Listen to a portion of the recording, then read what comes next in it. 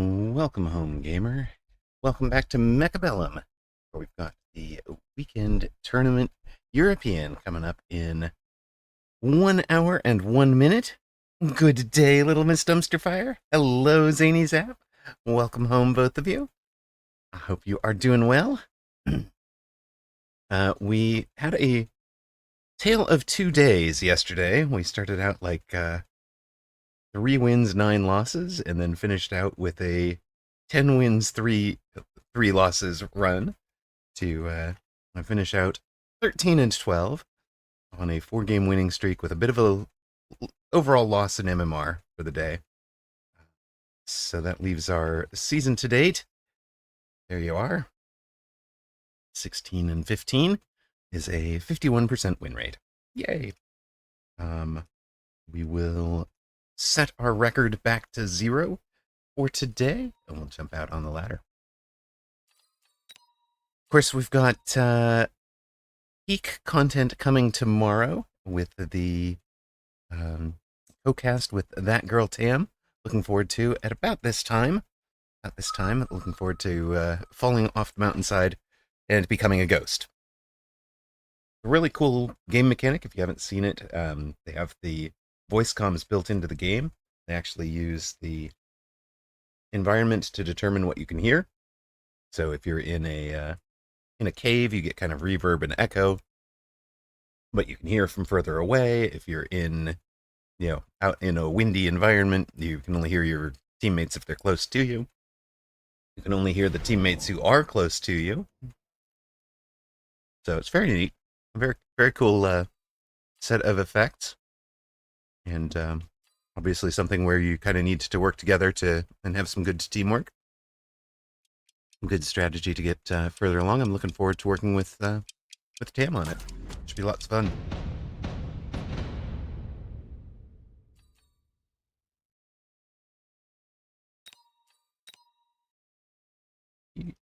Hello, my friend.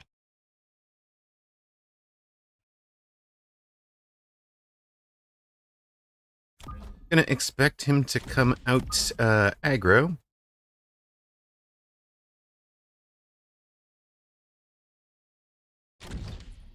I think we expect him to come out aggro, so we're gonna be maybe here and here.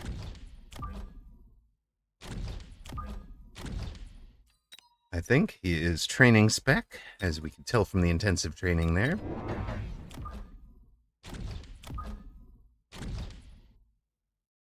Like a new patch, or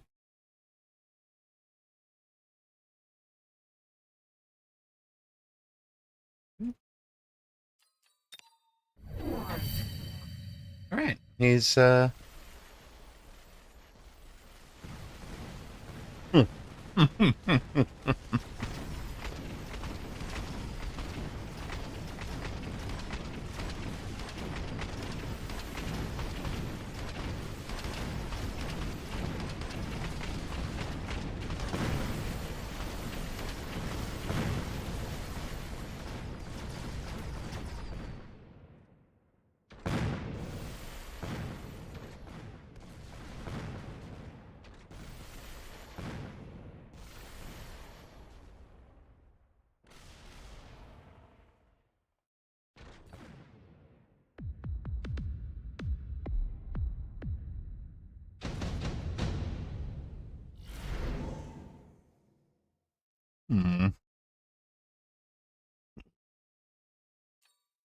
Fair enough, Giga Chad. hello, Dorgon. Howdy, Tonics. We seem to have a round 1 win against Giga Chad.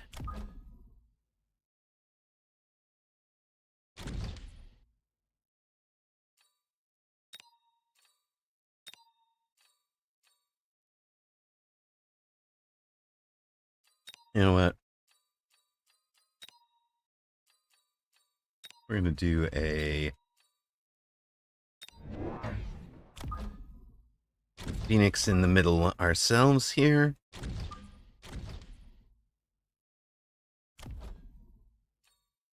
Actually, Maybe that gets us this, right? Because we didn't need to pay for the unlock. Wind up there. Sure.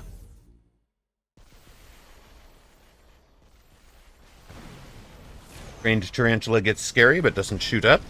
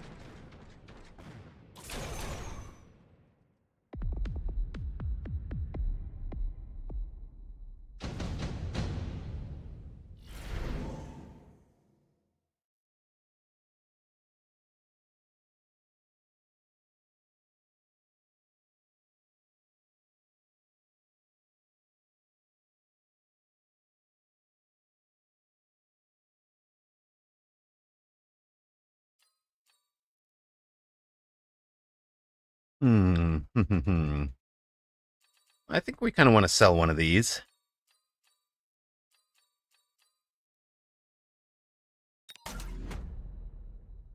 It was very fun, though. Do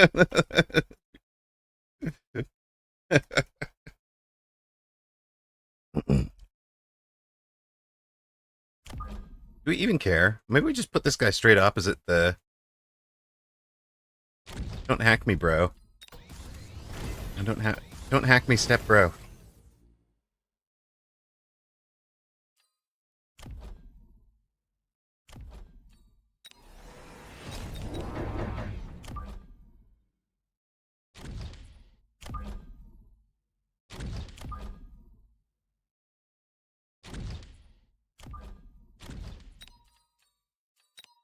Alright, we're gonna try looking more like this. Alright, we've got a trained tarantula over there now. And some marksmans. Should be better for him. Should go well. But he hasn't ranged them yet. It's gonna suck the day we have to range the hounds, because then they're gonna get stuck on the tarantulas more easily.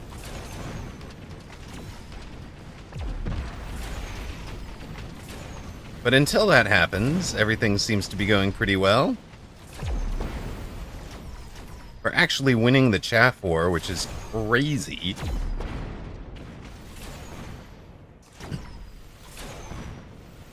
I mean, just batshit crazy. We should not be winning the chaff war against tarantulas.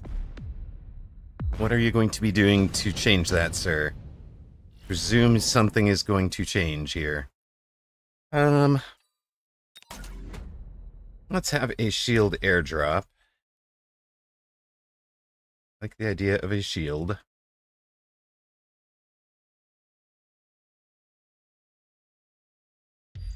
We kind of have to range them, right? You can't just sit there indefinitely.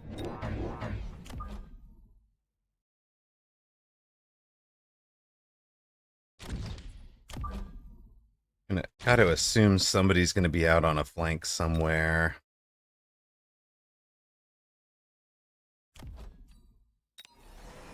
Okay, give the level 2 of the scorpion of his own over there. Oh, there come the wasps. We don't have any good wasp answers. That is fine. He did range the tarantulas, so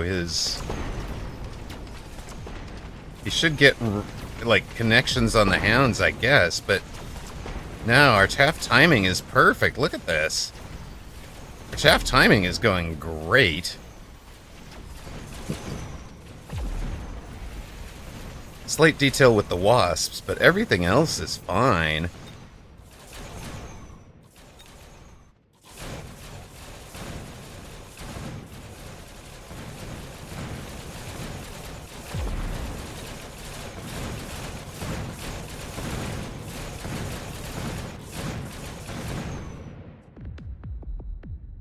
Nice wasps, brother.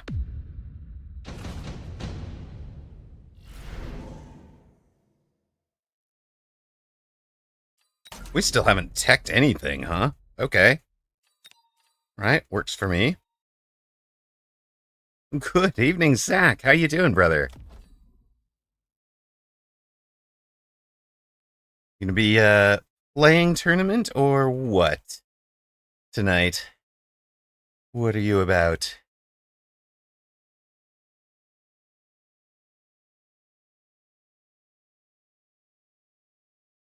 Playing? Sweet.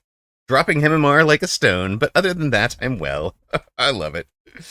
Alright, let's go with you lot.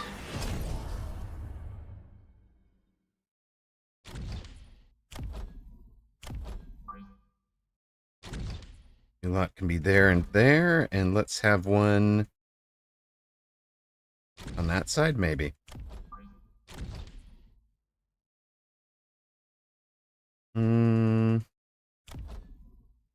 Doggo? Doggo?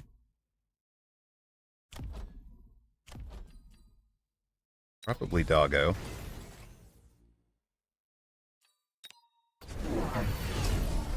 Alright, loose. We'll just go to Mech Rage for the Hound, I think. Just get the speed of kind of rapid fire there.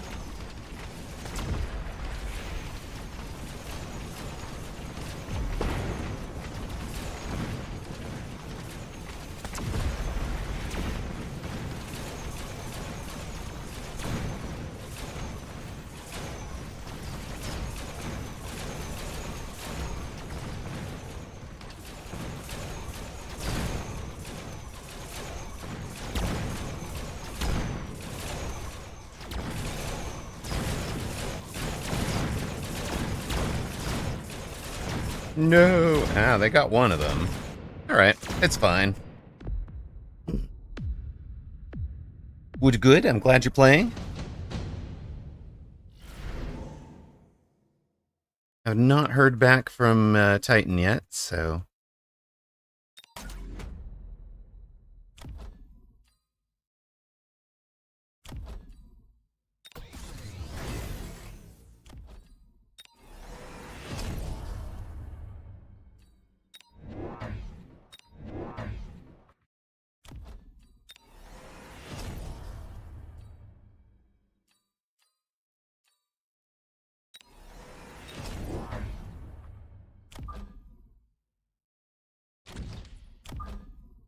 Get to be here-ish.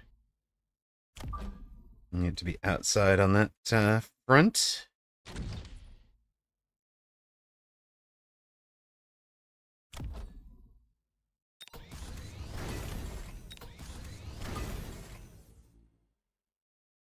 You two get levels. I just let these guys split, right?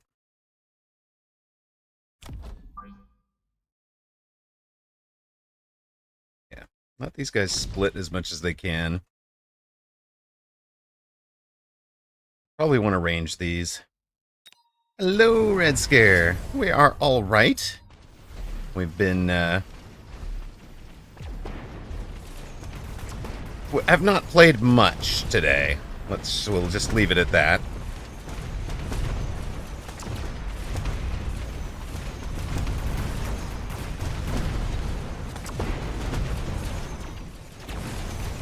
You could definitely cast. I would love that. And again, I just have not heard from Titan about it. So he said he was going to be doing family stuff. Uh-oh. We have big problems against Giga Chad now.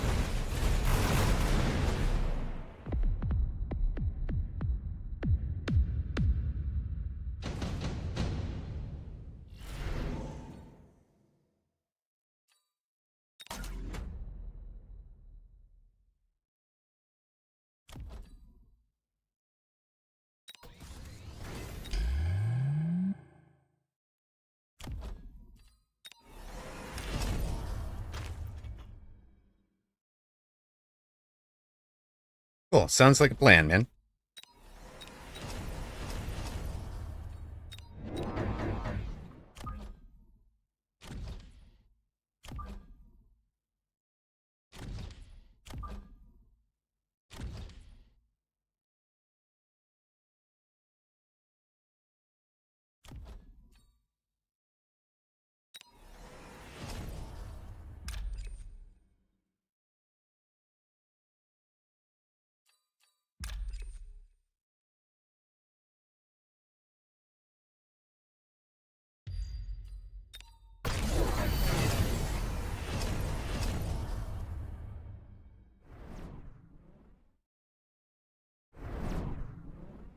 He's trying to win out. Sure.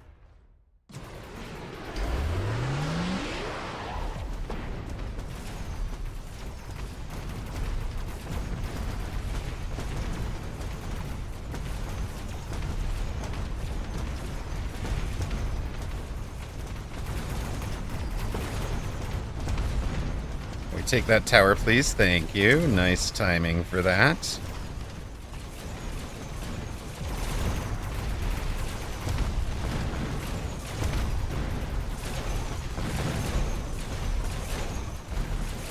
Hello, Sir Limbo. Welcome, welcome.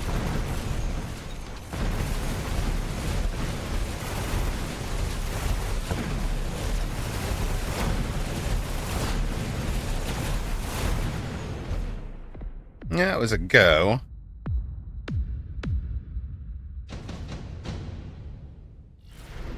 Not sure it was the right go, but hey. Right through that junk. Shaloo. What are we doing here?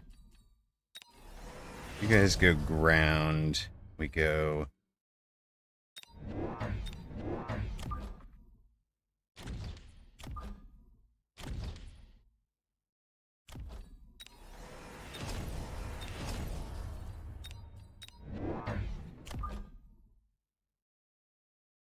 There's something like that.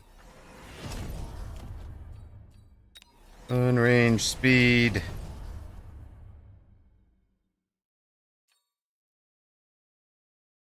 Probably an anti-missile device out here-ish. Be my guess.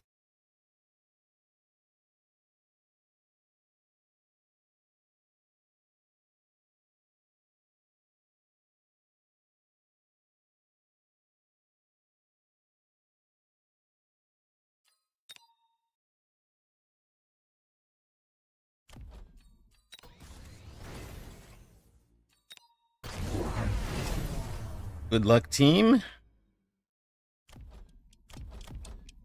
Anti-air on the tarantulas now.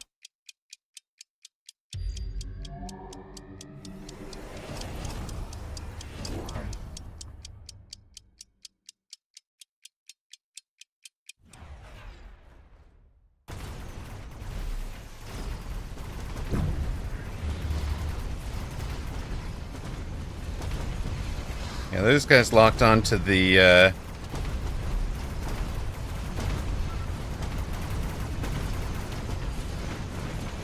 ground over there. We get the tower.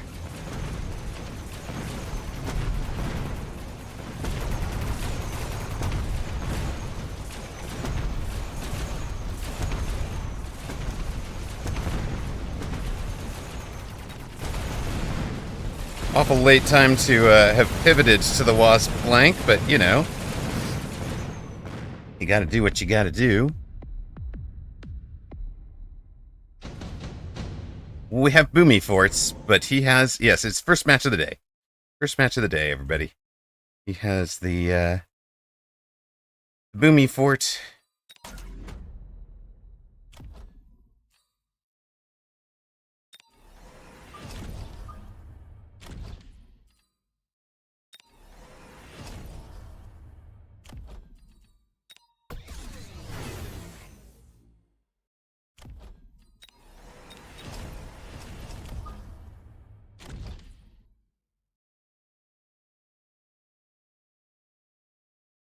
You're about 1 in 6 right now? Okay.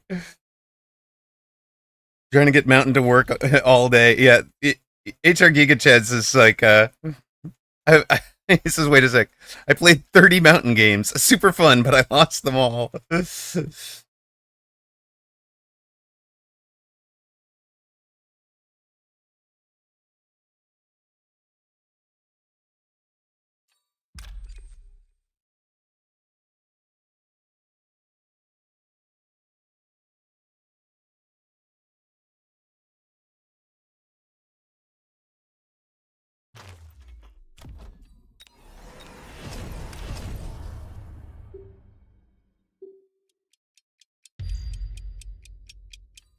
Bust you through like this. I love it.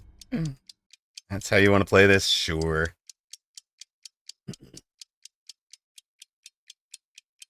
What are you making over there? Now you're just armor. Okay. All good.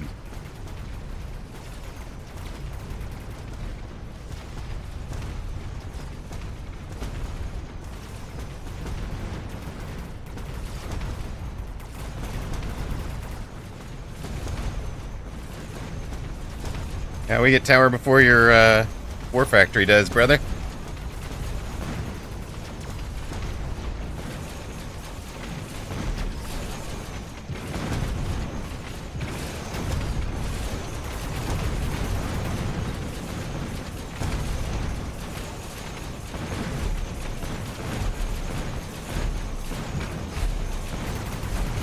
We pivot to the insane. Is it gonna work?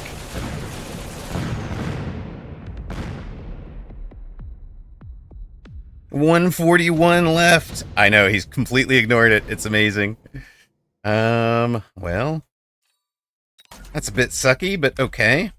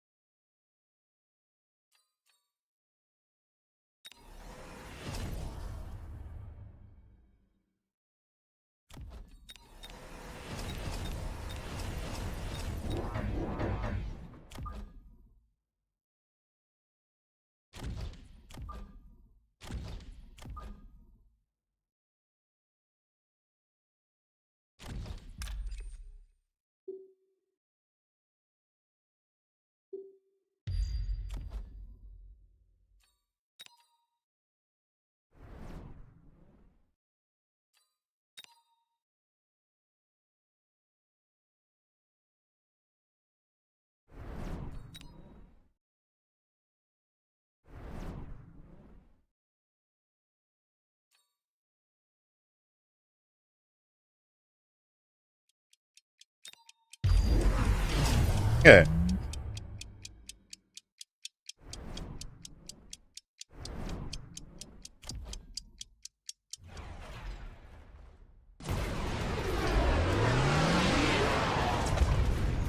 I mean, I suppose that is fair. It is one way to have destroyed that,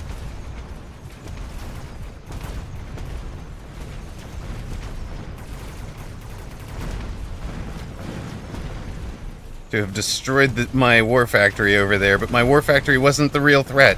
He took care of the rhino.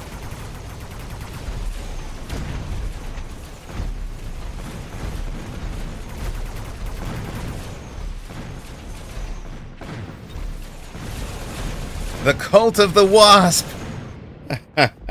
GG. Woo! We turned that around. Hello, hello. Are we sure we want to stack wasps into AA Fort? Heck yes. The gospel has spread. He had us dominated with leveled forts and AA on the front line, and all of a sudden, out comes the flank. The gospel spreads, and yeah. That is a dub, and that'll be our highest opponent beaten for the day. He was, I think, 1917 or something coming into this game. And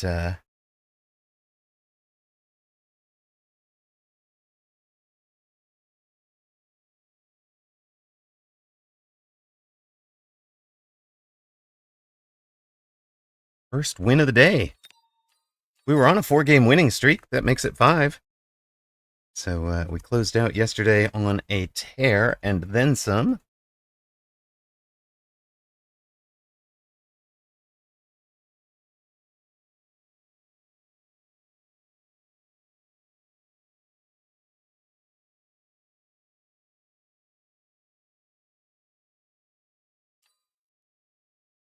Yeah, I'll grant that for sure, Cat Samu. They properly answered, they can be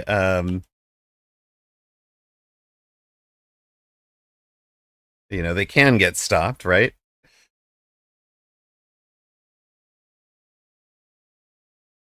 But that puts a feather in our cap. So we've got Freak Bob, who of course was Baller. We enter Chemtrails, Monkst, and we add HR Giga Chad for the first time. Let's go. Tournament for those planning to enter is in about 35 minutes, so I've got time for maybe one more match.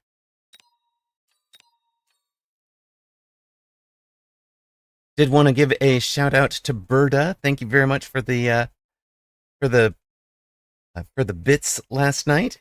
Support your local war factory. Buy war bonds. Tourney in a few minutes, 35 minutes. So, of course, this is the kind of the big one of the weekend day because a lot of the top players were off doing Mag 1, but Mater Peters and HD Susauer came first and second in the Asia this morning. So, congrats to them there.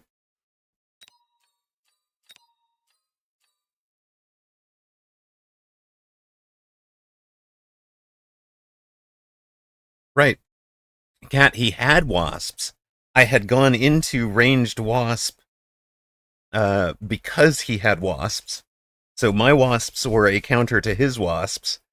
And then he sold out of his wasps to get into the anti-air forts and then went to AA. I'm going to ladder one more game before tourney. So what do you get? Oh, we're facing Torsten at 1601.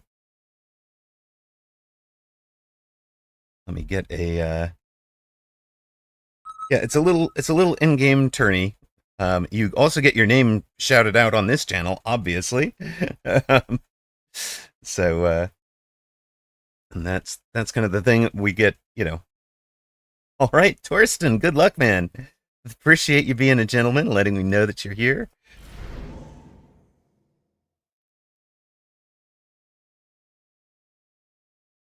Look, have fun. Appreciate you being a gentleman. Good luck, have fun.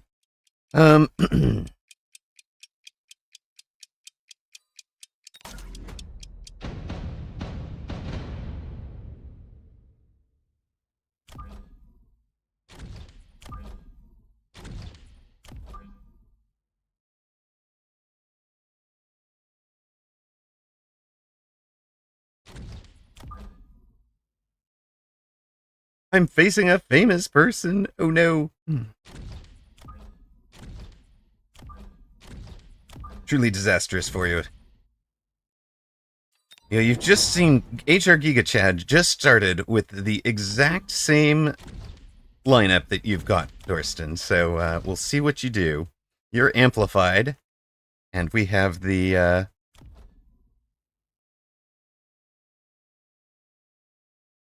Mustangs.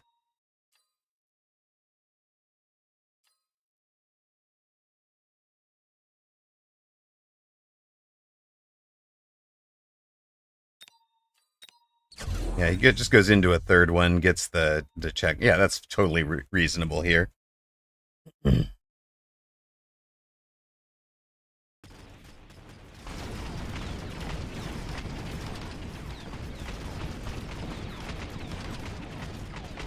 So, Chris, I did try the photon-free rhino, and I did not like having to drop. I just dropped so many rhinos when I do this strat that it was too many Farseers to try and, and the Farseers are just more expensive than the rhinos anyways. I've already got the rhinos on the board.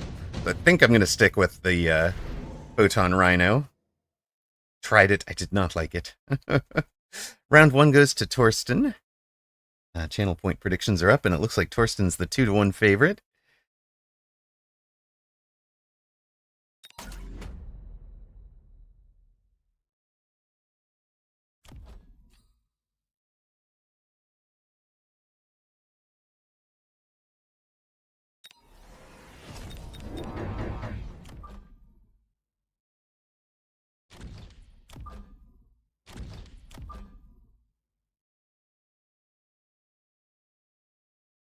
But he's down a deploy already.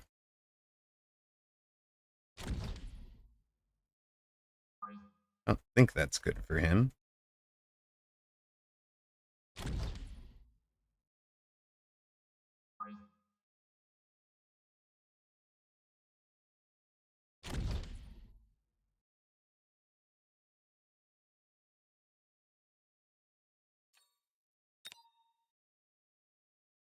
Yeah, you jump them. Yeah, yeah.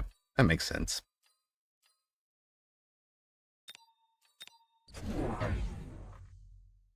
Alright, he's already covering against the wasp flank. He adds a photoned tarantula over here. That's not great for us.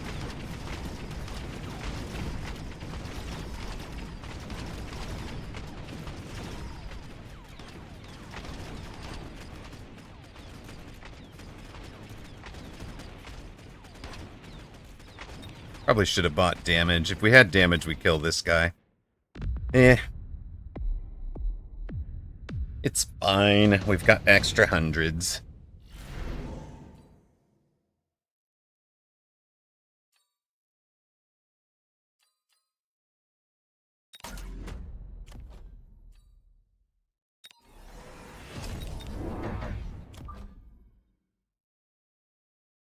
Don't smoke me, step bro.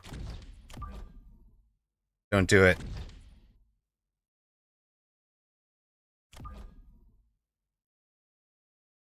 Double checking our positioning to make sure we've got a 7 gap there.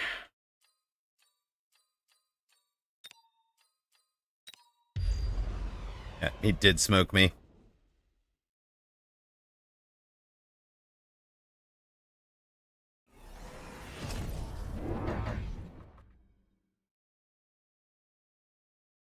Can't play it now.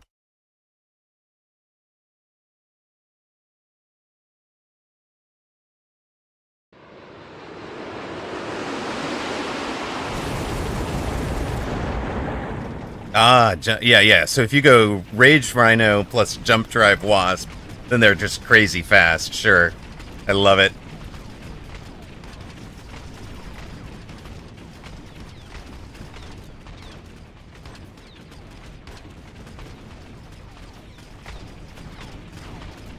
Playground rules. All right. Right. You turned off. You turned off stream. My bad. Oh goodness. Oh god, it's giving it to me. Do I just do it?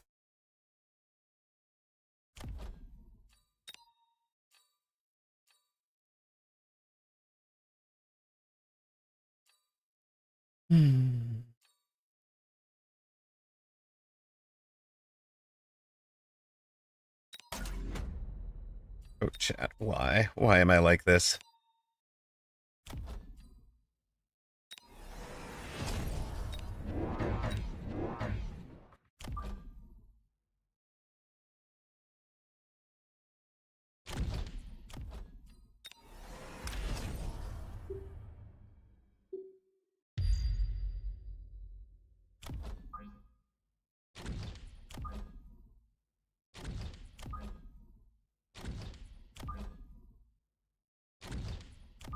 Somebody send help.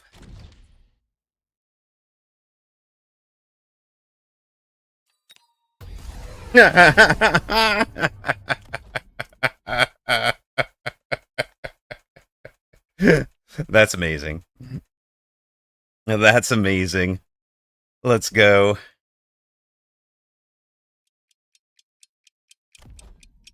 Oh, they're boom, huh? All right. I see you.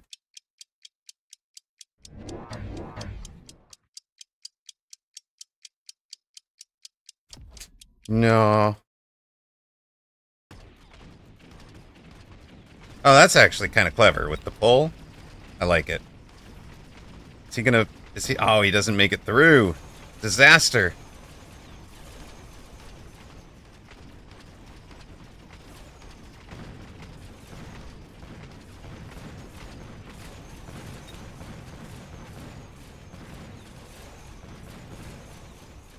Are you out of upshoot? You've still got some Mustangs.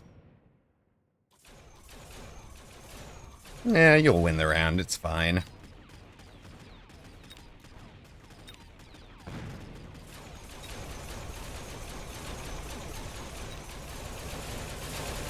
You've even got fangs. Look at that, man. Go, go, go, go, go. Sure. Ouch. Ouch, ouch, ouch, ouch, ouch. Since it's the new season, I think while I'm on lunch from work, I'm going to master Amarok's Rhino Wasp build. Okay, okay. We seem to be in a little bit of trouble, though.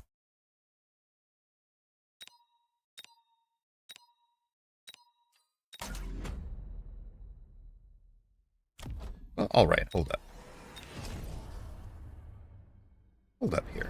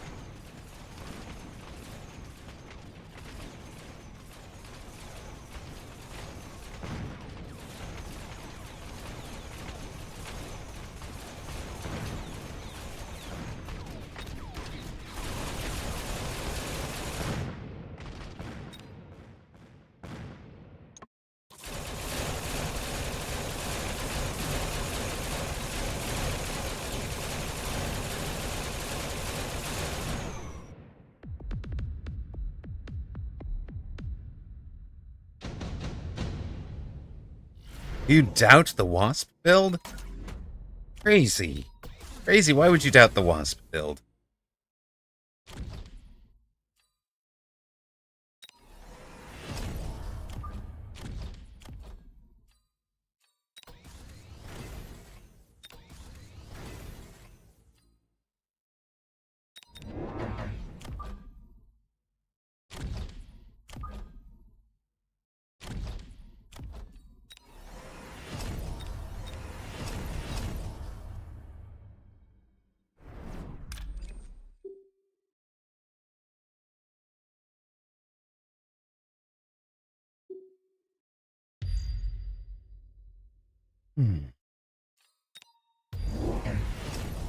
We could meme with Beacon and Whirlwind, it's true. It's true.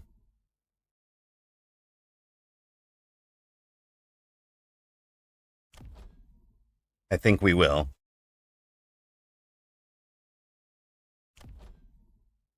We will teach him the reason it's a problem. We need one more round, though. Has he done the same clever pull? No. And why hasn't he sold out of this? Oh, yeah.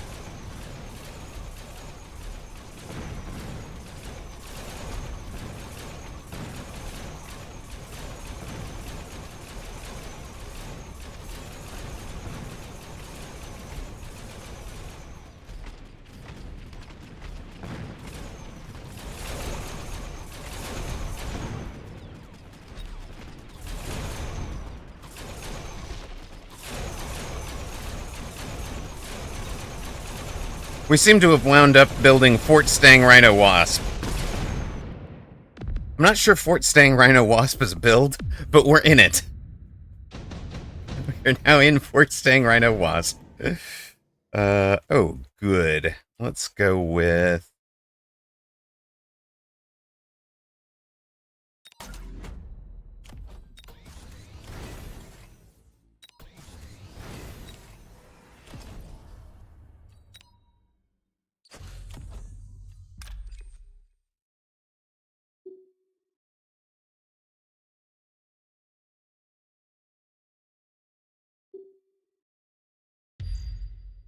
You go right through them.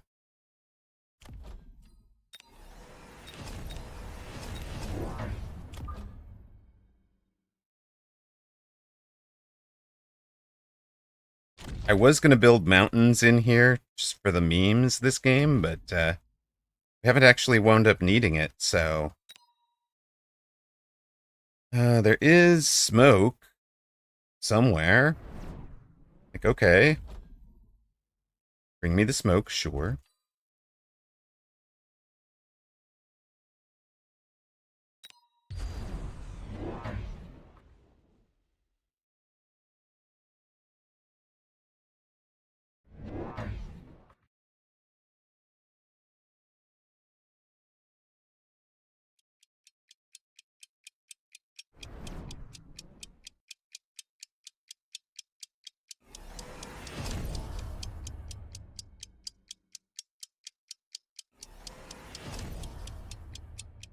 I'm thinking the front right here. There's a gap.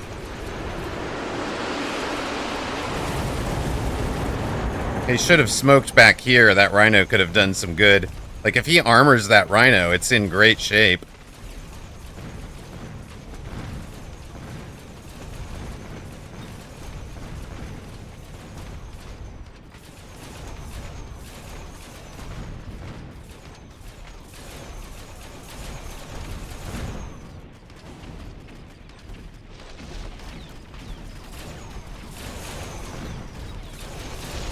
We've played this one really inefficiently economically, but because we're playing the two different builds. But we've got it under control here. I do think... is Farseer a problem?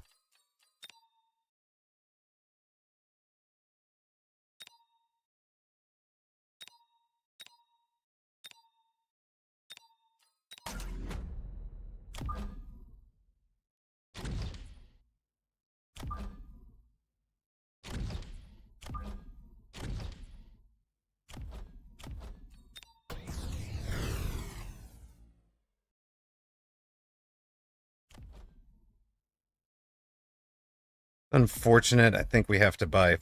well, maybe we don't buy Photon. Bless.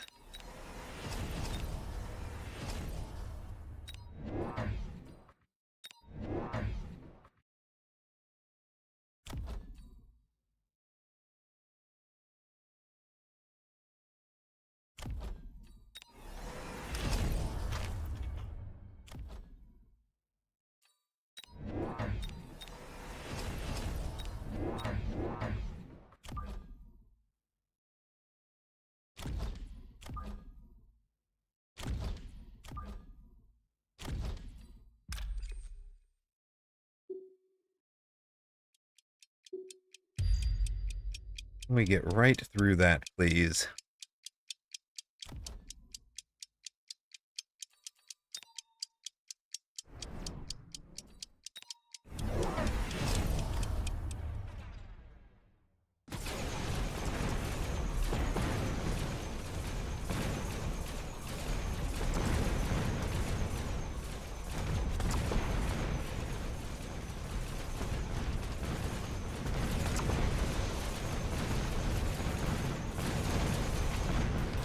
Honestly, did not expect the scorpion answer. That's good from him.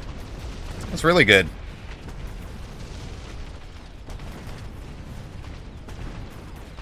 Where do I make a bug report about Berserk Rhino not applying to Whirlwind? Interesting. Hello, hello, Titan. How you doing? Rock stocks are falling quickly there.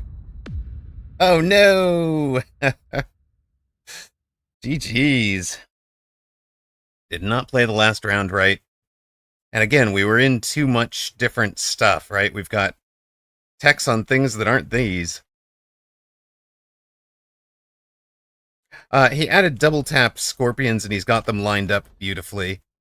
And he's got one with each rhino. This rhino didn't make it to tower, or it kind of changes. And we hadn't leveled this rhino, so he doesn't have the hit points to survive the face tank shot. If we had Photon, they survive the face tanking and do better that last round. So if I come back to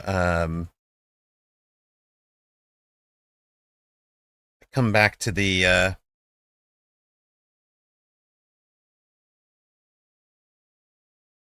hold on a sec.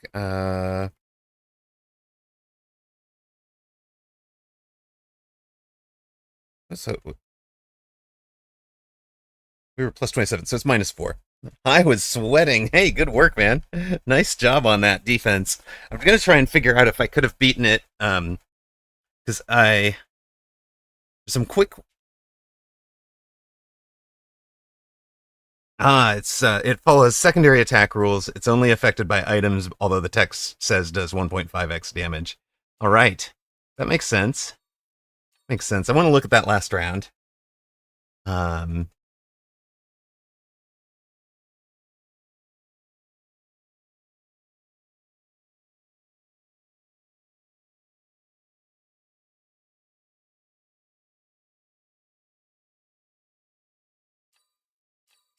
Real quick. Got about 15 minutes. Tournament registration is open. Tourney Reg is open if you're planning on playing this tournament coming up. You want to get yourself in, get that done, get registration done. We're gonna grab the last round.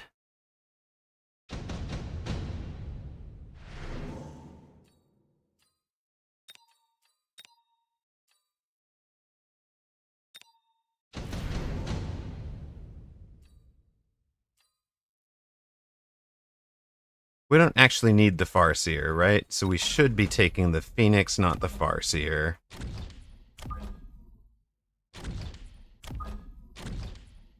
We take all the levels. We take that level. And that means we've got to sell out of something. Do we just sell out of you?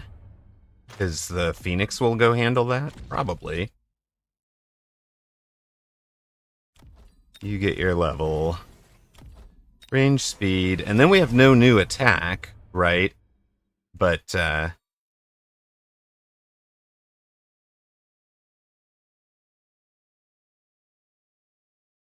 it's probably fine.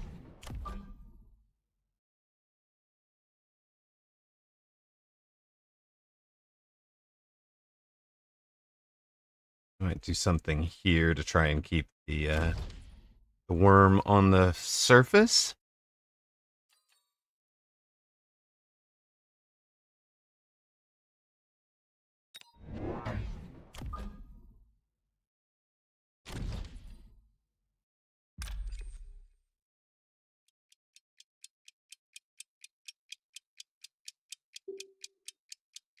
We'll repeat our beacon out here because it worked last round. Let's see if that does it against this. Right, because now the... Yeah, now the Rhinos survived to take a second or third hit. Flank does a lot better than it had done. Eventually wins. Opponent is pretty much out of stuff to handle the Phoenix and the Wasps. We get the tower. It's really close, though. But we finish off the Mustangs on the weak side. There's like 5 left. And we've got some single target in the Phoenix. Okay, that works a bit better. It doesn't actually win the game. But we don't lose the game either. So Phoenix... I should have done Phoenix and the... and Photon on the Rhinos.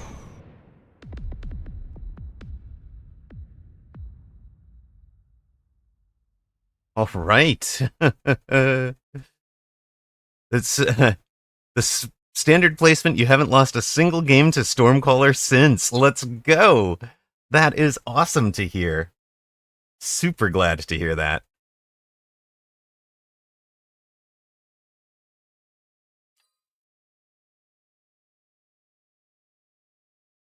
It's Freak182 says, "Hey, I used the tricks I've learned on your stream over the last few days.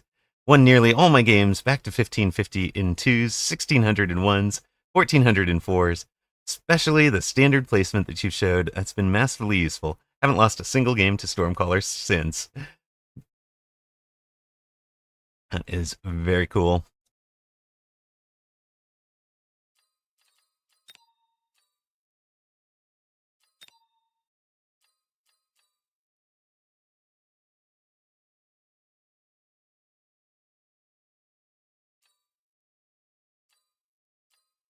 There stands useless. Exactly.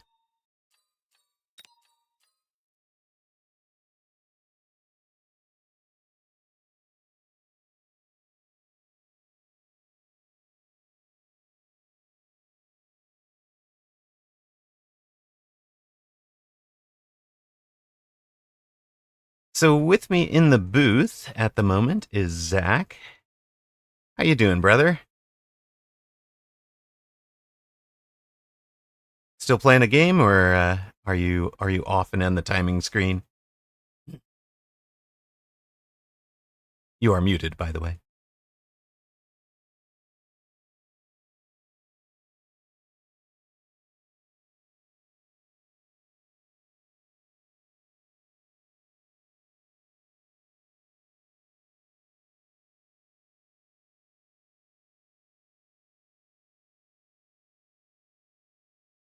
There, bug report's done. Yeah, X damage per level would be easier. That's true. Yes, I did understand.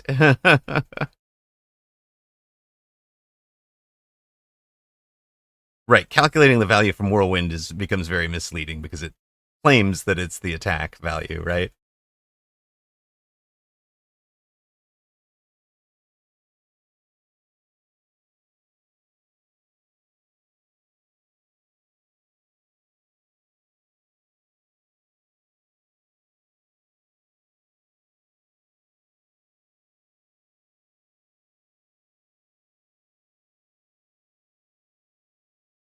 All right. 8 minutes till tourney. Lau's signed up. KSP Lapice. They are the only two that are over 2,000 that I see so far.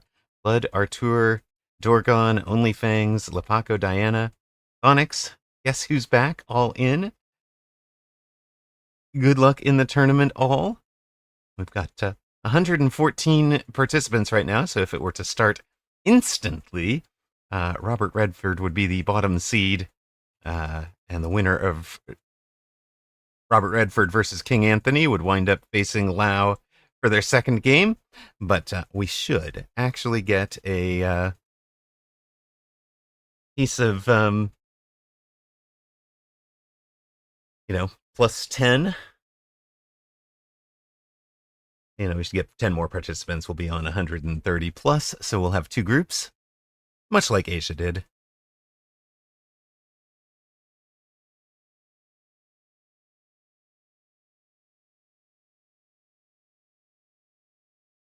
Definitely hoping to see some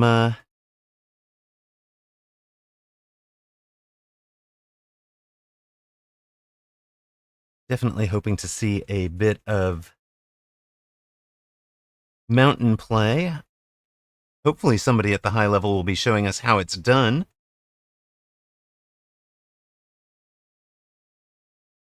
Hey, Nightcrawler's exploring the meta. Egophobic reached 2,000 MMR. Let's go.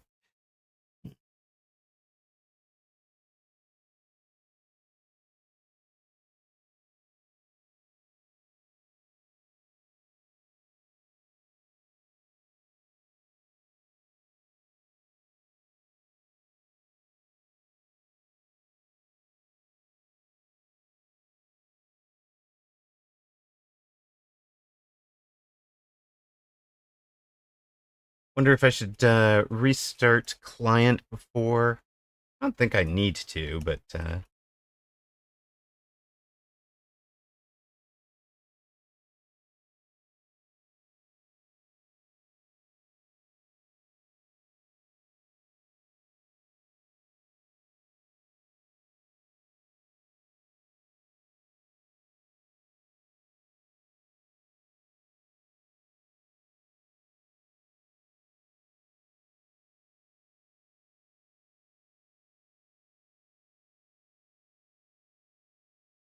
Oh, we might as well. Might as well.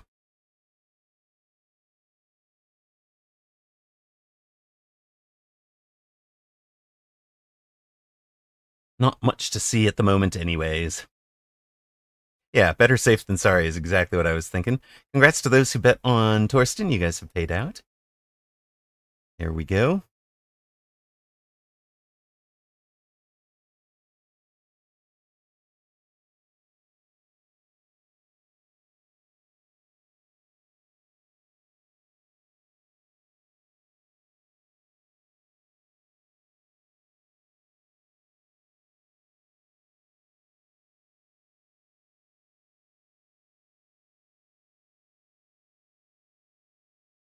Right, Armor Mountain seems to be an okay corner war factory cheese.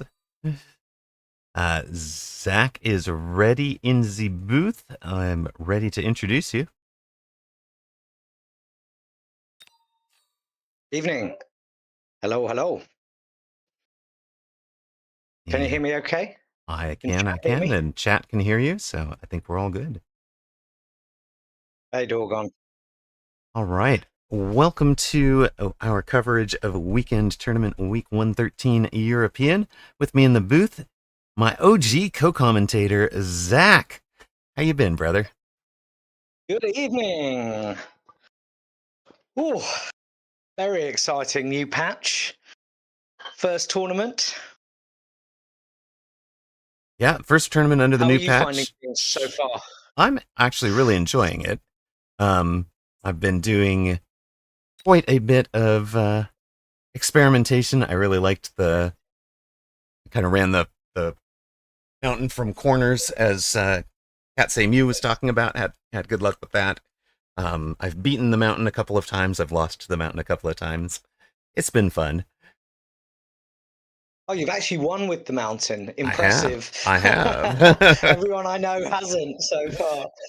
Yeah, it was turned it. I built an entire build for finishing with a corner mountain and wound up with like 3 mountains at level 2, each on the corners, and one up the middle because my guy was overreacting to the outside. Right. But I think a higher level player would have defended it. Yeah. I mean, I think the game. I was watching Woot yesterday or the day before. He was trying to do mountain. He dropped a load of MMR, right? Because he was just kind of building it behind the tower and using the range on it. And it's kind of a strange unit, isn't it? It's got the biggest range in the game, but yet it's got the most hit points. And those things are sort of diametrically opposed in a way. They don't benefit each other. Yeah, they don't work together for sure. So I think you can play it 2 different ways, right? One is to sit there as a tank and try to finish off whatever beam weapons there are before they get to you, and then the second is to play it from deep and very weak. And like if you're sitting back there with a quarter of your normal attack value, like you kind of hit like a Nerf gun. Yeah, I mean, until it gets to level 2 and 3, it doesn't seem to hit that hard, right? I kind of see it like a really big arc light, a really big, expensive arc light. Damning with faint praise, sir. A really big, not worth it arc light. Right. Say that again. I said, you're damning with faint praise. Yeah. Well, exactly. It's one of those. I think. Look, the at the end of the day is. Do you think the developers, they kind of want you to put the Titan units down, not in level, round 3, round 4. They are trying to force you to, they are sort of late game units. And I do often find if you've got a good board, they're just an enhancement to your board, right? That's where you play really well. Right. I mean, like, well, that's how I kind of see them. Trying to force it round 3 or 4, just, it's awkward. I mean, I think you kind of want to look at the tempo of the game in general and say you should be buying 100 cost units on round 1 and 2. You should be buying 200 cost units on rounds 2, 3 and 4. You should be buying 400 cost units by round 5 and 6, and maybe by round 7 you want to be buying the 800 cost units. So, Yeah. you know, as a power acceleration per deployment, right? Is what you should be looking at. Yeah. But We just love a meme, crazy build, don't we? That's that's the whole thing. That takes me back to the Sabman days of the factory, getting it out on sort of round 3 or round 4, and then just pumping out units. exactly. All right, it is Yeah. time, ladies and gentlemen. Start your mechs. We've got weekend tournament 113 European. And looks like we've got some fun matches already. I see C. Mully against Scale. Fleet Command against Whooped could be good. Fort Build against Thonix could be fun. What else do we have? Diana against Nightcrawler. That is my round one Oh yeah, match. let's do that one. Yeah, that's a fun match. Let's go fun. Gotta have a fun opener. I do hope they both click ready, please, both of you. Time Yeah. to start your mountains. I was watching Love it. I was watching Baller, aka Nightcrawler, during the Mag 1 this afternoon. He was not having a good time of it, I think it's fair to say. He was struggling to win a game. Yeah, Yeah, it was a bit of a challenge. He struggled in qualies last season as well. I think the latter format where he's facing top players all the time just requires a bit more finesse than he's developed yet. But it's a really good way to prove himself and push himself up the Absolutely. push his game to the next level. And I mean, this is a player who was 2400 MMR last season, who has achieved the feat of winning 2 weekend tournaments on the same day, which very few other people have. So he's certainly capable of pulling off any given game. Just needs the consistency of. It is. It's funny. Both you and I had just made 2K, and that felt like a big. Clearly, it felt like a big moment for me. I'm sure it felt like a big moment for you, and you kind of went through it and got to almost 2100. But I know that feels like a leap for me. But I know then to get to the 24 where Baller is a leap, and then again that. Now Baller's in the Mag 1 with the elite players. That's another leap. So Right. It feels a long way off right now. Oh yeah, yeah. It's my intention is not to be at the Mag 1 level. It's to be able to understand and commentate the Mag 1 level for the rest of you. Sure. So. Sure. Absolutely. All right. Absolutely. So what do you think we're going to see in this match? You guys know Diana does the crazy. We've got the channel point predictions up. I expect Diana to be hitting Nightcrawler from all different angles. And we'll be starting in about 3 seconds. So, welcome to round 1 of Weekend Tournament European 113. With me in the booth, even, is Zach, the OG co-caster on this channel and one of my mods. Thank you for joining me, Zach. How you doing today? Yeah, great. Thank you, my friend. Looking at these packs, I love that elite specialist. That's one of Baller really enjoys elite specialist. Diana, I'm not sure what she's going to go with here. Feel like supply specialist might be of interest, but she's gone for the marksman with the crawler stormcaller start, Nightcrawler elite with adding a pair of crawlers behind towers to a Stormcaller Arclight start. Fair enough. Had no chaff, so he's kind of got to buy chaff on round 1. Especially facing Stormcallers. Yeah, absolutely. Actually, Kilcannon has a good point. He says, you realize that Diana is so crazy. The crazy play for her would be playing Super Standard. That is actually what has happened when she and I play each other, Kilcannon. Because I've seen so many of her games, I've played her so many times, I wind up covering all the angles, and if she just plays standard, she can beat me on the economic advantages that having to respect all the crazy things that she'll do kind of punishes me economically. So if she just plays standard, she beats me. If she does the crazy stuff, I'm ready for it, and and get the win. I'm pretty But sure there's a lesson in there somewhere. Play what's in front of you, not what you think's going to happen. But right, yes, there we go. exactly. Yes, that's completely true. But like, if she tries to force it when I know, when I have an idea that it's coming, then of course I get the wins. Strength of the elite crawlers for round 1 wins for Nightcrawler. So he is currently the Advanced Group 1 champion from the 2v2 European last week. Of course, that was Season 3. This is Season 4. We've got 2 new units in the main core group. One of the things I've been thinking about for Season 4 is that if the Season 3 meta was round 2, you should be building a Phoenix, and there is mass-produced Phoenix for Nightcrawler. Yeah. In Season 4, I think you should either be building a Phoenix or a Farseer on round 2.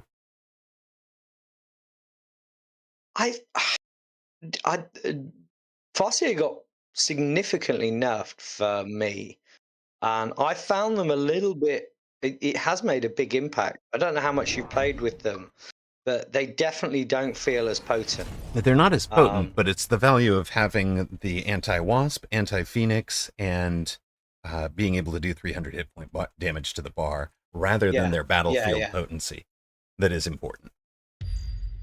I mean, I encourage anyone to go and watch the rat video on YouTube of him playing you and doing the round 1 or round 2. I can't remember. He did exactly that. He fought them and then went into them. Yep. Yeah. All in on them, and it's just so much tempo. By doing 300 damage per deploy instead of 200 or 100, you can accelerate the end of the game. Yeah. Nightcrawler does the level 2, of course, because he's elite specialist, so level 2 mass-produced Phoenix. Diana correctly places her level 3 marksman on the same side as that Phoenix, so she's got some anti-air. Very small, yeah. Yeah, and quite a bit lucky, I think, to be on the outside and able to do that. But her thinking there is that's the side she won, and it's also the side she's pulling things away from. So she's clearing the chaff on that side with that mobile beacon. That's going to let this marksman have better engagements. The marksman gets to engage with the chaff clear. Still hasn't been targeted. I'm not sure. Doesn't pay attention to the second Phoenix. I like that positioning. It's quite wide. It is very wide. But the idea there was to win the right side.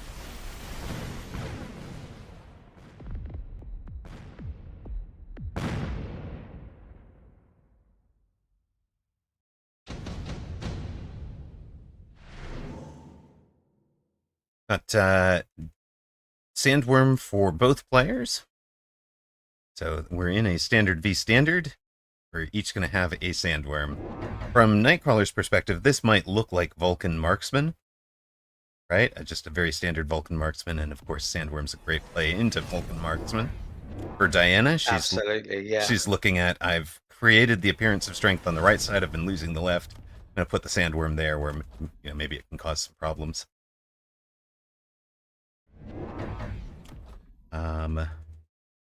Last round included an Arclight to go with the Phoenix. This round for Nightcrawler is going to include 2 Crawlers and 1 more Arclight. So he's got 5 Arcs now. Diana has 5 Arclights as well, and we've talked about this a lot in the broadcasts with Alpha Titan, but round 3 for ranging your chaff clear seems to be pretty standard at very high levels.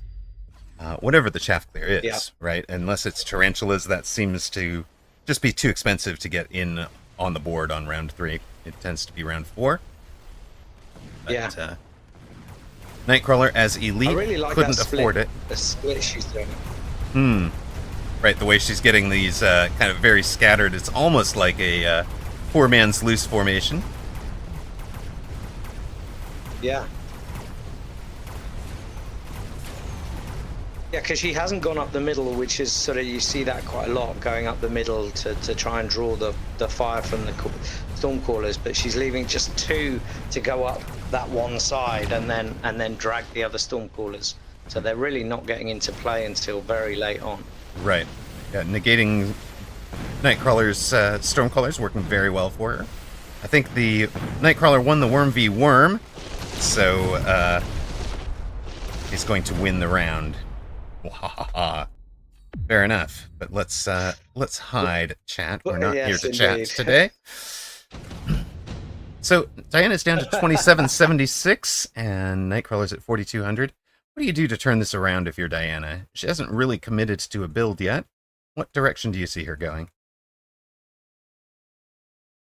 I mean, I think the steel ball would have been the pickup for me, because on that worm it could have really changed that battle on that left hand side, but she's decided to go for the big, the boat drop, Boat drop just is, to try and win this round. But yeah, boat drop is so expensive for a temporary unit. I really don't like it. yeah, and he has blue Phoenix on the field, so it seems like a really odd pick right there. Like, but she has sold the worm. That's why she's not interested in the worm. Yeah, not interested in staying in the giant. I do like I will point out, I really like the production. Steel ball would have been very good against the sandworm if we're keeping it on the surface. And no matter what giant you have, those production cards don't expire the way that the production texts do. So you can continue producing steel walls all the way until the end of the round, which can be huge for having very late, essentially late chaff production. I think. Yeah, there's what you were saying. So this boat is a complete waste of time. Yeah. Ugh. That's grim. It's so odd, because it's not even like, I know Brawler didn't have the bluebirds on the left hand side, and she did place it over that side, but the ones from the right went to it, so right. It's not like it would have ever made power. Right. From her perspective, there was no center chaff yet, and I think the thing that made that boat DOA is this pack of crawlers. They've actually even survived the round, but that's from the very center of the board. It's really important that is part of why you do those back crawlers. By the time that the call-ins are happening, they can pull a boat drop or a wasp drop completely away from your towers without even engaging them. Just kite them away.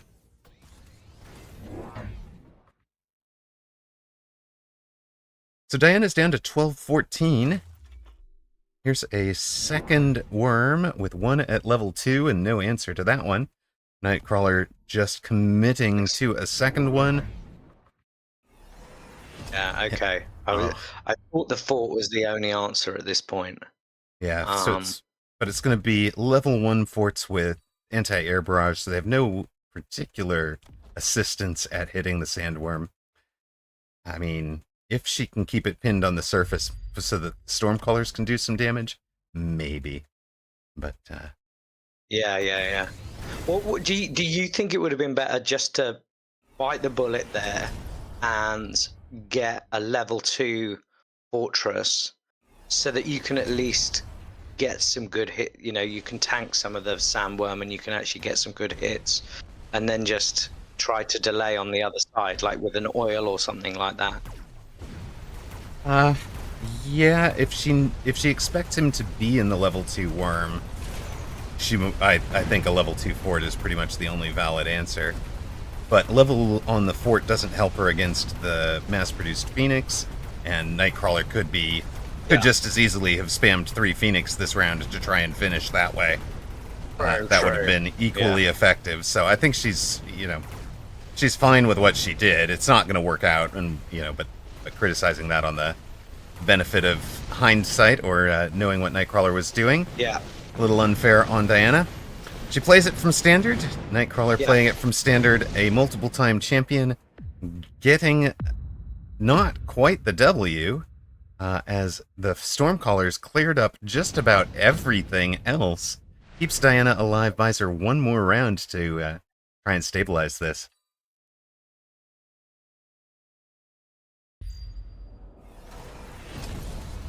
I mean, for Baller at this stage, it's just great, isn't it? A spell, a cooldown like that shows up, and it's really easy pick. Right.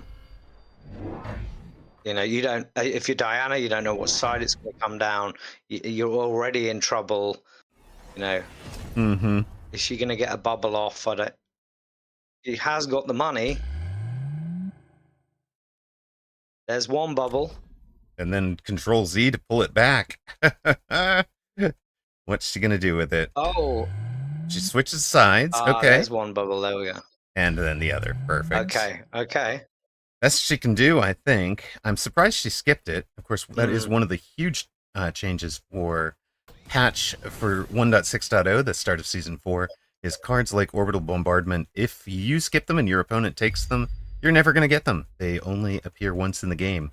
So Never come back. They never come back. Ugh. You're not going to get to stack multiple storms there.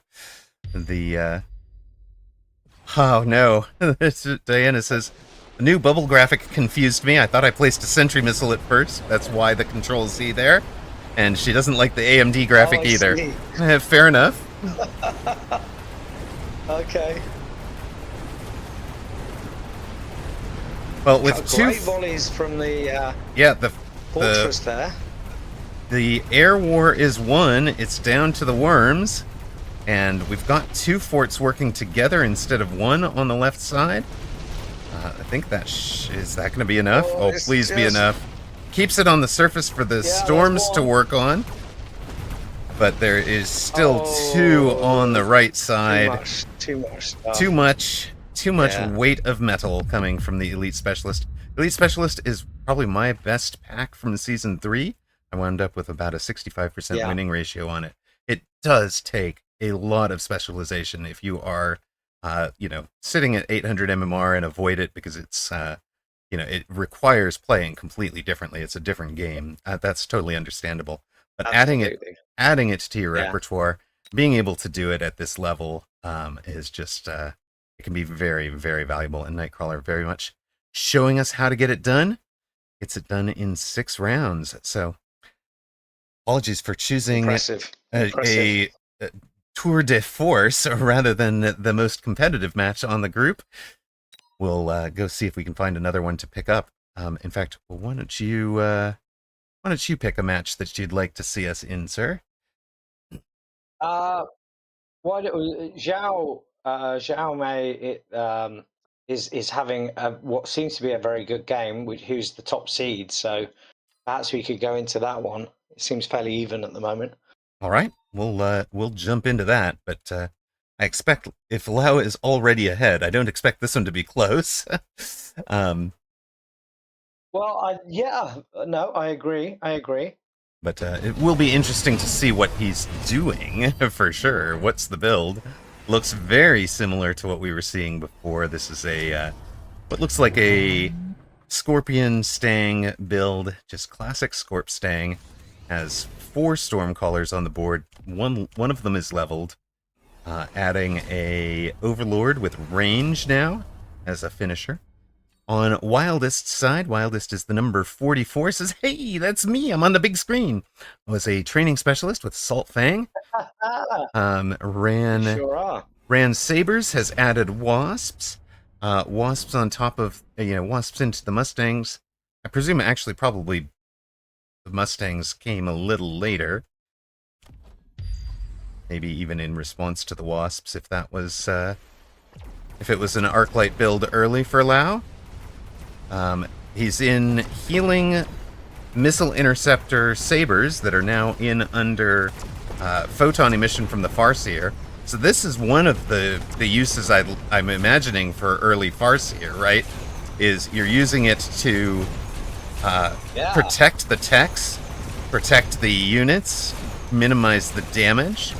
And you can see that those sabers all survived deep into the round before they finally start going down to the Scorpions. And Wildest is going to win the left side, get the left side tower, possibly only losing on the right because of the new level 2 Overlord. Yeah, he's going to have to do something about that, that's for sure. Get the tower. Yes, that... Get the tower! One dude will not turn.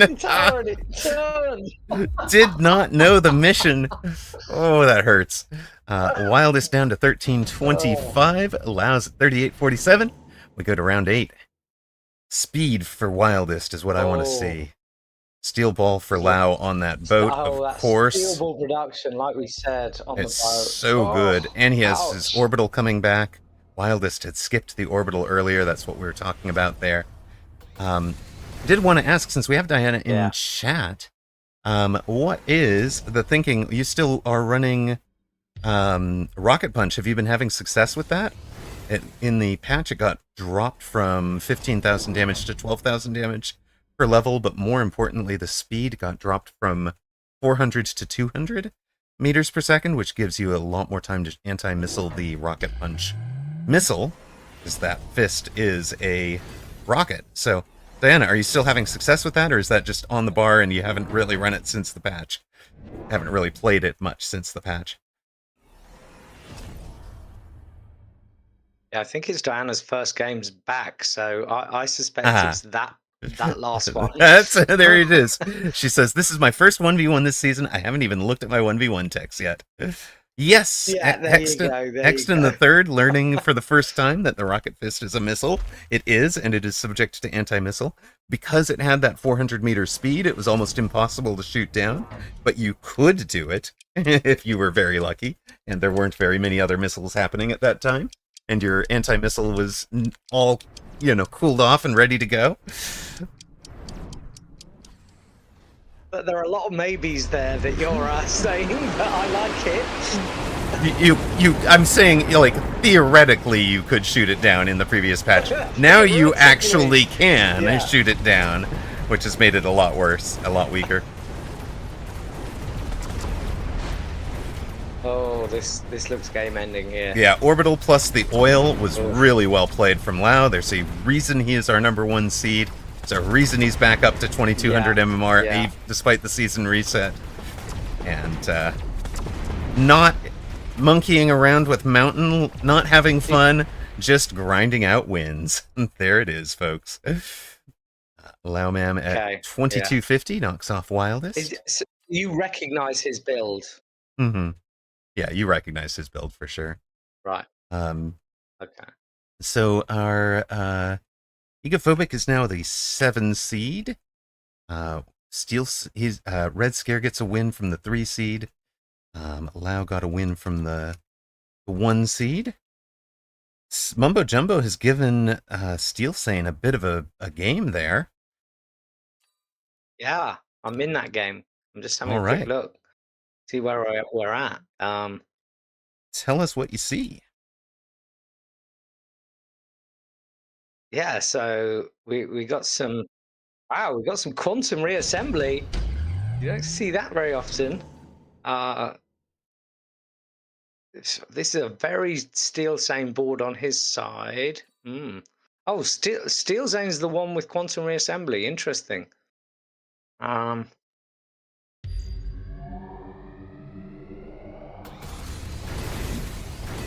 I actually think it's over. Unless Mumbo is going to put down a shield. Okay. Oh no, maybe he might get the shield down in time. Yeah, we're sitting well behind you since there's about 60 seconds left on my screen. You got in that match way quicker than I did. No, go ahead. Go ahead. Tell us what you're seeing. You think it's over? Why? The orbital? No, well, he wasn't putting a shield down, but I think he went back. He used the back button, so I think he's rethought it. Yeah, so I think the shield is coming. We do get the shields at about the 30-second mark. There we go, just in time. And Steel Zane not targeting any of the air with it particularly, and in fact pulled a bunch of things back with the call-in. I think he was trying to create this this cluster here with the call-in behind. Mumbo was pretty awful, actually. Mumbo's really missed the units he's trying to target the most, but a lot of Mumbo's units survived the hit. So both of those orbital beams were not great in terms of how the player imagined them when they were placed. Oh, it does look like Steel Zane has got this, but I think he lives. I don't know if it's going to be enough. Remember, of course, the resummoned Phoenix do 1/4 damage, but I think there are enough of them, and Mumbo goes down. Oh Oh, shame, shame. Yeah, yeah. Oof. Rough go. Steel Sane gets the win over, popular streamer Mumbo. Um, he's been Yeah, going a bit more variety than pure, um, I'd say, than pure Mechabellum lately. Trying to make that gap. yeah, All right. We've got just two matches in progress. I'm gonna, since those are pretty far down, I think. I'm just gonna, and they're pretty close to over. I will put this one on for subscribers. Actually, we might not even do that. I'm just gonna go around the room. I think we'll do our who won yeah, and yeah, all yeah. of that, and we'll be running ad as well. So, um, all right. Number one, Lao is through. Number three, Red Scare is through. Number five, Steel Sane gets the win. Number seven, Egophobic with the win. But there's your upset. Scale knocks out C Mully, number nine seed. So he's the first of the big names to fall. Fleet Command beat Whooped, so another big name going down there. Artur MC over Atlan. Artur is the 13 seed. I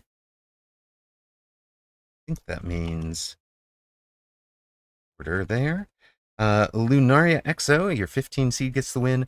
Fort Build beat Thonix. And what else did we have here? Nightcrawler was the 18, right? So number 19, Dorgon with a win. 18, yeah. And Godius Prime, the 21, gets a win with Lepaco at 23 wins. Sinwa upset Zenz. Well, actually gets the win over Zenzu's X. So that is not an upset because he's the number 20 seed. Nightcrawler we saw with the win over Diana. Acowl gets the win over Guess Who's Back. Cobalt White loses to Hikiko Mori. Cobalt White very solid, but Hikiko Mori has played very, very well, especially in tournament. I don't know if they just don't play quite as much on ladder, or if they're more like experimenting and having fun on ladder, and then buckle down and play Yeah, serious on tournament day.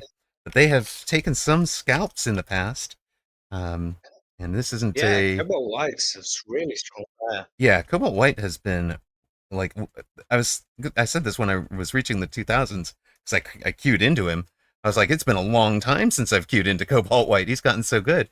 AWM, the 12 seed with the win. Yeah, Blood because was he's our high up. yeah, because he's gotten high up, but he used to be in the same bracket that I was. I'd queue into him on ladder all the time, and then all of a sudden I was like, I'd still queue into him, but I would never win.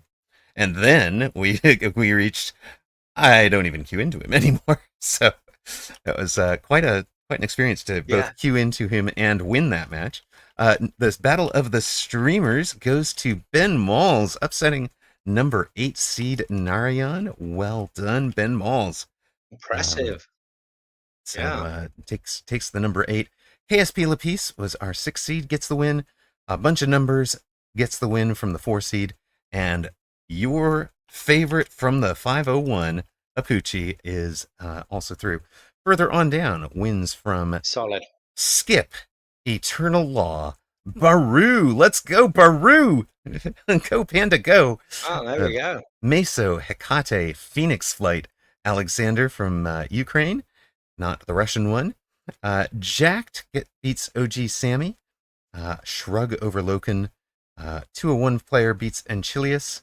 Siri Sands, Krolik, Crynadix, LMCV. Yeah, long time player, LMCV, almost always in tournaments. Good guy, real fun to play with. Very, very solid. Gets his win over Cyphershot. Beeson's Cromulus, Aztap. There's another solid player. Aztap's really creative. Does some fun things. Flashmaster Zero, Ice Weasel, Roxio, and Phonon are your round 1 winners.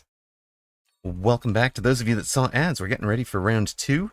If you are unbeaten, your opponent will be basically 45 minus your slot. Let's see if we can find a good matchup here. Steel Sane is facing Aztap, which could be fun. Aztap.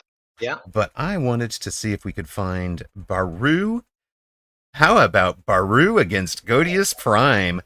Skip up against Oh, Takiko nice. Mori and Yeah, we love Scale that. against Ben Malls are 3 really good games. So Yeah, lots of good stuff happening. We'll scroll down just a little bit further. Yeah, no, we've got to do the Baru game. Let's go.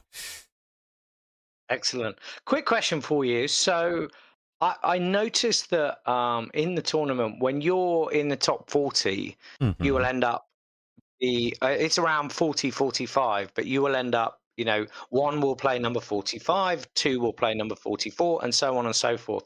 And then when you get below that number, so sort of the bottom half of the group, they end up playing the person next to them. Do you know why it's like that? The reason it's like that is to ensure that low rank players are not super intimidated to Straight off the bat. enter a Right. tournament, because you're not going to be like, I entered my first tournament and I queued into Laomam. Except that's exactly what happened to X Yes. Wildest. So, whatever. But the idea there is the whole system is set up so that the bottom group, uh, the 0 and 2s, the 2 and 2s later in the tournament, wind up playing adjacent so that you're knocked out by somebody of about your MMR, right? And then in the round 1, the top half of the group is given the high-low seeding, and the bottom half is just considered the bottom half of the group. I don't think it should Right. be that way. I don't like it, but especially now that we have MMR instead of combat power. Welcome to round Absolutely. 2 of Weekend Tournament European 113. We've got a treat for you. Baru 1-0 facing Godius Prime. So it should be a great match between two of the players who are kind of mid seeds in this one, in that upset range in the 21 to 27 seed area. Two people who Ooh. can go far, could wind up in the top 5 by the end of the day, given that some of the top people might abandon. Godius Prime, Farside Red, an amplified specialist with Steel Ball and Crawler coming out aggro on Baru's right. Baru, who has been enjoying the Fang gaming lately, is not in a Fang game at all. This is a Fire Badger specialist with Hound, Crawler, and Steel Ball also coming out aggro right side. And look at this, he's gone vertical Steel Balls in aggro. Have you seen that? And why would he That's do that, man? interesting. Like, what Uh, is there good logic that you can see to it? no, no, I want to say, look, what I find really interesting about Baru is he's obviously done well, and he has climbed MMR Oh, to the point absolutely. where he's actually, you know, fairly decent. But I still find his placements are almost like a beginner sometimes. Like Right. he doesn't seem to do the most traditional placements, but he somehow makes it work. So far be it from me to say what the hell are you doing? Right. And I mean that's going to be indicative um, of a guy who really does not watch a whole lot of the other streamers. He's a variety yes. streamer, so he plays a whole bunch of games. He really has developed his own style of Mechabellum. And here's the shout from Rutan in chat. Says he's looking to win the Steel Ball versus Steel Ball by having an opponent's Steel Balls lock onto his Steel Balls kind of one at a time while he gets to destroy them. And he's kind of come close Yeah. there. Okay. See that? It's 3-4 at this point, but he's still got some hounds left. And you can kind of see how that's working. They focused on one. He's knocked off the rest. I mean, it's an interesting theory. I mean, I don't know if I subscribe to look, it. I'm not going to run it if you're myself. Goateous Prime, if you're Goateous Prime and you don't buy Stormcallers at this point, you are crazy. Like, subsidize Stormcallers, buy the Stormcallers. He Did he not see skipped. the grouping that was just there? He skipped the subsidized Don't storms. understand. He just skips it entirely. Now I love Improved Fortress. That would be the one that draws my eye. And nope, neither of them is interested. Now this is the meta I was expecting, honestly, for this season, was skip on round 2 unless the card is absolutely speaking to you. That way you can buy one Phoenix and Yeah. one, two Phoenix or a Farseer and a Chaff with your 450. But it does not appear to be what both of them are doing. Baru instead going for a At all. missile, Like, a cheeky missile on the line. yeah. Ferrosarg's comment is I've seen it used a few times and I've used it myself, and it actually does win steel ball versus steel ball. So that is the kind of chat consensus on the vertical steel balls here, for the steel ball versus steel ball headbutt. But here is what Godius Prime, well, both of them are thinking. I will attack your unprotected weak side tower, which Godius Prime has leveled, Baru has not. Look at that grouping. You want Stormcallers hitting? I mean, Are you I get what you're sure? saying, chat. Are you sure you want It's it's like an old phalanx formation. I'll just let you surround me, and I will destroy you as you come at me. Yeah, no, I don't see what you're seeing there, Zach. I'm not sure. I'm not sure any kind of splash would punish that at all. Chat thinks I that mean, Baru not playing Fanging is just wrong. It's just wrongness. okay. Ay, ay. Maybe I thought Baru would win that round much handier than that, but he didn't. So that is interesting. Well, here's your splash for Godius Prime. Would you like 15 meters of splash on that area? Yeah. Like Scorpion, please. There Yes. you go. Okay. And Now we're going to place... sensible gaming. Not there. Right here. I want the... Well, okay, fine.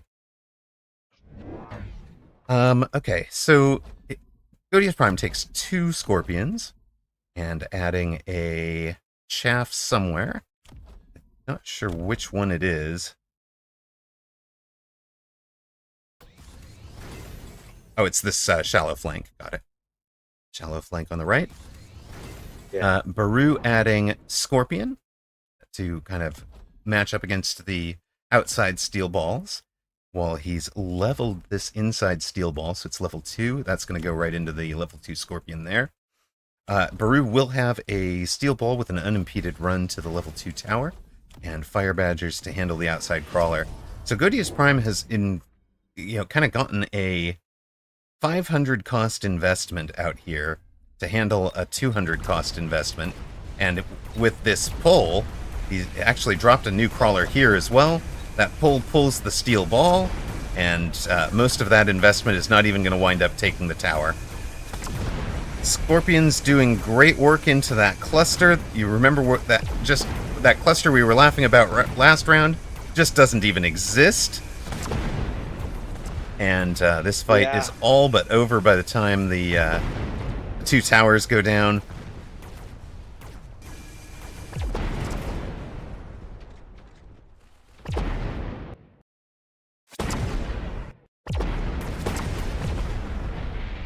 Godius Prime, of course, one of the quality players who was in that Mecha Mini Masters.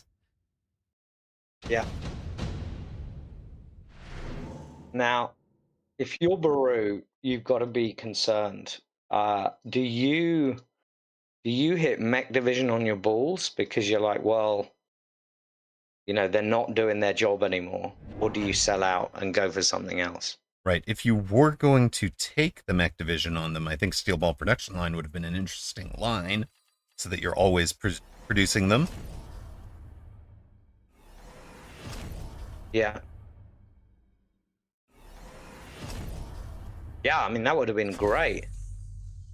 Instead, he has sold out of the Fire Badger and is just going to rely on a mobile beacon to try and get that tower. He's mech raged the Hounds, so out of his specialist and into...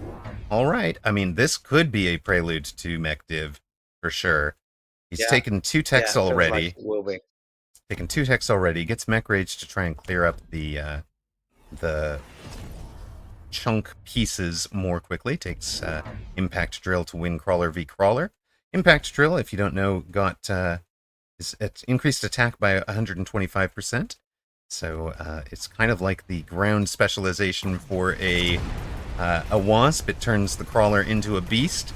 Still loses, wins head to head against replicate because it does so much damage, and it can be really, really valuable at taking out a level 2 tower, as we would see here if it weren't for this one arc light that Godius Prime has placed with pretty big foresight, perhaps. Our healing nano repair scorpion is not going to. Well, it does heal through those steel balls. It literally was the healing from it that mattered there. But Baru changing up the chaff clear game dramatically is going to win the round again. So Godius Prime down to, well, it'll be like 4,350 hit points or so. And maybe. Yeah, that scorpion is huge for Baru right now. Yeah, it's been the hero. Gold damage dealer.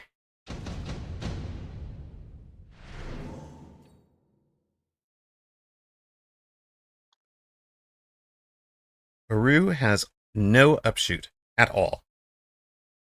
So he takes the Phoenix. That is good to see. He's got to take the Phoenix because that answers both the Phoenix and the Overlord, as well as potentially the Sledgehammers and the Scorpions that are already on the board. So 3 Phoenix is a great shout for him. For Godius Prime, I fully expect him to take the Phoenix on the you have no upshoot grounds. I've been finding the Void Eye actually really, really useful with the kind of EMP armor. It can really change the dynamic of a game. Absolutely agree. It certainly can. Ooh, Baru, there's clever. This is a Baru and I running into each other. So he has the Wasp on the theory that Godius Prime is probably going to the Phoenix as well. So he's going to wind up punishing the lack of AA in 2 different ways. What he winds up with instead is an Overlord, but it looks like Baru will have that covered with this Phoenix out there. And Godius Prime also is adding Impact Drill, so he gets back up to parity there on the main front, on the Crawler v Crawler. See if that makes a difference.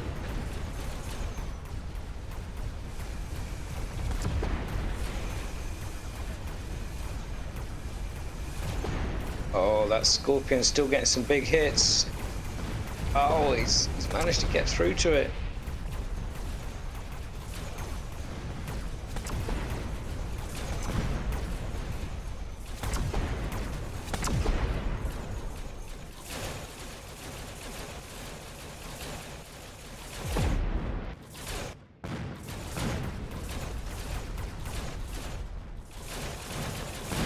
Do we get through the healing? We do, eventually, maybe? The arc light wishfully looking up at the air. I wish I could shoot. And round 5 to Baru. Puts the players even on 3,700 hit points. We go to round 6. Of course, the way that unit drops work, there won't be a drop here on round 6 or round 7. So you know you're going to get cards. Orbital Javelin is a great one, and again, we talked about the way that that's changed for Season 4. You won't see 2 of them, you can only ever get 1. If it is taken, it can show up as an option multiple times if neither player takes it. But you can, you know, if you were worried about, if you're going to build a build which feels like it will be vulnerable to spell X, and you see that spell early in the game, you probably take that spell. Take it. Just to deny it to your opponent. Meanwhile, we can also just jab out the Scorpion. 1 healing Scorpion. It'll be improved firepower control for Godius Prime.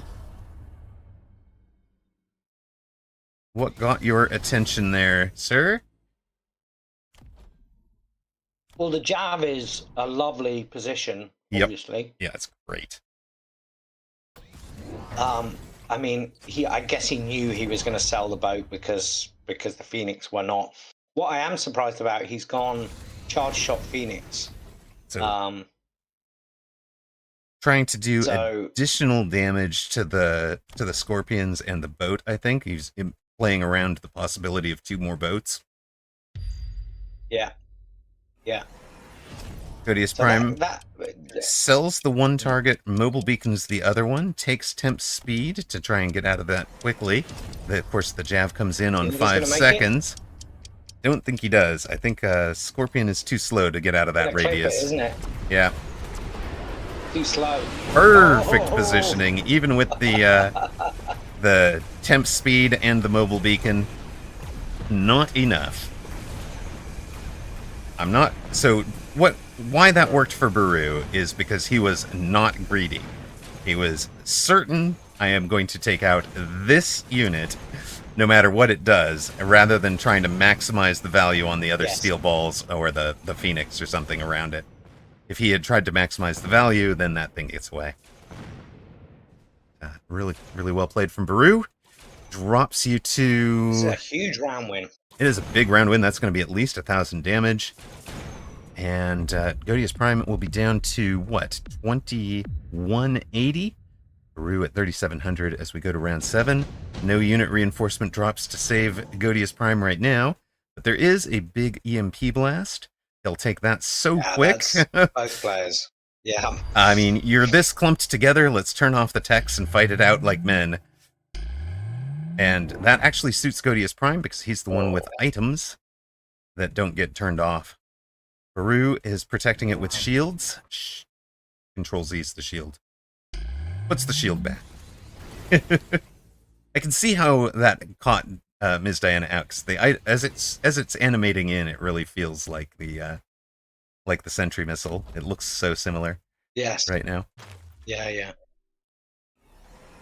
Yeah, I'd like to see that shield just slightly more forward. I think some of his units are going to be out of the shield by that time, especially that level 3 hound. But anyway, well, you don't want it to get popped straight away. Yeah, he's got it. He's trying to prevent it from getting popped by the Scorpion. The Scorpion has a 15-meter splash, and so he's left just about 20 meters here to ensure that, even a Scorpion on the line wasn't going to be able to pop the bubble. And same out here. Yeah. He's got a bit more room here. This one could have been a little further forward, but also he doesn't want to put his own units. Add there? I'm not seeing. It's the flank deep right. Flank deep right against Godius Prime. Yeah. He's added. These Oh, are there his we 2 go. units. Yeah. And Godius Prime goes for sticky oil on the far left.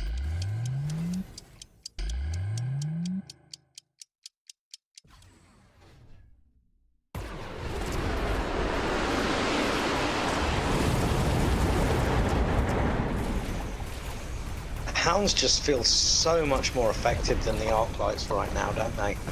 Right. This is, he's invested a lot more in them, right? Because of the he's 2 techs in versus 1, and there's not really a great tech that improves Arclight's chaff clear the way that mechanical range improves Hound's chaff clear. So you kind of need to either have more of them, have more arc lights, or have some kind of supplementary chaff clear there. That's why you'll see people go for Arclight plus Vulcan or something. Arclight plus Wraith could do really well for Godius Prime if you can keep the Wraiths alive. I'm not sure he can into the charged shot Phoenix. Baru seems to have this one. At least he'll have range if he ranges them up, right? Yeah, that is exactly what he's done. He's taken them, he's ranged them. So 2 level 2 Wraiths with range. I'd love to see another one out here, please. Baru with the best sell value, the level 6 Saber.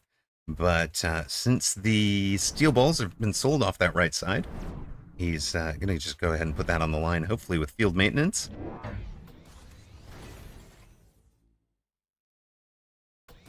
That's actually a half-decent point, Ms. Diana, but he was losing the chaff war so badly. So Diana wanted him to take the marksman to protect the weak side from the Phoenix. Marksman. But, he's already in ranged single target with the Phoenix. Well, he just absolutely has to win the chaff war. For Baru, it is, in fact, field maintenance on that level 6 Saber. That is just going to heal through just about everything that can get dished out over there. Godius Prime puts down 1 Wraith on the back flank to answer one of the flanks. Baru adding 2 more crawlers onto that flank, so interesting.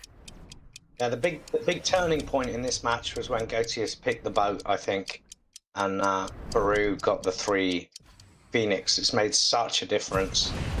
And obviously he had to back out of the boat, so it was a completely wasted, pickup. Right, and you can see what, with charged shot and range now, those Phoenix are just doing a zillion damage. They have been carrying. Yeah. The Chaff Clear War goes much, much better, but now the hounds themselves serve as the last line of chaff, and that is, in fact, the difference. Baru beating Godius Prime. Godius Prime is Impressive. Very impressive player, so that's a heck of a scalp for Baru, who climbs on to round 3. Well done to the streamer. That'll be a big upset for him. 1600 MMR beating the 1829 Godius Prime. Let's go. Go, Panda, go.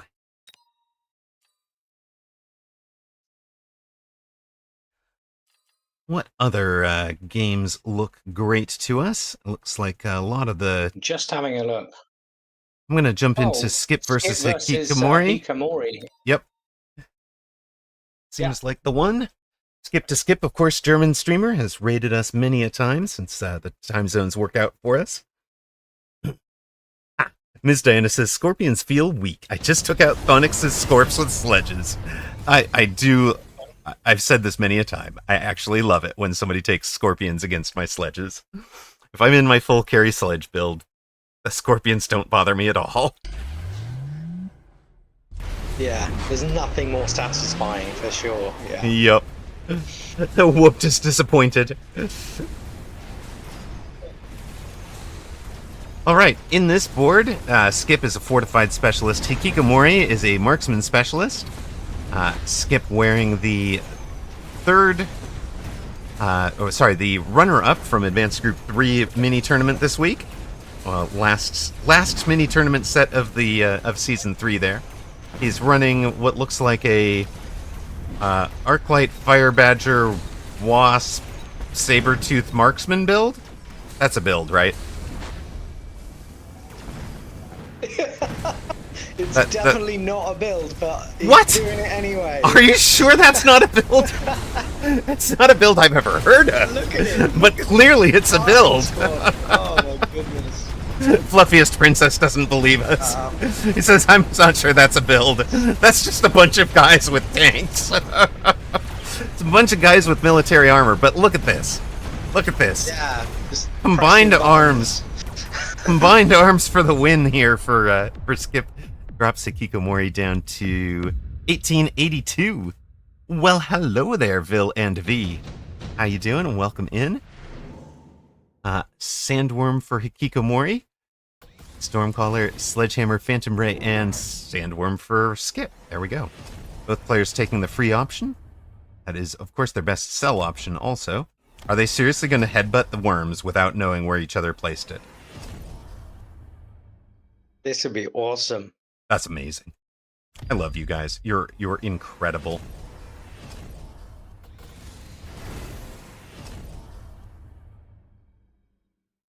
I fancy Hikikomori's chances of winning the sandworm war there, though. And he's in range and chain on these Rhytons, so there should be a bunch of jump. But Skip we go. We see some armor.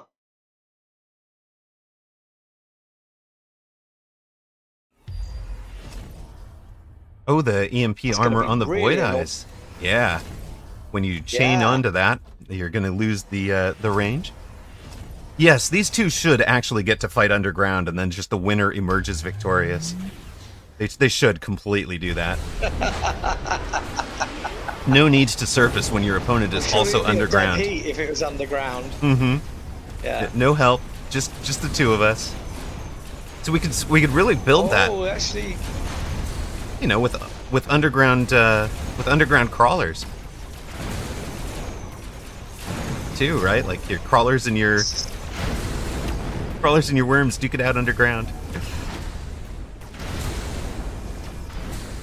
Okay, so Hikikomori swung this back the other way this round.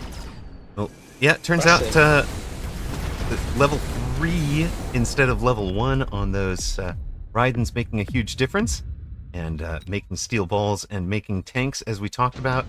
Again, they just kind of have that continual chaff happening. One of them's up to level 4 already. So Hikikomori skips, while Skip takes the Incendiary. It'll be EMP on the Raidens. That turns off the armor. You missed that. That old interaction there was both sides got turned off when that happened, but the new interaction, it was late in Season 3 that this came out, was is now that the EMP from the attacker is applied before the reactive EMP from the defender. So this, a shot or a chain that hits those Void Eyes turns them off. Oil on one side, fire that is going to get lit on fire by the Fire Badgers, and fire on the other. And Skip has placed this one well enough that there's no shielding it. The center line is in the middle of the board. Here, the center line is being blocked so that some of that won't land. There'll be oil out. There might be oil out here, and there certainly will be oil here. But these marksmen have got a lot of work to do, though. I mean, they should have a fairly clear shot, but there's a lot of Raiden damage on the field. Certainly is, and he's sold out of the worm, having lost the worm v worm. I think he might be underestimating, not misunderestimating, but just underestimating how much value he got out of his worm there. Yeah. We will see how important those two unshielded fires are.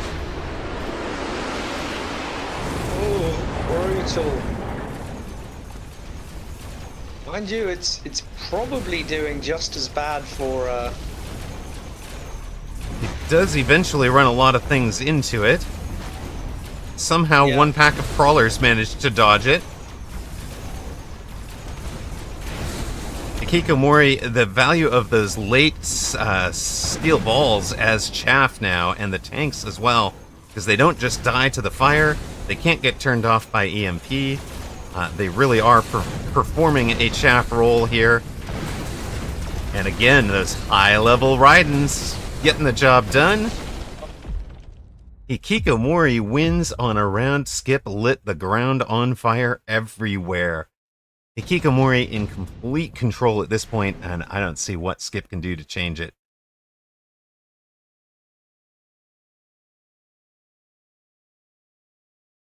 Overlord with Photon, could that be handy? Actually, yes. Overlord with Photon would be great, because it prevents all of that EMP, right? Photon, take that, take 2 more, throw Photon on it. Yeah, that's what I'm thinking. Hope you have Photon on the bar. Yeah. Overlord for Hikikomori, was that a sell, or is that providing Photon for him? No, it'll be Photon Boat for Hikikomori. Oh, that's Photon. He heard you. But now, keep in mind, this is Skip's Ion Blast round. It has come back around, and Hikikomori didn't take it. So there is the possibility of turning off these two by perfectly placed Ion Beam, and Hikikomori not mobile beaconing them. If I'm Hikikomori, I'm thinking something like mobile beacon them out towards the flank, because nobody's dropping their Ion Blast out there. Skip looks to be in Shield Fang. I don't think he was in Shield Fang last round. He had taken Shield on the Void Eyes. Shield Fang is great against Raiden. It's kind of the right answer. Yeah. He just doesn't even attempt to kill any of the Raidens on the right-hand side. He doesn't have any marksmen over there. And it feels like he... That is way behind where they're going to fight from, right? I mean, it's doing some damage, but the Photon protects them, and then they've moved out of it. Right? They've advanced out of it. They don't really care. They've all survived. Ion Beam just not getting it done for Skip.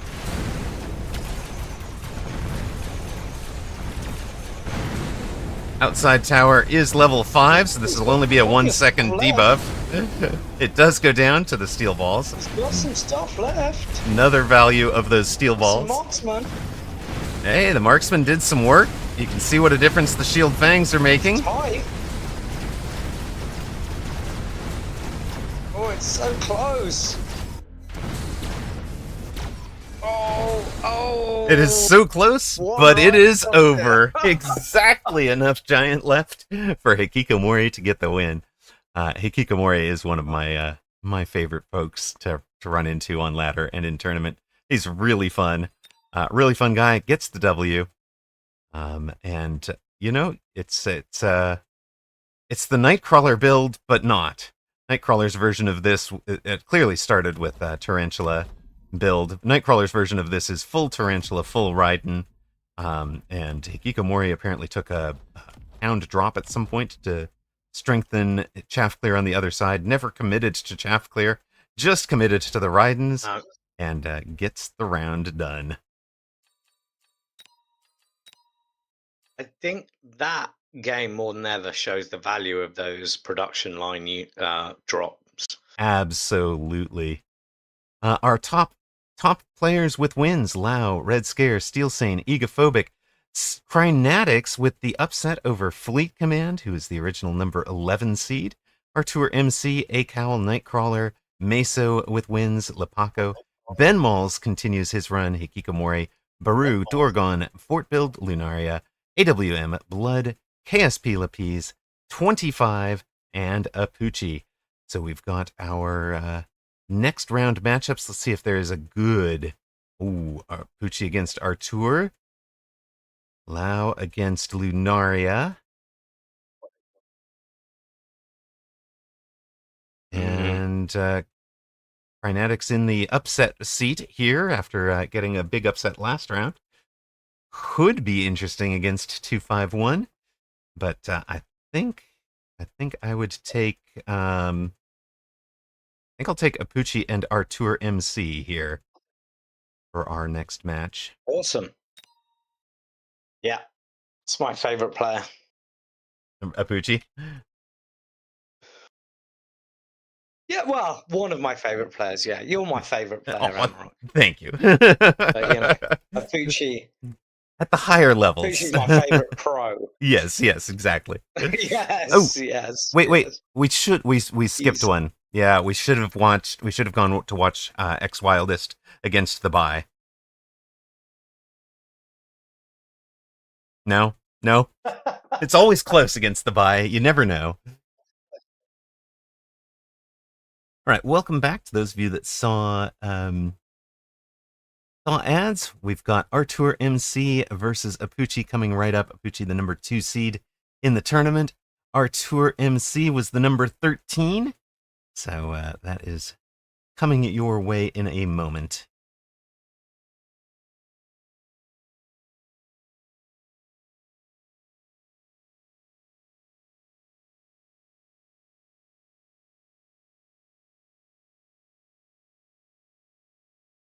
Other than Fleet Command, all the favorites getting W's in round 2.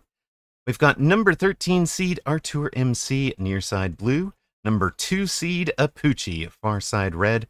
Apuchi said he is skipping Mag 1 this season, not because he doesn't appreciate it, not because he doesn't want to play at the highest level, but simply because he's got way too much travel, both for vacation, for family, and for work, scheduled this season to be able to participate at the level he'd want to participate.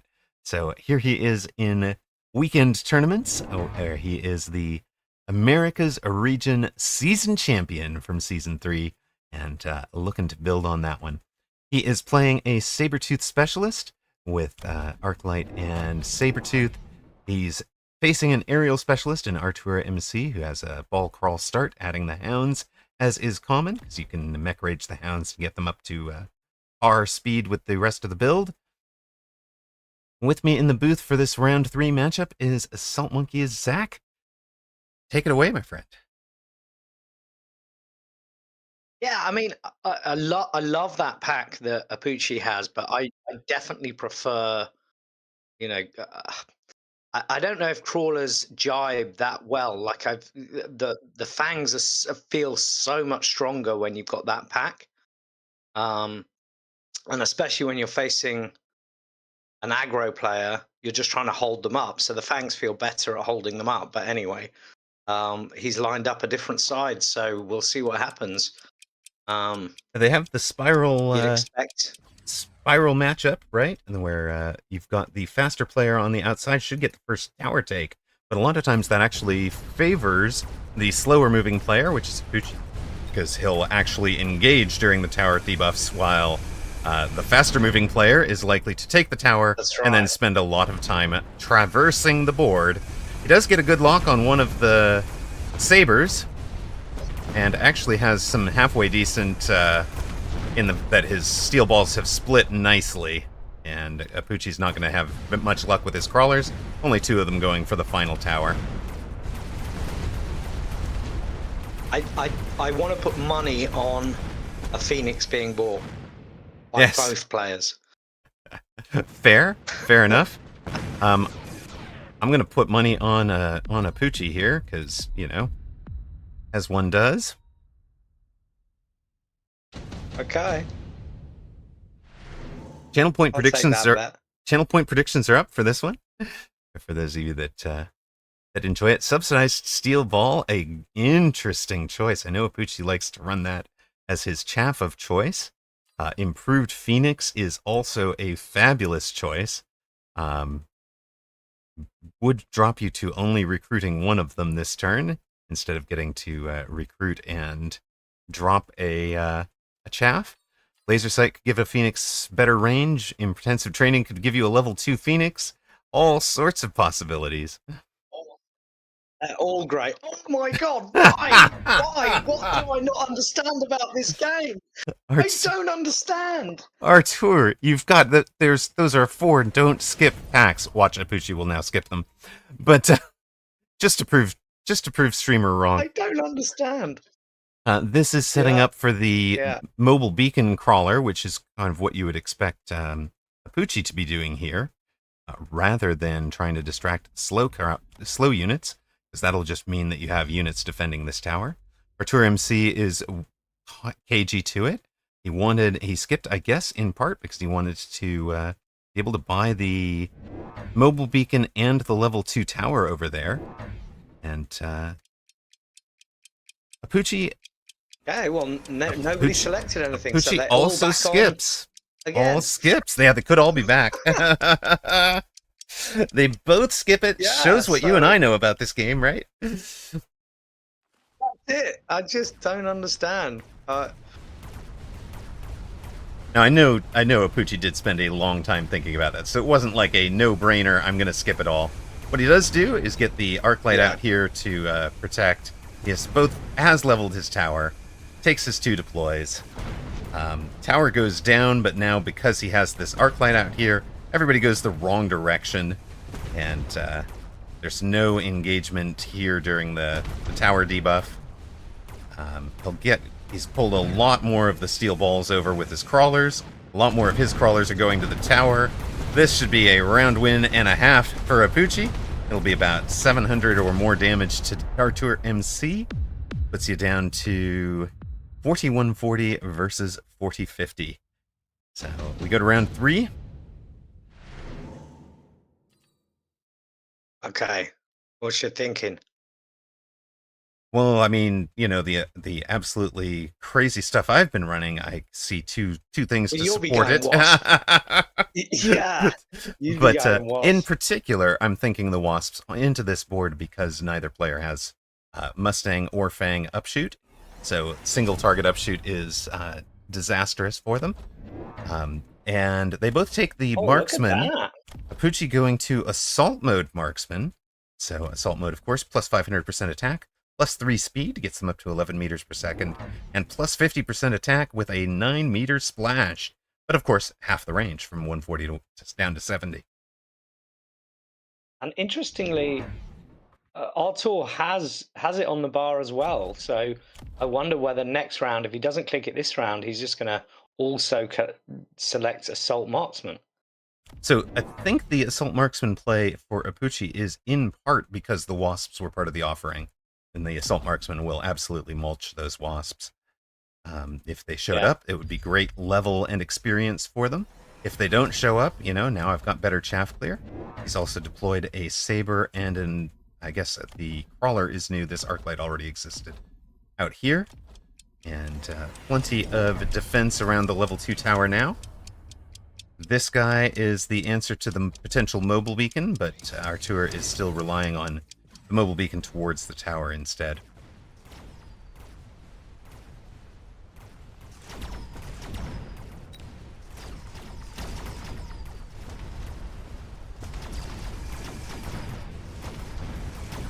Interestingly, Apucci has leveled this pack of level 2 crawlers on the right side. That means the arc light down here is really going to struggle to clear them.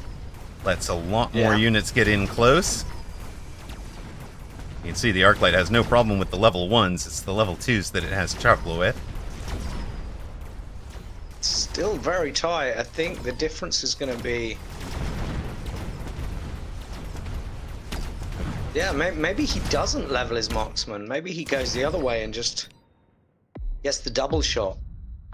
So it was really close, but the difference, I think, is the sabers and, of course, the assault mode marksman really took care of the steel balls. So Artur MC finally doesn't get a tower over there. Has a Rhino Improved Overlord enhancement module.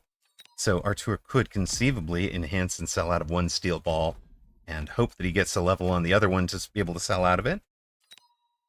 Instead, it'll be Improved Overlord.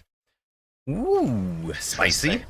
Enhancement module has changed for Season 4 as well. It used to cost $250 and give a 20% bonus. Now it costs $300 and gives a 25% bonus. So it's more of an initial investment, more expensive. It's harder to get your return on investment on it, but the the value in having it on the board for any given round is improved.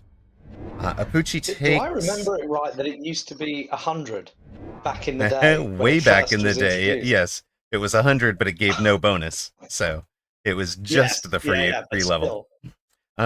Secondary armament on Apucci's Sabertooth, so additional chaff clear and steel ball clear. Artur sells the unleveled steel balls and mobile beacons, the leveled ones, at Apucci's level 1 tower, while placing the first of those improved boats. So, improved boat versus assault mode marksman. Who will win? Well, I think improved boat has got it, but he does have it aerial on the bar, so he's going to be hitting that pretty soon, I think. As soon as he sees the fact that there is has been a take, Apucci has the flank marksman, so he's got nice pull and just lets all of those level 2 crawlers go straight in on tower. So Apucci's going to get the first tower take. While he has the tower take, the poor boat is effectively neutralized. Yeah. He's not winning the chaff war in any way to have that boat on the field. No, the boat is set for the full improved boat carry, though, with high explosive range and launcher overload. That's what I used to run for maximum boat chaff clear and everything. It can pop when you get it working, but it does not pop this round. Artur down to 2220. Apucci on 4050. Laser sight for one of those boats, I would presume. Apucci thinking about... do something about the chaff. Yeah, takes the laser sight as well. Okay, so for Artur, it'll be a laser sight on this deep corner overlord. No text on the overlord yet. New overlord here. What was the other buy? That's the second buy. That's the third buy. There was a second buy. He sold the steel ball. Oh, he bought some fangs on the front line there. Yeah, right here. Because of the missile in the last round. Got it. Yeah. Which yeah, I mean, okay, very very reactive. I guess he doesn't want him to do it again, but there we go. There's the aerial on the marksman. Oof. Yeah, shocking you called that one. And it's more marksman elite recruited for Apucci, level 2 here with the laser sight on it, already up to 90 meters. It'll be 120 against the boat, so that'll actually be parity with the boat range. And yeah, it's difficult for Artur from this state. He's got the 12-meter splash. If he can get HE, he can get these into a chaff clear range. But he's literally got no chaff clear. It's 2 hounds, 1 arc light. I don't think he has enough time to scale into this build. It is a terrifying build when it scales, for sure, as Fluffiest Princess says. But yeah, this is looking very grim for Artur. When do you press the high explosive ammo then? When you've got a level 2?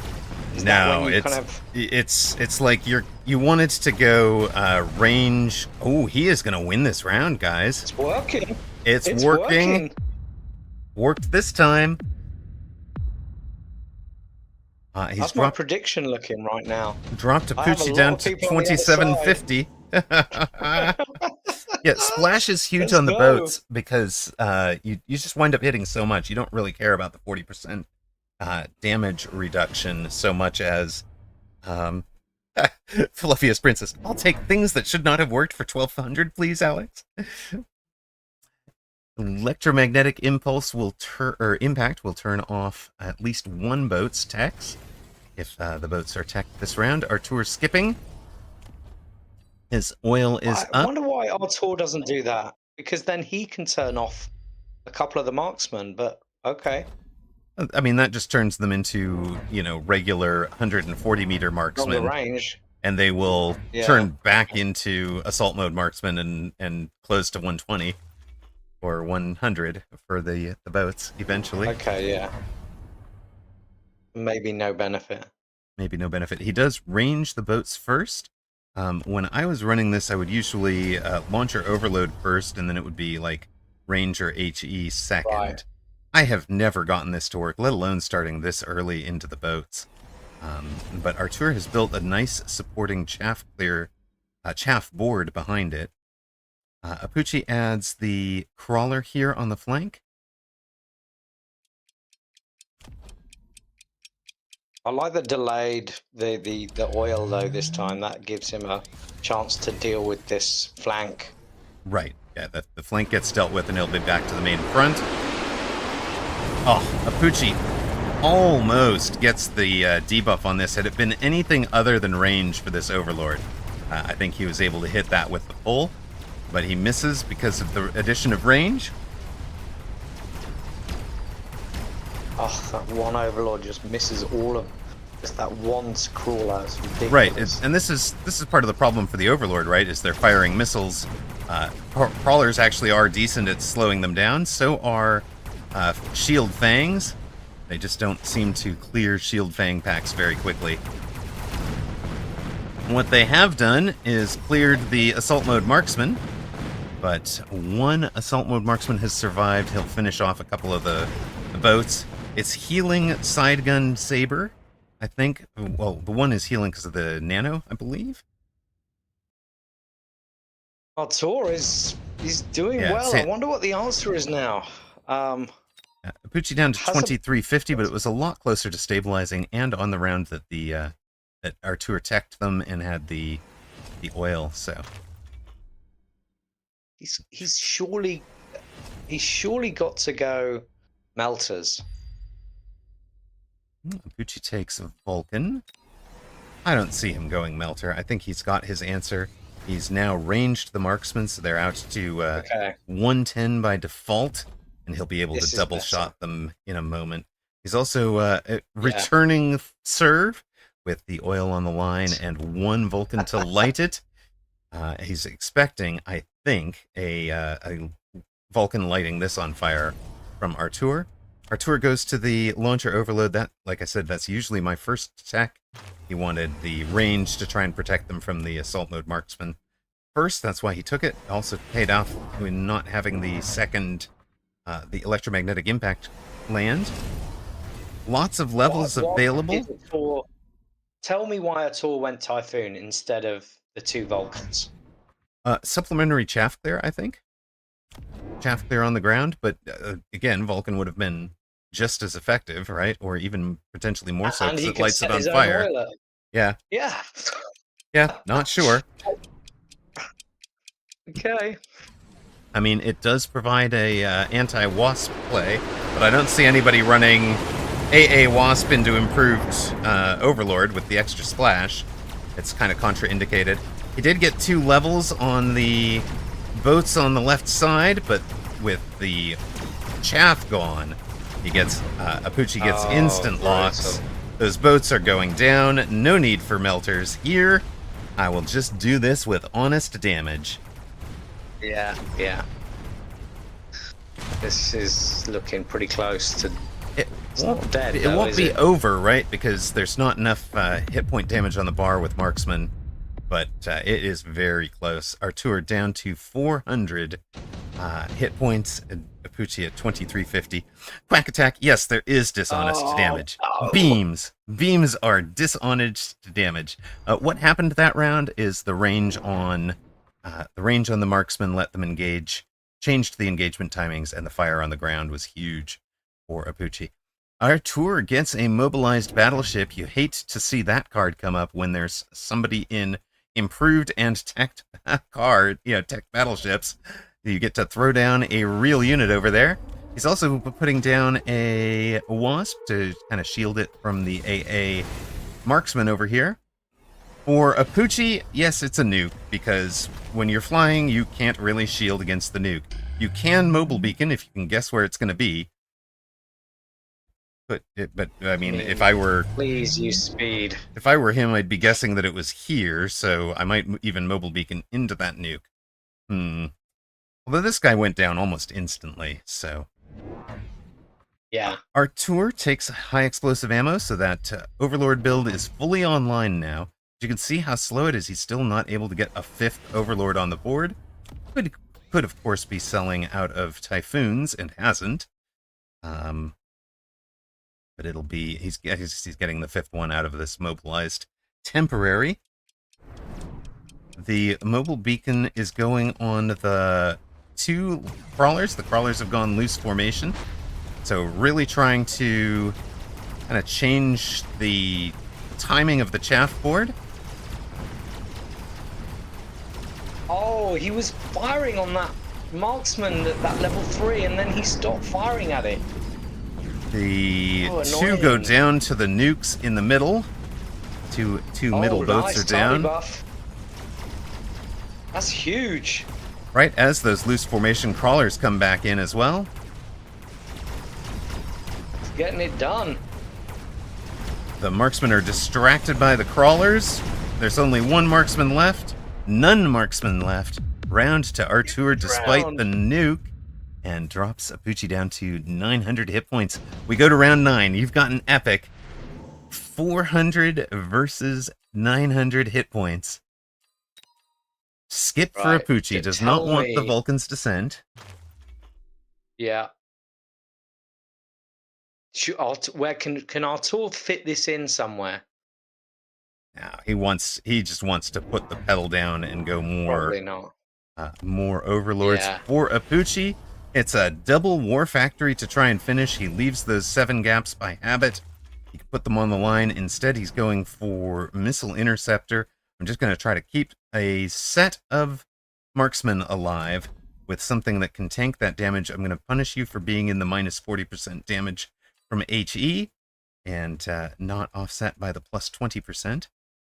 If you don't know, the plus 20% applies as a additive, and the debuff applies as a multiplicative. So, 100 plus 20% times 0.6 because of the high explosive.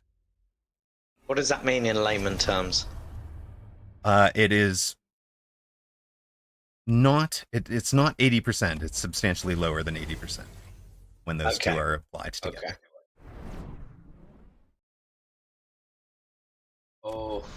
EMP onto the level 3 Overlord, which isn't mobile beaconed. The mobile beacon is trying to protect the level 2, but that level 3 is just going to be having a bad day with all of its missiles shot down by the Overlords. The Overlords will also help with the chaff clear a bit. They do have a decent amount of splash. The flank isn't going to go anywhere this round. I mean, can the warp factories do it? The whole thing is they've got to keep the marksmen alive to finish off the boats. This boat is doing 100% damage because it was debuffed. Now there's a tower debuff. Oh, It is gonna be a surprise win for your number 13 seed. Artur MC takes down Season 3 champion Apucci. Let's go. The big difference, yeah, exactly, is the loose formation crawlers. Really slowed down Apucci's chaff clear. They wind up arriving and distracting the marksmen. Even though the marksmen have gone to 4-teched assault mode marksmen, they still lose out to the loose formation crawlers and improved triple-teched overlords. Nicely played by Artur MC. He was 26th in that European Championship, season championship, and will be doing better than that today.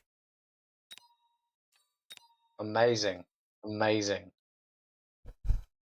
Oh, so I got 16,800 insight for that. Oh, well, Thank you very much, Amaranth. I gave you 99 of it, so, you know. I was not the big donor. 25 beats Crinadix. Hikikomori with the win. Ben Moles beats Dorgon. Lau over Lunaria. KSP Lapis over AWM. Blood with the win. Artur MC we saw win. Nightcrawler has won. Aru and Fort Build are tangling.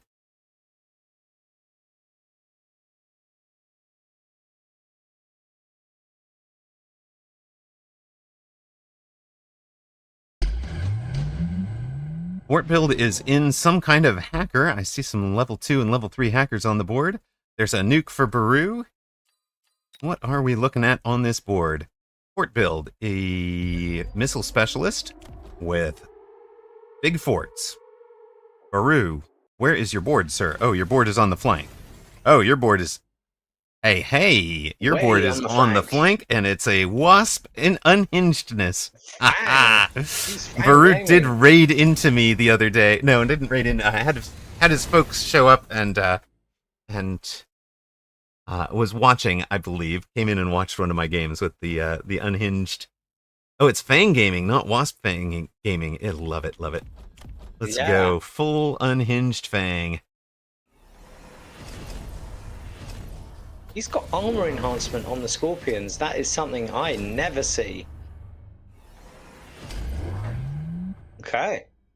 Right, armor Scorpions to distract the Mustangs. It's a decent theoretical answer on the Fang board. Sure. But then he has one random fort with a barrier. Let's get some more of them on the board. Well, got to figure that was a drop at some point. Yeah. I mean, he's going to get rid of the shields in one hit, so that's nice. Will he have enough left to do anything?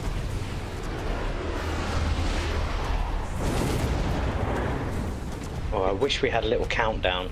The tower over there is 4 seconds, or 3-second debuff.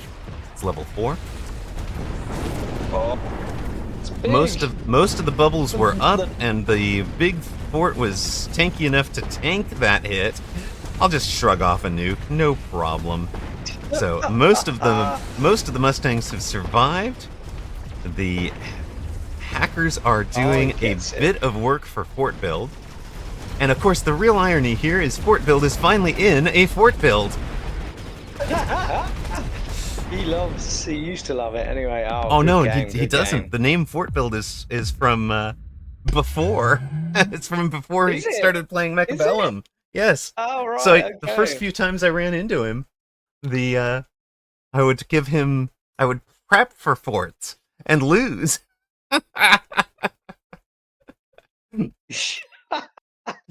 It's a bit like OnlyFangs, I suppose. Exactly. He runs things that aren't just fangs. It's not fair. You can't advertise like that. But Baru's Ultimate strat. Give a crazy name that suggests something else. Yeah. exactly. Okay. Baru, in the end, does go down in round 3 to a 1900 MMR. Very long time experienced player in Fort Build. He's also a streamer under the name Try to Be Pause. Do enjoy him. Yes, Phoenix Flight. You have to be forcing Phoenixes every game. Anything else is just it's just unethical, I tell you. All right. Steel Sane with the win over Meso. Nightcrawler got the win over Lepaco. We saw Fort Build and Baru's run here briefly. Artur MC, the big upset over number 2 seed Apuchi. Blood is through. Blood was your original number 10 seed. Knocks off the number 7 seed Egophobic. A KSP Lapis, who was your 6th seed, knocks off 12 seed AWM. Laumam, the number 1 seed, knocks off the 15 seed Lunaria XO. Ben Malls beats Dorgon, who was the 19 seed. And we saw Hikikomori beat Acowl, 16 seed. And 25-15 beats Crinatics. So the number 1 player at the moment, I would think that is Skay, right? The numbers, a bunch of numbers is Skay, I think. Yeah. It's got the kind of picture that Skay would have. Yes. It's definitely a Skay. Okay, there are 10 unbeatens. It'll be Artur against Skay, Blood against Ben Malls, KSP against Lao, Hikikomori against Steel Sane, Nightcrawler against Fort Build. Well, is Artur MC the hot hand here? Do we just follow him? Yeah, I know what you mean. I think he just got lucky in that game with the build. I'm feeling, I don't know about you, but I was thinking maybe Blood's game would be really interesting.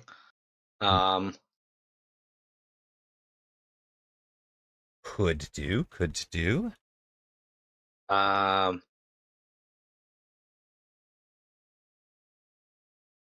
Who's KSP Lapis playing? Lao. So KSP Lapis is the number 6 facing Lao. That's probably the best of if we were doing the numeric matchup, going purely by the numbers. Yeah. Oh, I mean, Artur versus Skay could be interesting again. Right. I just have this sense that he might have got a bit lucky, but then maybe not. He made it work, didn't he? When we thought, Yeah, you and I both thought it was doomed, right? So he turns it around. It's great. But you talked about the power of that build, and then you didn't back it up. So That's fair. I mean, I love that build. I just have not been able to get it to work that quick, and to get it to work against Apuchi and to get it to work that quickly. That's amazing. That was great work. Yeah. Well, what's the choice, boss? Oh, I took the number 1 versus number 6, so we will have Lao against KSP LSPs. Brilliant.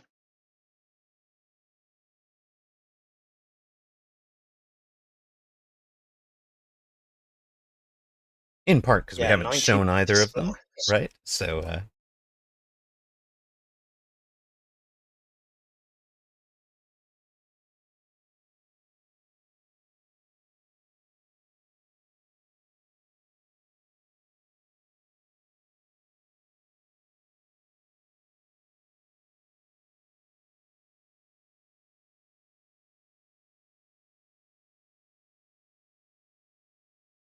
welcome back to those of you that saw ads. Welcome to round 4 of our weekend tournament, European number 113. You've got Laumamj versus KSP Lapis, the number 1 seed overall, near side blue, already over 2200 MMR. KSP Lapis, the number 6 seed in this tournament, has never won one, and looking to change that today.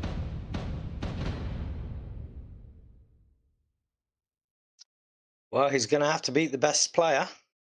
Lao, definitely that. Running as the 3rd place finisher from the 2v2 Asia last week. at the end of season 3. Of course, he's famous. Yikes, Ms. Diana says, I'm facing Bai. Bai beats me more often than not. Distraction leads to missing the next round. Fair enough, fair enough. Good luck against Bai.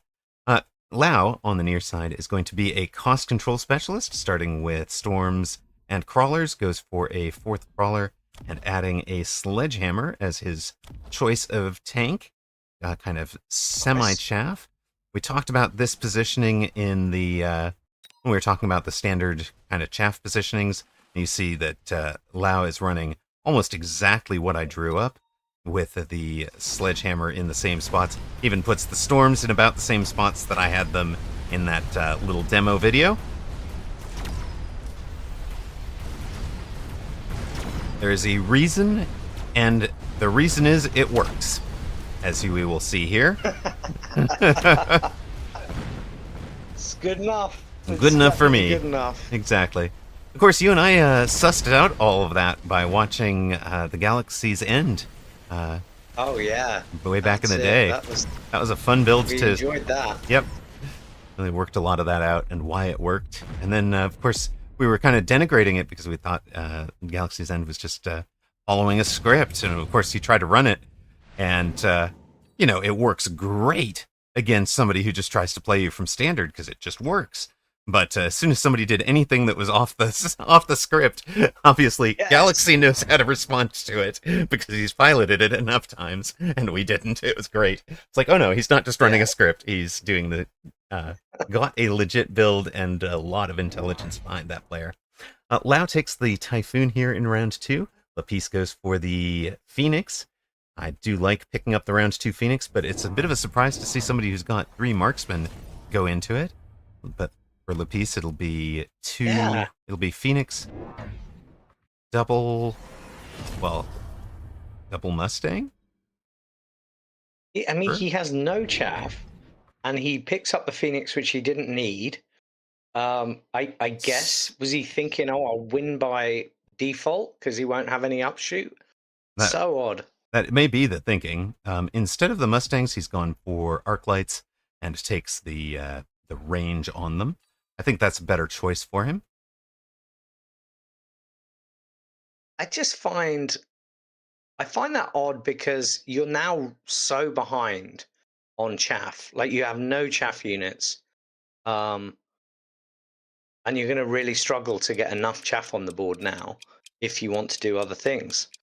But maybe there's method in this madness. We shall see. Channel point predictions are up, and Bimpy has bet big both in game and here in the rocks voting. Bimpy's going big on the P's. You must know something we don't, because at the moment,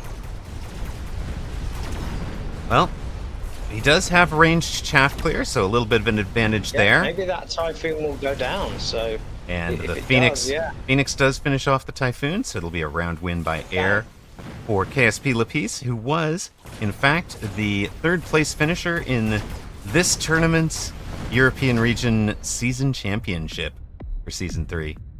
So, looking to build. He still hasn't won one, but man, he is... he's got Lao down to 30-80. Of course, Lao, renowned as one of the best players in the game. Extended range sledge, my beloved. Oh, that's so good, because Lao is in cost control sledges, and if he picks that card, they will be paper thin. I don't think he can pick that card. Yeah, he skips it.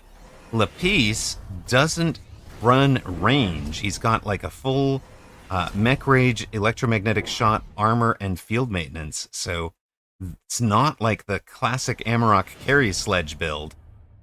No.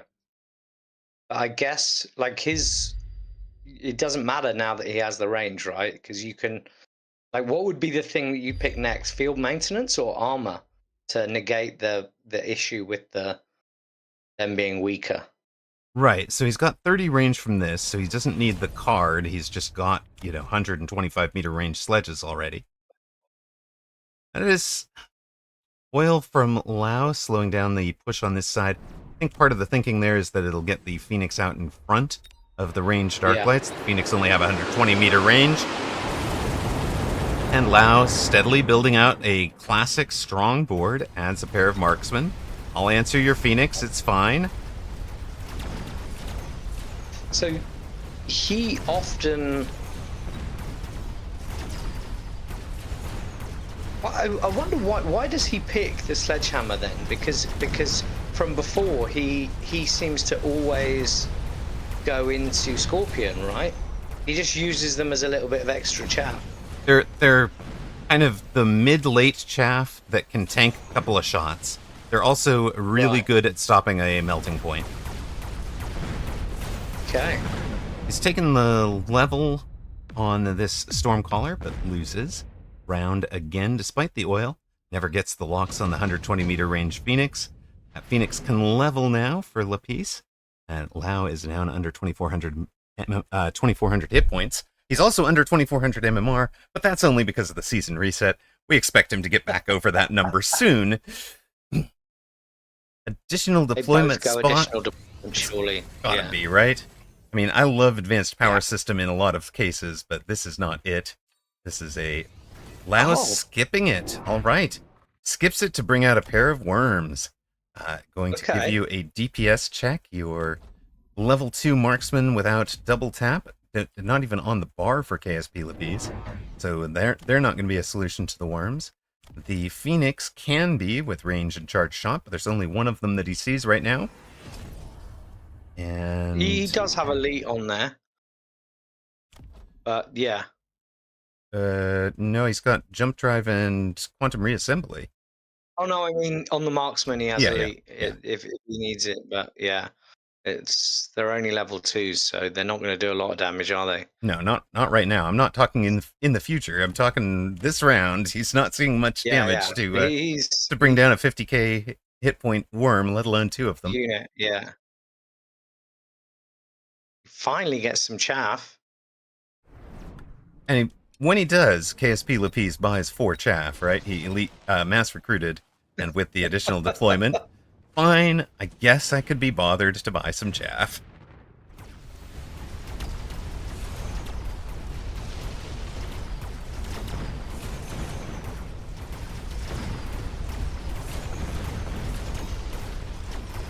So those worms, he doesn't have armor on the bar, so that's interesting. They are going to be a little bit easier to take down.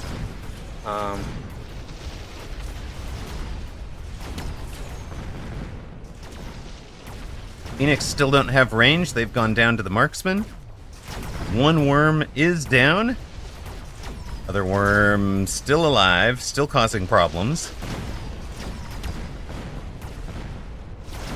Does finally go down to the marksman, but it has changed it enough for the Stormcallers to carry the round for Lao. So he's been in trouble for a while, but now he takes the first damage off of KSP Lapis. Drops Lapis to 3,600. Has it begun? Is this the turning point? Oof. Drops in. Steel ball with Div would be nice, wouldn't it? That would be great for KSP Lapis, right? And steel ball into the sandworm is actually pretty strong as well. And then the mech div keeps them on the surface while the steel ball keeps working on them. Well, the surviving steel balls keep working on them, I should say. Mind you, Phantom with burst mode can be nice. Can be real nice.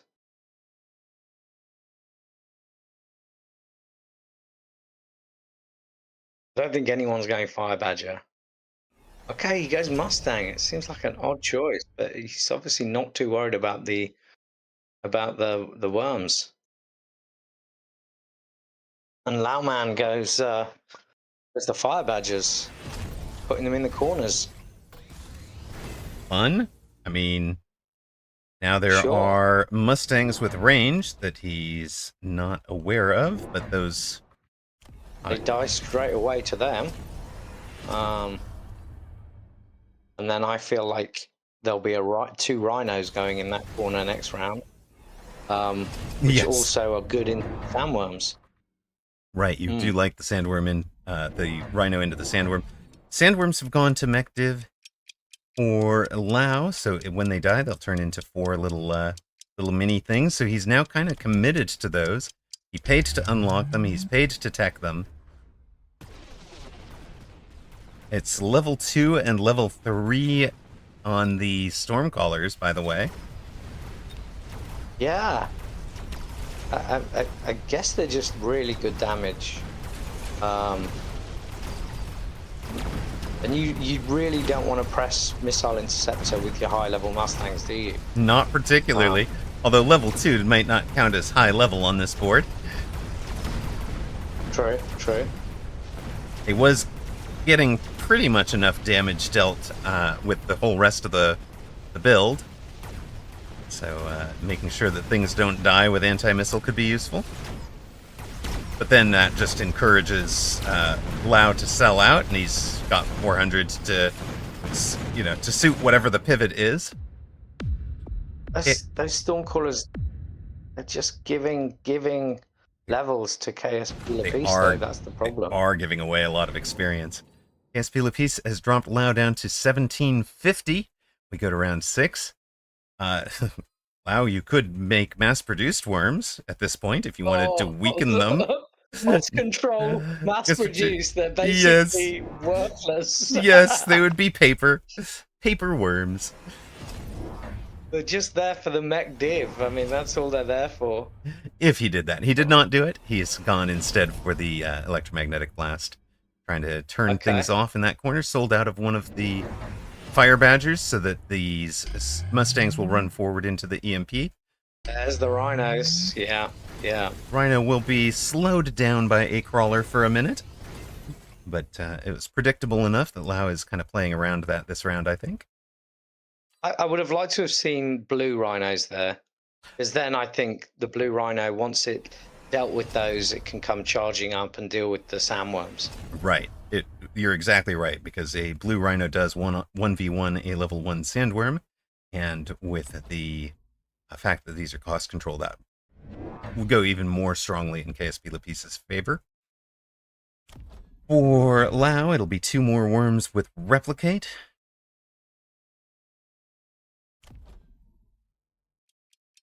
Lapis going for more corner crawlers, more corner rhinos.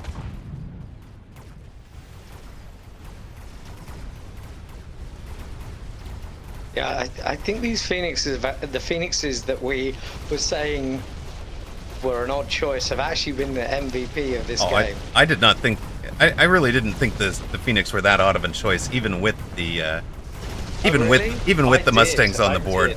I just think level 2 Phoenix with no visible upshoot was, well, level 1 Phoenix at the time, but they're just so valuable compared to Marksman for me.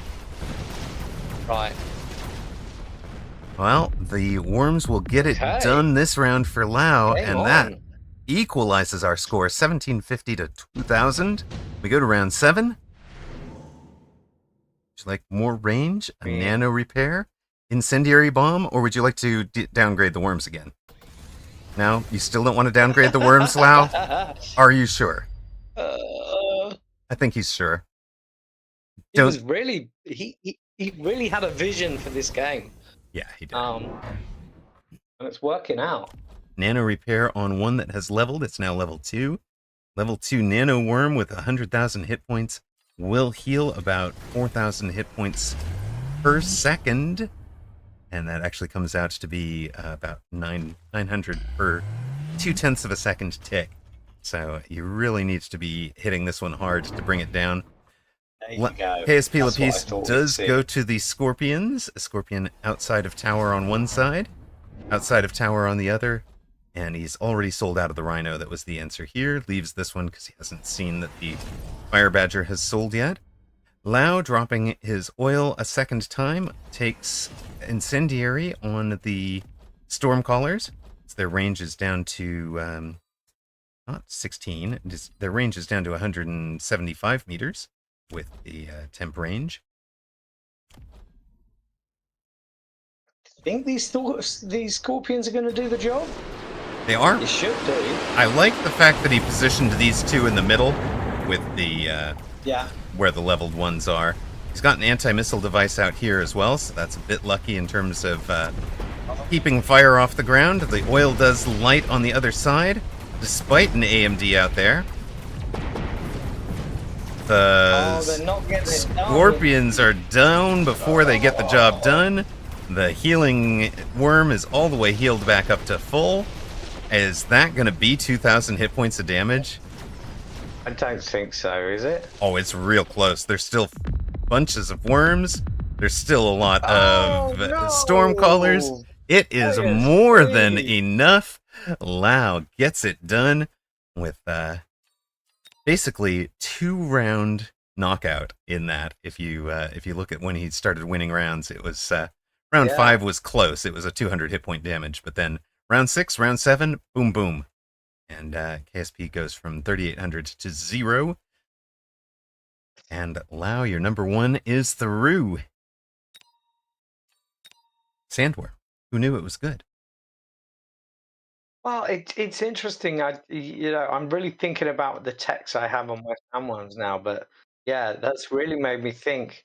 He's going into battle and producing.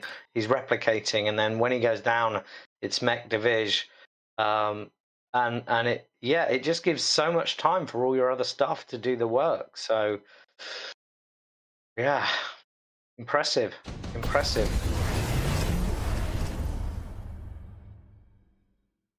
All right, in Fort Build versus Nightcrawler, Fort Build near side amplified specialist with an additional deployment slot. Nightcrawler, this is not a typical Nightcrawler board. He's in ranged EMP arc lights.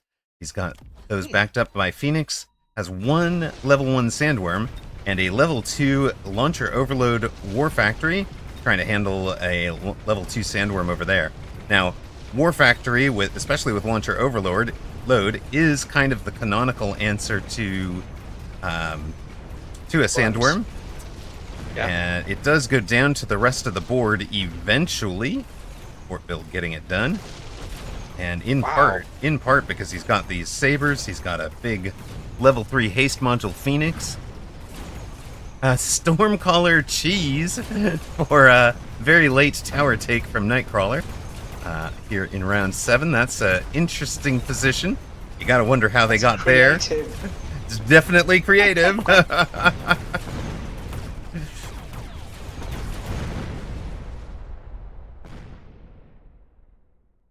From what you see on people's boards, the additional deployment slot came up at the same time. They both took it, and Fort Build is going to win this round with them.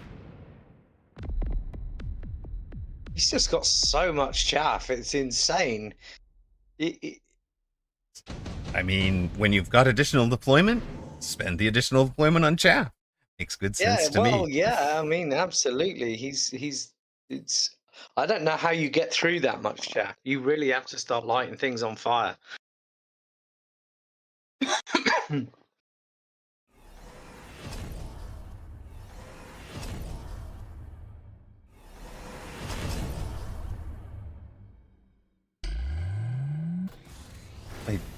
Does not have fire on the bar for the Stormcallers, does have HE ammo. It looks like Fort Build is adding a Raiden with ionization, as though the War Factory was actually a problem. Looked like the War Factory went down pretty quickly to me. Yeah, it just wants to kill it quicker, doesn't he? Surely Baller sells that Stormcaller on the right. He's not. Oh, he can move it. He can redeploy it. Yeah, he's got the redeploy. That's how it got down there, you figure. Yeah. Looks like it was probably deployed here at the very start of the game. I like that Fort Build plays a second Raiden out here as his answer to the storms. And the reason is because you might have seen this War Factory redeployed over here and run at this tower. That's right. Yeah. Instead, Absolutely. It'll be a level 2 Phoenix that gets redeployed over there. And he had the foresight to obviously put the crawlers, but I think he kind of had to. Right. He doesn't put the crawlers where they will distract the first volley. He just puts them over there to run over and get those, get in on them and kill them as quickly as possible. Yeah.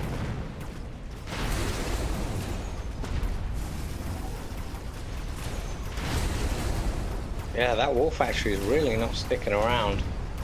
No. No, it is gone. But Does the photon stop ionization or not? no, it does not. No. Okay. And 3 surviving giants helps Fort Build accelerate this one towards completion. He's got Nightcrawler down to 200 hit points. Baru's watching. This is one of the long-running games, I would think. Orbital bombardment for Nightcrawler, trying to turn this around. I figure Fort Build does something similar. Is he going to play the incendiary bomb, or is he just going to have a ranged Vulcan there?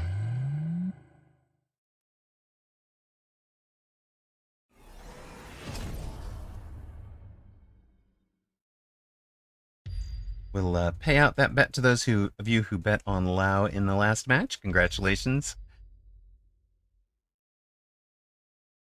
Oil from Nightcrawler to try and keep things in that orbital bombardment. I like that placement. Kind of really puts those two working together. Also goes ahead and drops a missile strike on one of the Mustangs that's not shielded.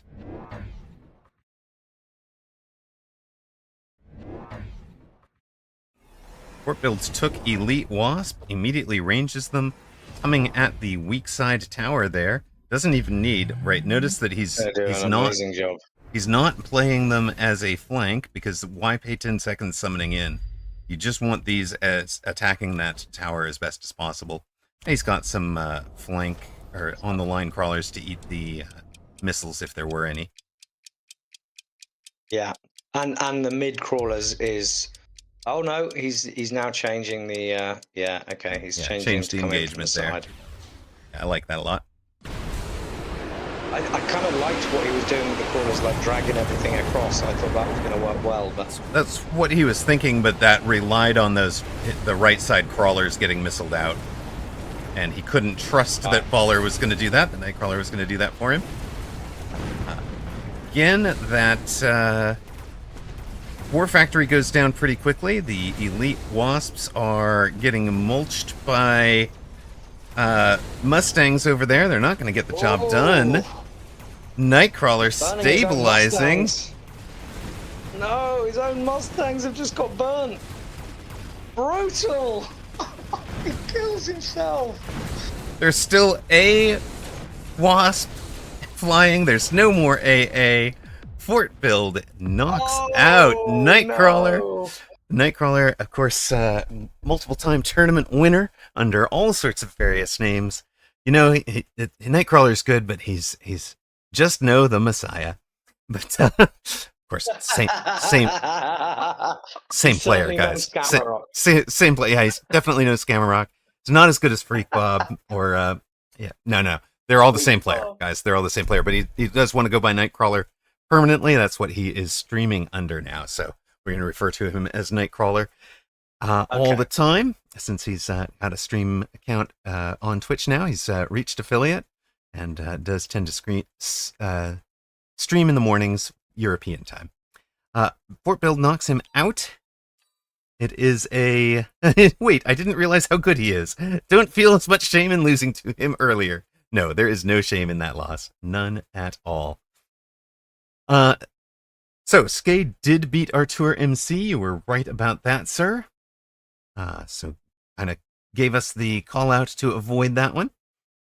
Lao with the win over KSP Lapice. Fort Build knocks out Nightcrawler. Steel Sane over Hikiko More. Ben Malls beats Blood, your number 10 seed. So Ben Malls is having a run today. Let's go, streamer. You've got 6 left. Well, 5 left. Ben Malls will have to overcome Nightcrawler, who's in the spoiler role. You've got Steel Sane versus Fort Build or Lao versus Skay. Let's take Lao versus Skay. Yeah, that gets my vote too. Okay.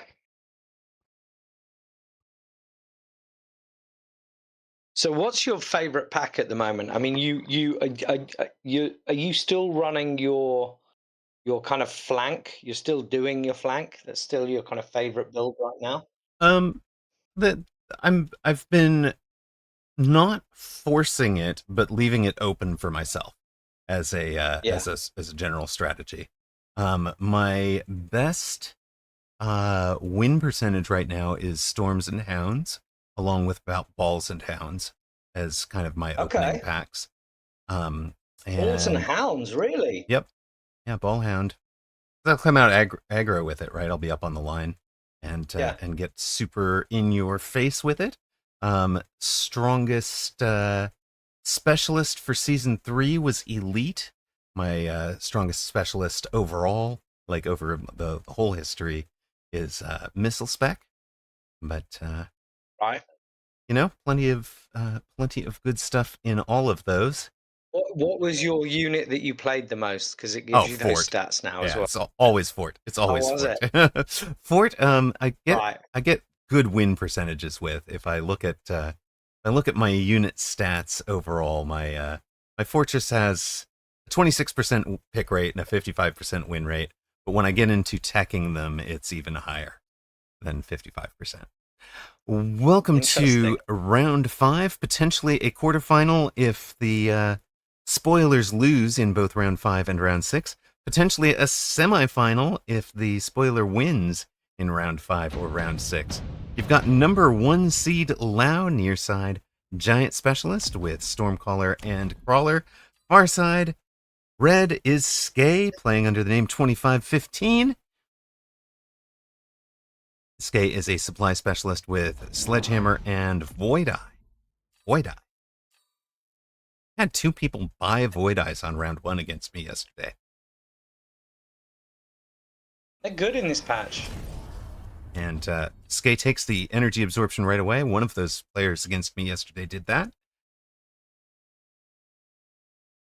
And note that he does that first before he thinks about his other units. That is the way to prevent yourself from forgetting about it.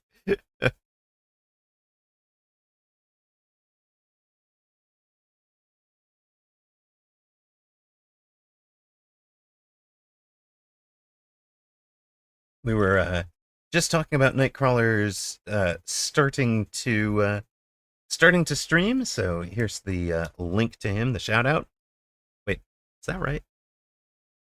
No, I did not get that right. That is not the person. One moment. There you go. That is the person that you're looking for. If you wanted to go follow a young Finnish streamer who's a multiple time tournament champion and looking to break into the Mag 1 ranks, Lau, of course, number 1 seed in this tournament. We saw him win last round's game against KSP Lapis. Skay, the number 4 seed, one of the strongest remaining opponents, actually the strongest remaining opponent for Skay in this tournament. Number 5 seed Steel Sane is still alive as well.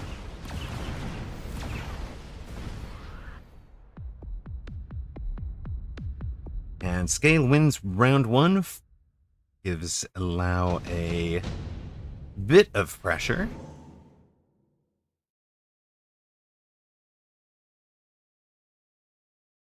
What do you see for these two? Is this another improved Overlord game? Mass-produced Sledge for Lau. I mean, yeah, I wasn't expecting that. But then he always likes those sledges, so maybe it's just nice. He loves that medium chaff. Right. He's just going to use them as the medium chaff. Doesn't care about the fact that they're still giving away full value as 200 XP instead of 100. He does love overlords, so but he's not gone for it, right? Now, Skay is generally a Vulcan marksman player. He's taken the improved firepower control, which might be a set for that. It'll be Phoenix instead on round 2. So Phoenix plus improved firepower control. Improved firepower control did get a slight debuff for season 4. It used to be plus 100% way back in the day. It was reduced to plus 70%. Now it's down to plus 65%. 80k. Still very, very strong. that's a real benefit of that supply specialist that you get to pick. You can unlock and get two and pick up an item. That's huge. Can be a very strong round. And Allow, of course, we saw overcome the early Phoenix last time out, but again is going to be losing round 2 due to lack of upshoot.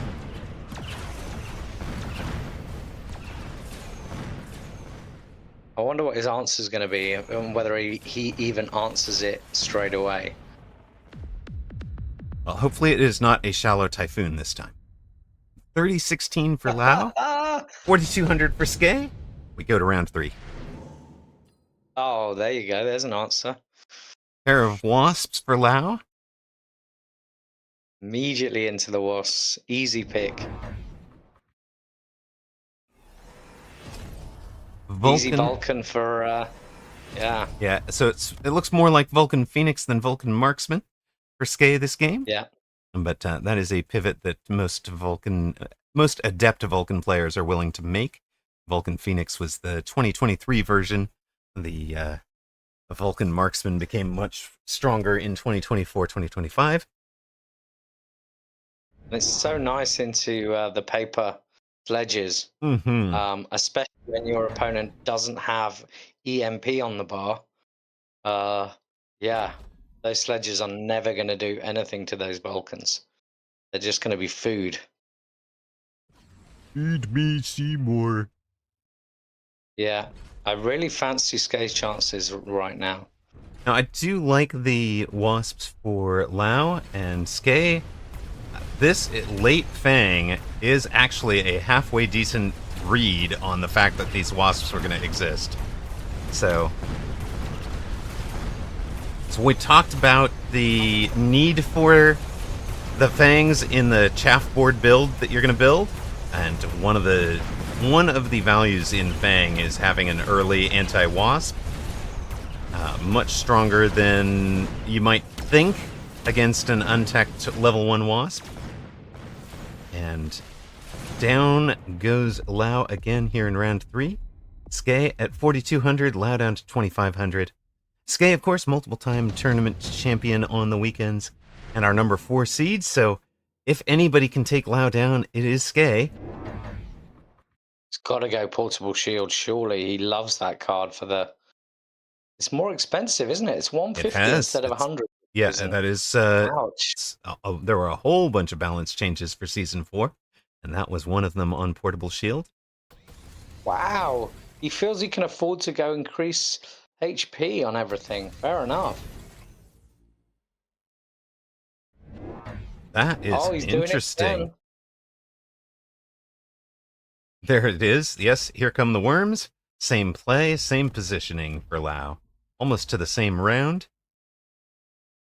We saw it work. Question is, can he get it working in time? Because I think he's going to drop out a couple more rounds. He's not cost control this time. He is Giant Specialist, so he didn't have to pay for that unlock. True, true. So they're going to be stronger. And they should be stronger. They're over 50... Well, they're 48,000 hit points, because he hasn't taken the +1 yet.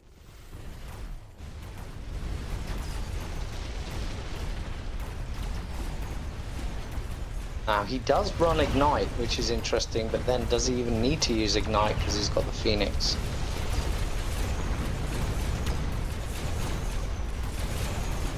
I think he has to go Ignite because he's just not getting... Oh, hang on.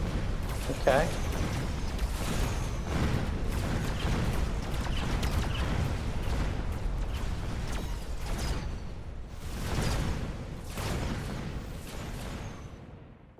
Okay, it's not a huge amount of damage, so he can stick another couple of worms down, maybe. And remember, he's stabilized in round 5 in that game against... game we just saw. Goodness. Game against KSP Lapice. Yeah, KSP, yeah.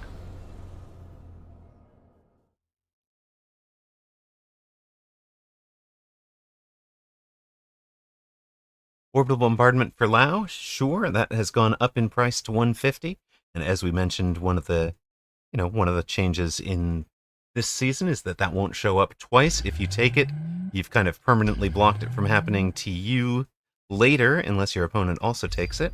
That is the way the game was when I first picked it up, by the way, and I really liked that element of it, that you were able to Yeah, kind of block yeah, people it out was of a... so much more tactical. It Yeah, became really tactical what you picked. And here's an example of that, right? This time, Skay takes that portable shield, which you called out that he yeah, likes, and he'll never be able to get an orbital bombardment. If this game goes to a 10th round, yeah. Lau will have gotten this back a second time. I think the portable shield was just too valuable because it means the sandworm has to do so much more work on the Vulcan. Fair enough. And He's also gone to the level 2 storms again and goes for the replicate on death. yeah, Exactly the same, or mechanical division on death. Exactly the same as we saw last game out. It's almost like he's running it to a script, but of course this is something that he'll have workshopped against the Vulcan builds. He's pretty confident he can run it against a Vulcan build. Kevco, first time chatter, cheering for Skay. So it's a chatter name Kevco underbar 301. So it's 301 greater than 201. Let's go, Skay. There's definitely some regional rivalries going in this game for sure. Thank you very much for the follow, Kev. yeah. Those worms are getting it done. And in part, they're getting it done through that replicate, the mech div on death, because that is just tanking so many additional shots. It's like that has become his secondary chaff. And again, he stabilizes in round 5, doesn't win round 5 by much. He's going to add the 2 worms here in round 6, just like he did last game. I almost feel like I could place them for him. I wonder what happens here. Do we see a skip or do we see... I mean... Lau's going to orbital javelin one of the one. one of the Vulcans for sure. Wants to put it on the one with the armor, with the portable shield, but doesn't. He goes for one of the other ones. Skay also takes it. Again, that would be to potentially block out if it wasn't happening for Lau. And he's going to drop it on the Stormcaller. This guy will be underground by the time that hits, so he's not going to be touched by it. Is that worth it for him? I mean, that seems like an odd choice for Skay. It's blocking out the possibility of getting jabbed later in the game if Lau doesn't take it. Oh, I see. You think it's just the tactical It's the tactical, move, yeah. I think. Lau has taken triple Wasp. There's no great Wasp answer on the board. Yeah. Okay. It has them on the back row there. And he's leaving the Vulcans without range, without ignite, without scorch. Well, there's range. He's still got 650 range to spend, now down to 350 after ranging both the Phoenix and the Vulcan on this turn. He didn't want to range the Vulcans last turn because he'd had the Phoenix out in front of them at 120 versus the 135 for the Vulcan. So that's I wind up in that trap a lot when I'm playing Phoenix as well. Yeah. Hurts to tech a unit and have it get jabbed out, though. Ooh. It really does. It really does. It feels like these wasps are going to be the problem now. I just don't think those level 1 fangs are going to do the business. But I mean, there is a lot of them, to be fair. That is a good shout from SMY. Points out that from Smill even. Points out that Lau took a loan this round to be able to afford everything he took, which included range on the Wasps. Wow. And it's a very even round, so that's very close round. Skay will have time to answer the Wasps. Round win for... And that was a Jav round, so Skay's looking good. Round win for Lau, 2 in a row now. He drops Skay to 3,200. Is it loan till the end for Lau at this point? Surely you go Overlord. If you're Skay as well. No, okay. Has he got? Overlord for Lao, but he sells it to go triple anti-air barrage on the fort.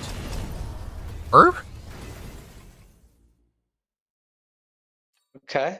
I mean, there were 2 Phoenix. There's now actually a third because Skay is buying one. Now, Skay actually had a third one out. Skay goes for 2 ranged AA Mustangs right away. And if he was not intending to use the Tarantula, why did he pick the Tarantula and then instead just get the boat and sell the boat? I mean, if he was never intending to use it. Lao took the boat and sold the boat. Yeah. Right. So Skay has the Tarantula on the board, right? But we're not teching it, we're not doing anything with it. Yeah, we sold one, kept sold one, kept one. Maybe this is the better money over the 2 rounds. Yeah, I suppose. Maybe that's it. It just, I saw he had aerial on the Tarantula, and I thought, oh, maybe he's going to use that as an option. No. But then, of course, he went straight into the Mustangs. Yeah, no. Anti-air Tarantula is a terrible choice for Wasp solution. Yeah. You just tank it on whatever the ground unit is. Because it doesn't give the targeting priority that, like, AA on a Mustang does. It doesn't give you the extra range. I think... What do you think? I think he sells the Tarantula and then goes into a War Factory now. I mean, War Factory as the answer to the Fortress is a good choice for Skay. Lao has him down to from 1800 for Lao, 1200 for Skay. Here comes the Lightning Storm round. Lao takes that almost immediately. He is trying to put the pedal to the metal with spells, with anything he can. Skay also takes your Lightning Storm. That will be devastating against the Wasps. He puts it on the side where you can pick up 2 packs of level 2s. And if he is wise, it'll be a crawler here to pull everybody kind of into the middle of it. Lao takes another fort to try and answer the final Phoenix. Ranges the forts as well. Good Quantum Assembly. That's the other option he's got, of course. Right. Quantum on the bar. I still don't see an answer to the forts. He could Ignite. He could Quantum Assembly. There it is. There you go. It'll be Ignite on the Vulcan. And he's still got 700 left to spend.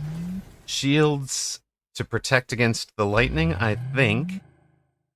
Yeah.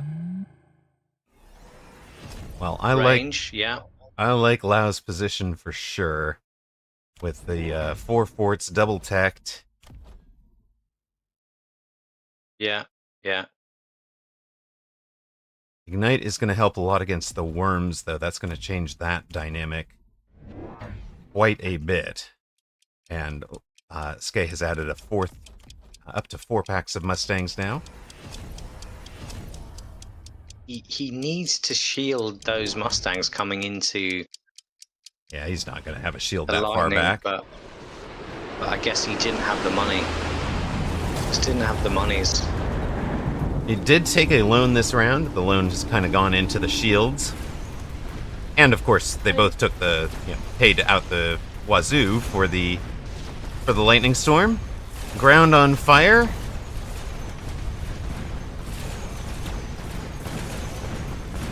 Get rid of them wasps. Oh. Still a couple wasps surviving. Only a few Mustangs left to try and handle them. The Ignite... one blue Vulcan is... Oh, there you go. I was going to say, the Ignite on the Vulcans did great against the worms, but is not enough to handle the forts.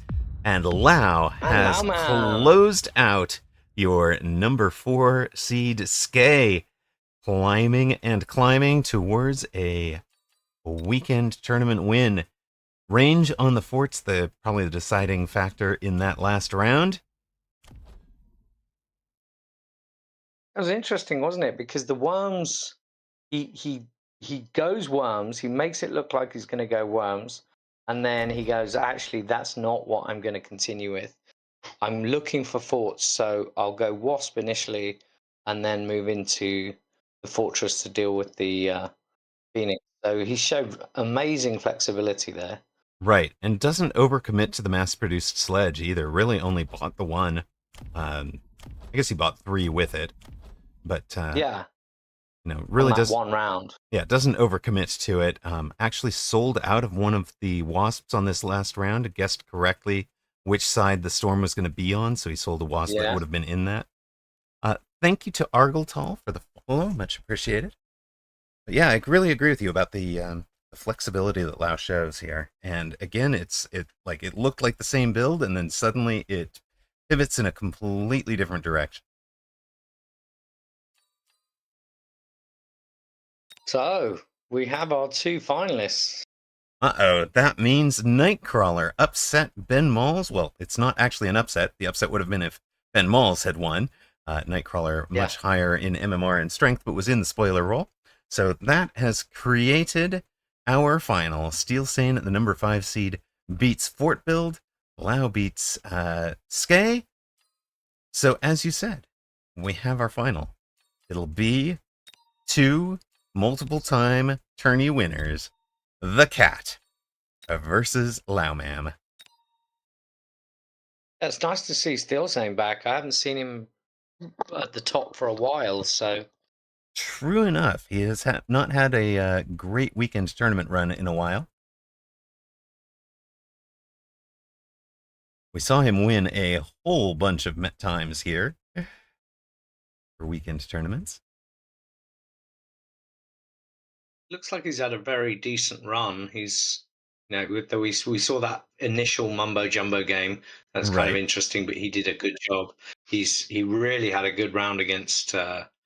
He beat Fort Build in 5 rounds, which is no. It went a bit longer than that. Yeah, sorry, it was just a round 5 game. Round 5 game. Yeah. Not. Yeah, yeah.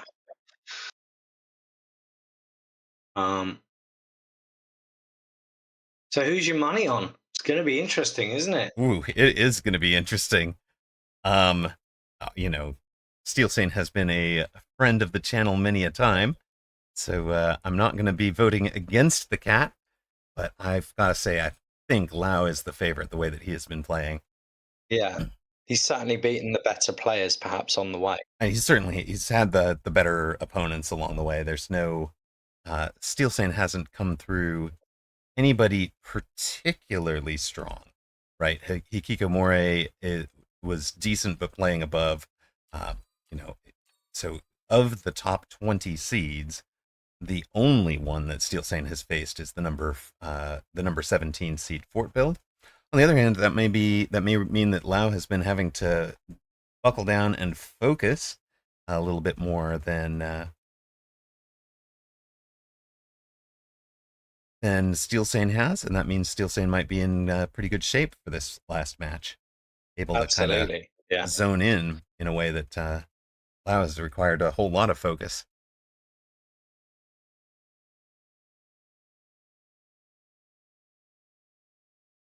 So just a quick question on them. We haven't seen the mountain, obviously, at all yet today.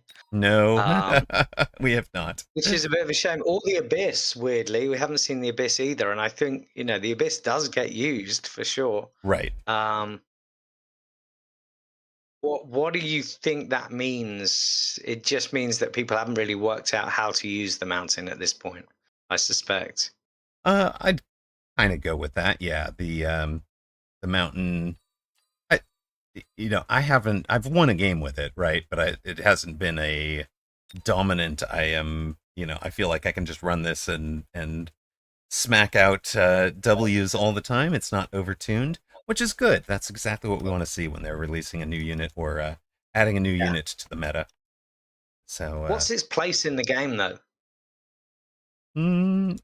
I think if you go with what Bear Like said, he wanted the biggest thing with the biggest guns. I like the concept. It's fun to play, and I think where it is at is kind of like a big melting point almost in terms of like the way that I'm anticipating using it is doing big burst damage at 140 to 180 meter range. That's what I'm thinking. Yeah. What do you mean, Kilcannon? Kilcannon says the mountain isn't like how the Abyss was when it came out. What do you mean by that?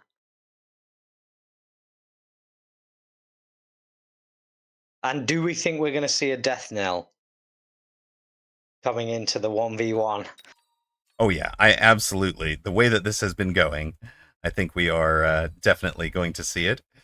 Diana Interesting. did in fact predict her subsequent defeat just by distraction. So I think that's funny. But yeah, I absolutely predict that we're going to see see that come over. Will we get into a Titan meta by season 5? I honestly thought that this was going to be the season of the Titan meta. So, maybe we haven't worked it out yet. Maybe we haven't figured it out, but that is definitely what I was expecting here. Does the board feel slightly small for Titans now, or do we think it's still the right size? Oh, I think it's the right size. I've got room for them. Okay. You? Yeah, no, I've got room for them, but again, the Titan is such an odd. I'm struggling to understand where it, because when I put the range on the Titan, it's now almost firing across the board. Right. But as we said, it's kind of like a high damage unit. Sorry, a high HP unit, but then it doesn't hit the hardest either. When you put really chunky units, it actually has a problem getting through them. It's just not what I thought it was going to be. I really like it as a unit, but I don't know. Like I say, I don't know where to put it at the moment. It just feels like a really big arc light. But we'll see. I'm sure we'll work it out. Indeed. All right. We will give you guys your prediction. So, Steel Sane versus Lao coming right up. We'll be about 2 minutes out. I do Phoenix Flight. I completely agree, and that is one of the things I'd like to see. Phoenix Flight says changing the board size would dramatically change how the game is played. I don't think we need buildings. I think we need 8 different maps with some of them are bigger, some of them are smaller. Some of them have a terrain feature which blocks line of sight. Yeah. Some of them have a river which slows both sides down as they try to cross it, but maybe some units don't get slowed down by rivers. Mustang, for example, is a hovercraft. Doesn't get slowed down. I think that would be great direction for this game to have gone. I think it would have been that's the direction. If I were the creative director, that's the direction I'd have taken it. The reason for that is pretty simple. It's that you don't have to be super gamey, and real militaries use real units, different units, because of differences in terrain and differences in engagement range, differences in like fighting through mountain terrain or heavy overcast. Exactly. Like there's so many different things that change how a military is able to engage. I do wonder whether it suddenly it sort of 4x's the complexity of the game, because it's already a fairly complex game. It's already the entry level, the bar to entry perhaps is still quite high, and then suddenly you're going, okay, well, different builds are going to work on different maps better. So you've suddenly gone, yeah, let's times it by 4xing the complexity by introducing those items. Right, that's exactly what I'm saying. I think that would be tremendous for increasing the upper skill upper skill level of it. And you're right that it probably does make it a little bit harder to enter, but at lowest levels I would imagine that just have any consistent build wins games, right? Yeah.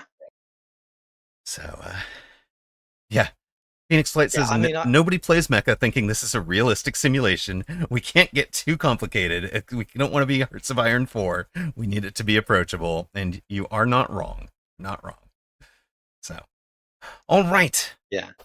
Focus on the game in front of us.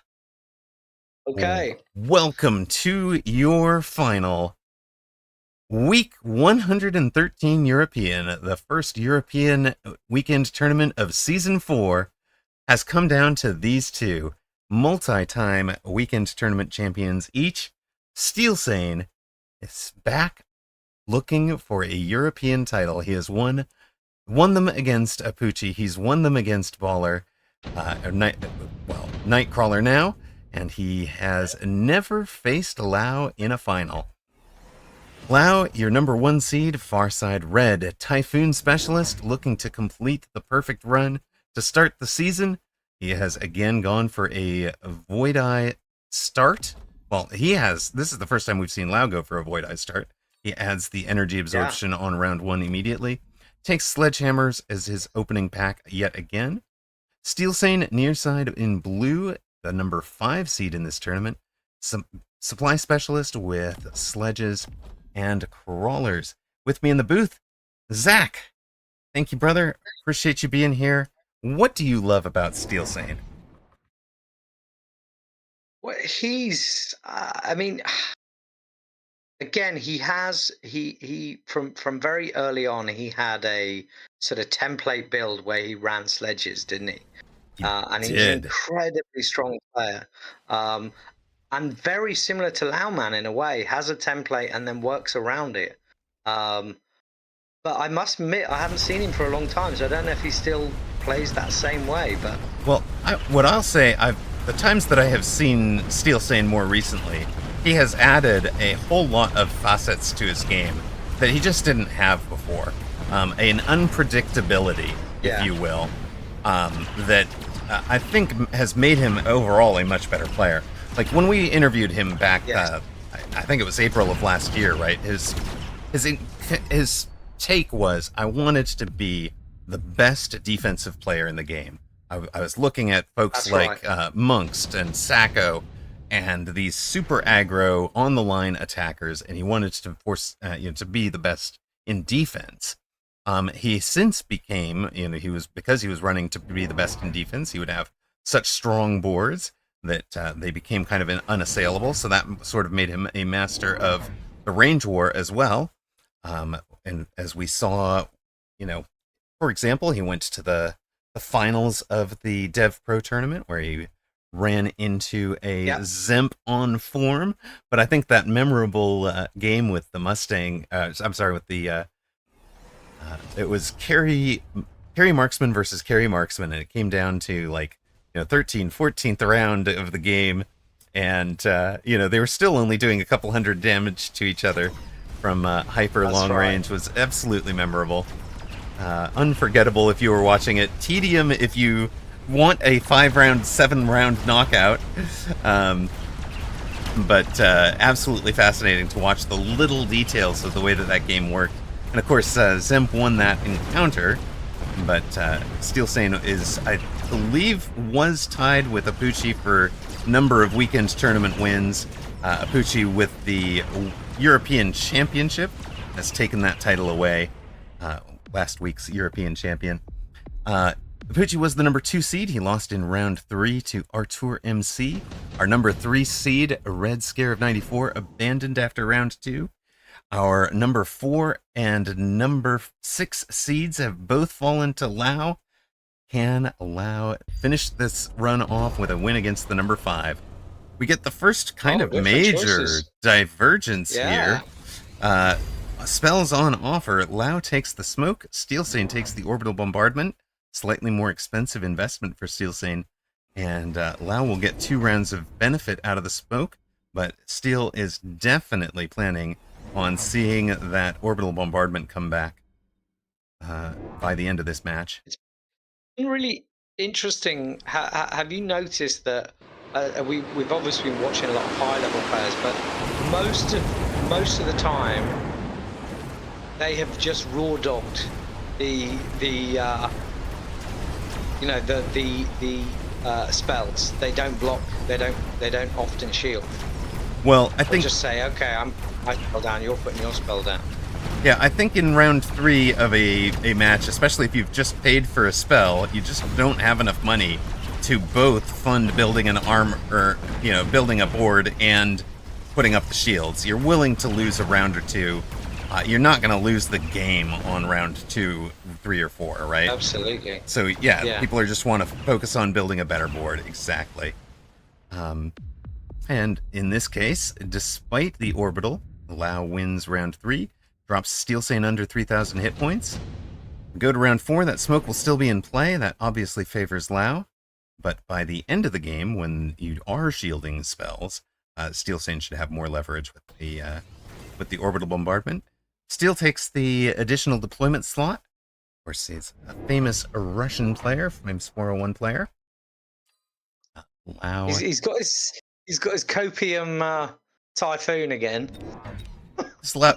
Lao was a typhoon specialist, so we may see him sell that. Okay, we may see him sell that. It's not like he bought it. I thought he bought it, so I apologize. I messed that one up. He's also taken the efficient tech maintenance, efficient tech manufacturing. So another divergence between them. Additional deployment for Steel, efficient tech for Lao. Lao goes immediately into Arclight with range. So we talked about ranging your chaff clear on round 3. Lao gets to that on round 4. For Steel Sane, he is into 2 more sledges. So that big sledge line, this is classic Steel Sane from back in the day. Those sledges are the next level of chaff. They are not a full carry the way that you might have seen Apucci or Doxson run back in the day, the way that you might have seen me or Cast run them more recently. But they're just going to be big tanky units out on the board. And you were right, he didn't sell the Typhoons. The Copium Typhoon out on the left. You will not wasp me on that side, sir. Absolutely not. With our smoke in play, Lao gets a hefty round win here. Drops Steel Sane down to... That smoke was a much better choice. Yeah, 1372 for Steel. He's in a lot of trouble early. In danger of getting tempoed out in 5, in fact. Do you just put the hammer down and try to nuke him? Nuke? Oh, man. That would be brutal. That's just gross, right? Steel takes the photon coating. He's still committed to the long term, the build. Lao skips the nuke. It's too expensive. He doesn't want a chance swinging for the fences and missing. So he'll just build the board up. Steel, it's a 4th and 5th Stormcaller, and he takes the high explosive anti-tank. Some people would call it armor piercing. It's not quite the same thing, but heat ammo, as it were, putting now costing 150 instead of 100. Still really valuable. Basically doubles your DPS. It's plus 100% ATK and minus 15% to your attack interval. Well, yeah, these are going to be huge, actually. I think if you can get it hitting the units, if you can get it hitting the... especially if they're landing on the Scorpions. They have targeted 2 of them. Oh. Thump. Thump. Yeah. 1 down. 2 down. There is a single surviving Scorpion. Yeah. That Scorpion never is getting targeted yet. And Lao can fix this, right? With a chaff build, he can start to fix that targeting. But this round goes to Steel Sane. He has 1 surviving shield, so that's value for him as well. Drops Lao down to 3440. The cat at 1400. Lao takes level 2 wasps. I think Steel Sane has to take it as well, right? Yeah, he does take it. Has to say that's going to be a problem. Yeah, okay. Yeah, he had no answer to them. He's got fangs on the board. Lao, this is kind of one of the indicators I will take to go wasps as well, is when opponent is in this many, and this much tech already into ground units, right? This is kind of an indicator that wasps are going to get a lot of value. Lao, not afraid to just take them and range them immediately. Steel is ranging the his sledges, having maybe taken the wasps as a hedge against wasps. Now they're just going to be way out in front of the sledges. They've got no techs on them.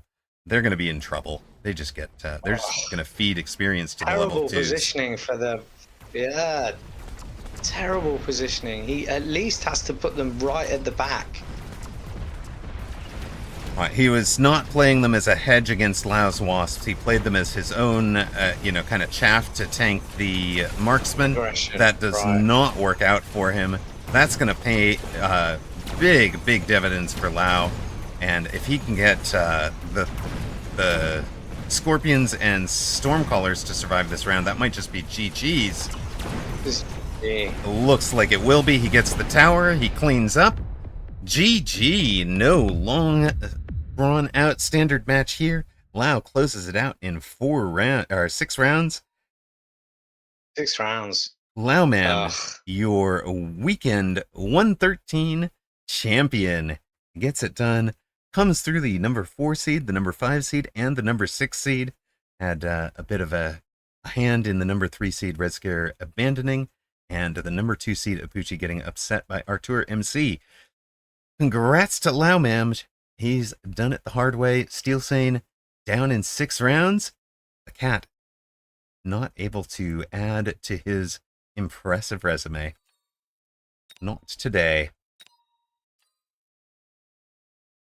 There will, of course, still be a whole bunch of matches going. Nightcrawler has abandoned against Apuchi. That will put Apuchi, in with a shout at a top finish. Steel Sane will probably be the number 2 finish here after having that many minor points. Apuchi will not be the number 3. Somebody from the 4 and 1s will have more minor points after their match gets calculated. Let's see if we can find somebody we haven't gotten to watch. We didn't get to watch any Ben Moles. We didn't get to watch much AWM. Let's step into that 9v6 game. Oh, that's good. Congrats to those that backed Lau Mamj in this one. I know Steel saying might be the sentimental favorite for some folks. Lau Mamj was the 2.86 to 1 underdog when he probably should have been the favorite for that one. What are we in absolutely. here, folks? AWM, a missile specialist with, are those carry rates, sir? Range 8-gun rates kind of on the line, going into Ben Mole's Fire Badger specialist with some Overlord and Chin Gun. Overlord is a pretty good answer to carry Wraith. The Drive-By Phoenix with Jump Drive. Is this too fast? No, it doesn't get it done. It actually drove too fast to take out a level 3 tower. Oh, and those Wraiths. Oh, they are looking lovely. Wraiths finishing off the board. There is still a single fort over there with AA Barrage, but AA Barrage is not really what you want to answer against Wraith, honestly.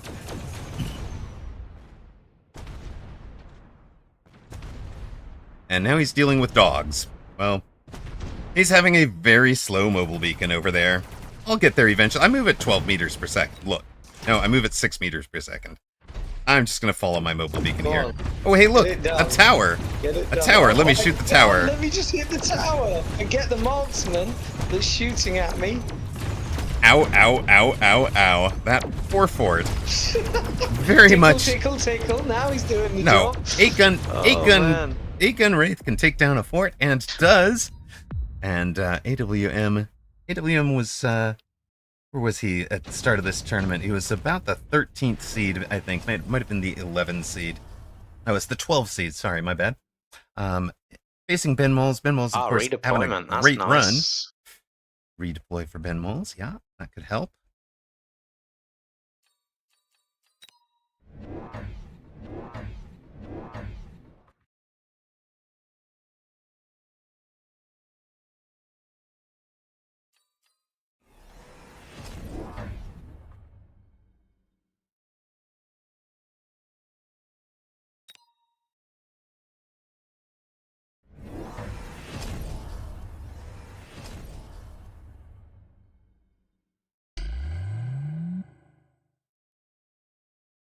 I wonder why he's gone. I don't understand why he's got Overlord artillery.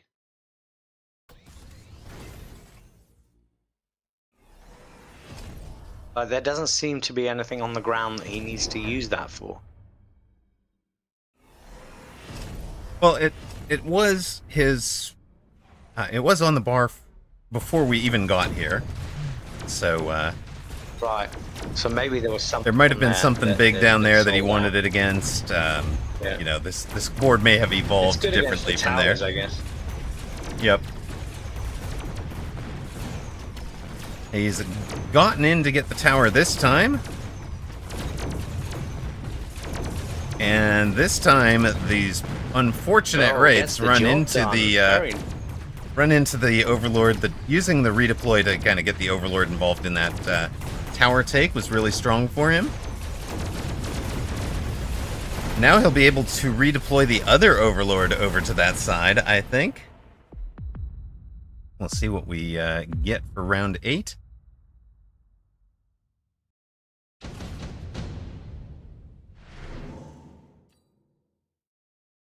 Note that Ben Moles has been streaming for more than 10 hours at this point. He's planning to run a full 3 tournaments today.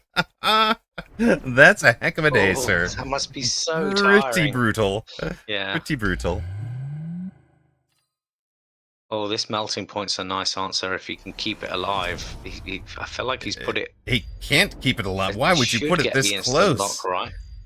I mean, he's trying to get an instant lock, yeah, but I mean... I think he's just trying to get the instant lock. But the thing there is that the ground cannon... I never agree with that, because he puts it... The ground cannon blows up the steel ball and then targets the melting point immediately, right?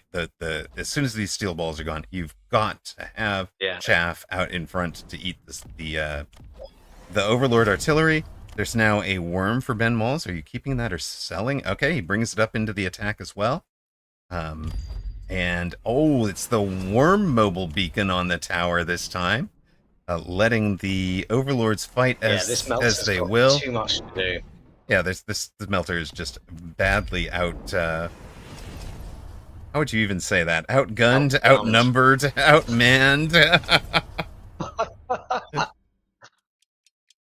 And I really don't like this second wraith positioning either. Like bring it back. And right. Anyway, I would have liked to have seen range energy diffraction just to give it a chance, but right.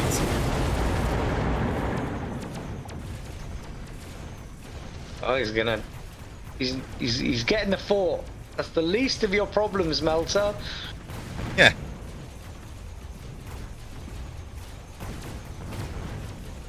Yeah, no, that is a overwhelming force from Ben Moles.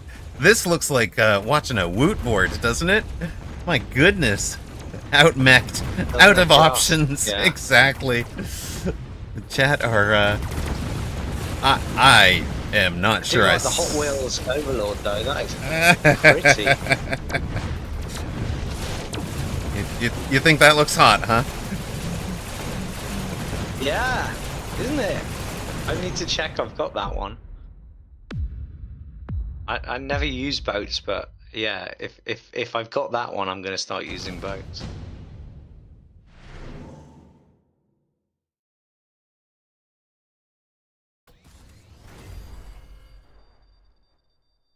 Oh, I've got it. I just haven't selected it. That is now on. The flames make it fly faster, says Phoenix Flight. Love it.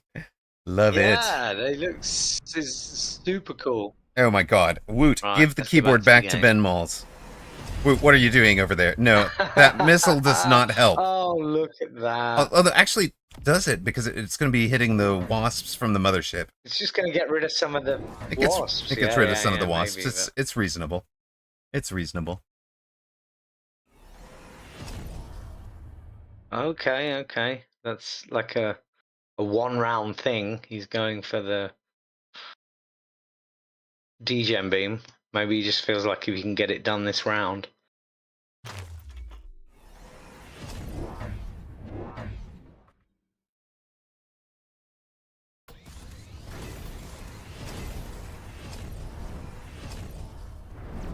Energy diffraction, energy diffraction, energy diffraction, please.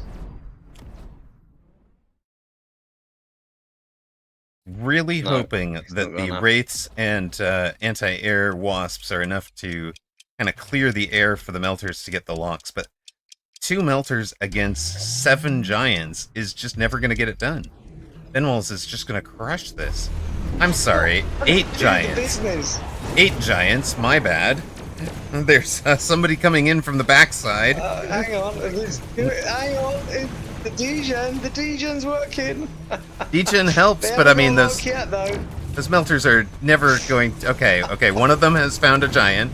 2 of them have found giants. Oh god. The Wraiths have actually done a yeoman's work, bringing down a couple of those boats. Now we get a tower debuff, finally. But that is... I think AWM has done enough to survive another round at least. I mean, he's got to press photon this round, so that's going to be a problem. Right, it's cost 700, right? He will be able to do it.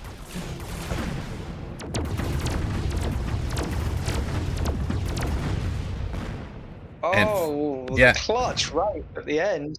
Hero Wraith with the little gold accents. Gotta love it.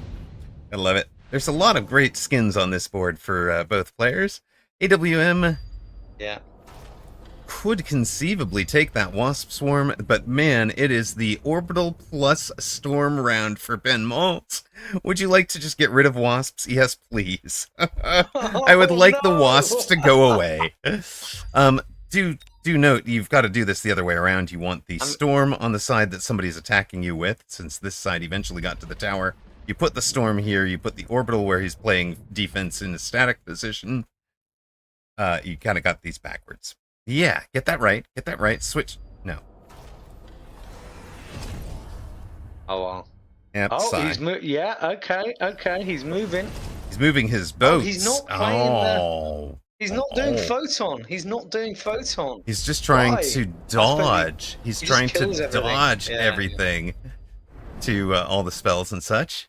And, yeah, photon would protect against the degen beam, but he's deciding to go back into the main other side. That makes much more sense out of his choice of spells, right? Which side the 2 spells are on, but I feel like this might be being a little too tricky. It could be, when you could just beast it with the photon and just go straight into it, but... Look at this double mobile beacon running away. Running away from the storm. I will keep everything alive. Everything of yours will die. I mean... Okay, he's got rid of 1. That degen is a problem, though. Yeah, the degen has done a ton of work. There's also no AA on this side to protect the overlords. Yeah, the 4D chess move, but I don't feel like it's paid off for him. Because now the melting point's in play, right? Yeah, Melter is... Oh. That is as close a round as you will ever see. 0-0. No damage dealt either side. Game. We go to round 11 of this one. I hope you guys are having fun. Okay, photon, surely. Please, nope, it's 2 more forts. He's still got the money for it, right? 2 more forts with AA. Maybe far enough away that the photon's not affecting him that much. The degen is, 120 meter range? These boats only have the 135, right? There's the photon. Thank you. Now, if you're going to photon them, put them back up on the front, because you want the photons affecting everything on the front. They were beasting their way in, weren't they? There we go. Yeah. Bring them back. Okay. Game is too... Yes, it was the balance patch. The game is clearly too well balanced.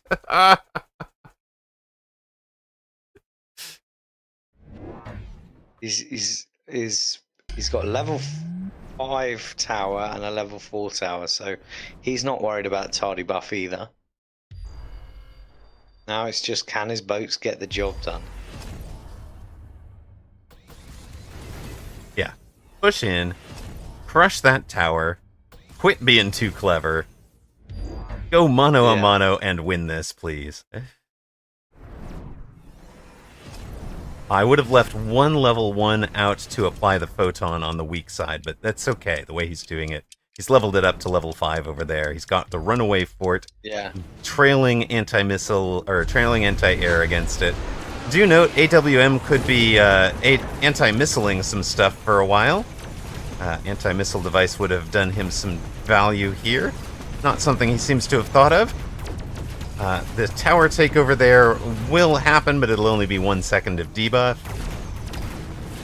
Yay, you have debuffed this whole army for 1 second.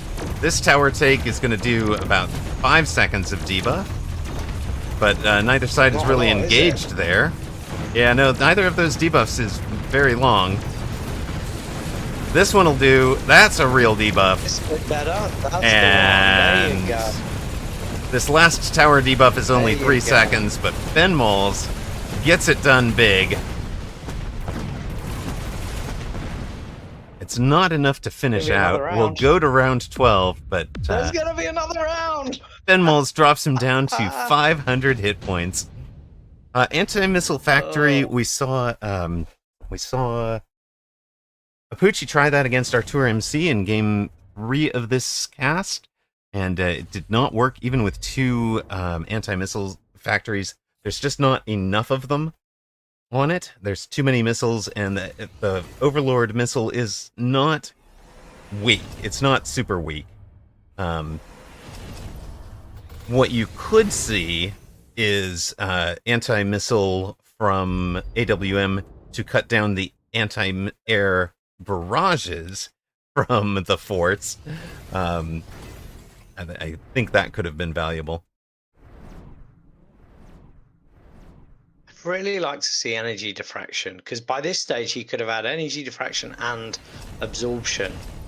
And I know he's got to kill a lot of chaff, but and he could have 2 more melters for that matter, and a mobile beacon, right? Like he could be mobile beaconing past that level 5 tower. Like those Raidens are useless. They should have been sold, and you should have all your techs into your big melting points. Well, now he has taken chain on those useless Raidens, and still doesn't have EMP on them. EMP on them for the late game encounters could have been really interesting once the photon's worn off. Yeah. And again, a mobile beacon. They're not damage dealers, are they? Really? Yeah. Right. But EMP on them would have been amazing. Yeah. Not during the photon, but yeah, as soon as that late game comes, suddenly you're switching everything off. Right. Looks like they may have been an answer to the Fire Badgers once upon a time, and they've just steadily been getting levels.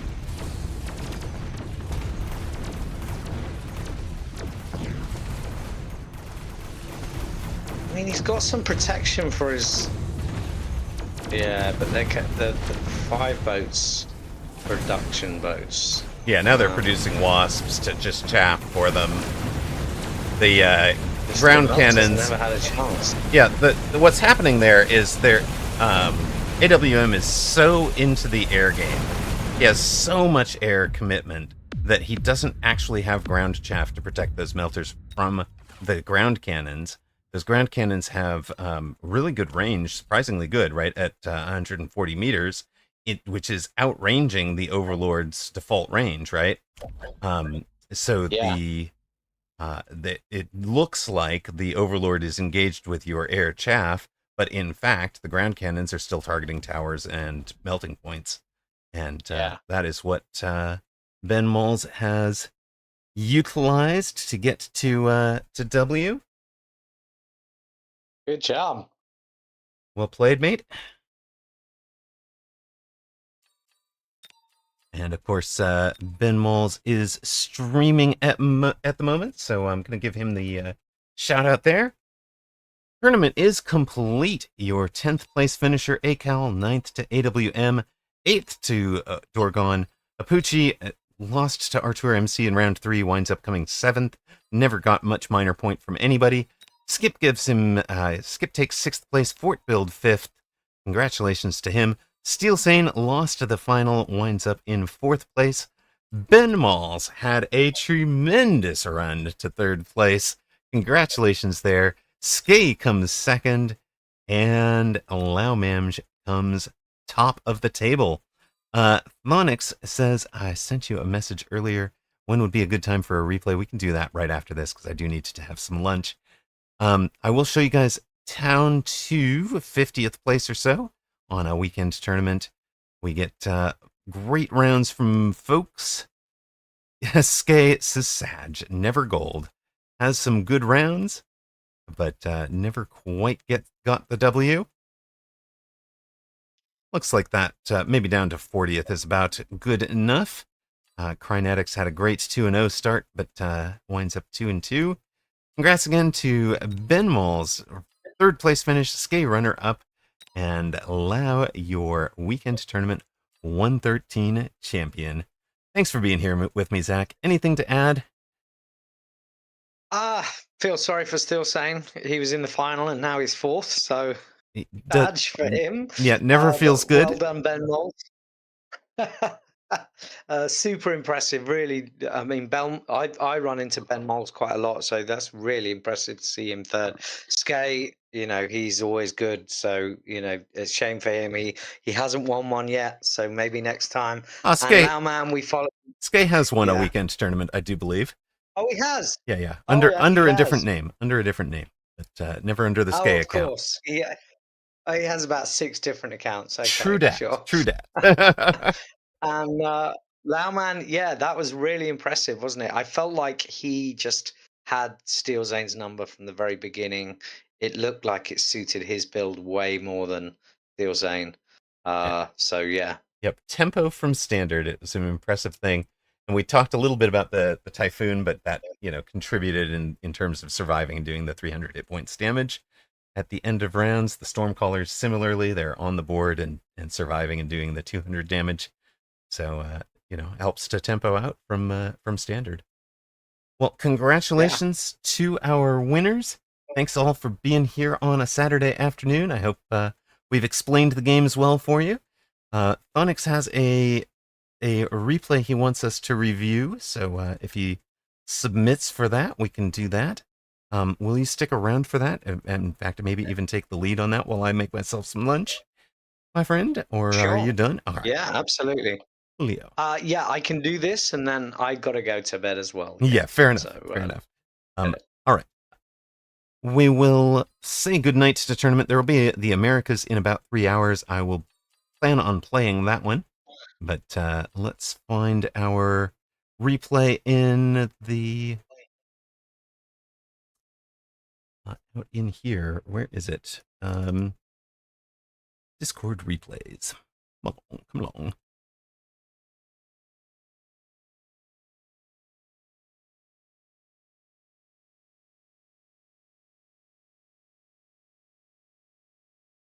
Let's see. I don't need to log into it again. I'm already in it, in a different window, in the same darn browser. All right. Where is this one from Thonix? I don't see it. Thonix? Is it? Thonix, you know how to submit them, right? In the replay section?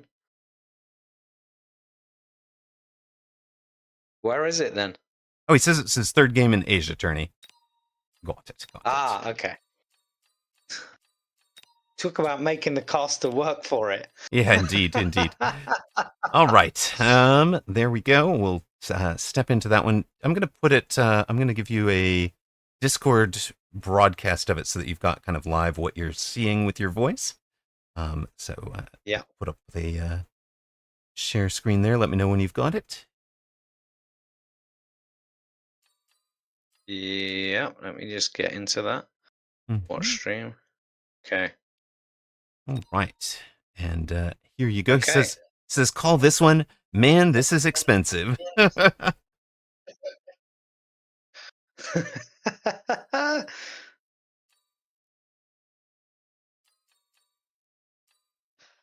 So Thonix, this is from this morning, right? Round, round 3 from the Asia tourney. Onyx near side in blue, Tachi far side in red, and the voice of the Salt Monkey is Zach to guide you through it. Nice.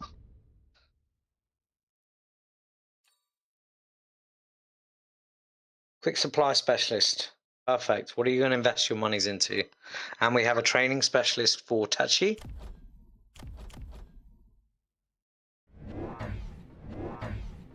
Okay. I like this setup.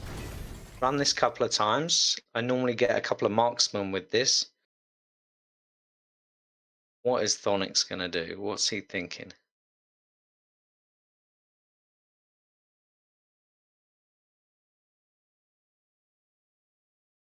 Are we finally going to get a mountain build? You're leaving a big old gap there. I feel like we could be seeing it. I'm excited.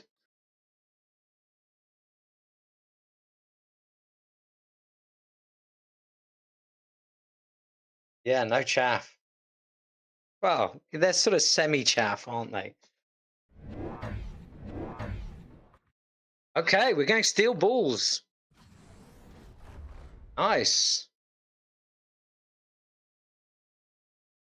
So we've used up our quick supply on a couple of steel balls.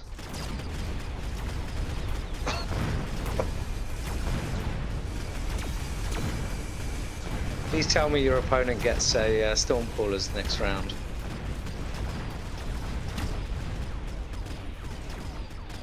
This has not gone well. This has not gone well, Thonix. 100%. Oh man. You spent your monies and he wins the round. This is worrying.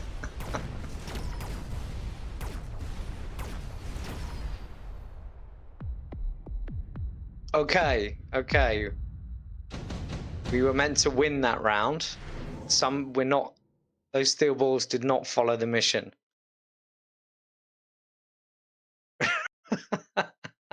Rip. We spent all our monies and we lost the round. Ouch. Okay, what you got for us, Thonix? What's the master move?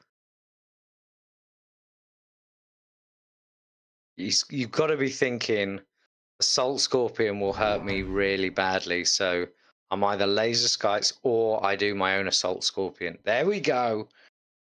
He's switching it up. Balls into vertical sledges, yeah. Ouch. Hit it on the head there, boom.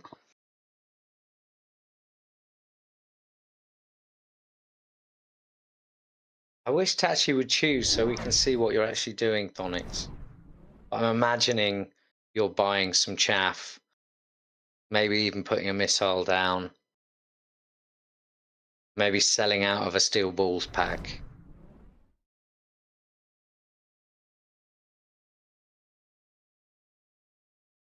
I obviously don't have control of this because it's Amarok's screen. There we go, finally. Sorry about that. Literally away from keyboard. It's all right. We got the chaff. We got the missile that we expected. We've kept the steel balls for some reason, but we've got a little bit of a better split this time. But look at the... He's just forcing his way in. Oh dear. This looks like the Baru formation, right? No. Just about. I like to throw down some storm callers, throw down some scorpions, and beat this, right? I mean, he doesn't even need the Stormcallers at this point. It's just, oh man, yeah, just one Stormcaller with the upgrade, with the heat shells. Oh god. Oh. 8 plus splash. So we're round two. We've spent all our monies. We've lost both rounds. Thonix, I'm feeling there's going to be a master stroke in here somewhere. You're doing this for the fans. Just trying to build the suspense, right? There's a lot of expense. Uh, Hmm. Typhoon for okay, Thonix we've will got a hide typhoon. Tachi's thoughts. Okay, there we go. We finally. Surely we're selling one pack of the balls now, though. Nope, nope. We're Please sell taking the one pack. Scorpion. The Scorpion, which should counter us, is instead our play. You, he must sell. You must sell a ball. Yes.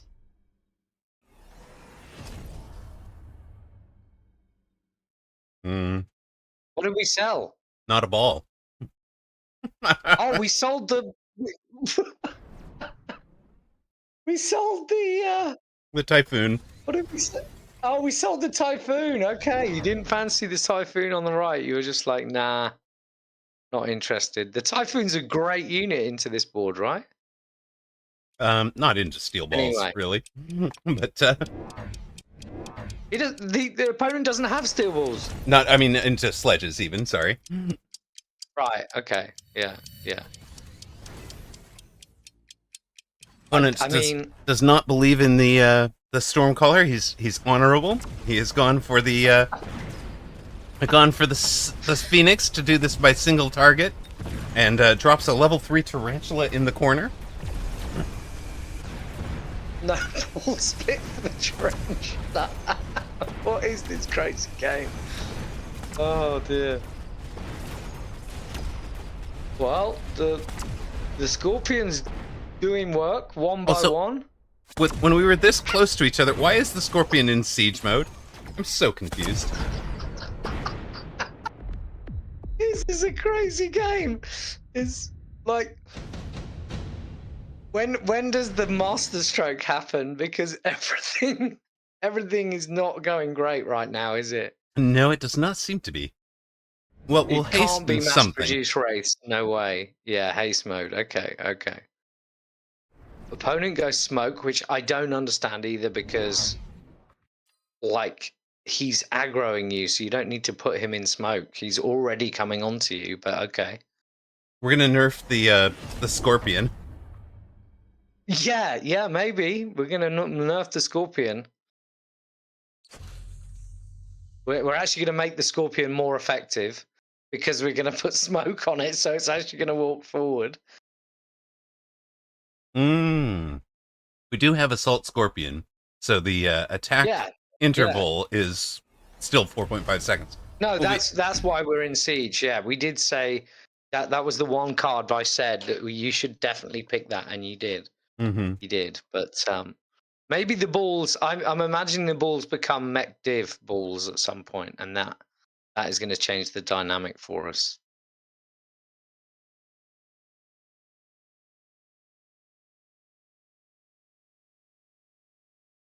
We still have a massive lack of chaff on Tachi's board. He's just really not interested in chaff. Maybe he's going mountain. Mm-hmm. But why? Could be. But don't the successful mountain builds I've seen have involved a lot of chaff. True. But what? I don't understand what he actually built that round. Okay.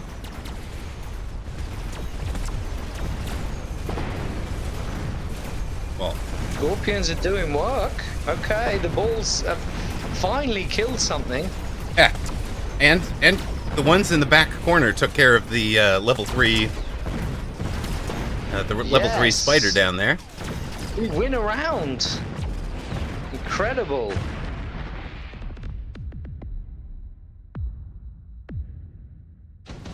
Okay, the comeback is on. It's real. Oh, power system, surely. Jab for Tachi. Power system for We love the Thonix. power. Yeah. Yeah.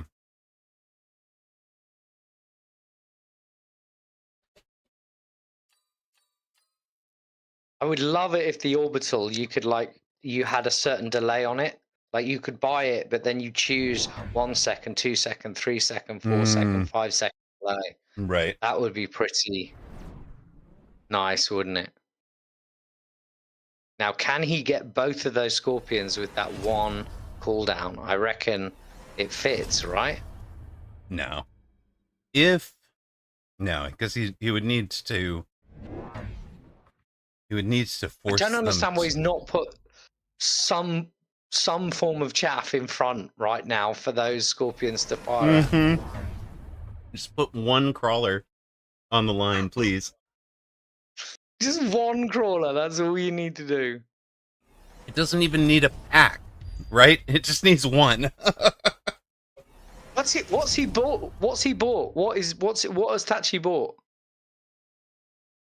Nothing so Nothing far. yet. He's got the two deploys. Okay.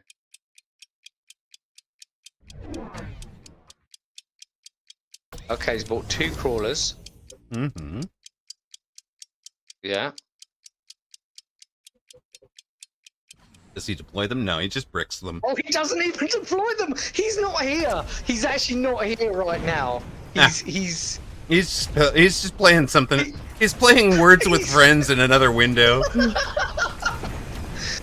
Donix, like what? This guy's letting you back into the game for some reason. He's on a different planet. No, he's saving up for a Titan. Yeah, but why didn't he deploy his crawlers? He left them straight there. To lull Thonix into a false sense of security. Okay, right. Nah. There you Don't go. go efficient. Efficient, Don't go efficient. efficient, and double Titan. That's the play for Tachi.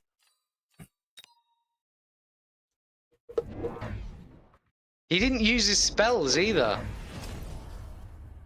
Just saving them, just in case.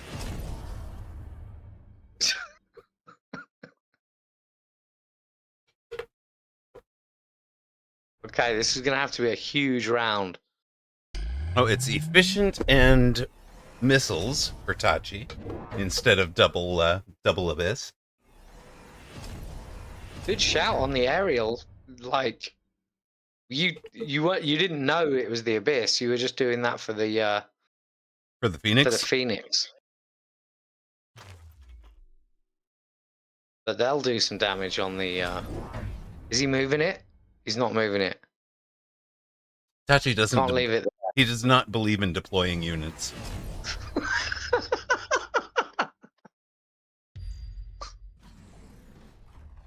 What the hell is going on? He just didn't do anything.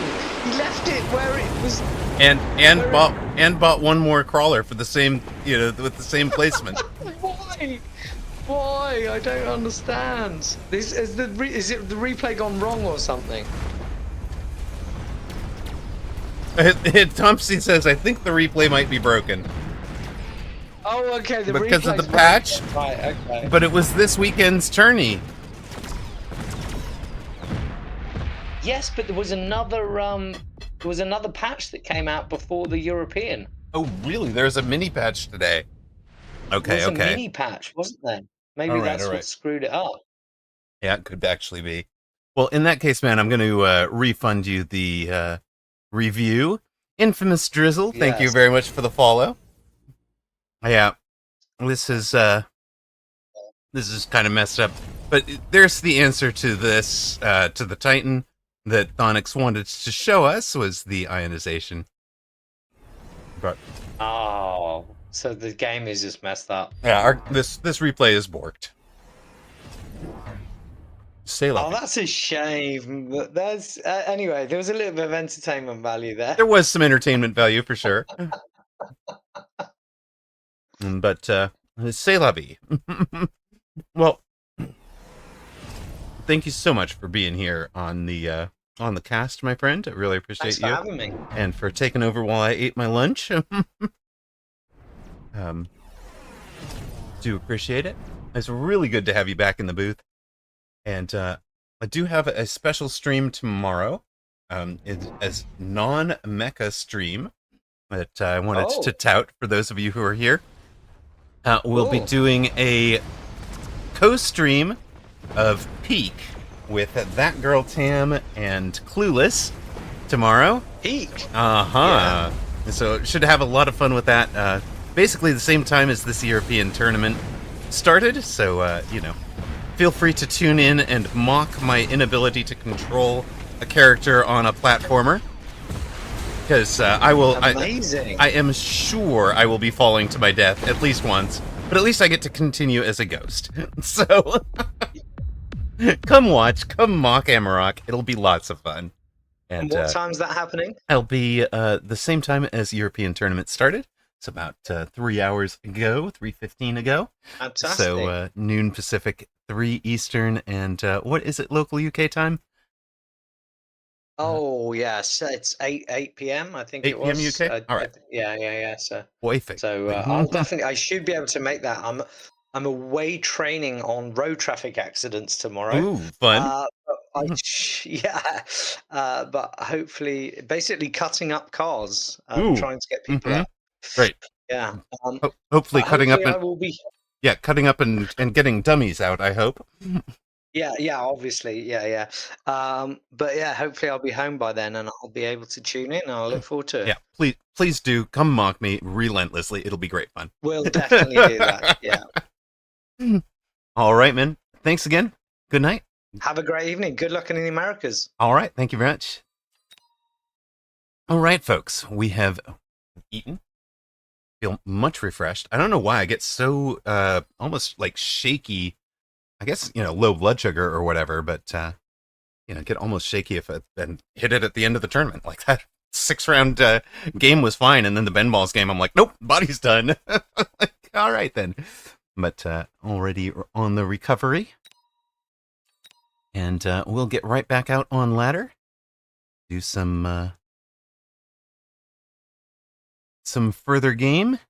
We are facing Mr. Civilized at 1790. Trying to climb back into the 1800s.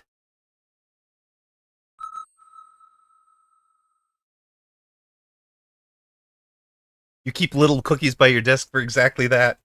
Need to, Thanks, Katsundere. I should really do that. In fact, what I've been doing for streaming, because I want to be able to, be present for you guys, not need to disappear or whatever. So I've got, a list of little, non-crunchy foods. So, I've got yogurt, I've got banana, things I can eat on stream without you guys noticing. But let us see what happens against Mr. Civilized, shall we? Let us be elite. Let us be elite. All right, channel point predictions are up. Apparently, we're going to run an ad right around round 2 of this game. I apologize to those of you that see and are annoyed by them, but, ads are kind of part and parcel of the business here. Suggest ice cream in this heat, thank you. Yeah, that is not a bad idea. I literally run... The gaming PC is as far away from me as I can get it. I have maximum cord stretch for everything.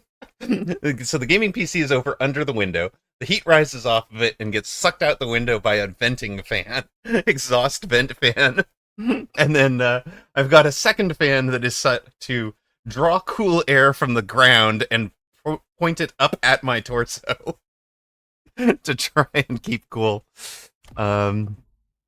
Yeah, it seems, if it seems excessive, maybe I blame the heat. Blame the heat. But of course, the annoying bit is, that is energy expenditure that is just contributing to the heat, right? So, I don't want to be running things that cool me down, because that's just making the problem worse, damn it. It's a temporary fix for a long-term problem, or that creates more long-term problem, I guess I should say.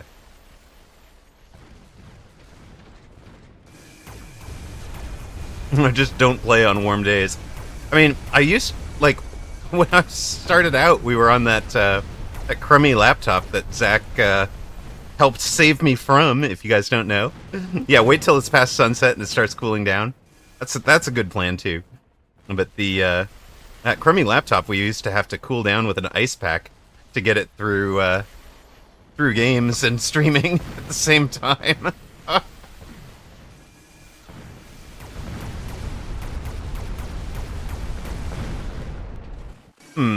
My steel balls are my chaff clear. It does not work out well. We'll see you guys after ad, for those of you that see them. What are we going to do here? Well, elite with intensive training makes sense, right? No? You don't think so?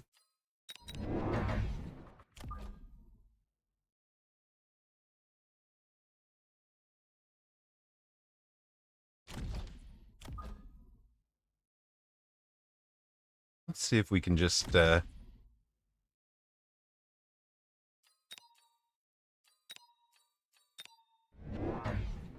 cause some problems, pull some units.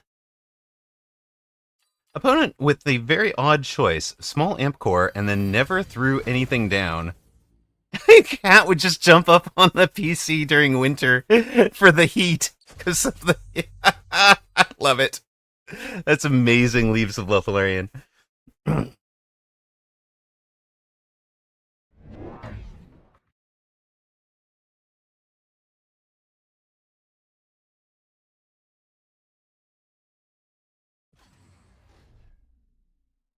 Yeah, it's interesting to see what, what did change, and it's going to be something in the processing of, right? But, yeah, no idea. No idea what might have changed. We have pulled the entire board over into our main fight. Just kind of what we wanted. That's why we had those crawlers out there. One dog is going after our tower. Opponents took the intensive training and leveled a... Oh, he insta-sold the Tarantula and bought the Abyss in round 4? What? How did we get to see it in round 5, then? What the heck?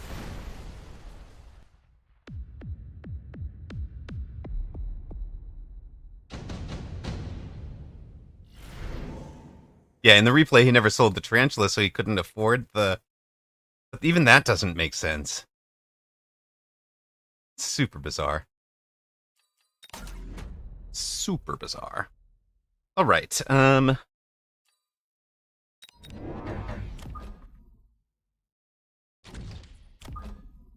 we are just going to do a little bit of,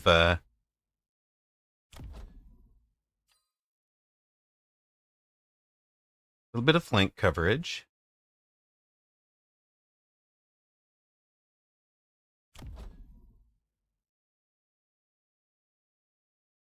Debating whether I actually ranged... I think I ranged the arcs.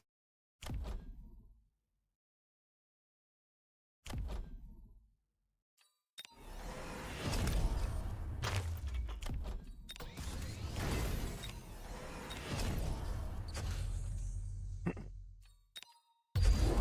he's oiled in front of us. Great. Hello, Park. Welcome in. We should do a new season high. Yes, I've actually got the season high here.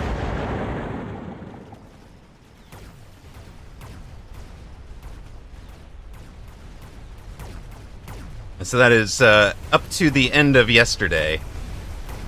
So we've got season high there.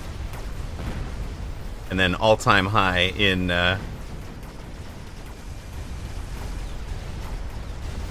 So opponent takes the Mustangs. Happy to see that. That's a... Oddly, to me, that has become a positive indicator to take the Wasp flank when offered. And again, they've leveled the storms over here. So we've got the opportunity to give them Stormcaller trouble.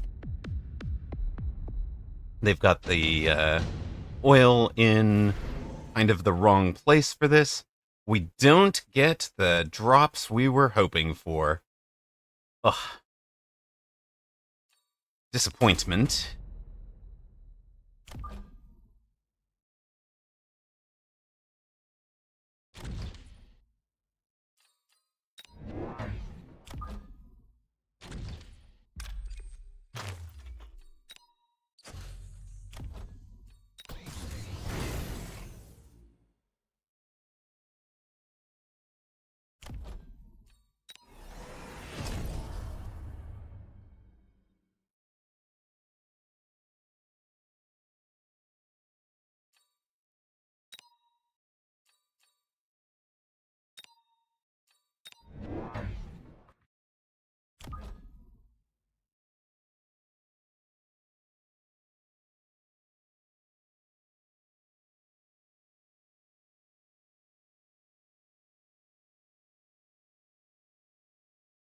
Hi. We're here for you.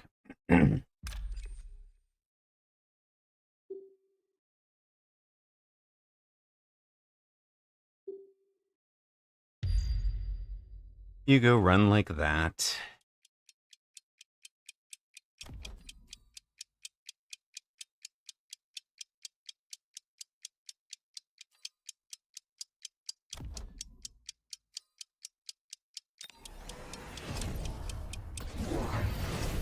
Opponent in a boat over there.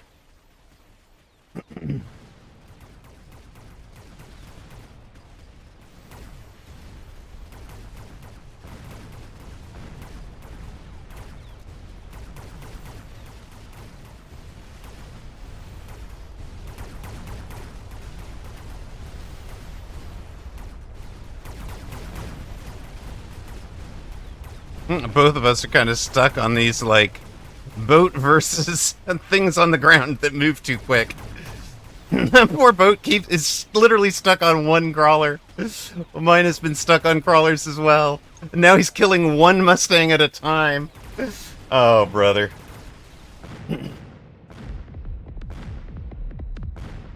It went poorly.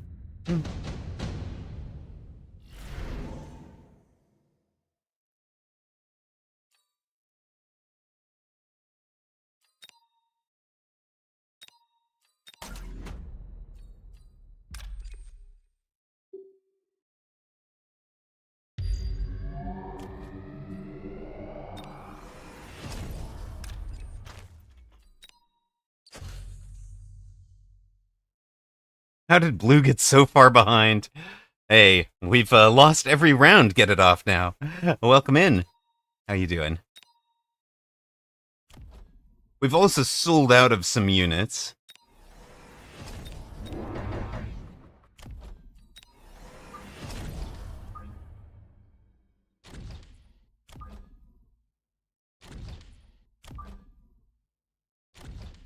We sold out of our steel balls. We've now sold out of this.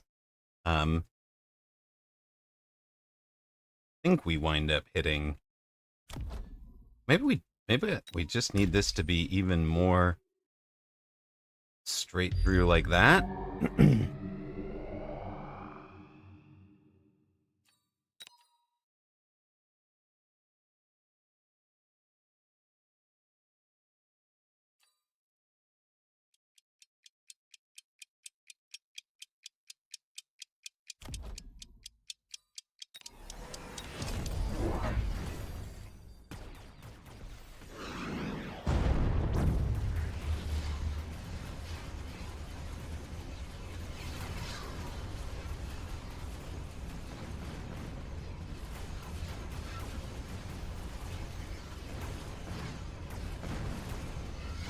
Oh, opponent shows poorly. We got our wasp flank established.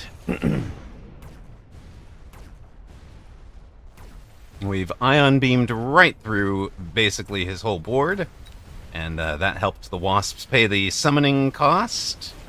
Yes, you will get to kill the. We'll get to kill some things here, but then we will clean up, and it's lots of experience for the wasps.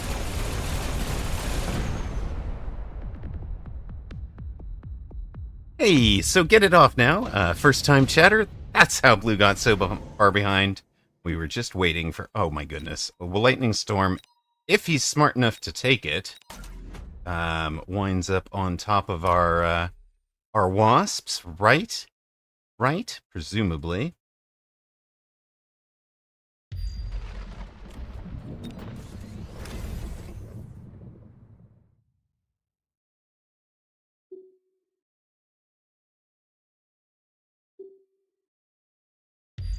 We're just gonna skirt around if possible. Why can't you see first time chatter? You're not the streamer.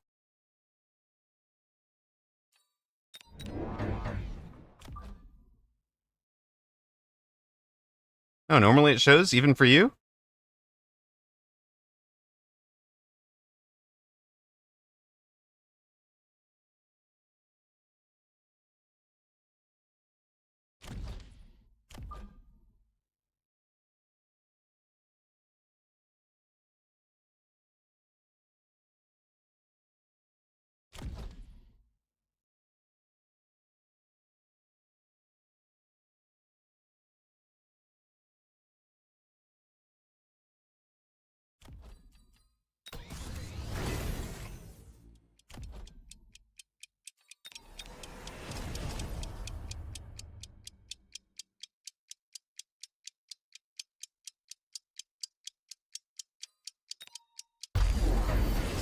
Nope, it is storm for us. You're gonna try running away with your boat. That's fine. We did manage to mobile beacon some crawlers right into the fire, but that's also okay. We get the tower again. Rhino survives again.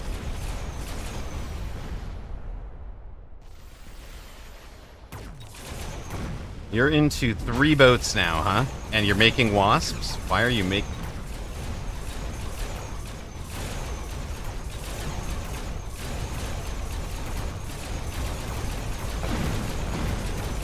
The Scorpion gods would have blessed you with the power to see first-time chatters. I love it.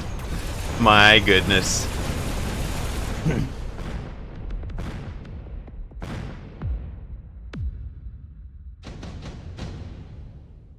Alright, we got lots of monies. Lots of shmonies.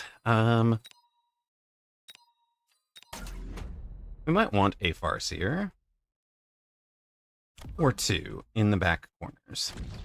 I don't think we want 3. I think we'll just take the levels. We'll give you guys range.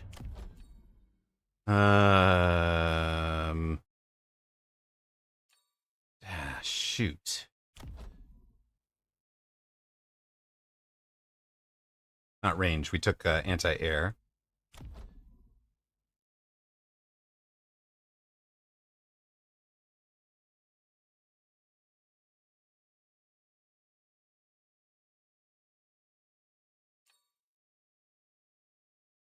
Sure, he's going to drop the oil in front of this guy, right?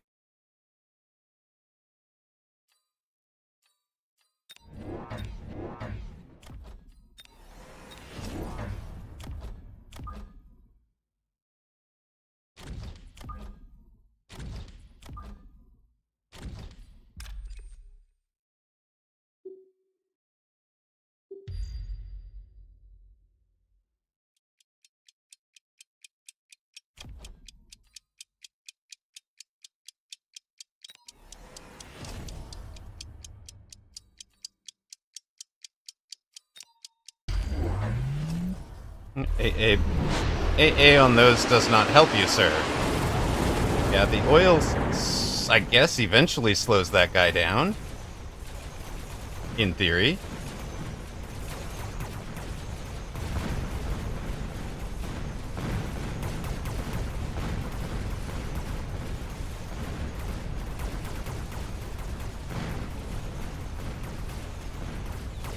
What level did you... You left this thing at level 4, huh? Okay.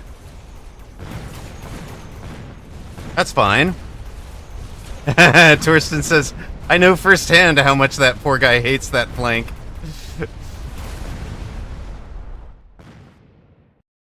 You just see it in Nightcrawler's stream often and thought I see it everywhere. That is likely, yes. Yeah, first time chatter is unique to mod and mod and streamer.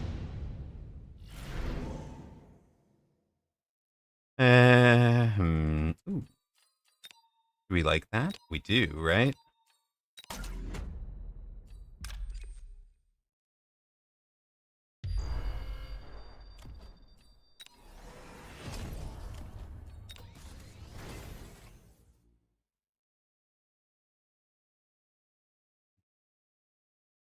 You did good work. Now, what we actually want is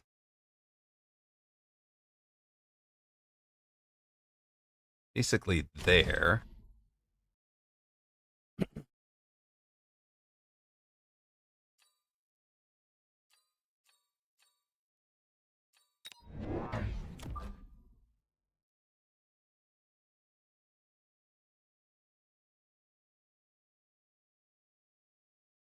Plus that. Those two.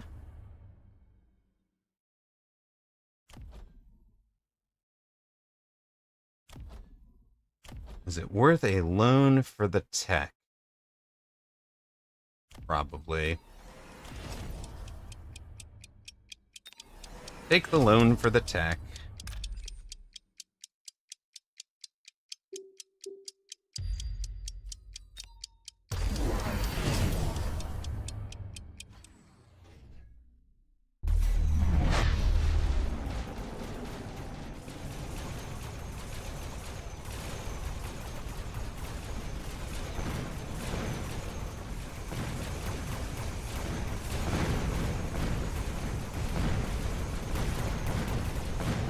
Oh dear. Did you lose both towers at once? That's gonna hurt.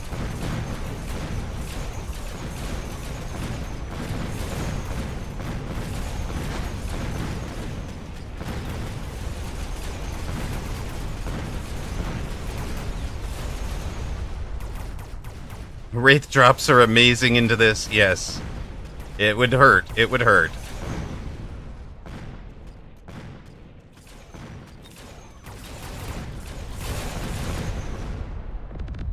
I'm a boomer. I only use my browser. Fair enough.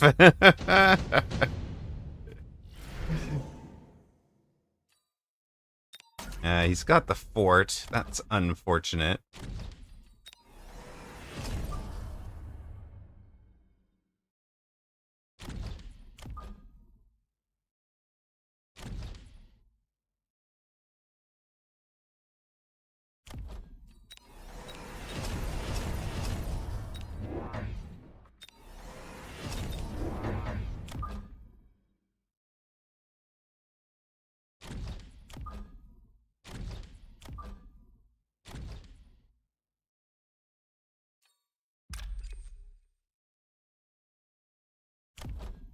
Where did these guys wind up? I don't remember where these guys wound up fighting from last round. That's a bit frustrating, but whatever. You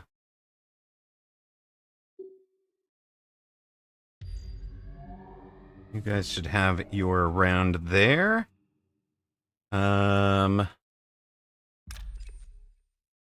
Actually, you wind up here, I think.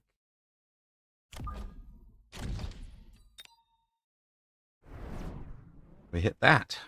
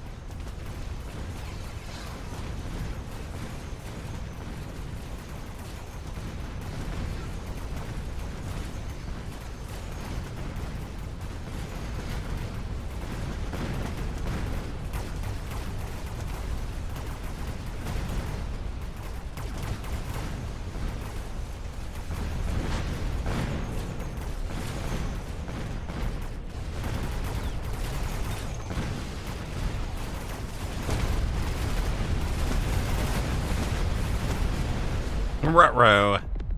The forts get the round for Mr. Civilized. Bit rough for us.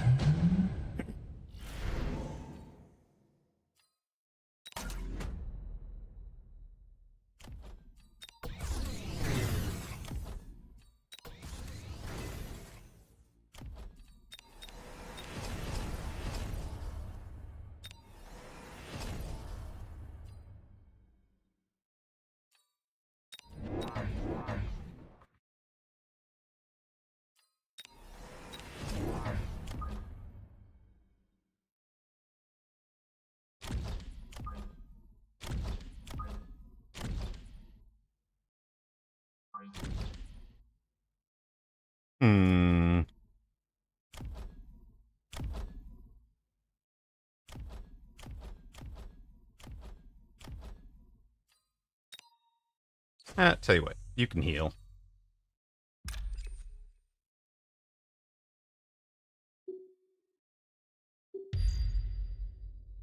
You guys can go straight into the middle of the board and cause some havoc back there.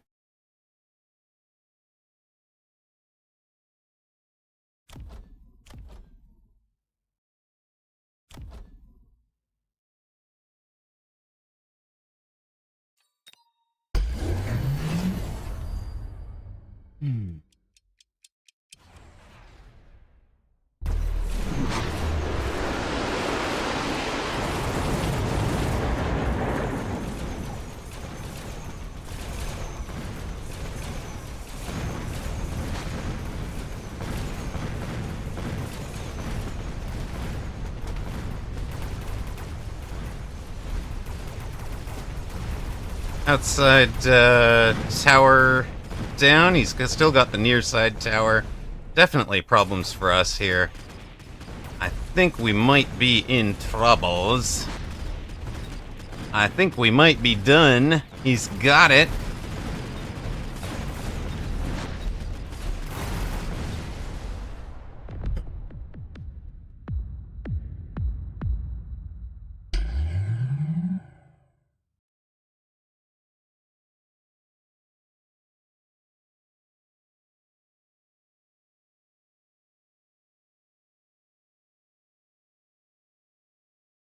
I think our first time chatter says, how did Flu get so far behind?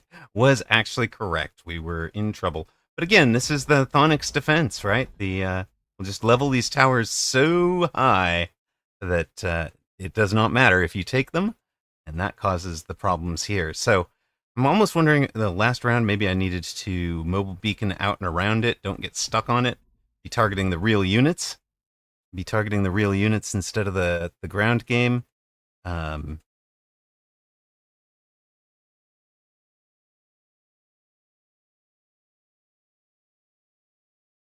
Might want to repilot that last round just a smidge to see if it helps.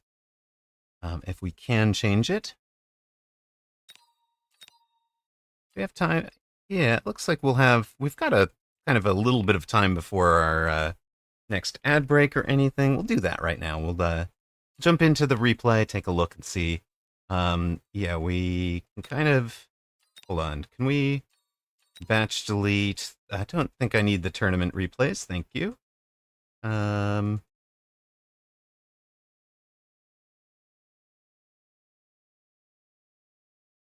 keep the rest of the ones. That's fine.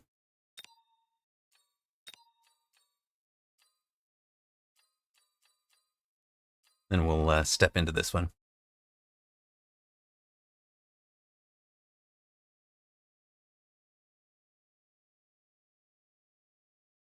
Minus 20 MR, huh?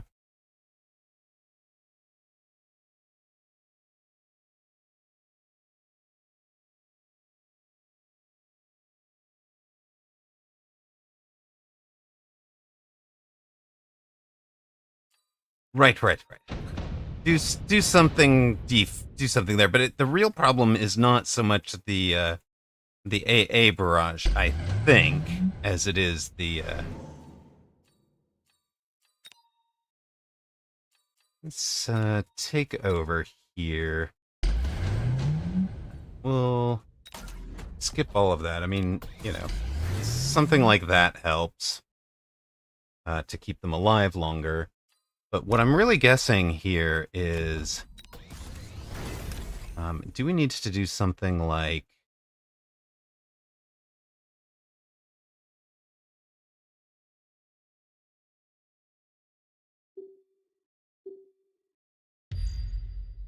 something more like that? And that you think attack from the strong side corner?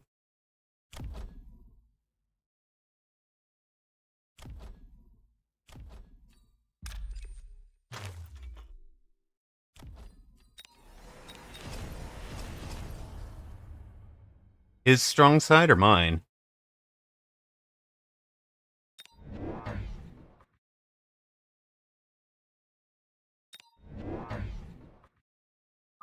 So over here.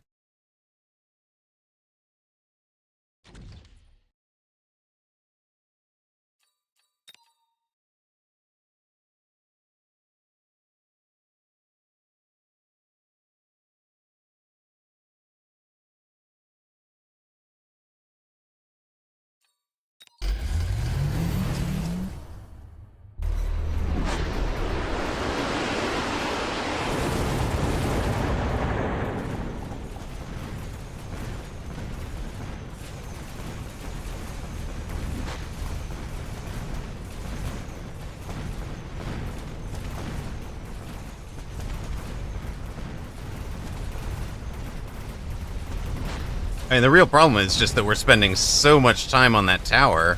It doesn't help to have the, like, it's literally the 200,000 whatever hit points there.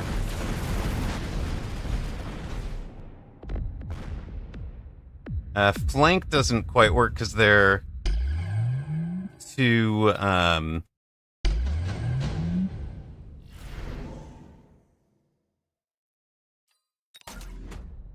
yeah.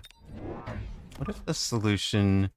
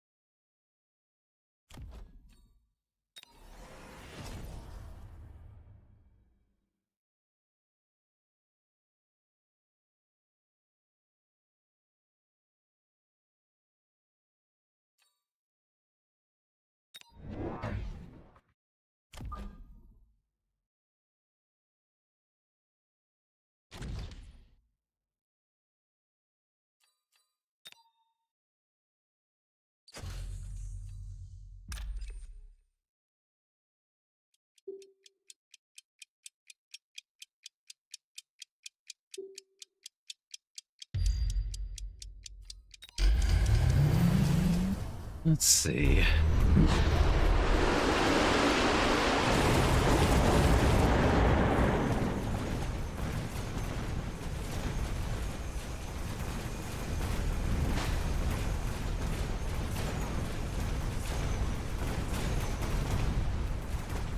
Yeah, the steel balls just don't get through that tower eventually, right?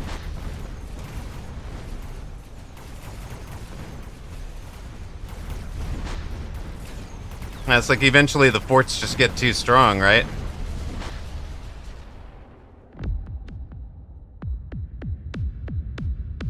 It's tough. It's tough. I like it. I like it a lot. I like seeing a good defense.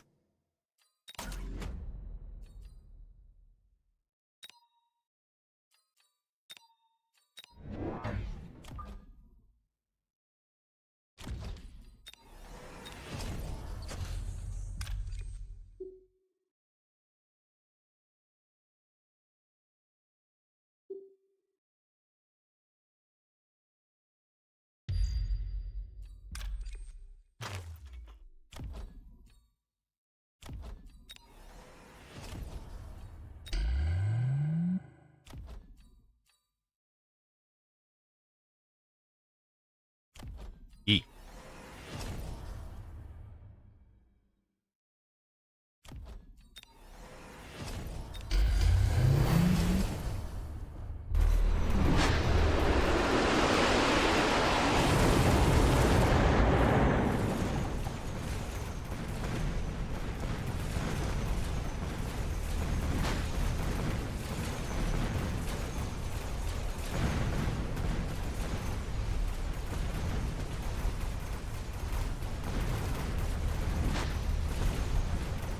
Jeez.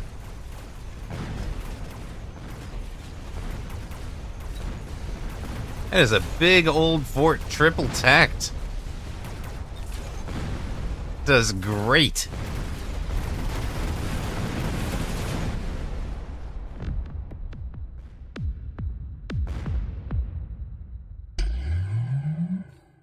All right.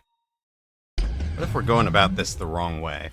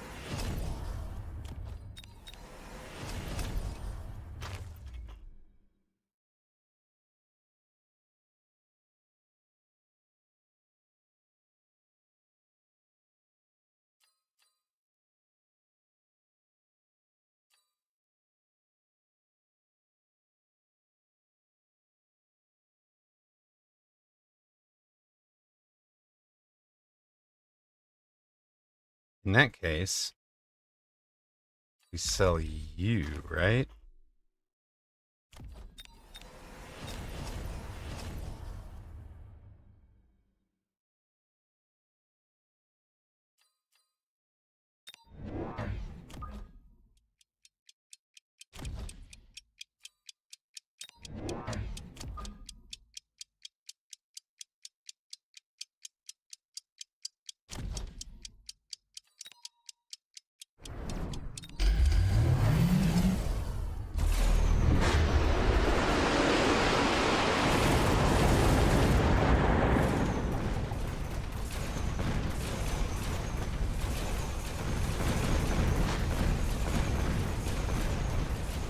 Yeah, I kept the steel balls alive. Finally get the tower. Tower debuff's over already. Big fort goes down. We're gonna, like, yeah, no, we go down even worse. Huh. So we lost this game before that end game, right? That is what's to learn there.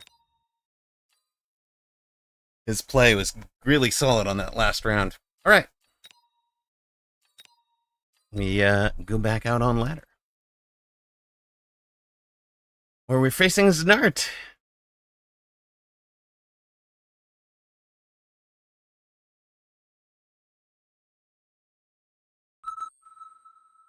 What do I think I should have done earlier? Answered the forts earlier. Can't ignore the forts indefinitely. And he was getting lots of... he was just kind of fighting from behind the tower. So there might... Yeah, So having something that answered the forts earlier, melter, ranged melter, whatever.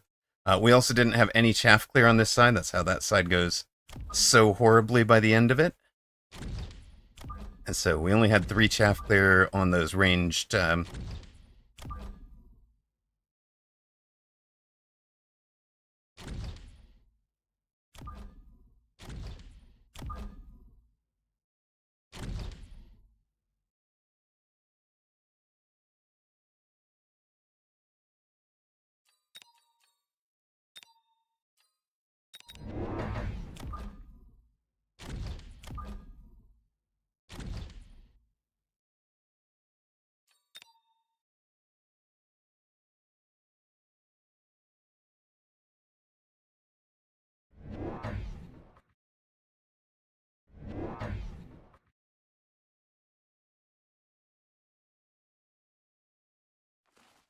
All right, he's coming out aggro on my right.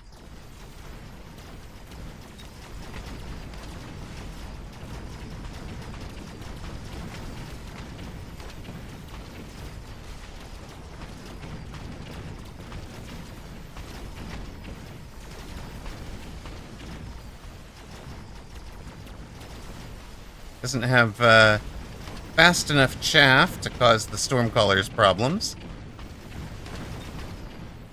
Is going to get in on that tower. Does take the tower. That's terrible timing for us. That is going to let him clean up the storms. Ah.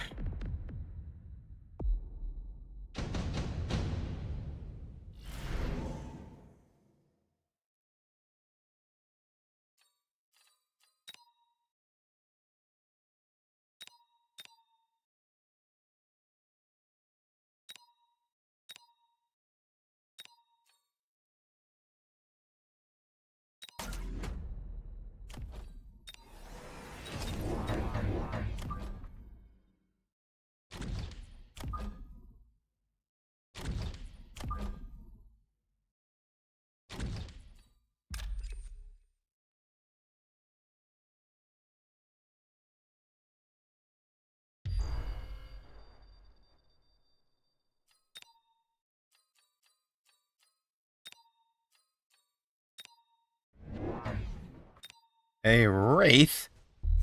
What are you doing with improved Wraith, Mr. Aerial Specialist?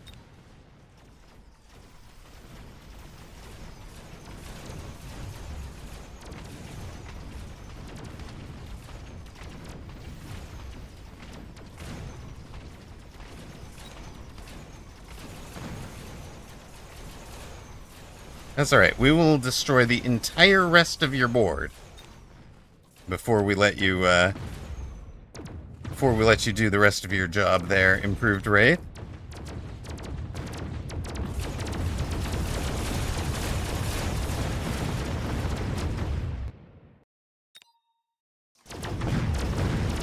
Improved Wraith solos board. Good night.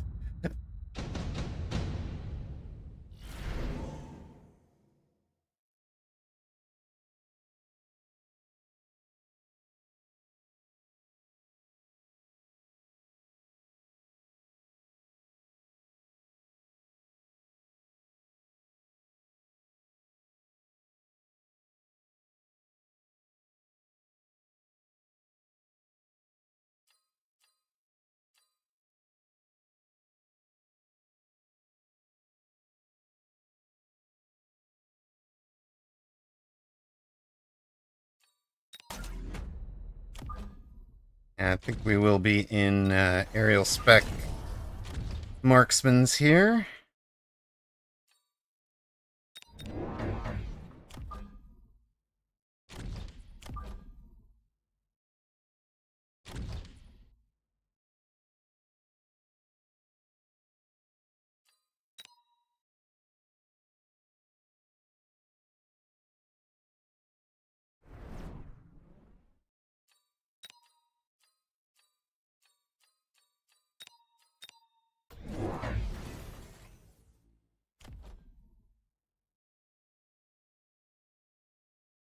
Opponent took the Void Eyes, huh?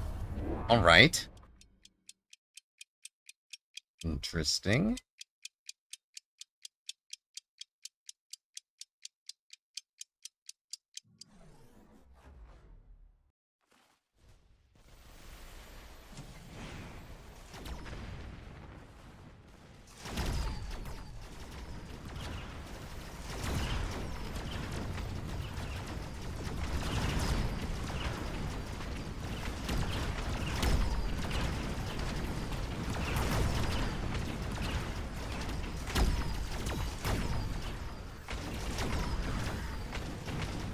You know what we have not bought yet, chat? We haven't bought Chaff Clear.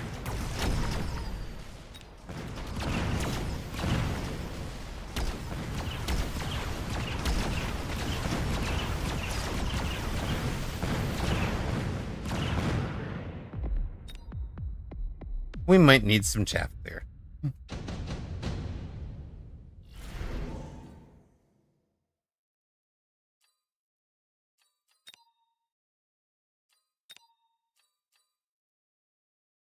Are you actually the play here? You might be the play.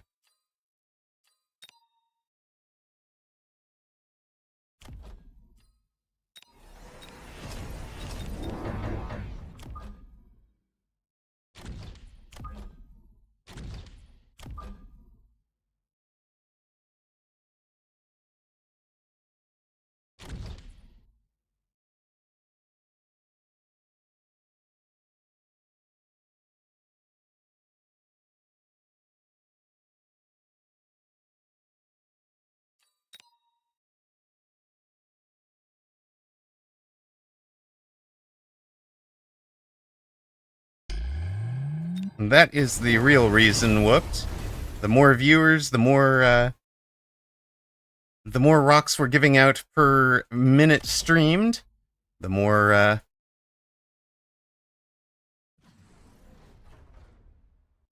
and if we're streaming, at an average of 75 plus viewers per, per stream over 40 hours a week, every week, we just, there are more rocks in circulation. I actually do have some people I check in with to see what their, and that is basically non-gamblers. Yeah, exactly. No, the inflation has already hit for Season 4. So, I basically turned everything off and then reset the prices. So when they come back, they will come back at their new inflated price.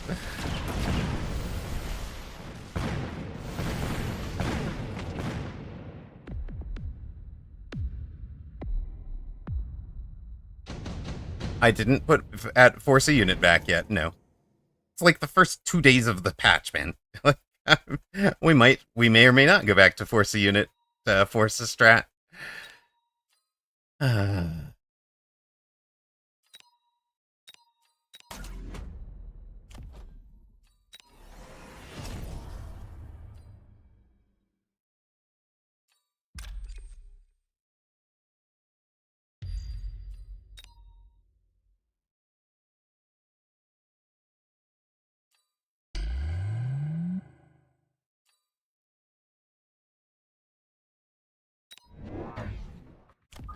Yeah, no. The you cannot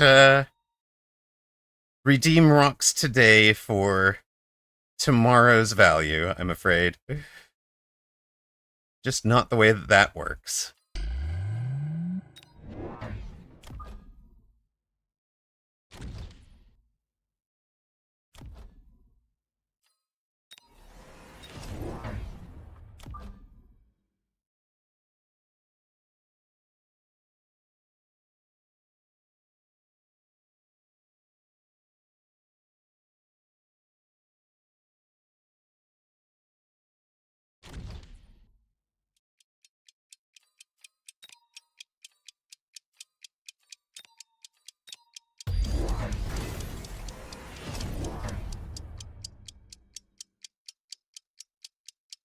I mean, watch a replay in particular, Thonix. I observed that I was losing between 10 and 20% of the audience when we switched to watching replays. So we may actually wind up turning that one off entirely at some point, because if it's just not gonna lower viewership, it's just not worth it. You know, it might be something that becomes a tier 3 subscriber. It might become a tier 3 subscriber perk or something. You know, like to reward those who are, you know, significantly financially supporting the channel. You know, something of that sort of thing.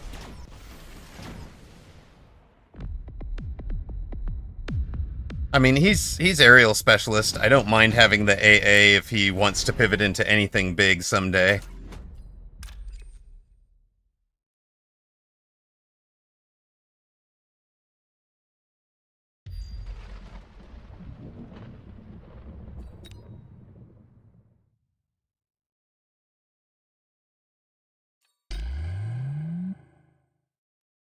Like, if we can keep him out of his specialist, I'm okay with that too.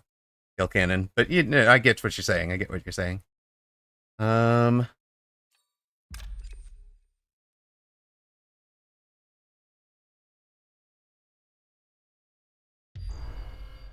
Maybe he forgets about the wasps. Unlikely.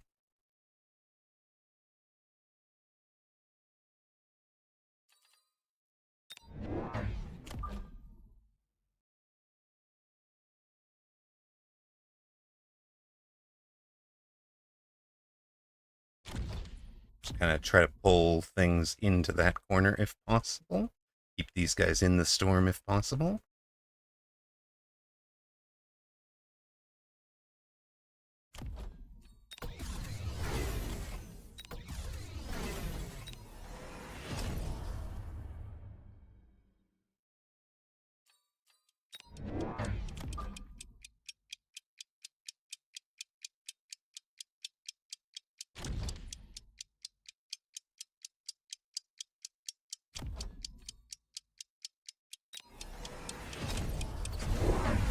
No storm, huh? Alright. And 2 missiles to try and answer the wasps on a unshielded storm round. I'll take it.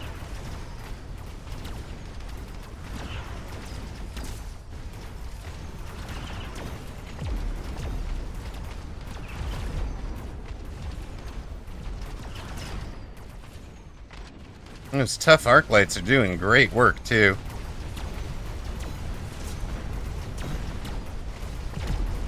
Oh my gosh, one of the wasps survived those missiles.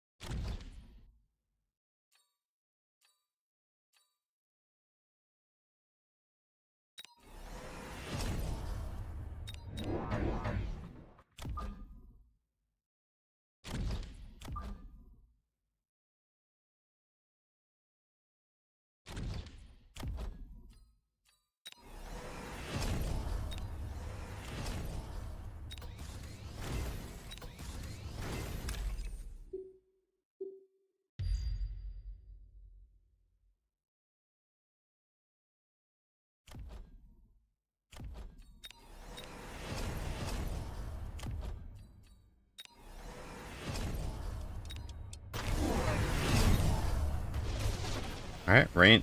See? Glad we've got him, right?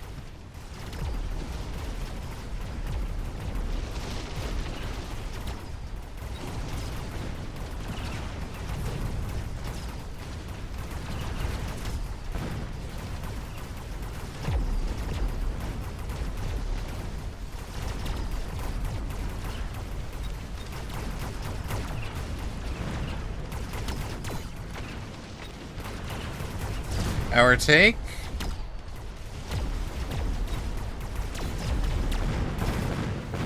Right. Trade of tower takes. A little bit less good. And he wins by Overlord.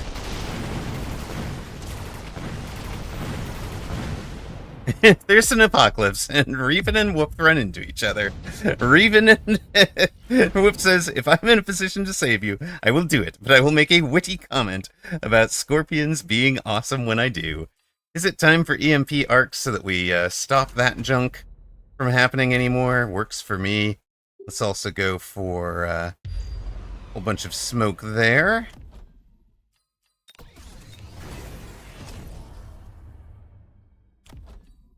Keep leveling you guys.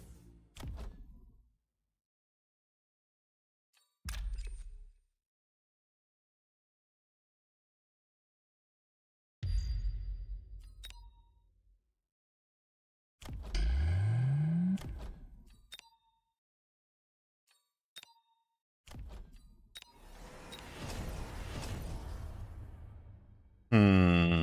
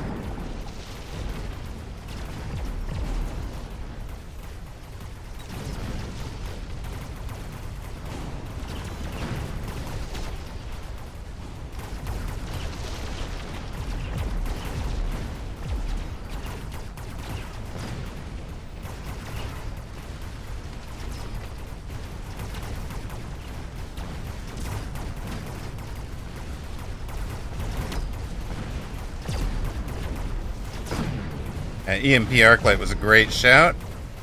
Turning off the spider mines as best as we can. Leveling that to level 3 was pretty big.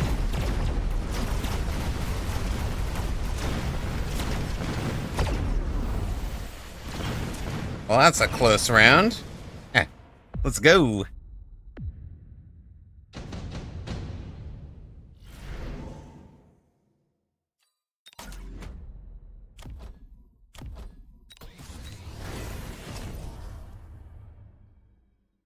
Are you actually accomplishing anything?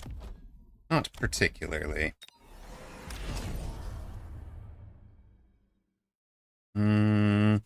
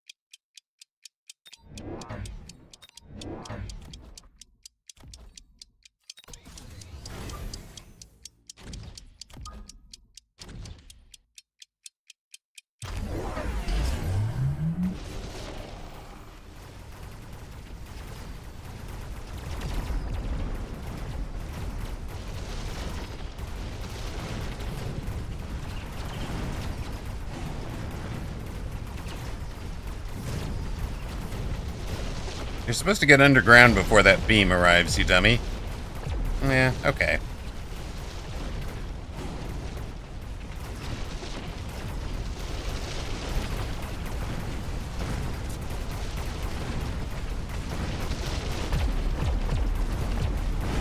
Left side collapsed without the worm.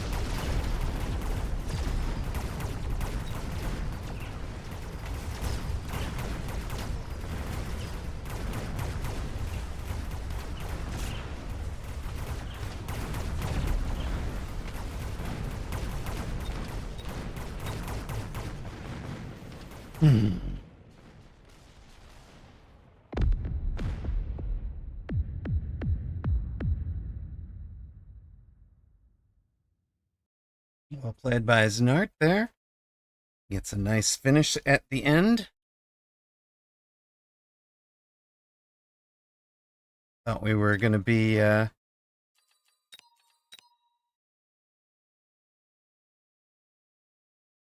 in good shape with the marksman, but I never did give them the rest of the techs they needed to really answer those boats, I think.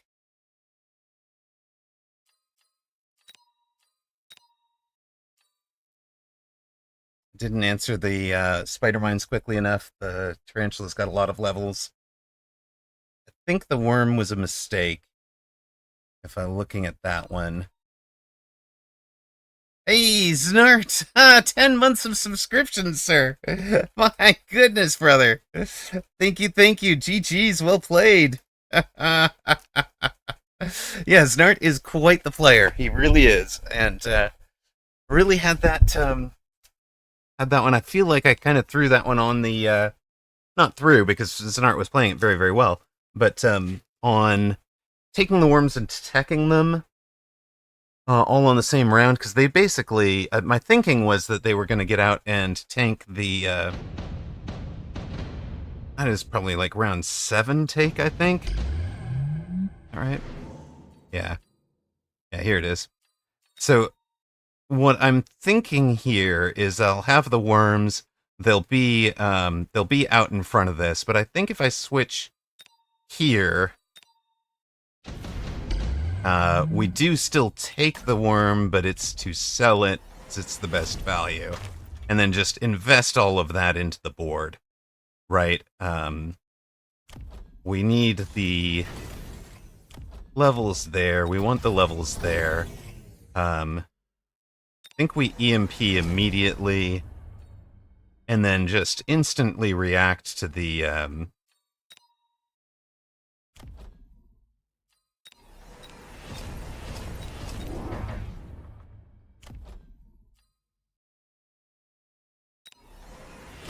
you know, it'll be similar positioning, right?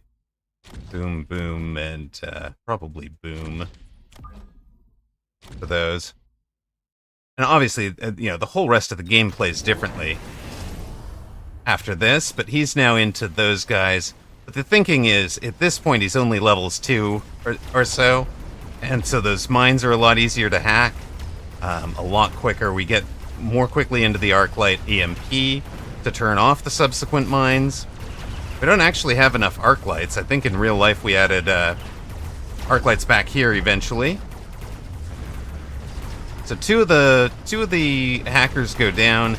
He still gets the tower.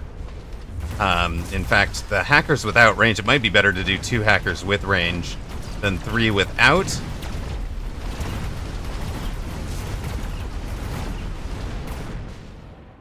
Right.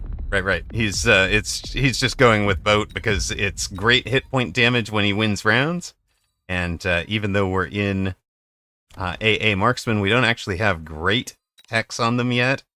And I'm not going to play this round predicting the double teched overlords and getting into them double teched, right? As aerial specialist, it's a great look, right? Because it's not like he pussyfooted around and brought one of them. I presume you bought the sandworm and sold it to fund this, but he just, here we go. 2 of my best giant, and 2 techs on it already. Go.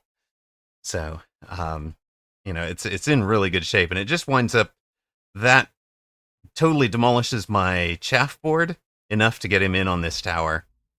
Just having these guys to punch through, and it doesn't really matter whether I have the worm over there or what.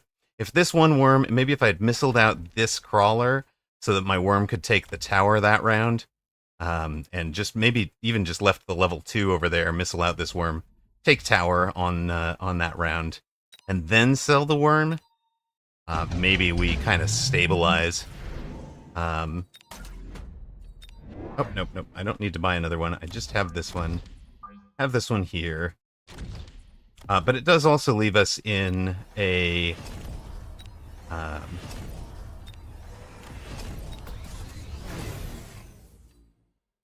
I thought it was just going to beat this on sheer speed and not get brought back to the surface.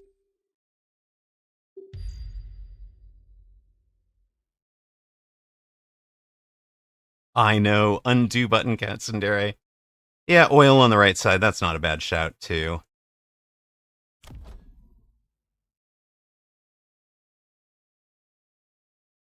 Now, is it...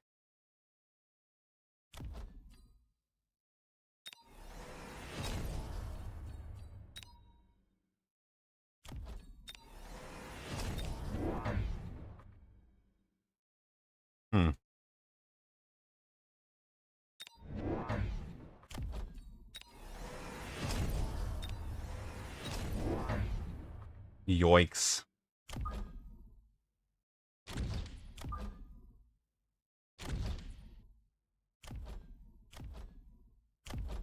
Is it that? That feels bizarre, but okay. Still, we're still not answering the boats because we don't know they exist. We do now have... Yeah, he gets stuck on that next pack of crawlers.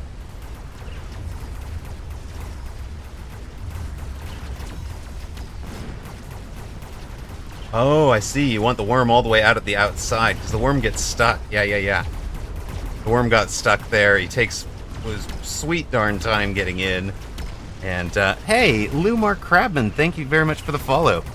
See you on the other side of the ad.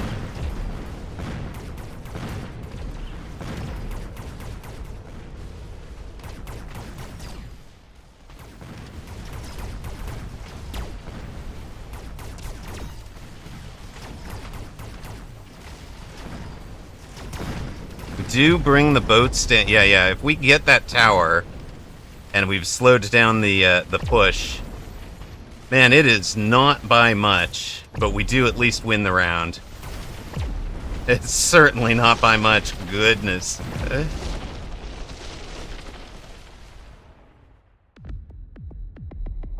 So yeah, playing that worm properly, the way I had imagined it, but not buying into it, at least buys the round, and then then we can kind of adapt to the boats coming out. Definitely well played from Znart, though. I really like it.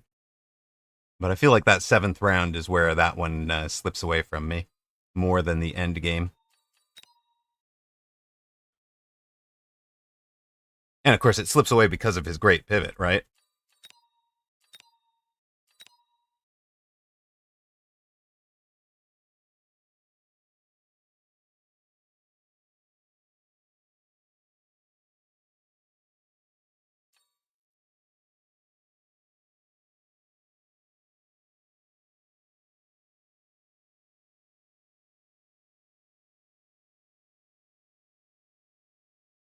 Sorry, Thonix, playing you doesn't teach me much about what the meta is evolving into right now. I need to play people that are not you. That's also why we're not doing, why we didn't do Fun Friday, didn't do, aren't doing Force a Strat, aren't doing Force a Comp. Like, I need to be adapting to the new meta. Like, it's not, I need to be involved in the latter more than the shenanigans.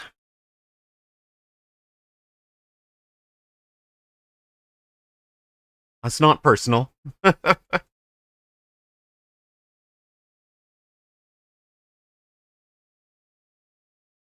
welcome back to those of you that saw ads. Thank you for the follow to Lunar Crabman. Hope you did stick it out through ads. We're here through the weekend tournament. We're going to play in the Americas this evening. It's true when you're on your main. It is it's fine. It's totally fine.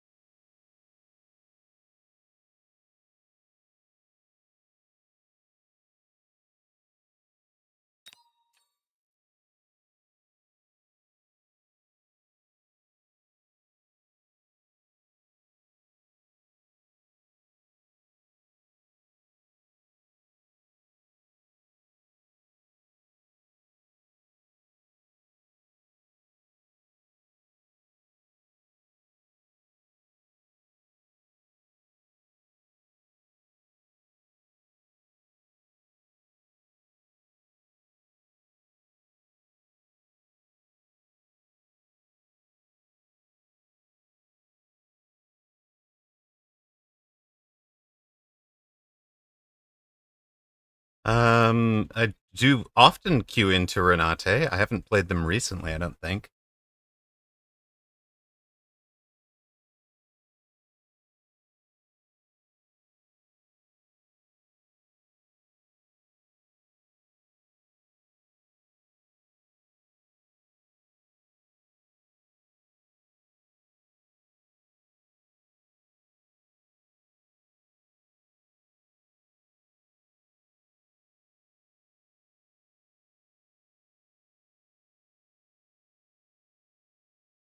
I don't think so. I don't think Renate was lagging a ton.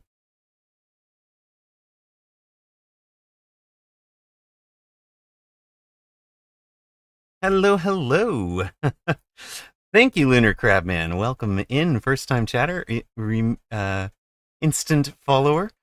He says, I've seen you around in a few other streams and you seem really chill. Have any favorite units? Also, good luck in your matches today. Thank you. I do have a favorite unit. No, it is the fort. It is the fort is my favorite unit. Um, and I've been mucking about with them. They have been my favorite unit the last 3 seasons. So if you take a look at my overall stats for the season summary screen, I get favorite unit fort, favorite specialist speed, pretty much every time. Lately, I verbally spelled scorpion wrong. Thanks, whooped. I mean, right now I'm exploring anything I can in the meta to just to kind of see what's working and what isn't. So I'm not necessarily trying to force a comp or anything. Most recently, my kind of force a comp build was the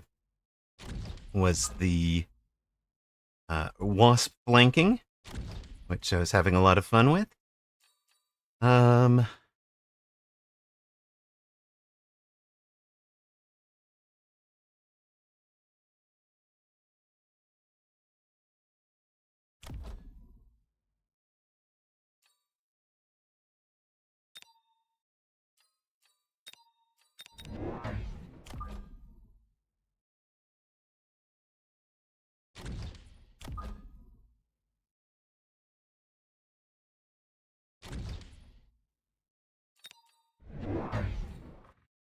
Cost control with Mustangs into an aerial specialist. I'm already thinking Abyss.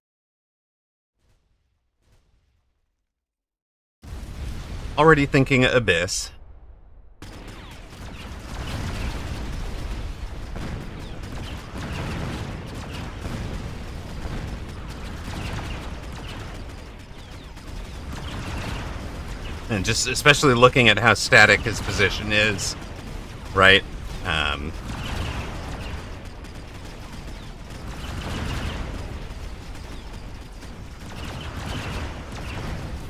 Of course, that's also why we put the fangs deeper. We didn't want to feed experience to the Mustangs.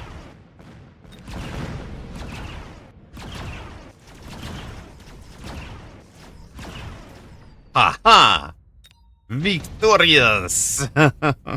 When do you use Abyss versus War Factory? It very much depends on what opponent is running. But the thinking that I might do Abyss later is part of why redeploy now. But what has me thinking Abyss is the presence of Mustangs. Abyss can be very, very good against Mustangs, especially if you get them static at range, and he's invested more into them. If he were the other thing that we can punish him with is the Wasp Rhino flank if that presents itself as an option.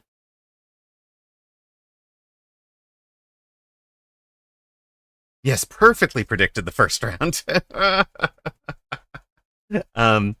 But yeah, I'm excited for the mountain. I have not made it work yet in 1v1. So, well, I've made it work once.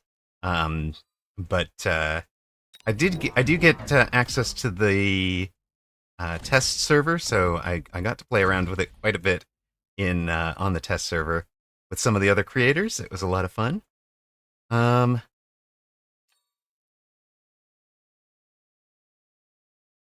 Do I want to be in here? I think I want to be in Hound, right? Not Arclight? Maybe I want to be an Arclight? Eh? Do we buy one already? Eh? I don't know. Oh, he's going to go to the improved Tarantula? Okay, good. Beta. Mo beta. More things to Abyss. We're happy. We float the 150. He wins the round because we have no answer to the improved Tarantulas. That's okay.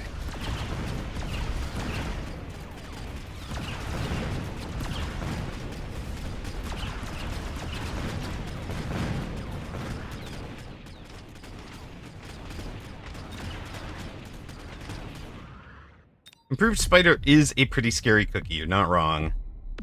But...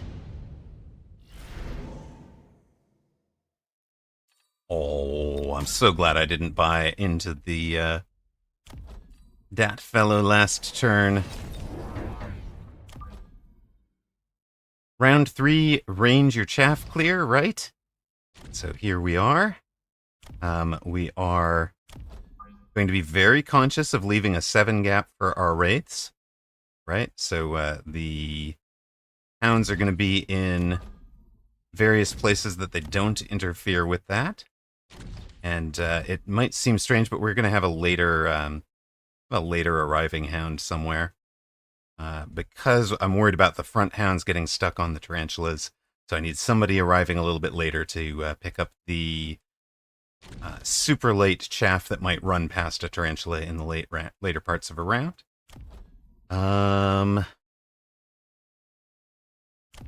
Is this a field maintain the sledges play? I kind of think it is, you know.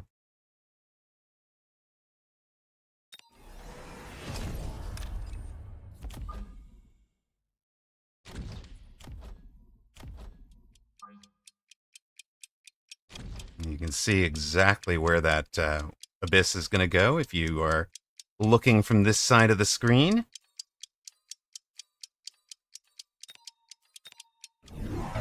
Make sure he doesn't get an overlord drop later. He has gone to the marksman to kind of answer the sledges, I think.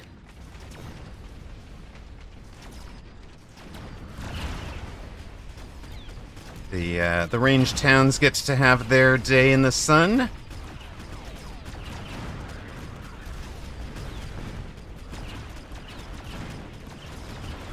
Healing sledges have done a ton of work out on this side, where they were positioned correctly, not so much on this side, where they were running into the void eyes, especially extra void eyes on that side, even.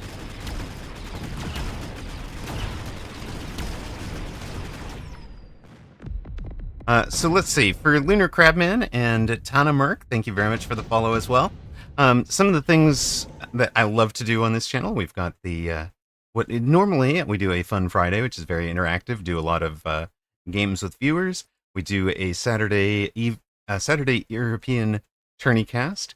We've been host for a whole bunch of other tournaments, including the Launch Clash tournament, the none of those help, right? Do we intensive? Probably not. The Mecha Mini Masters recently. What else have we done? Plenty of tournaments. Just love casting tournaments. It's fun. Now.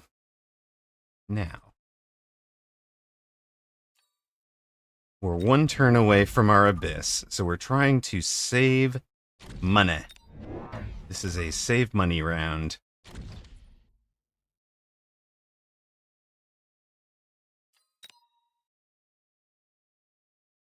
What else would hurt to see from opponent? We don't want opponent to get a wasp drop. Particularly.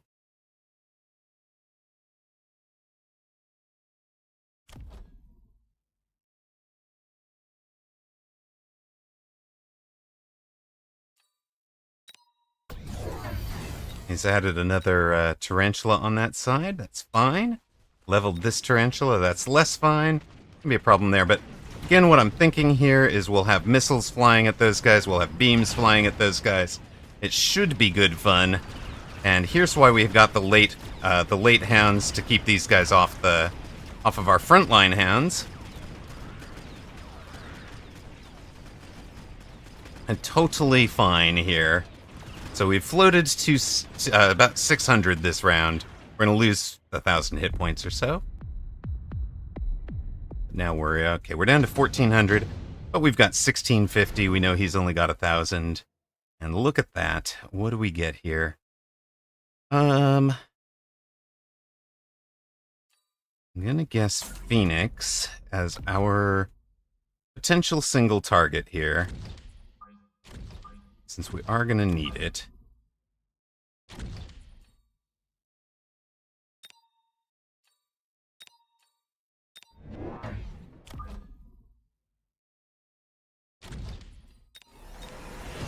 throw down an abyss.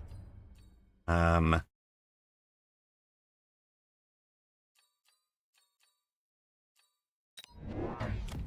put down a crawler running in front of it. How far out do you guys go? Not far enough.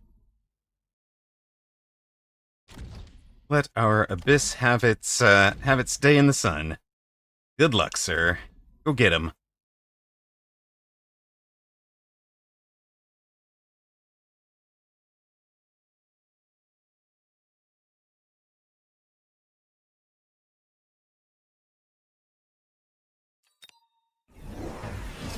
Oh, he's added the Phantom Rays. That's what we've got the Phoenix for. All the Abyss missiles land. The Phoenix help. The Abyss does help to take care of the air game. There are marksmen on the floor which have range. They do have anti-air available to them, so we're going to need something out in front here. Tower take on the left side's pretty painful. And is that game? It shouldn't be. We should have killed enough things. 6, 8, 9, 10, 12, 13. We have 100, right? Yeah, we have 146. Sweet. Just what we needed.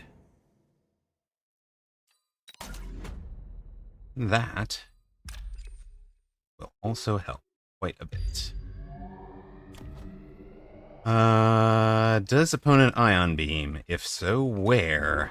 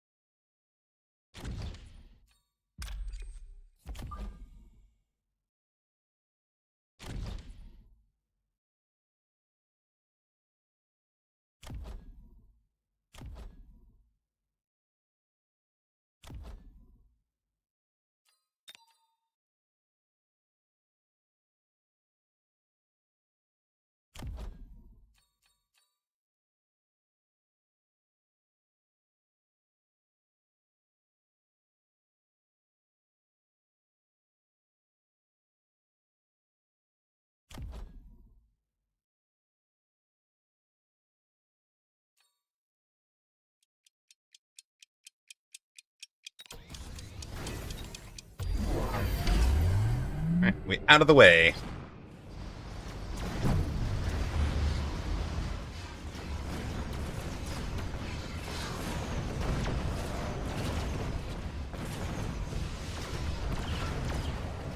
Ion beam was exactly where we wanted it. Hopefully it goes away. Yeah, perfect.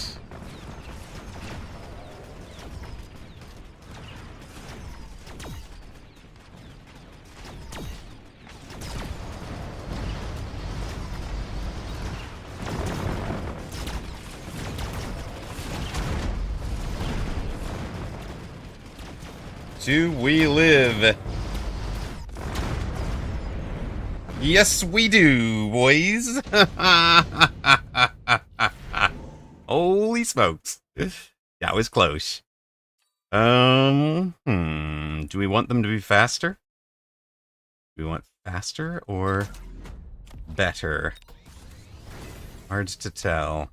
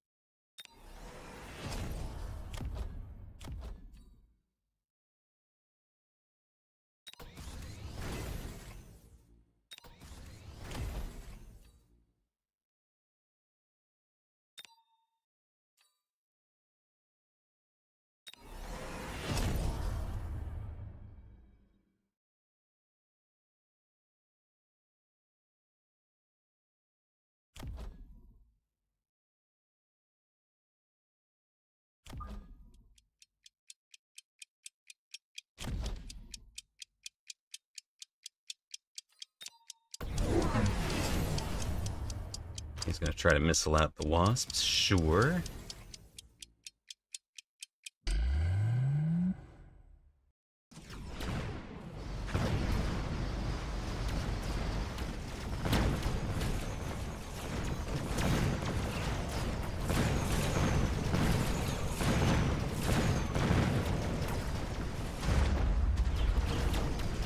Did we misplay this last round? I think we might have. We had twubbles. Wait a minute. Nope, we're gonna get it.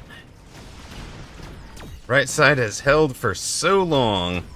Good work, team. You are targeted. That's a problem. You've survived. You've got the tower. We've survived again. Ooh, jeez. Okay.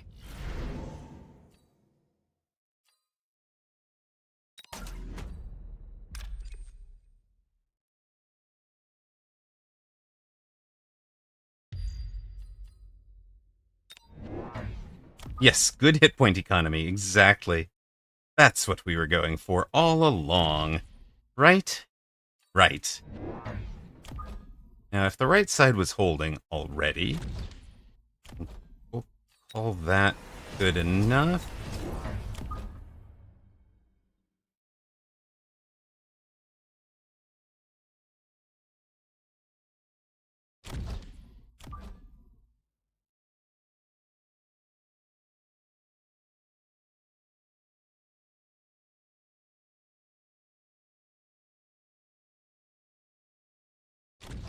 Mostly want that going that way.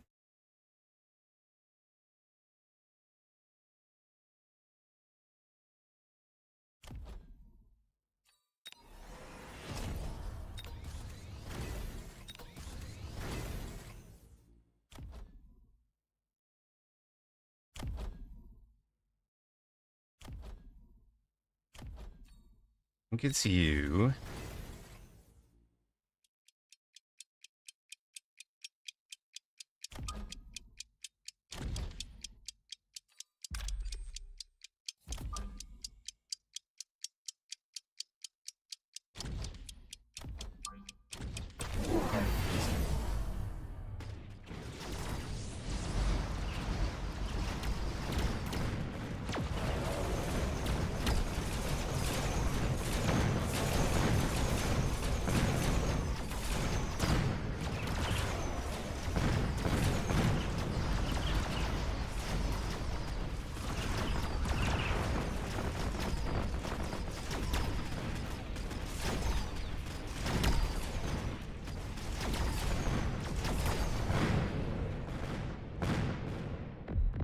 There we go.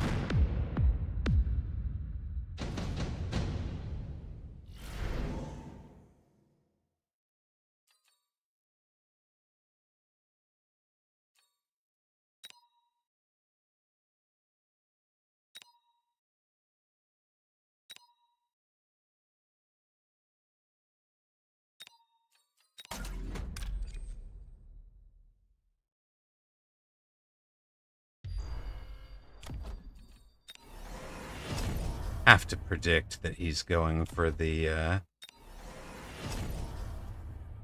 thing that does the thing. We kind of need to protect. I think we need to protect the hounds and the healing, right?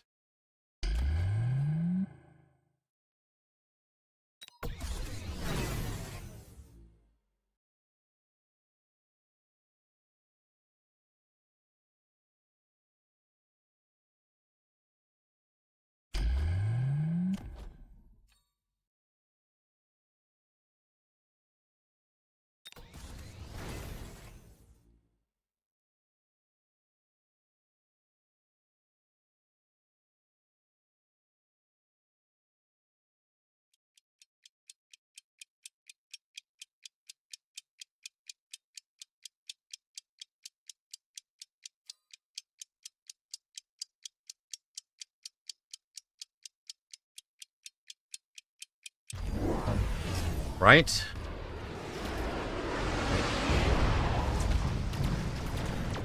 Vertical Beam Abyss is an interesting choice for him.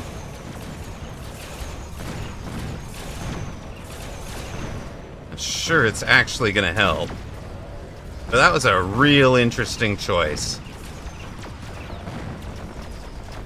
Into the level 2s. Down it goes.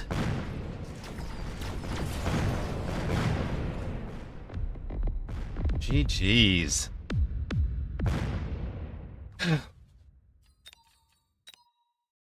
Sonic says, I just found out that unlocking Melter doesn't prevent improved Melter from dropping. There, I mean, he's looking at this thinking he's gonna hit the abyss, but nothing's vertical with the abyss, right? Like, the only thing that's vertical is one sledge. He's got to be like, he would have to be able to perfectly guess which sledge was ahead. So, hey, thank you, Chris Roxas. What a comeback. Whew.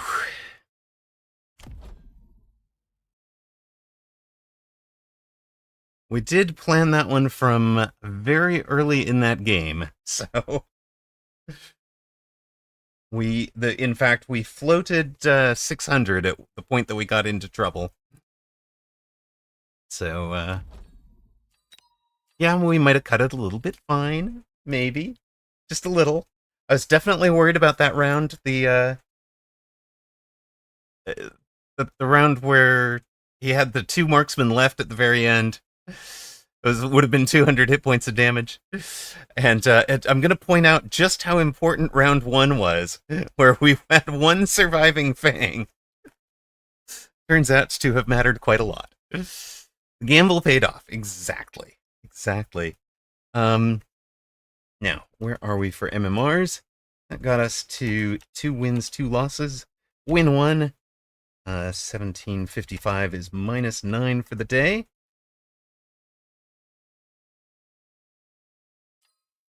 And tournament is, if you're here for tournament, which I am, tournament starts in about an hour and 4 minutes. And you're 1 MMR below me. Perfect. Let's go look at the leaderboard. No. Sweet. I am going to let you play your next game and get myself started on dinner, though, Thonix, because I do need to have eaten before the tourney. Hey, Phoenix Flight, I'm planning on playing Americas, not casting it.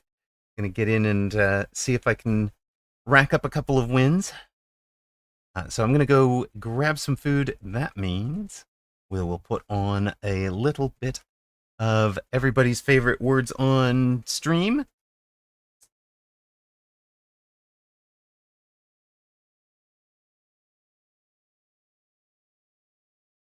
If you've never played this one before, you basically take your guesses by typing in chat. We all work together as a team, but we're also, oh, you're going to have to miss it? I'm sorry, Phoenix Flight. We will also, excuse me, words. When will words on stream be in German? I don't know. You will have to ask the developer. Well, is words on stream just broken today? I see the same spinny dice that you guys do.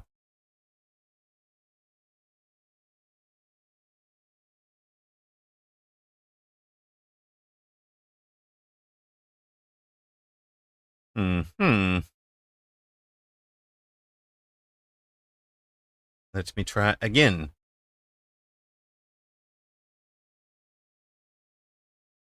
No. Denied. Denied. No words on stream.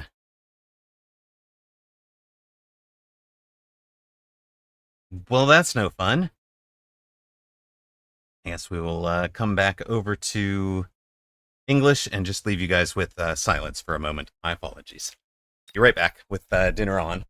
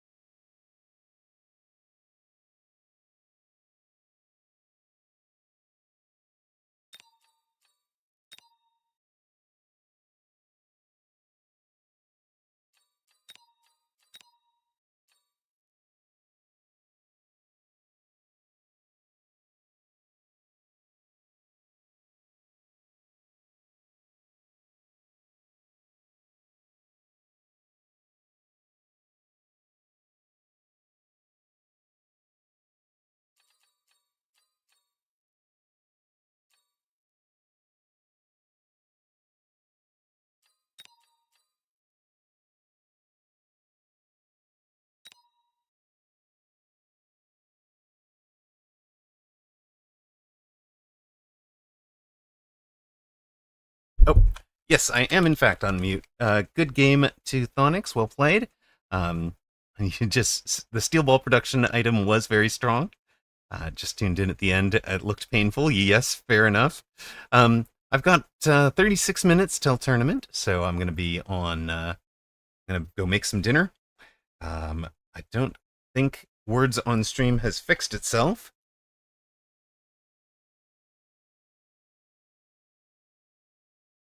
Oh, it has fixed itself. All right. So, yeah, we'll probably just do that right before the thing. Rude mute. Sorry, fact. I'll be right back, guys.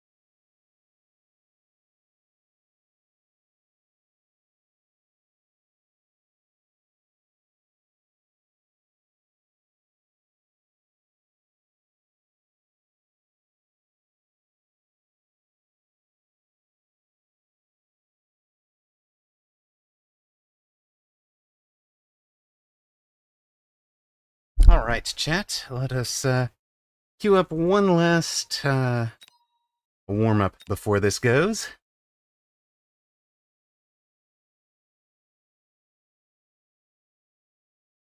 Yeah, the production overlord was really strong. I thought the fangs were going to be enough to protect me from it, but I probably should have just sold the rhino or sold something off that last drop, bought more fangs and mech rage to them, so that they were more valuable. Because at that point I had so many of them all over the board. Shielding the production wasps was critical, Thonix. If you didn't spot that, it was definitely one of the big pieces of why that worked for you.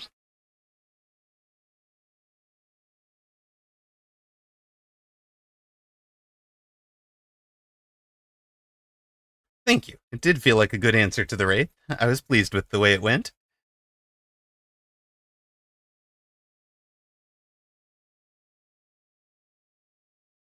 Final opponent is a 201 at 1575.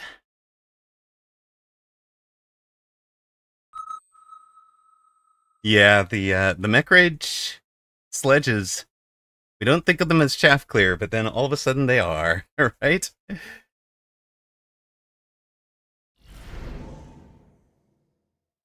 There you go. You've got a channel point prediction up for this 201 player.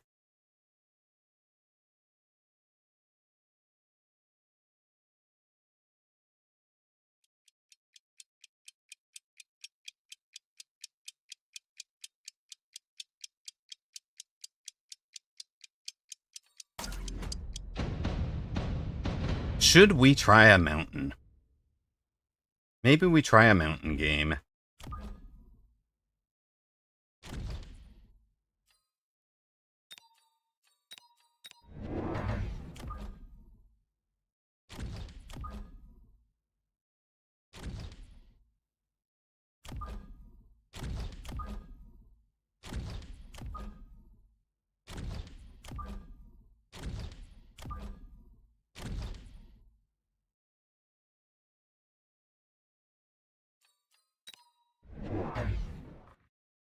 You haven't even seen one. Oh no, he had a ton of chaff coming from the back of the board, fact. He just had a long line of crawler. Nobody's played it against you? People must come out and play more fun things against me than against the average person they see on ladder.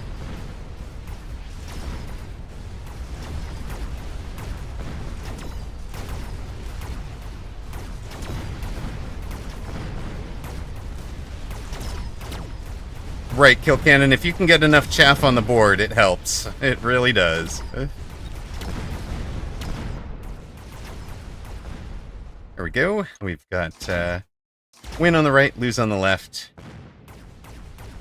Yeah, that was Alpha Titan's rule of thumb, was rounds +2.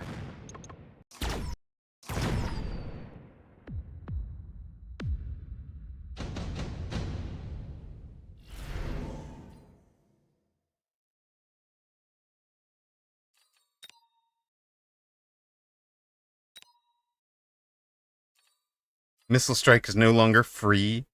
It's very sad. Sad. Let us make sure we have an upshoot. Take our free level. Take another arc light.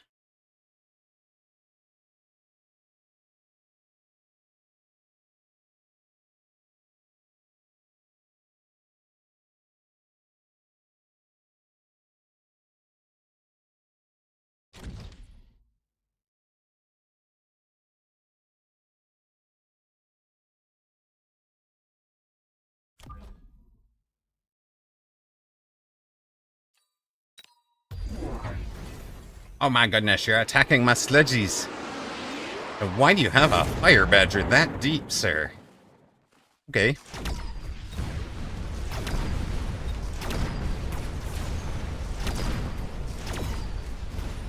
When you've forced your opponent to buy Vulcans, I know I have enough chaff. That's funny.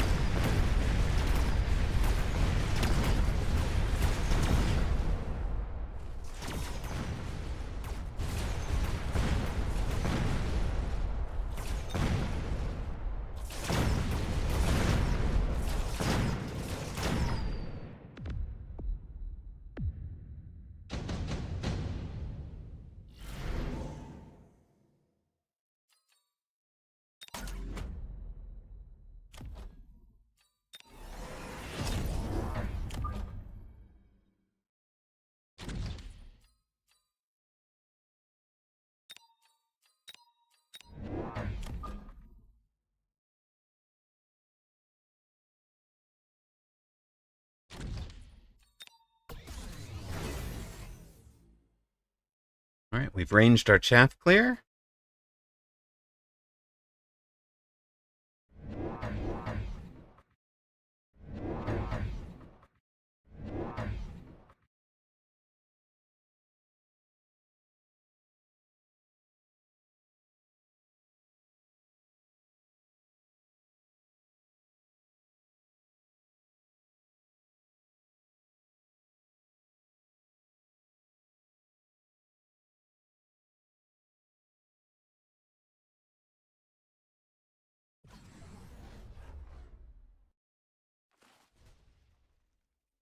The snipers run in the T formation? In team formation?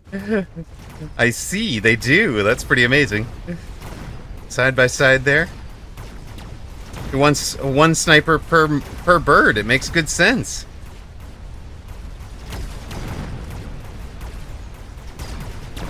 How come our arc lights have wound so far forward, even though they're ranged?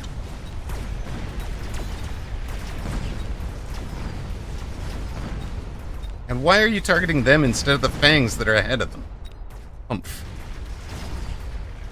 Yeah, hitting those marks would be very nice, wouldn't it? Okay. Round for him.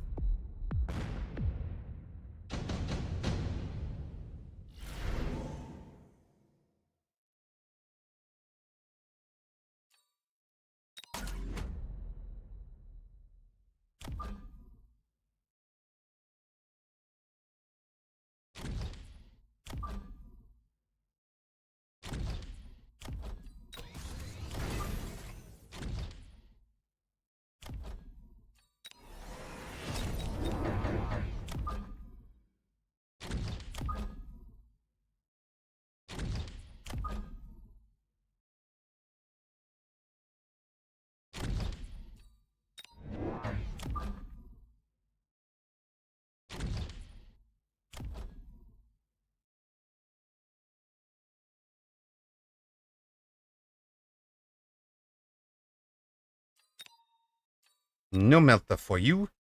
Not for free. Oh, you've gone for an overlord. Okay.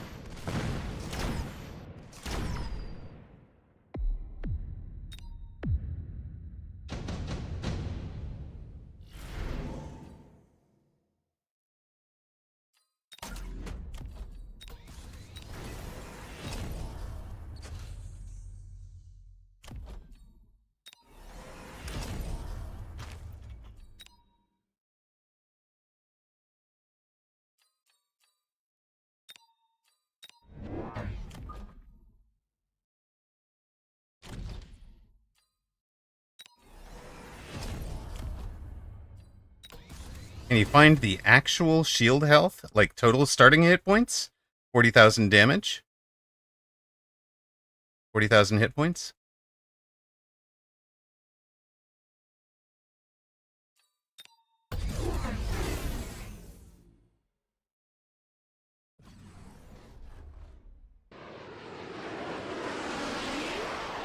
After it's been boosted by the card, you just have to have done the math.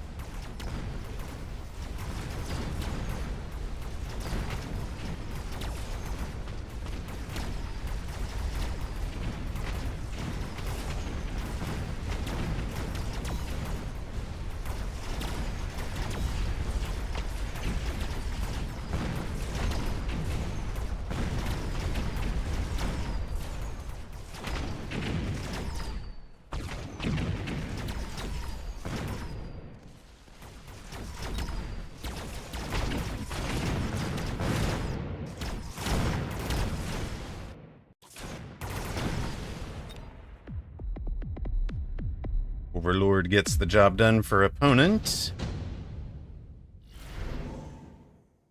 I did say something about Elite Specialist. It is one of my favorites, and it was my highest winning percentage for Season 3.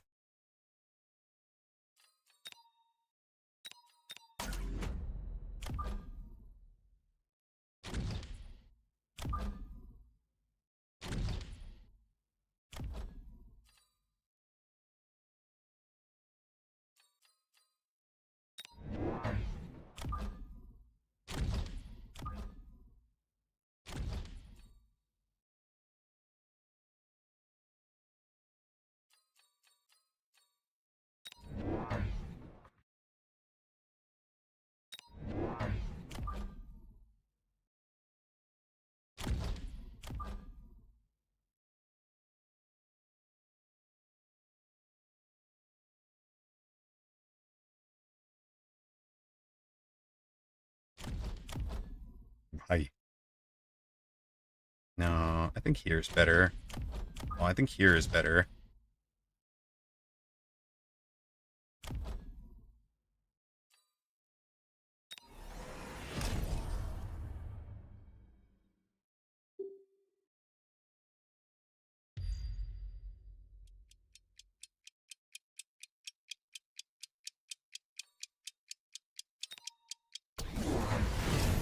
And it has, of course, gone to the Wasps.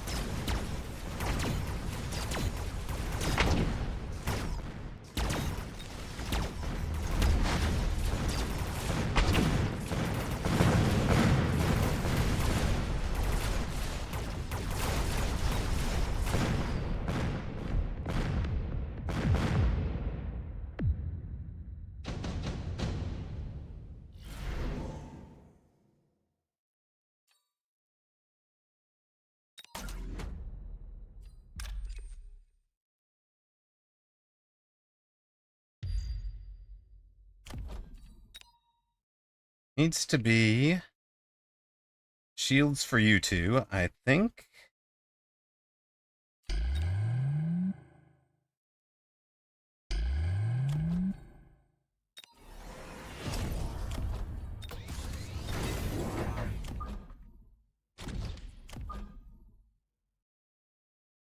Range for you lot.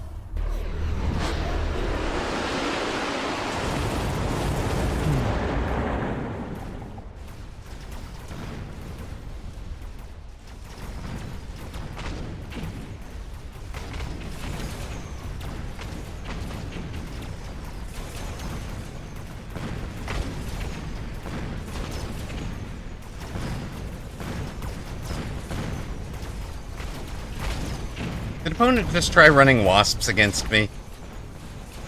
Second game in a row somebody's trying to run wasps against me. What are you thinking?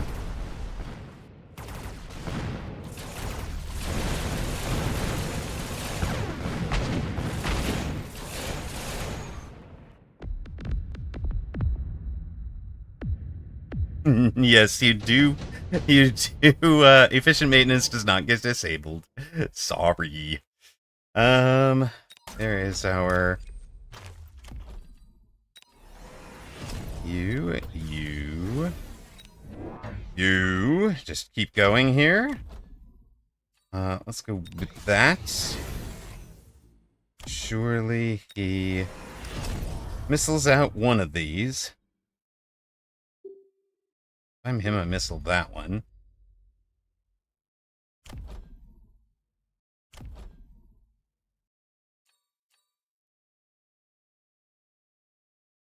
You guys never get anywhere, right? Okay, that's fine. Let's slow some things down over here. And might be some value to having a frontage chaff here at some point, possibly for a, for a melter of some sort.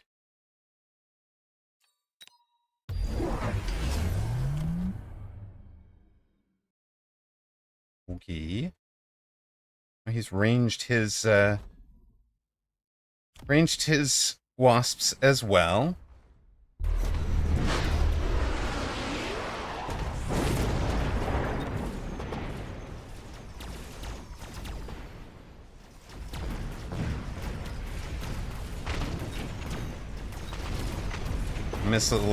Rocket missiles will be up in a moment. Take your shots, lads. Good. Go get them.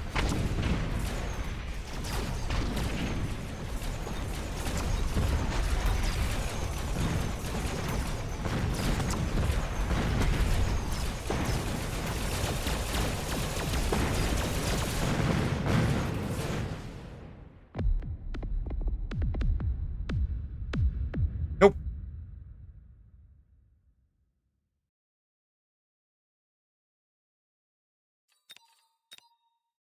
Taking the L again, gang. Taking the L for the content.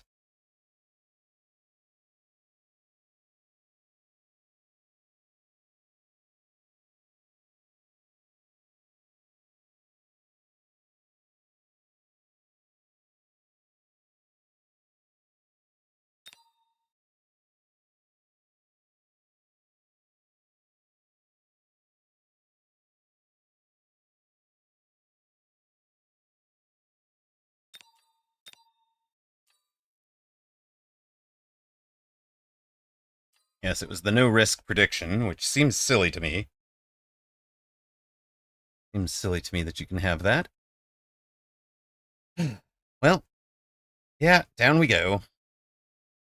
Lower seed Lower seed for the tourney means a harder draw. Not really what we wanted. Now back to the Rhino Wasp grind. Oh, yeah, maybe.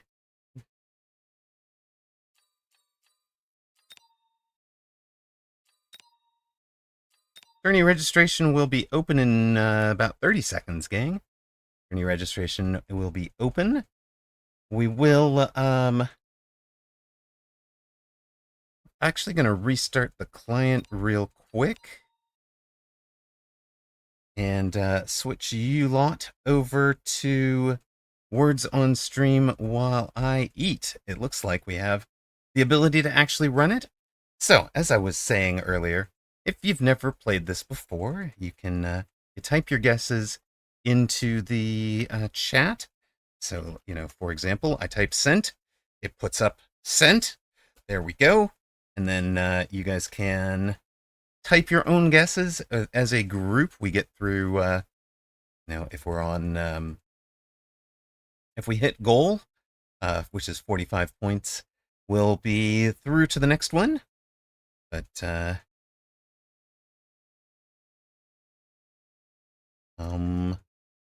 there we go. Thonix has notice. Now you'll notice that, Thonix, Fact, and I all had locks next to our names. Now they go away. There you go. Steve French is alert. Knows this is going on. Love it.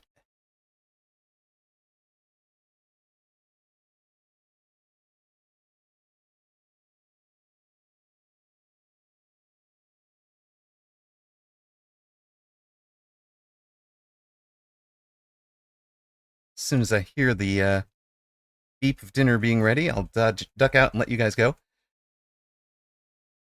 Taco isn't valid? Come on now. Oh, it's not even in this. I see.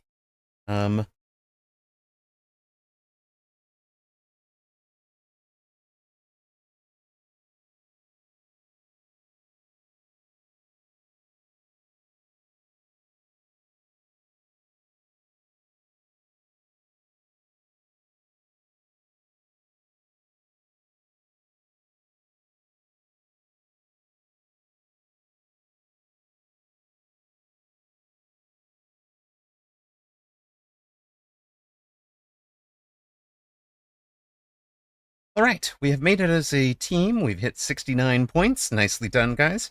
Whoever planned that, you did well. Whoever got the last word, perfect. Best round was from Thonix, who got the most points by getting the longest word. Steve French also had a good round. As a group, we've advanced 2 levels. Our record is level 31, so level 3 is a start. But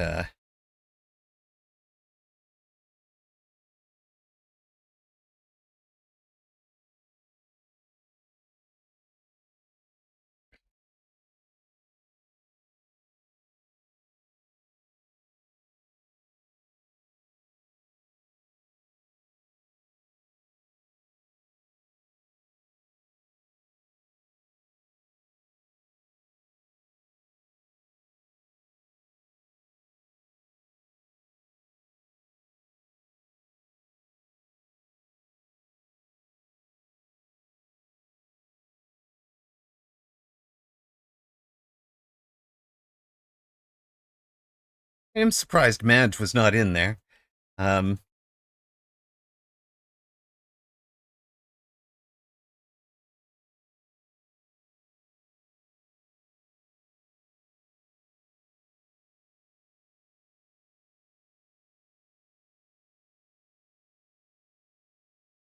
The guesses are in alphabetical order, so you can tell that there's something starting with either a D, E, or very short G. GAA of some sort of GAE. Adage. Nicely done, Steve French.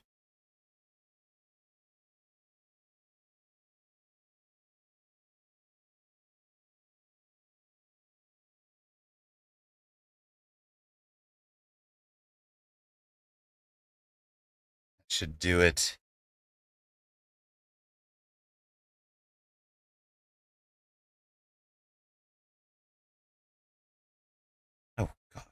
It's not Edge.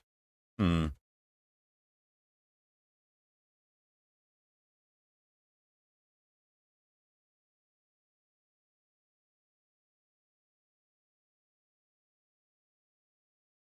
All right, that was a 3-level round. Great rounds from Steve French, Kilcannon, and Katsundere.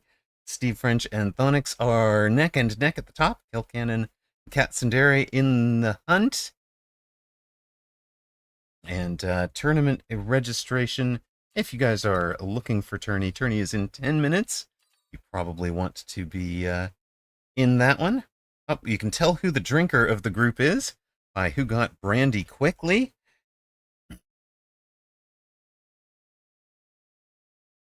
Nicely done, Katsundere.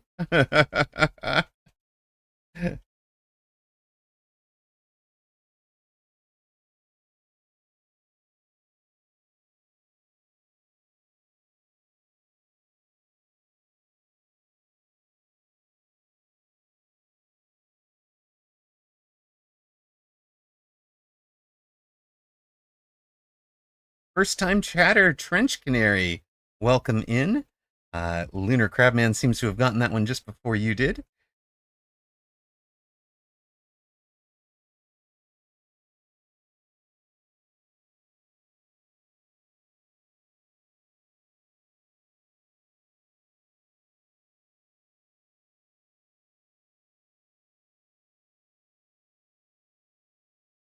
Bandy, nice Katsundere. Picking up all the good words.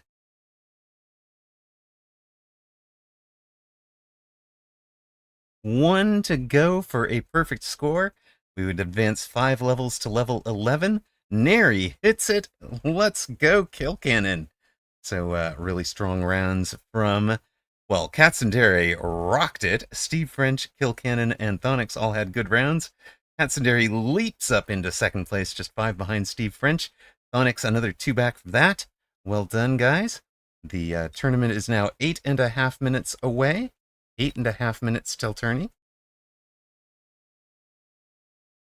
We've got one fake letter in this. One fake letter.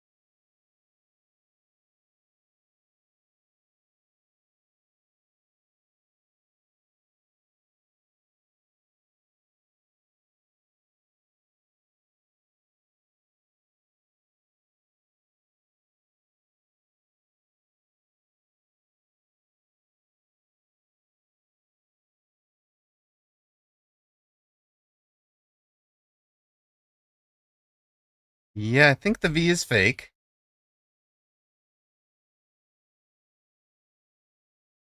Yeah, V is fake.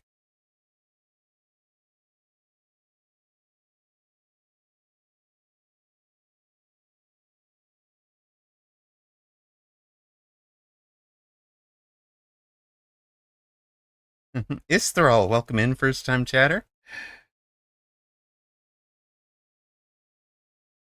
Don't know what that long word was. We did not get it, guys. All right. There are 6 minutes till tourney. 6 minutes till tourney for those of you who are planning to get registered and all of that. 6 minutes till tourney. Our piece ended there with Steve French on top of that round, Katsundere second, Seemily third, and Thonix fourth. That put Steve French first overall, Katsundere second, and Thonix third. I don't think we have enough time for another game since we took about 10 minutes for that one. So we're just going to hang with the Mechabellum countdown screen. Wish you all luck if you are going to get in. I'm going to go grab my dinner.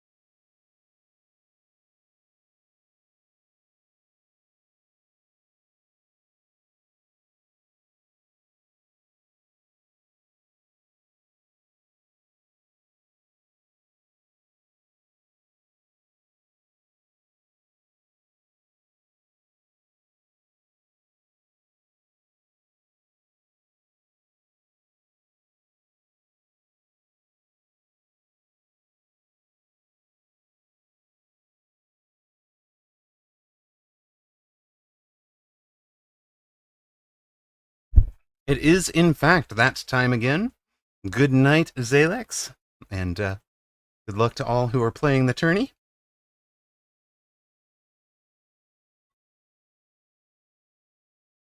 Currently 115 would be one big group.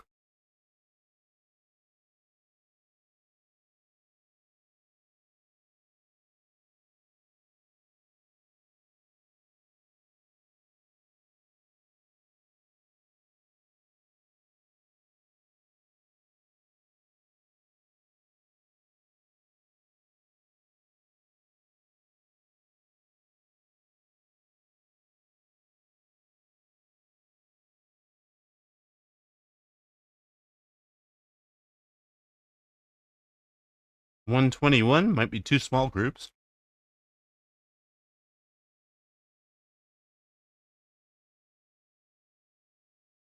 The name of the game was Words on Stream, Thonix.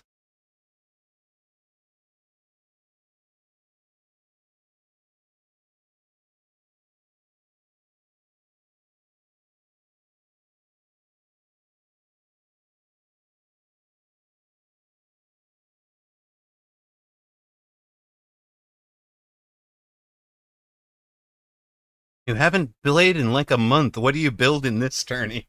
Oh dear God, sir. um, don't know. Go nothing but Abyss. Just force Abyss every game. You'll be fine. What could possibly go wrong?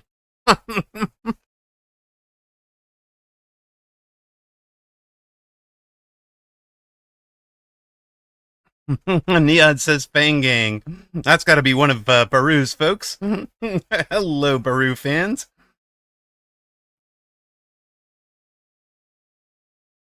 I do love Fang Carry, though. Yeah, Crawler Carry. Sesh Suda wins the tourney with Crawler Carry. It'll be amazing. I do appreciate you all being here with us for our evening tournament, Weekend Tournament Americas. Starting in about 2 minutes. Last chance to get registered. Looks like it'll be two groups of about 80. So likely to be a 6-round tournament, possibly 7. Switching to carry crawler text. Let's go, said Pseudo. Support the carry crawlers with perfect support wraiths like Djinn Beam.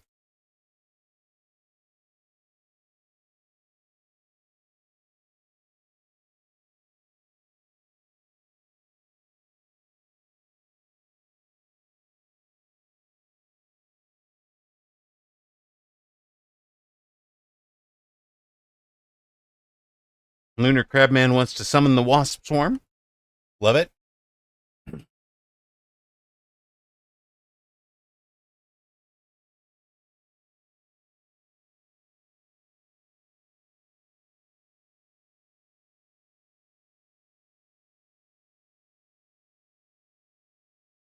$60, maybe 50 seconds if you're on a delay.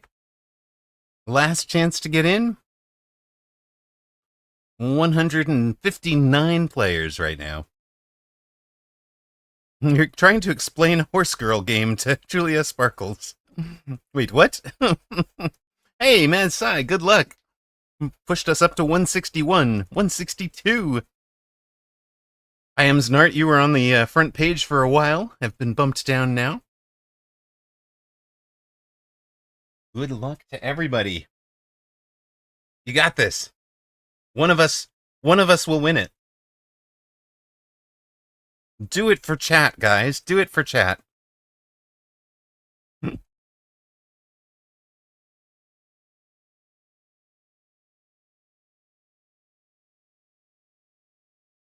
All right.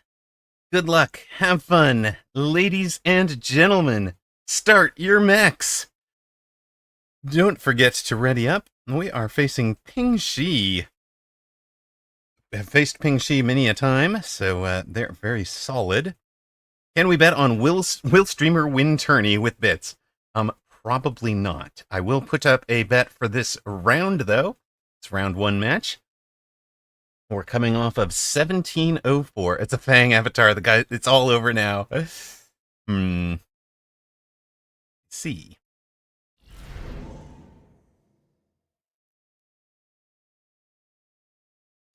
Supplies. Take the money and run. And crush him with the Wraith. This is one of my best starting packs, Steel Ball and Hound. It encourages us to come out aggro. I don't know if Ping Shi remembers that we come out aggro. We meet again. Look, have fun.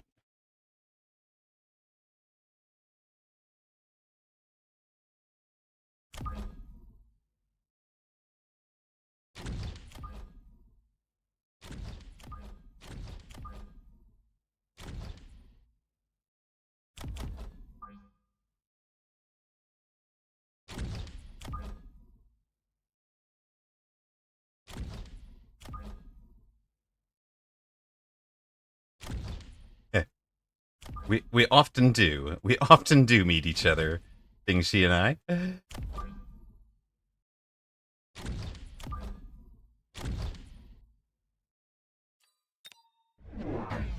Oh my god, what is that formation?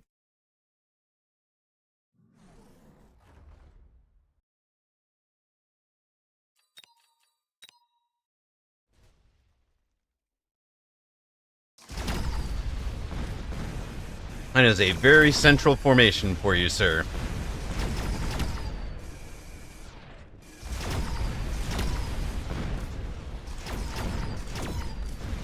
My crawlers will get both of your towers. It is up to my hounds to do the real work. 18 seconds of debuff. Okay, go, carry crawler, go.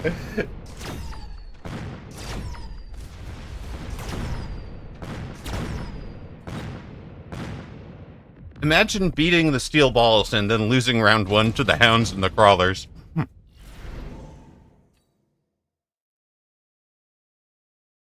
In fact, you are not wrong. Not wrong at all.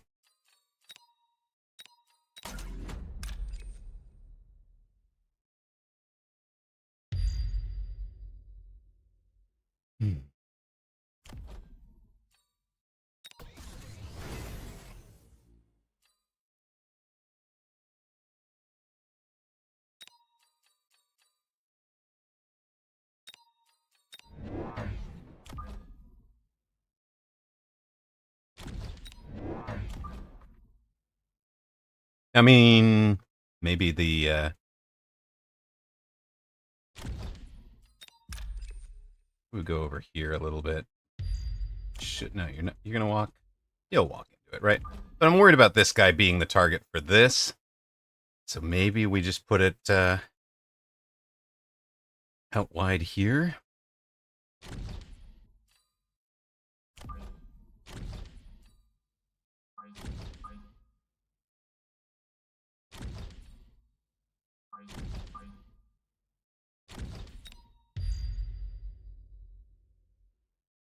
I heard something.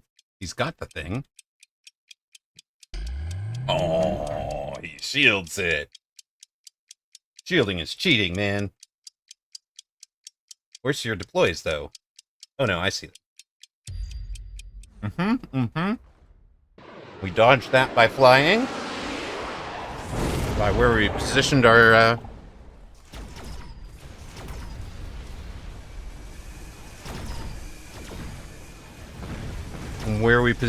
Phoenix.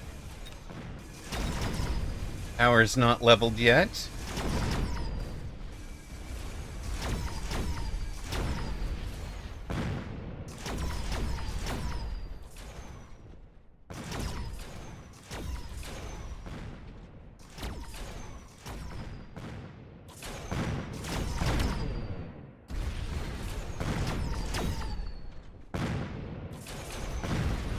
The bubble survives. The bubble survives, but the tanks do not.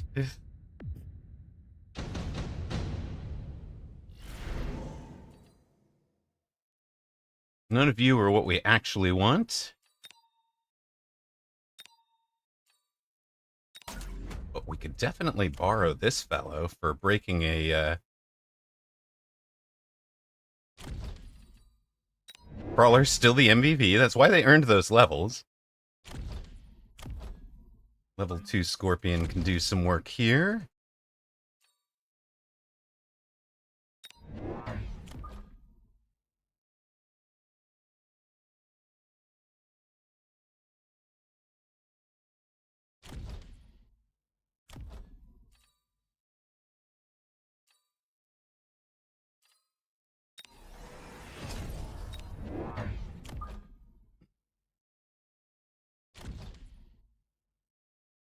Drill the crawlers. I know, we could. We could have a level 3 drill crawler over here.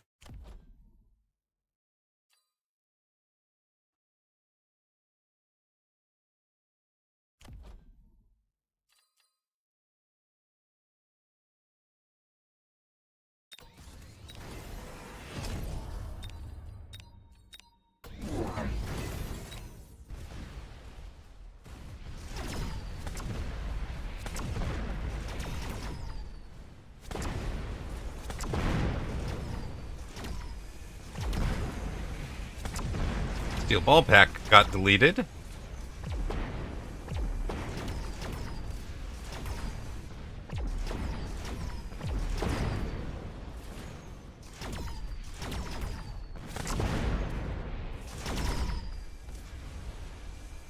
Not on this side, though.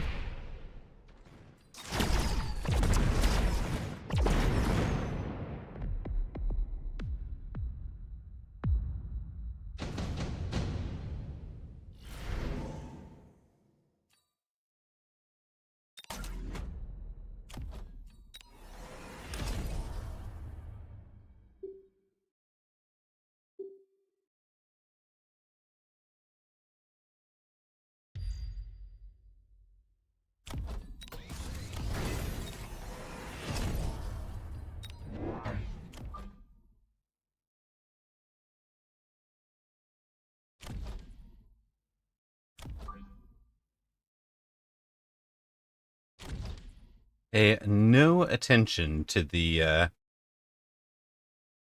gap there.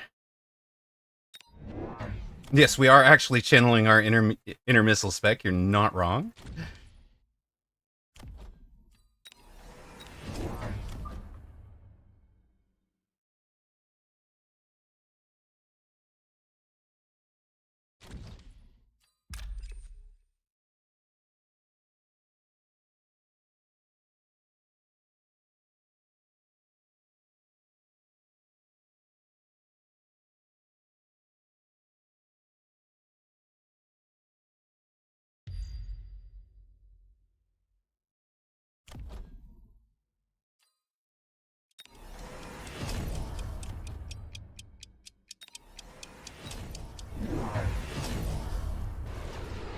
He's taking the Rhino.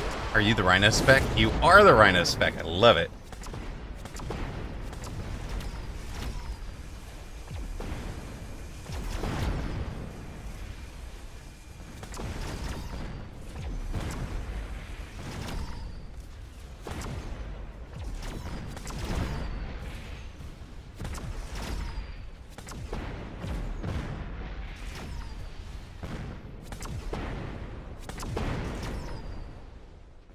Does mean we aren't getting a rhino, but, you know. Nothing shoots up anymore. Hey, whoops. Did you know scorpions are kind of good?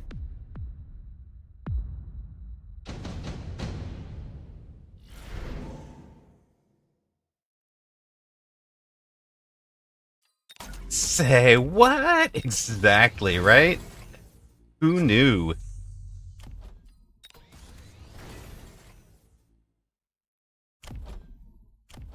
Say it ain't so, Joe.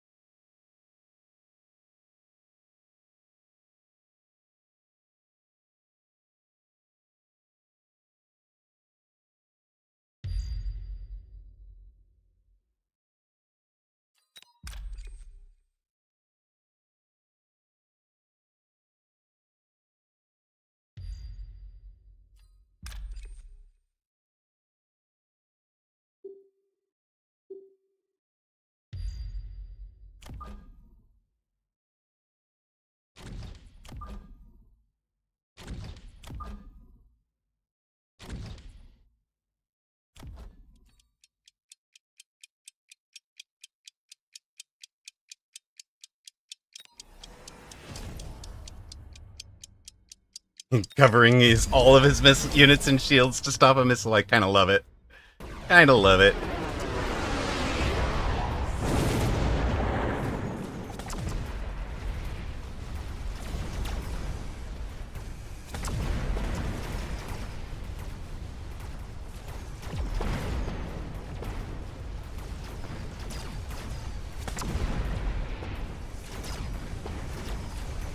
What has he achieved out here?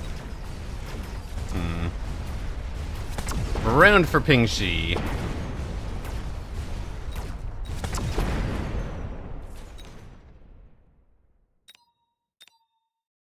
Quit chasing the crawlers and shoot something useful. Yeah, save yourself 100. That's better. That's done. Okay. Round for opponent.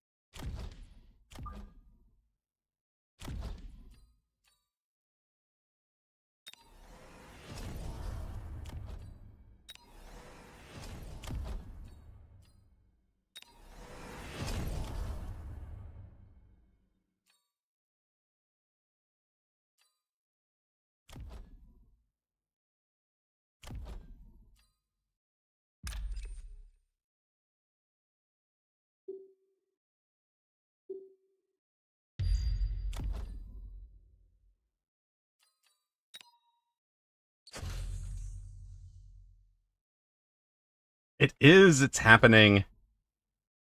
It begins.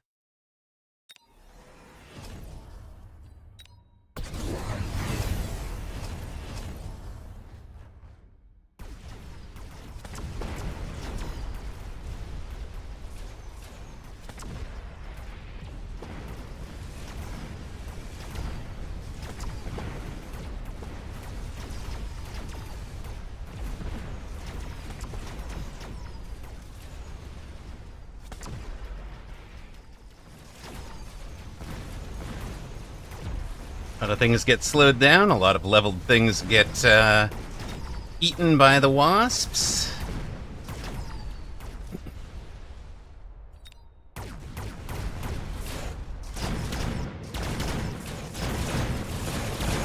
Well, goodbye, Upshoot. We would like all the levels, please. Thank you. You knew it was the answer.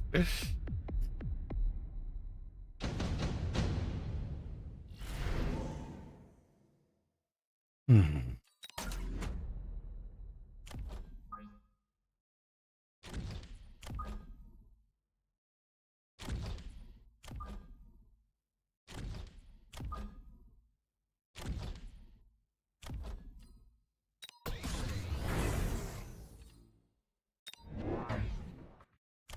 Yep, he gets the forts for free.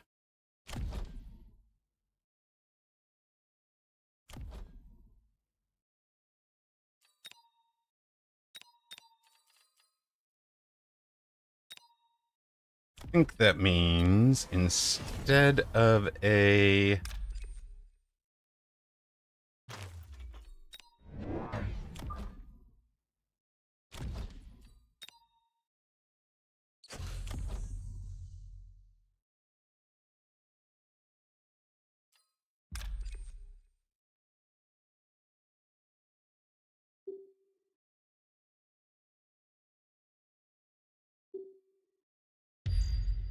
Put you right in on that, please.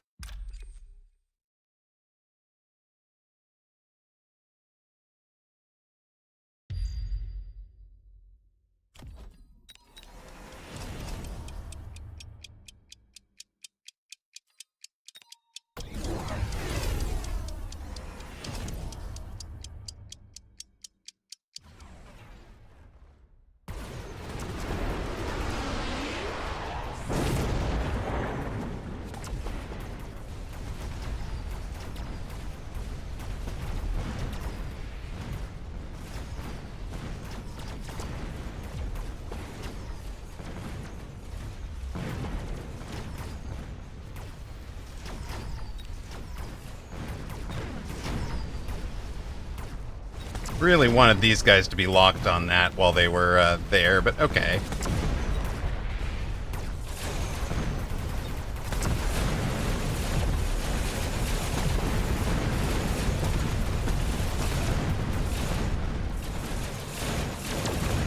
Heal Wraith don't care. Heal Wraith lives forever.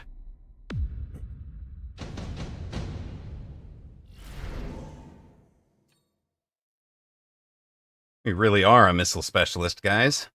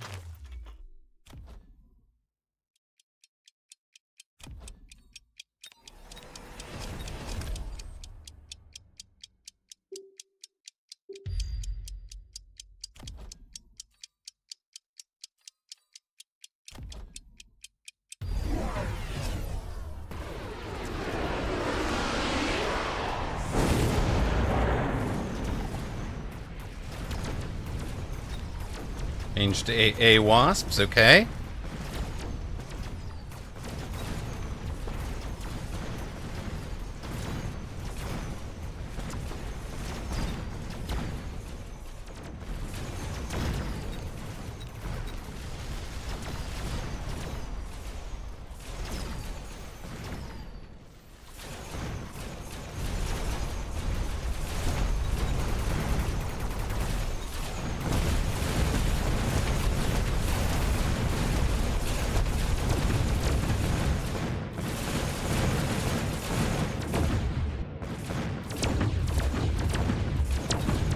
Nobody can touch that.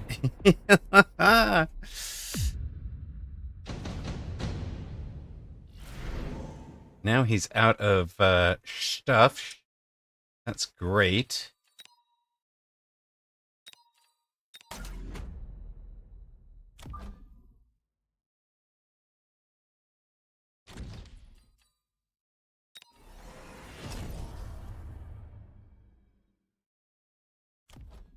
Lead the rhino over there.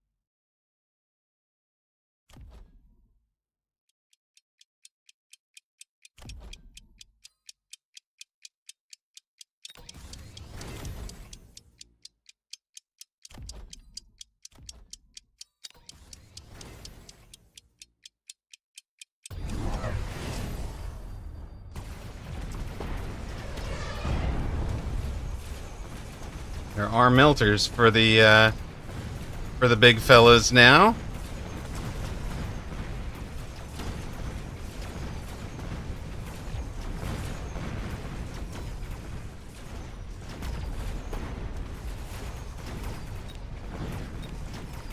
Oh, Rhino on my back line was rude. Well played. Well played indeed.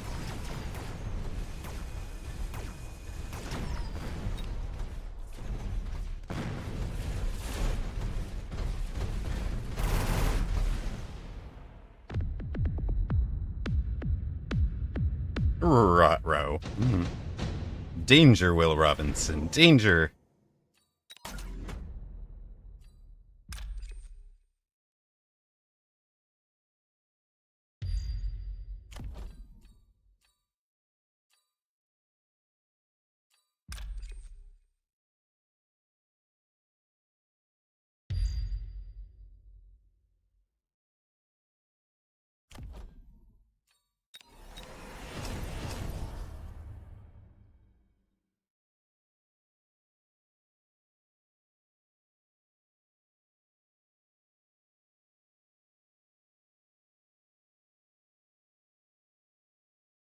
Hold on, you're not lined up with that, right?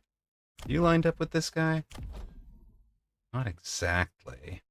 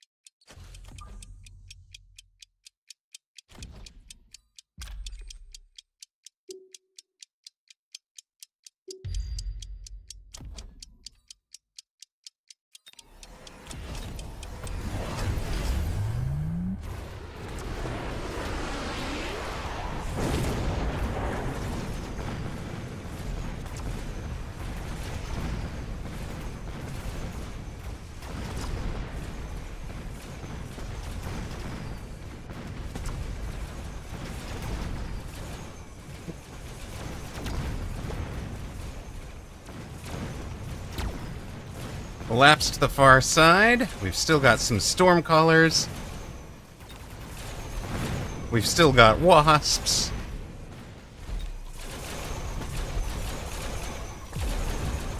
Oh, there we go. It was a tough one.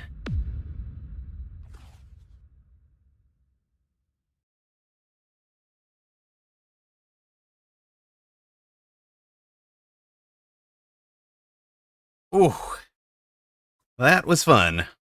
That was fun. Whoosh. um, yeah. Yikes. Skating by with 170 hit points.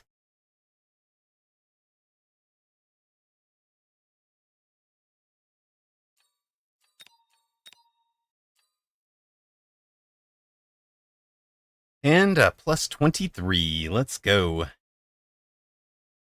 We were not even the long pole of the game. Whoa, a Poochie goes down in round 1? What are you talking about? What? What?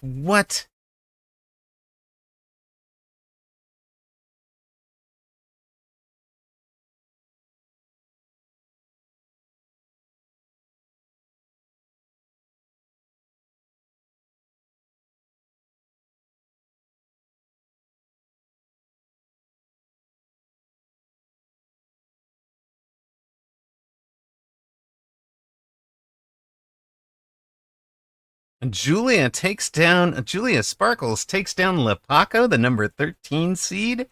That's pretty big too. Whooped taking down 15 seed Thonix. And Xiaoji Qinhuanzhu was the 17. Gets through that one.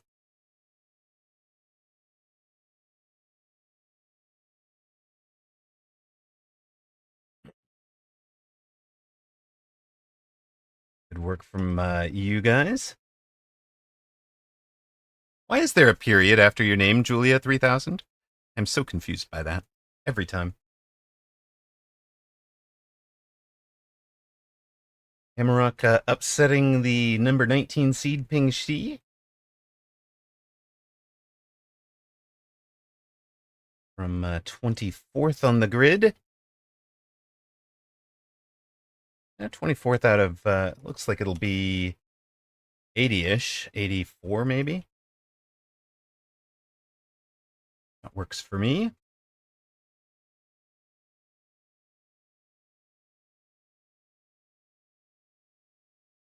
I am Znart still in a bit of a fight there. Eternal Fear updated beat Coolman RP. Arc, the 16 seed, gets a win over Guess Who's Back. Isle beats Mumbo Jumbo.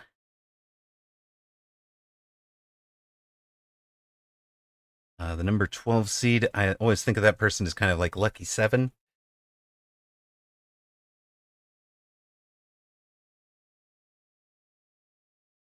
Top favorite Acite, Shadoff, Gelnerius is back, and Skay, all with wins. But Becca Mellum takes down the number 6 seed Luli Vera. Let's go, Becca Mellum.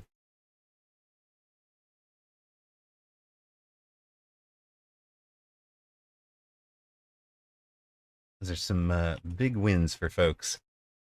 Worth calling out.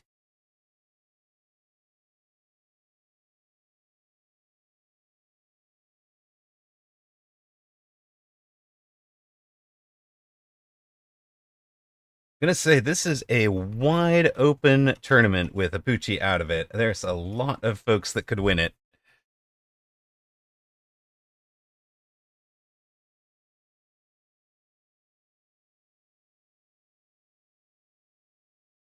Attackerby was the 44th seed. Peleus, the 46, Swin, the 47, ENS, the 49 seed.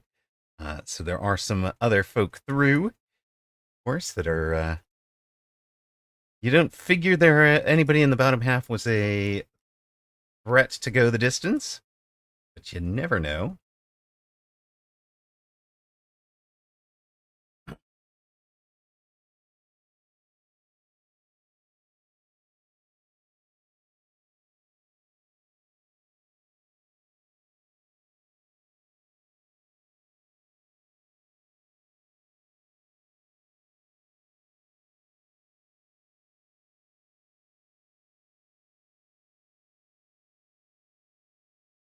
And a guy that was really down on himself one time because he lost to you. Other than that, most have been cordial. Yeah, I think most are cordial, for sure.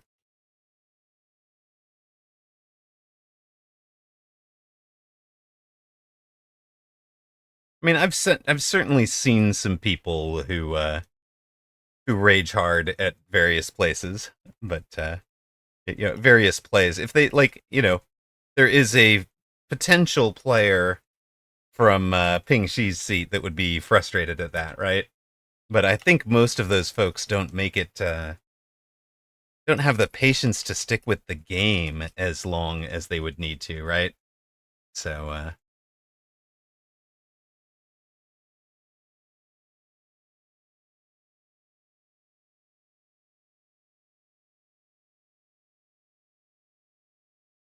we are through to the next round. Shocking. Absolutely surprising. We knew we were through after getting the win.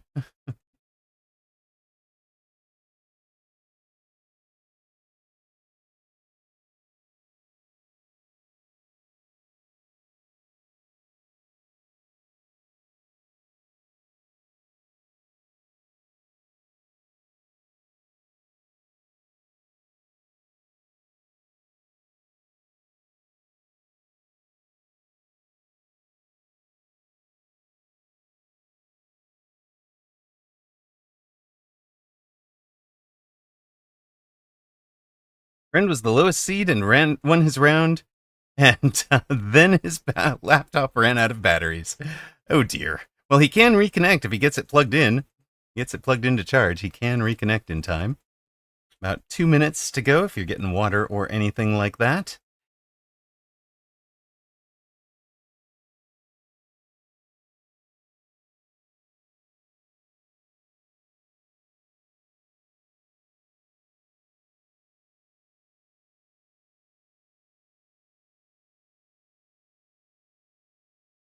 He's just going to take it and call it a win. That's fair. That is more than fair at this point.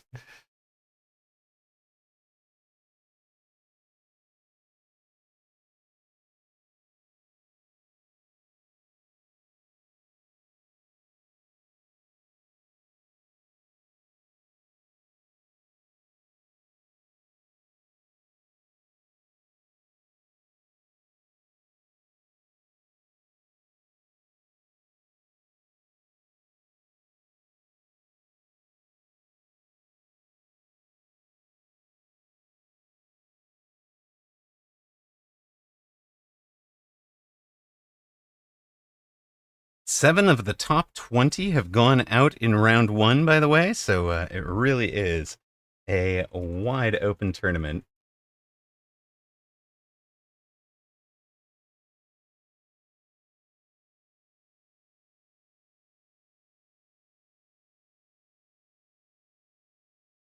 Yep, 30 seconds to go now. I'm going to run the ad now. You guys might miss the first pick. It just wouldn't let me run it before, but I'd rather you guys miss the first round than the last round, for those of you that see ads.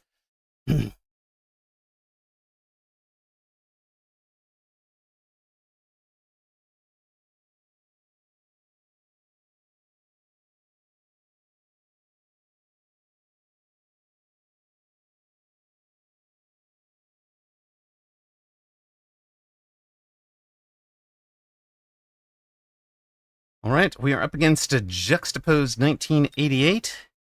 We should be facing somebody from, not quite halfway down, but a bit below us today. So this should be a round win, one hopes. Good luck, have fun, don't forget to ready up. Don't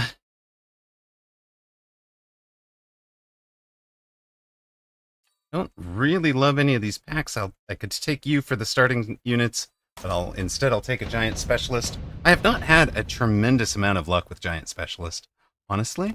For whatever reason, it just doesn't seem to suit me much. I'll tend to go into one giant, not many, so I don't get tons and tons of value out of it. Opponent, a speed specialist, so you might think they would be attacking. No idea.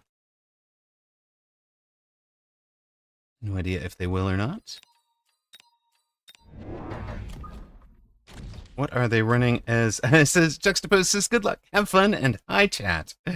Not running EMP on their sledge bar, so we can kind of win a win it. A sledge war, that is.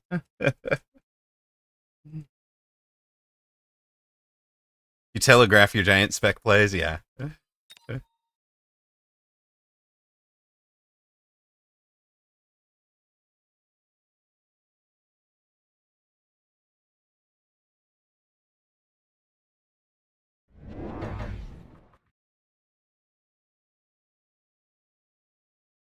Opponent has started out deep. Deep with a pair of marksmen. Ben Malls with the raid. Hello, my friend. A 16-hour stream today and a top 3 finish in Europe.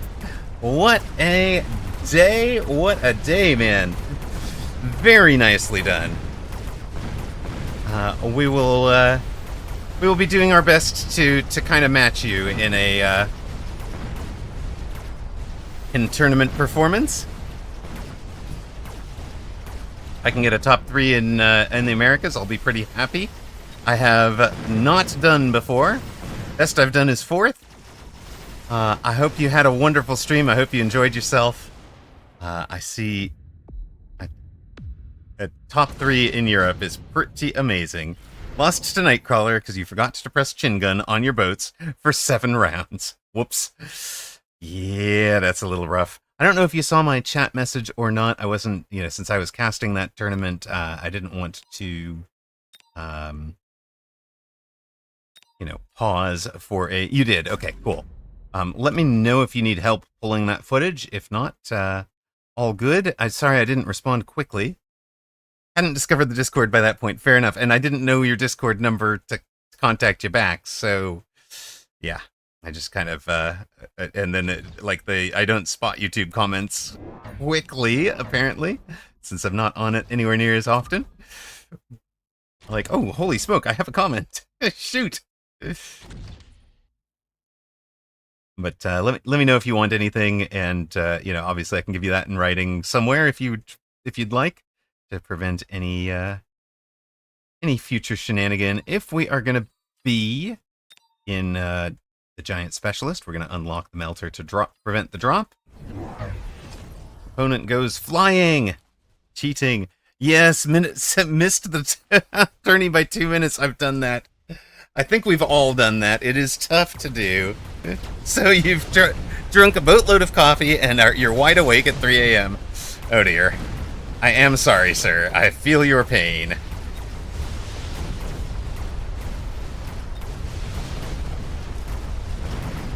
Wonder if we can drive him out of the Phantom Ray early. Oh, look at that. Rhino wants to go beat things up. Delegates taking the tower to the crawlers. Let's go. Now, obviously, we lose the round here, but crawlers will go off and get the other tower. Meanwhile, the Rhino's just done Rhino things. Perfect time to get some practice in there. Yeah, there's nobody on the ladder, right? Round for the Phantom Rays. You'd like a copy in writing as well, so you can be nosy. Sorry, no, not going on there. We've got 800 right now.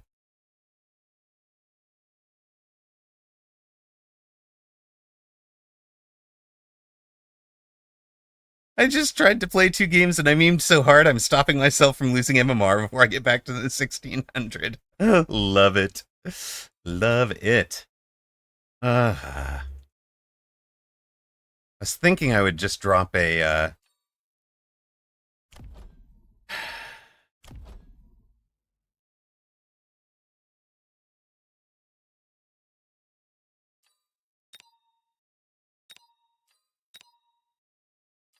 you bait.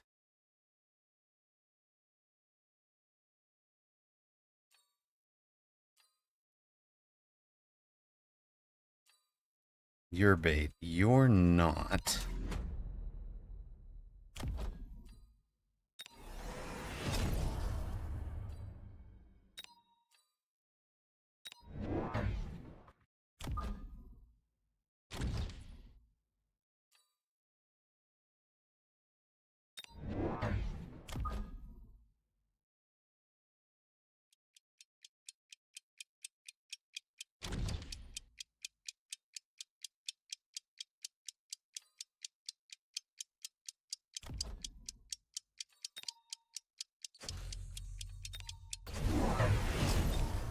level 2 with an item on them, sure. Yes, everyone's MMR is all over the place. It's true. So true right now. Oh, did you wind up? The range actually crushed you. That's pretty well played there as well.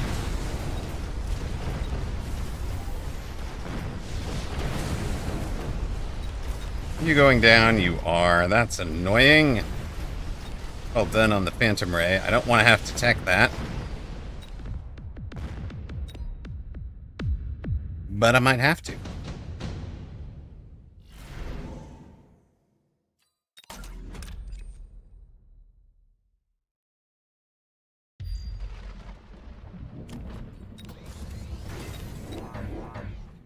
Let it storm? Sure.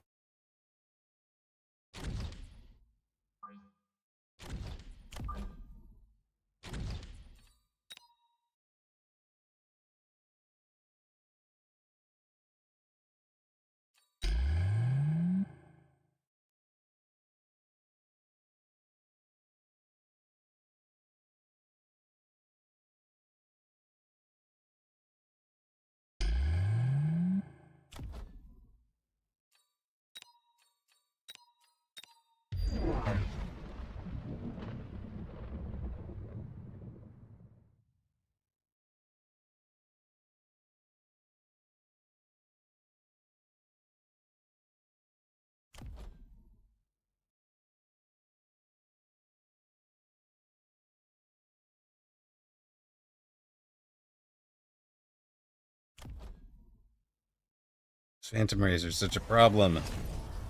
Super annoying. Alright, he has ranged his arcs. Alright, we're gonna need... Well, wasn't right to buy chaff this turn. It will be right to buy chaff in a moment.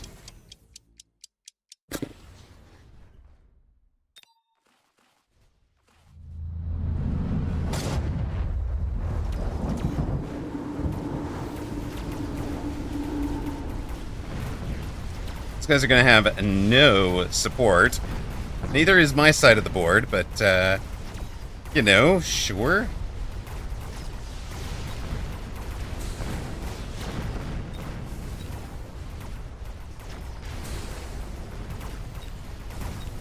Please get your shot off.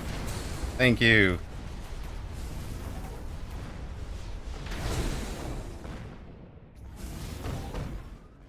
Everybody gets tower debuffed, huh? Oh, mine wore off at the perfect time. Let's go, chat. Ah. That was so lucky. That was so lucky. Well...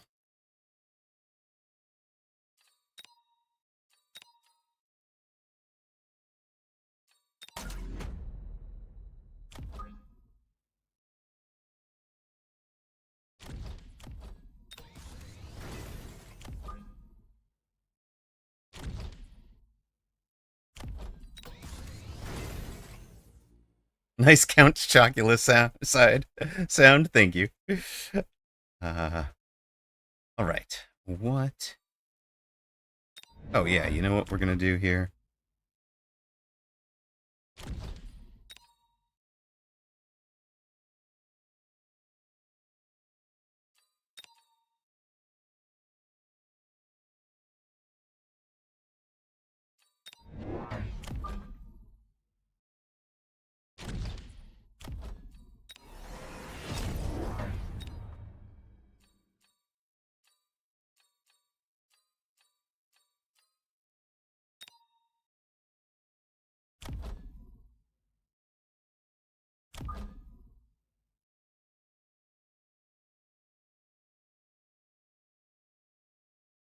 Yeah, I do kind of like that angle, I think. Has to be there, too.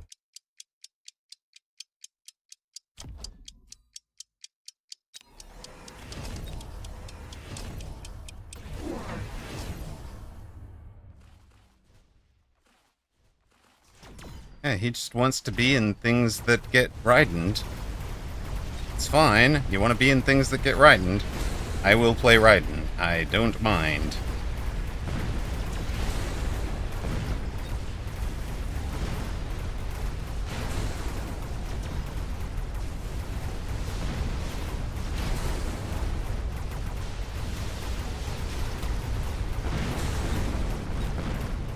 You just teched the Phantom Rays. You've only got one of them.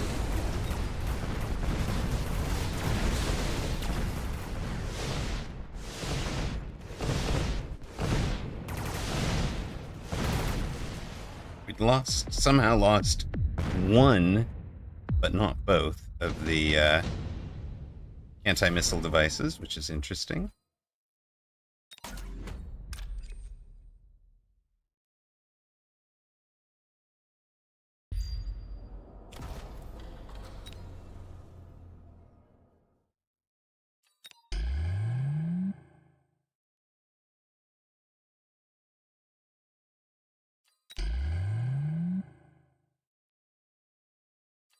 When you see a spell, you see something spellicious, you notify somebody, chat. Let somebody know.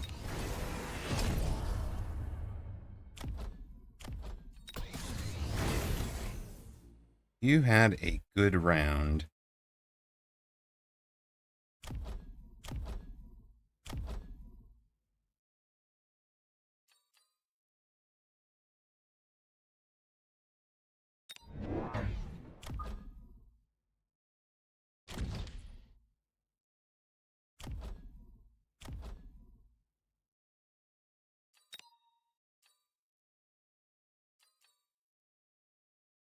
Make sure there's no crazy War Factory finish on this board for him.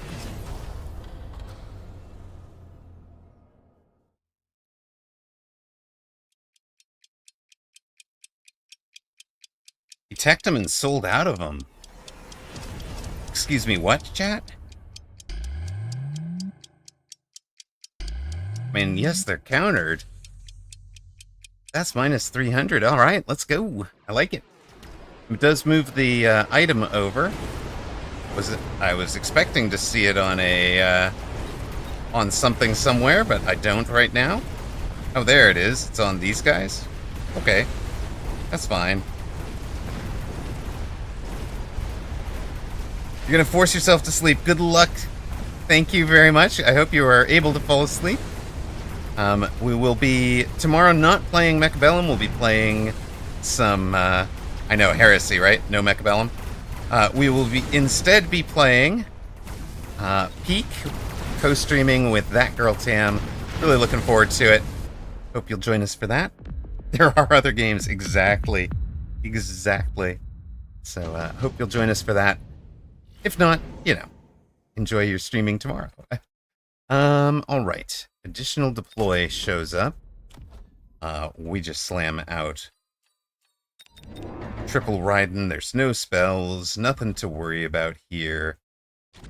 We are all about that. Clone, range, extra armor. Well, thank you, Kyle.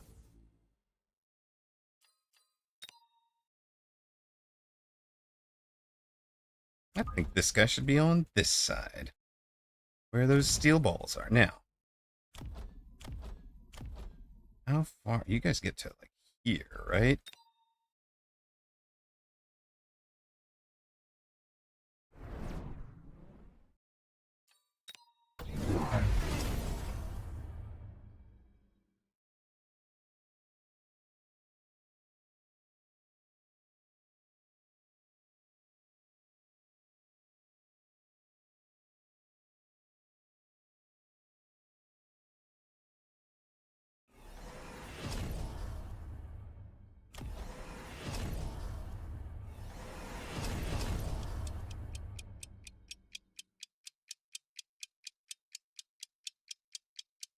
A loose formation crawler, always strong.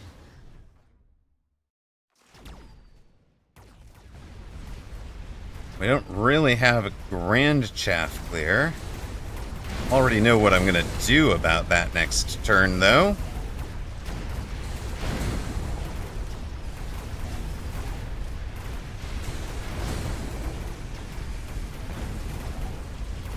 Oh, That doesn't seem to have been the problem that it could have been.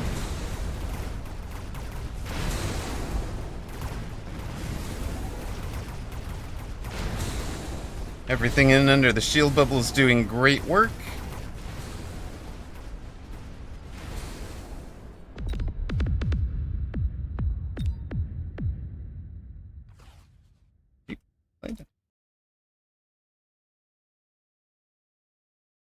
Juxtapose at 1432 MMR.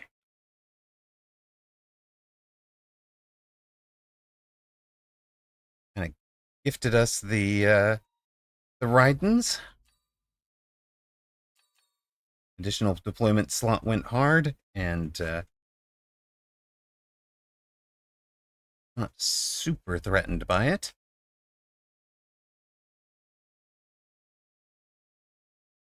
I think it was the mistake here for Juxtapose, I think, was going into the Fire Badgers, never teching them, but took the Fire Badgers when we were already showing Raiden on top of Sledge and the Phantom Rays.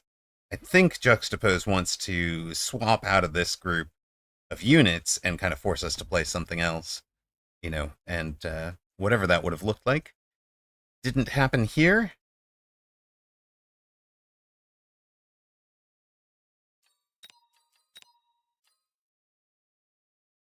We've reached Bronze 3. Okay, that's not what I cared about. We're just in Tournament 1. Don't care about that.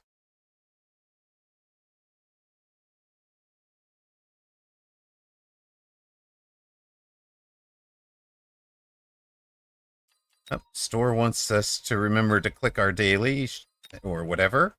Thank you. We're up 30 on the tournament so far.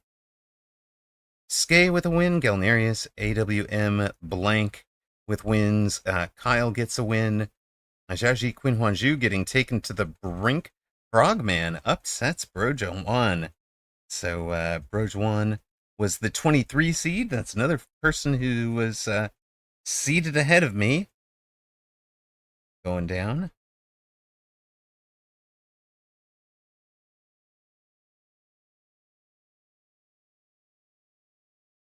Skay is the bunch of numbers up at the top.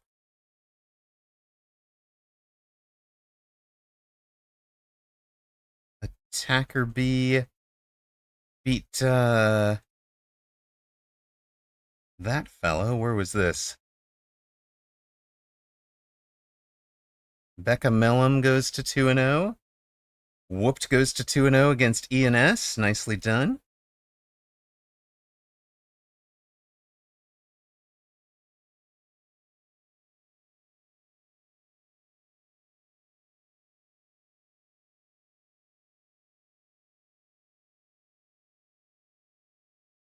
Park beat Slick Johnson. It looks like no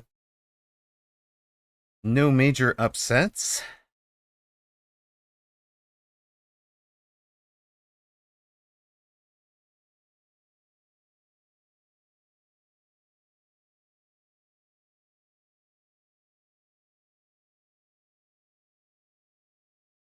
Chinese style versus Attacker B.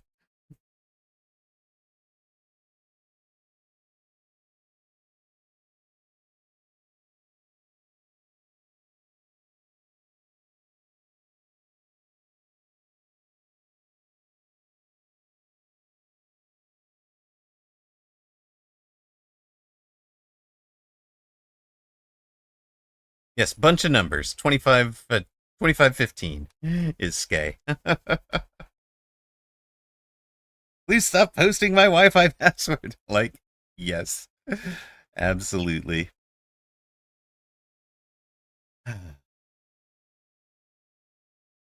All right, coffee and water for me, guys. We'll run our ad break rather than jumping into any of the matches ongoing. Clock Zombie 11, thank you very much for the follow. Puts us on 2057. How do you take your coffee? I have switched to taking it black despite preferring it with sugar.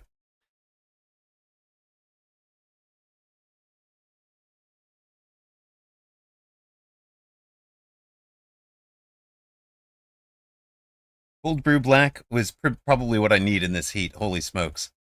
Pull it out of the fridge when you're ready for it, kind of like you used to do with iced sun iced tea as a kid.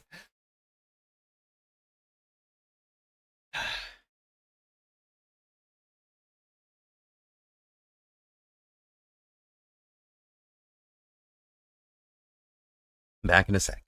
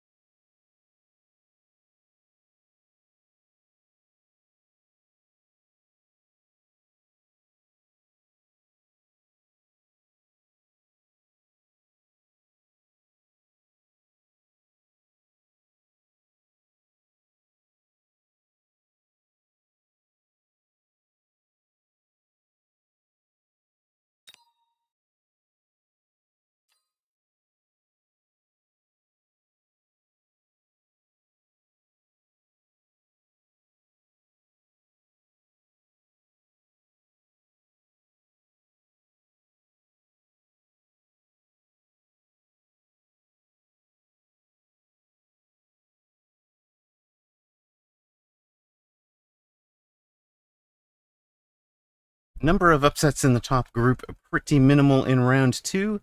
The only one going down is Brojon. So we've got up at the top. Swin get through. Swin goes down to Julia. Alias went down to Becca Mellum. They were the first round winners.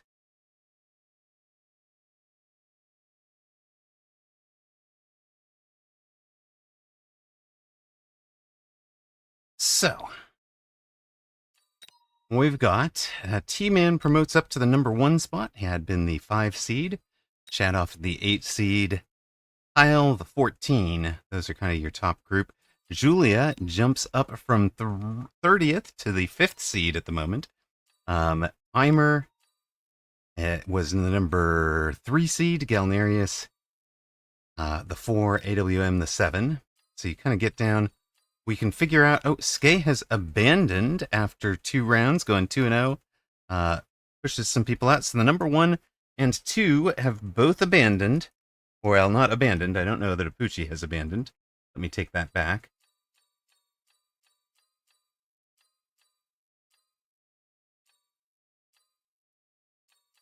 Where is Apucci?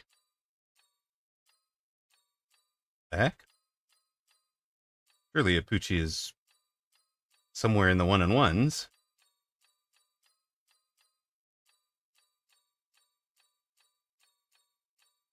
Oh my god, Apucci is all the way down in 79th. Okay, he abandoned. Yeah, that's fair. So, the 1, the 2, the 6 are all out of the 23 that started seated higher than me. 4, 5, 6, 7, 8, 9, 10 are already out. So only 13 folk seated higher than I am remain. Again, the number 1, number 2, and number 6 are all out of contention for the title, with 13, 15, 18, 19, 20, 21, and 23 all down early as well. So that just leaves a fair number. There are 20 left. We are facing, that's a bit of an unlucky draw for the 24 seed Amarok. We come up against a number 3 seed Eimer. So the 1 and the 2 are out. We face Eimer. All right.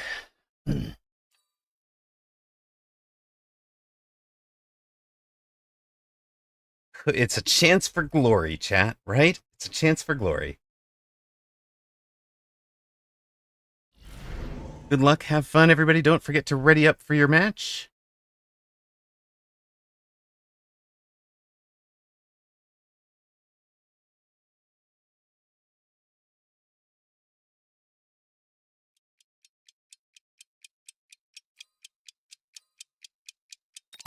We're just going to take a speed specialist and see what Eimer does with things. Eimer was the Weekend Tournament Asia 6th place finisher this week, and is now the presumptive favorite. After Apucci loses in round 1 and abandons, Skay goes 2-0 and abandons. We will be into sabers. I presume there will be arcs, probably a trained arc, honestly. That's fine. That is fine by me.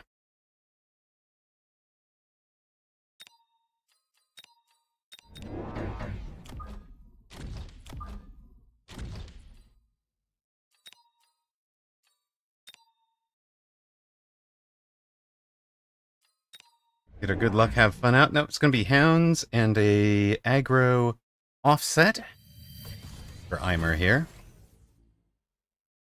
It's a trained hound. Smart dogs.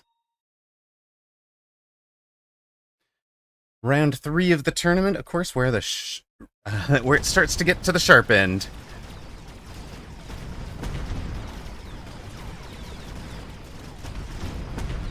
Of course, the Mustangs are pretty solid into the fangs. They're not going to be great into the... Oh, we've taken care of the hounds. And it's down to just sabers against Mustangs and crawlers. Do we actually win round 1? Let's go. Speed spec for the win. Alright. Presumably Eimer has a fix for that problem.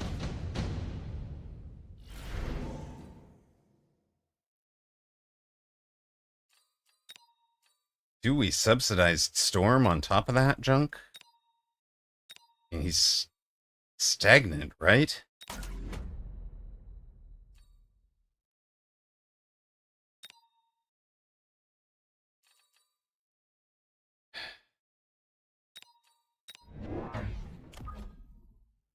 Sitting still back there.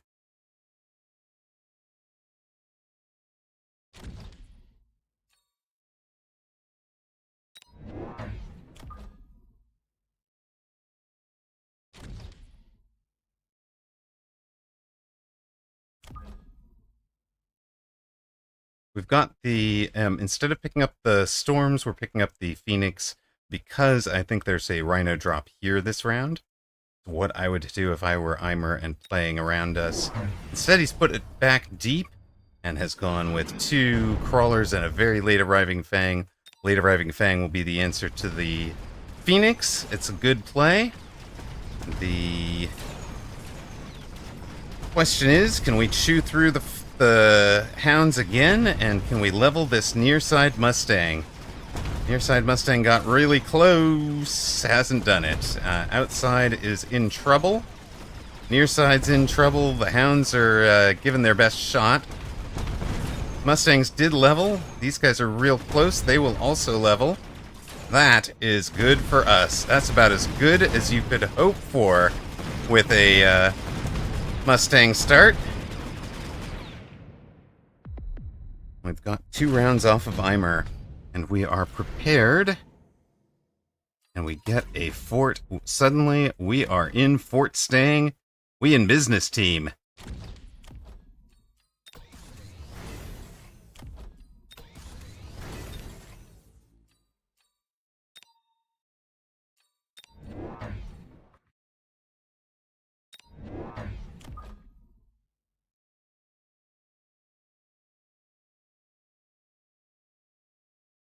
Eimer is French for to love. Am I presumably pronouncing it terribly then?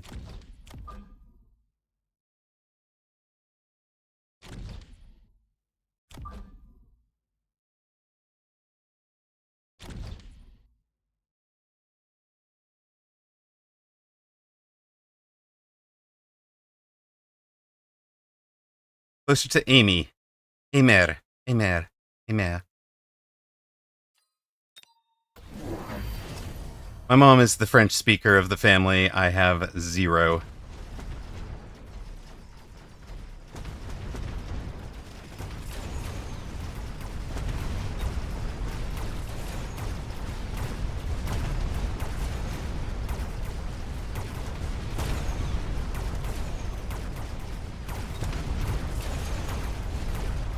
Leveled Mustangs enjoying life. Now we're down to a fort and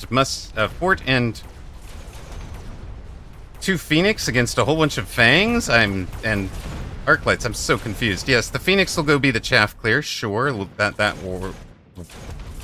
For some definition of works, that works. Sweet.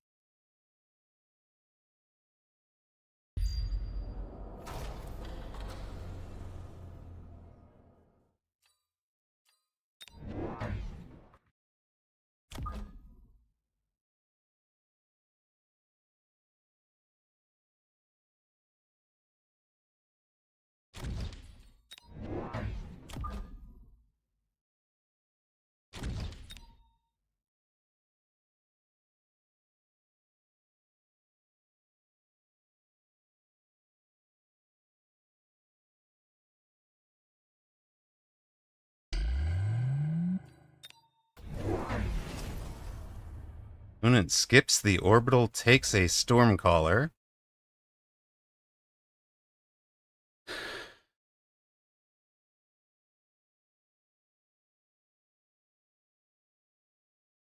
I can't do the throat closed R, guys. I just can't. Meh. Meh. Amen. Appreciate you guys doing your best to correct the pronunciation there. The throat does not move that way, never moved that way.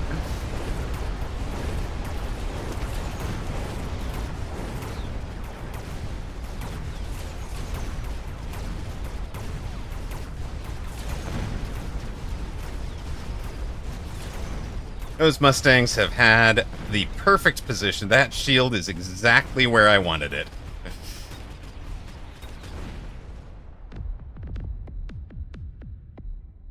Love that shield.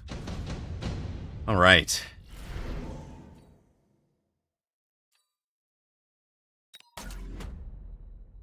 Now we throw down some wasp on the back line.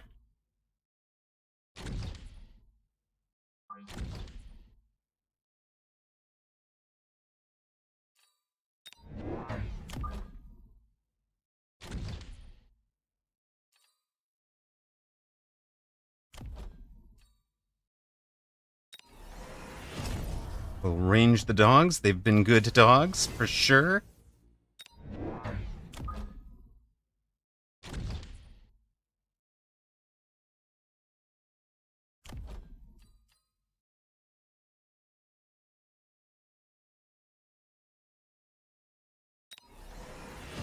I'm expecting a...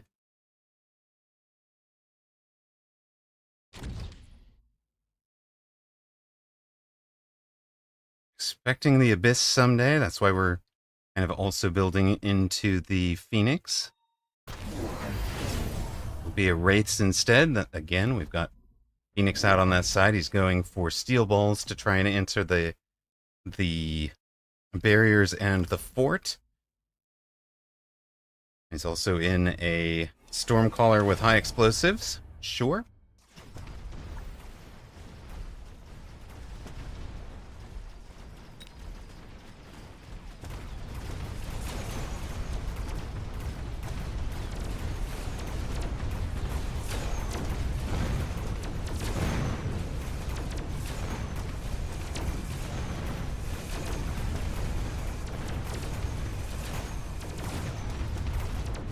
Managed to keep that, somehow we have kept that shield alive. It will go down, but yikes, that shield had a day.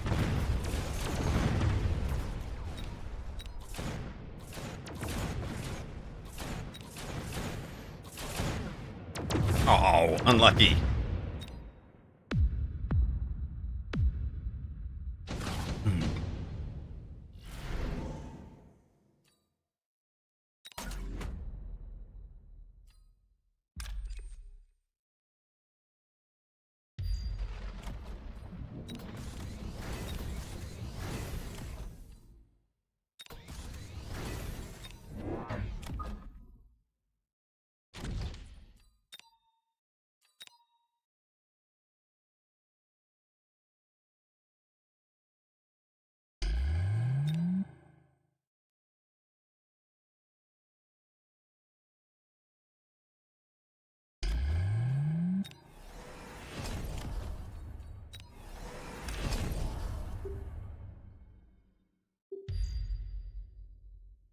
I'd like you guys in there, please.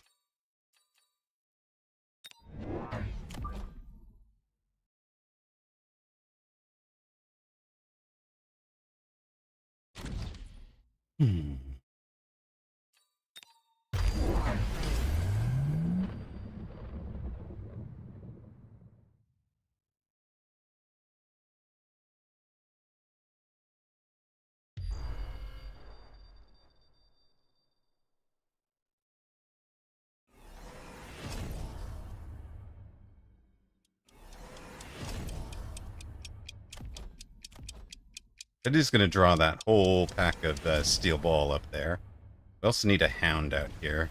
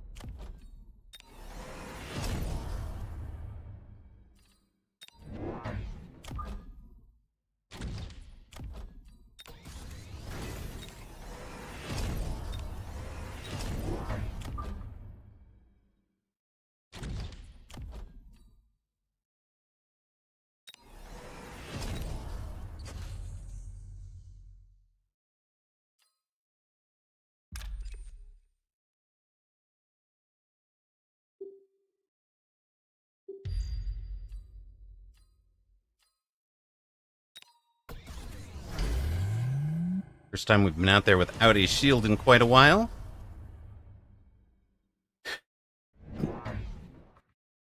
3,500 to 3,000. We're gonna beat the long pole eventually, right? Might as well get an early, bet in, because, you know, the people are gonna be, piling into this one in a minute.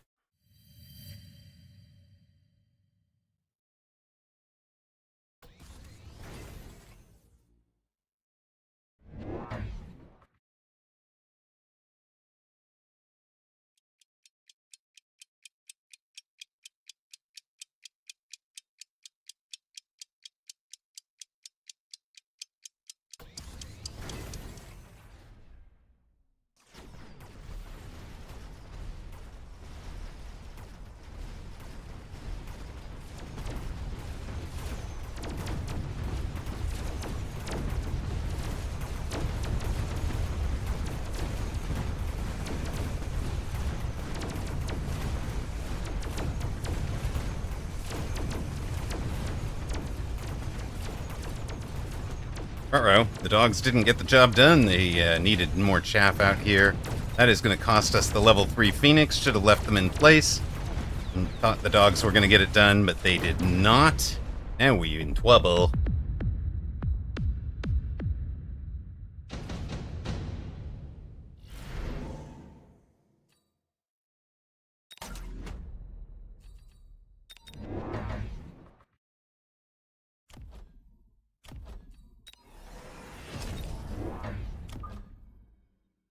Dogs over here need some coverage.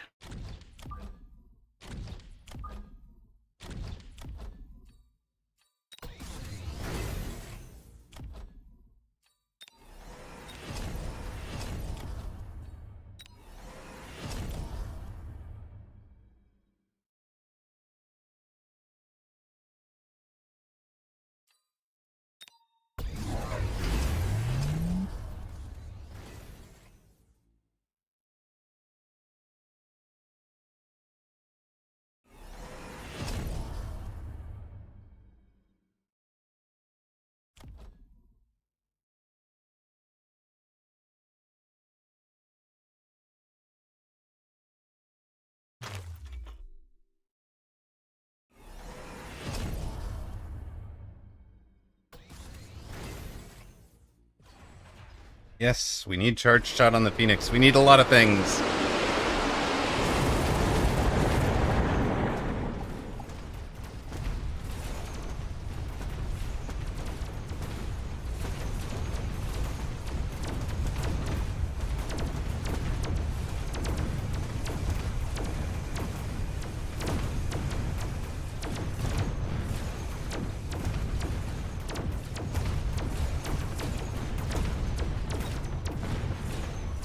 Our chaff clear is lacking. He's winning the chaff war.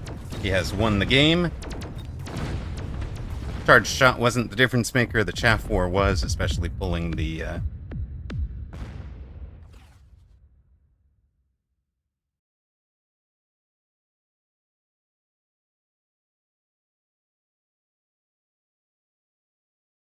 Exactly. The Phoenix... Exactly. The birds would deal with the wraiths if the ground was clear. But, 2035 opponent is after the season reset, right? So we're not going to lose a whole lot of MMRs on that one.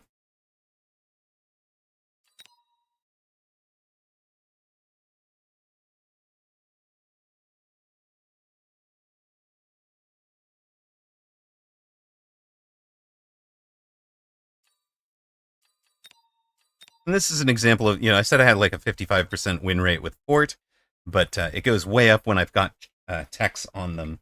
And that's an example where, I'm trying to get into them, but we don't ever get to having the, the full weight of forts on the ground.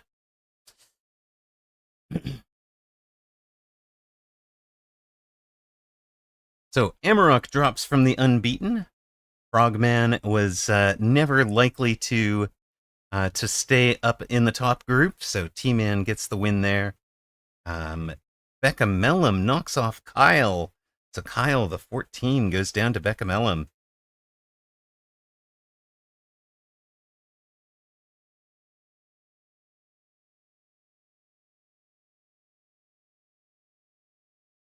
Julia and Eternal Fear are still at it. We might jump into that one. Galnerius has a good match going against, that's actually the 4 and 8. That's probably worth taking a look at. No, this is the 9, something like the 9 and 12 as well. Cite never readied up, so goes out.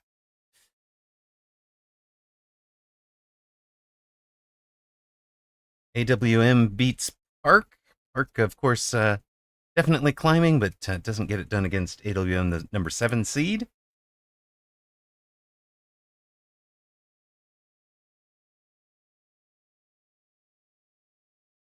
Zhaoji Qinhuanzhu, a good match for Whooped. Let's jump into Galnerius and the number 9 seed. I think this is 4v9. Clair Obscure. Actually, it looks really cool. I'm definitely thinking I want to play that. Expedition 33. It is certainly on my list of things to play. In this board, Galnerius near side, the 4 seed, a second surviving seed behind Amy. Amer is a Super Supply Rhino specialist, facing an amplified speed Super Supply Worm specialist. Galnerius is getting done, but there are flying Void Eyes, triple teched Void Eyes. How often have you seen that? And more importantly, when have you seen it from somebody who's a tournament champion?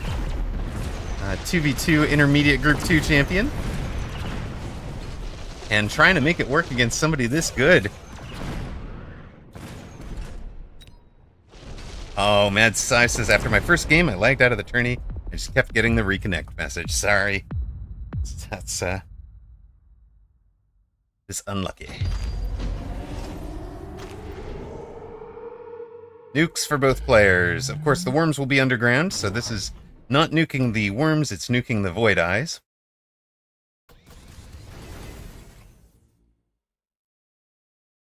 I said making it work, but it does look like maybe he's not.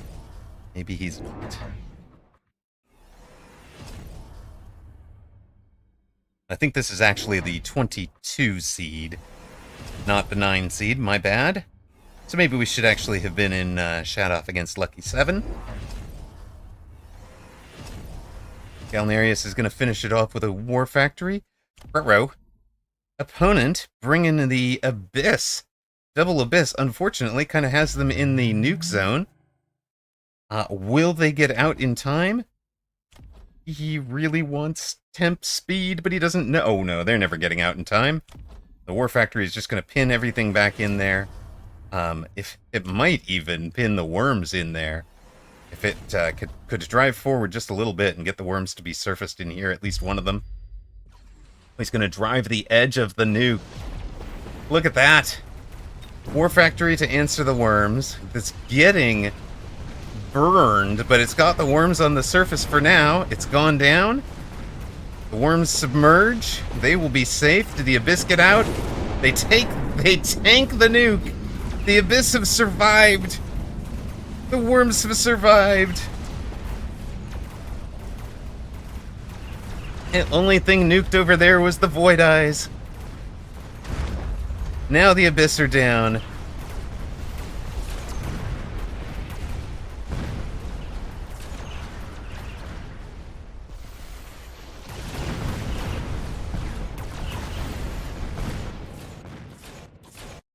One surviving Phoenix to go down to the Void Eyes. Yeah, the War Factory plan was decent, but it really, I mean, I think the Abyss were completely unsighted, blind placed, and perfectly counter it. Orbital bombardment for Galnerius.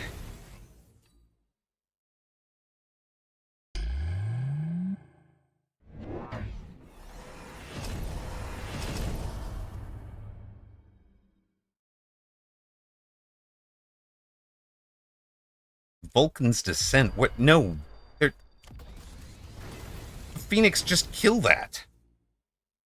You know how quick that dies to those Phoenix? Oh, dear.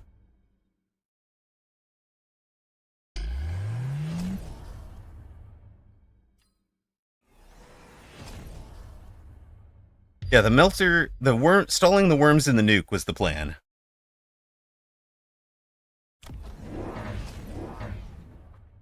New War Factory for the opposite side of the board?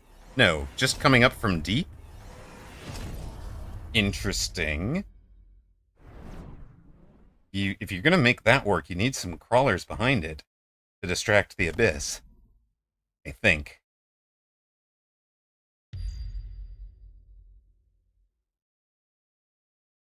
The Abyss are running away from the War Factory that they know about from last turn. I presume they're running away from the expected melter.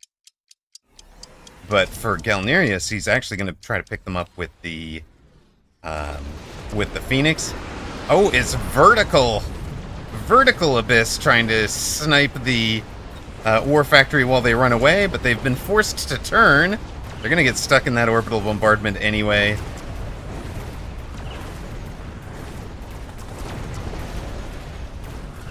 They still get stuck on chaff. Positioning of the War Factory does deal with the worms. Now it's up to the Phoenix to handle the Abyss. One down.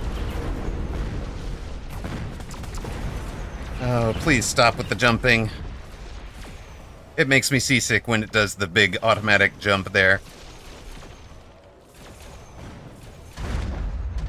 2 down. 3 down. And Galnerius is through.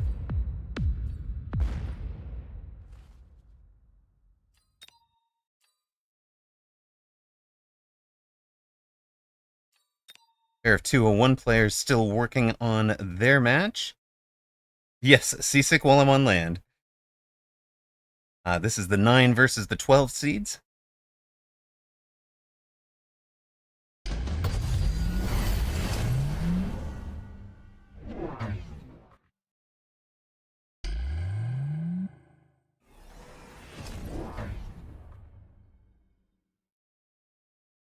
Apparently, War Factory countered the Abyss. No, War Factory countered the Rhino. Not the Rhino, the worms down there. This is the unhinged flank that has become popular, so watch out for this guy. Watch out for this guy. He's running the unhinged. It's basically stealth burst mode.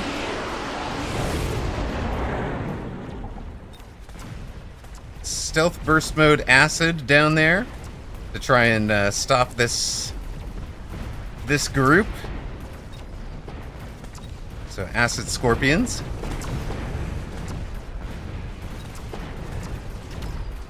Both sides are running ranged acid scorpion.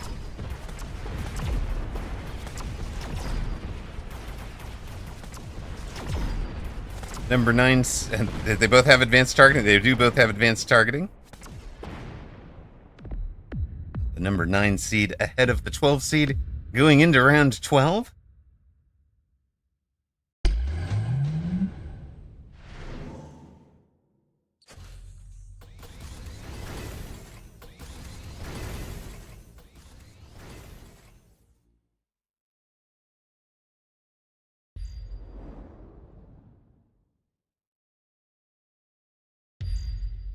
Oh. Alright, incendiary plus sticky oil. They are in slightly shieldable positions, but very unlikely that those would get shielded. Unless you placed shield typhoons right up on the line. And that would require having read this play. Oil over here to try and trap everything and clump them up. We get new abysses. Maybe. When in attorney in Mecha, and I get the reconnect, lag delay too large, repeat message. Is there anything I can do? I tried restarting Mecha, and I think it kicked me out of the tourney. So it's supposed to let you restart Mecha and rejoin the tourney. I know that there will be some circumstances where it doesn't work. but you're supposed to be able to reconnect into attorney. So, Mad Sci, if you've got something that was happening there, we can try to get that reported. You might report it in the bugs forum of the main Discord, main Mecha Discord. No, no. You don't get kicked out for losing until you're down 30s. You're down 3 games. That is oil and fire connected. It is, yes. So I can tell you exactly why that happens, C-Mully. There, I'll show you. Can I show you on this one? Oh, I don't want to bother that person. Back over on the manual camera so we don't get the jumpings. Now that there are Vertical Abyss again. Vertical Abyss loses again. Round complete. So,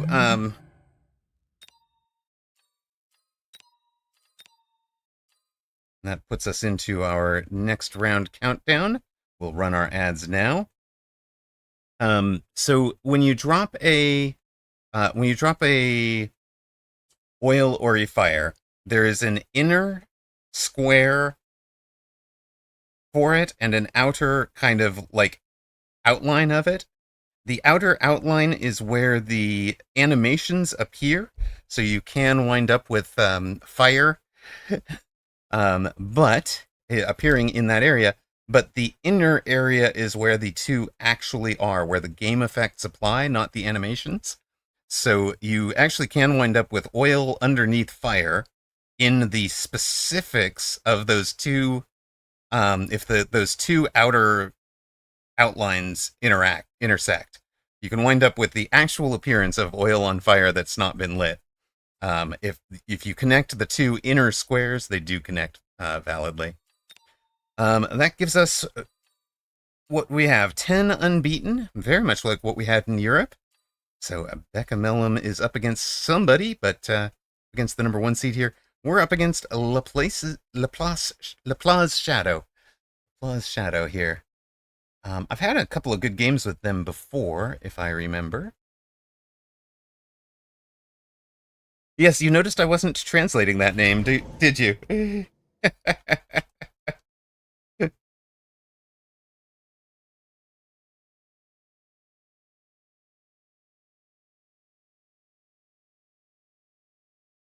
Yeah, there's points where I just pretend not to be able to deal with it. I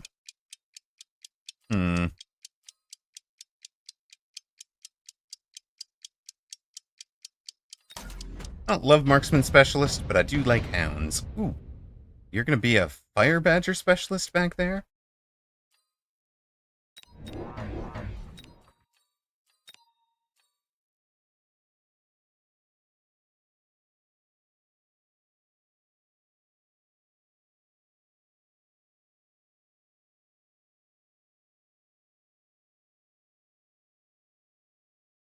Channel point predictions are up for this one.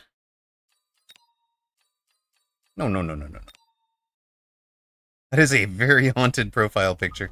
If you like horror games, that's the profile picture for you, right?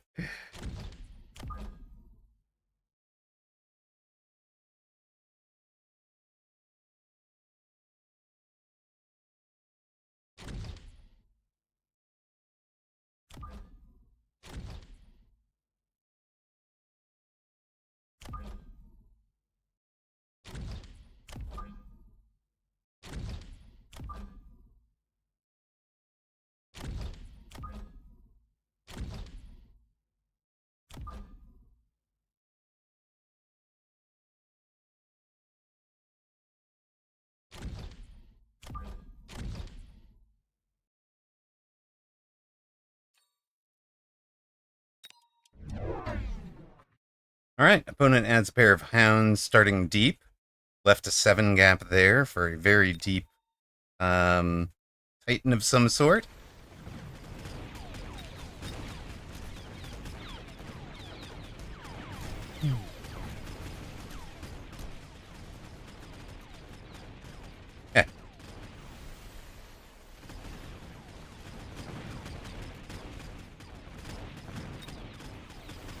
Opponent going to win round 1.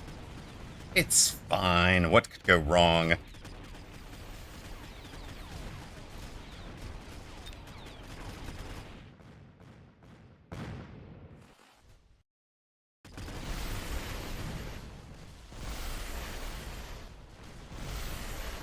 Hey, we win round 1 anyways with the surviving storms. You guys, all believe Laplace is going to win this one, huh?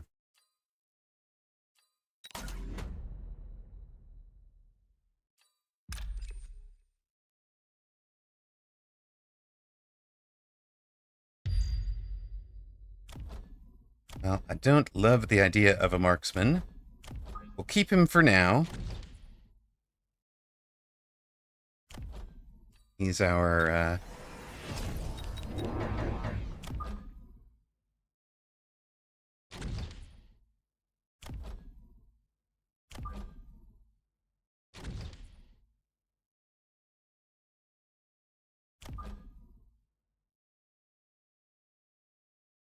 Thank you very much. Appreciate it, MadSci. MadSci getting the bug report in for us. You know, for the entire community, really, because nobody wants that.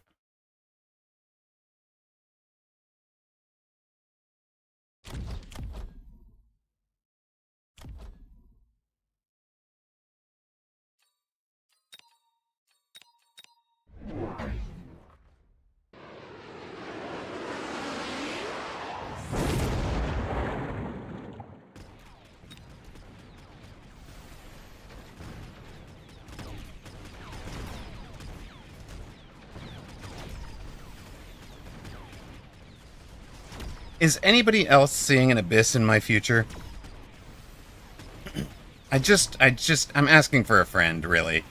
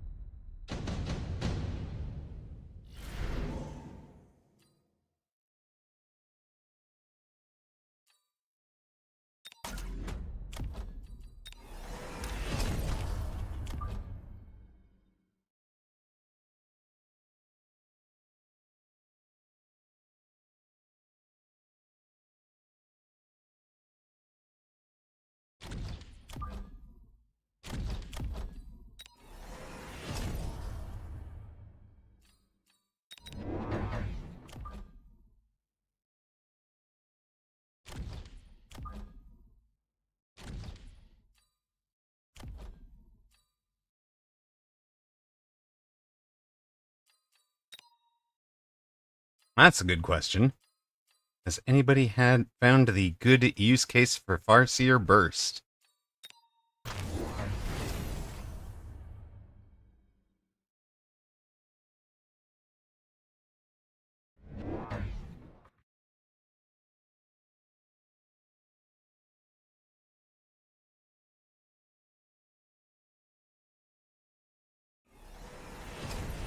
We've got range before his Mustangs do.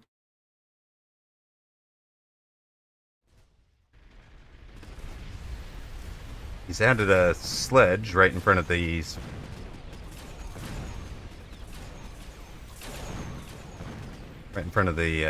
Phoenix. Unfortunately, the Phoenix are going to work on chaff clear.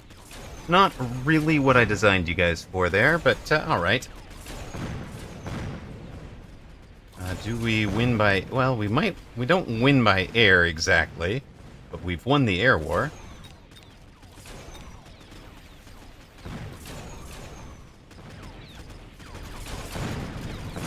Two surviving storms. Doing their best. Not getting it done. The sneaky Phoenix on Phoenix backstab.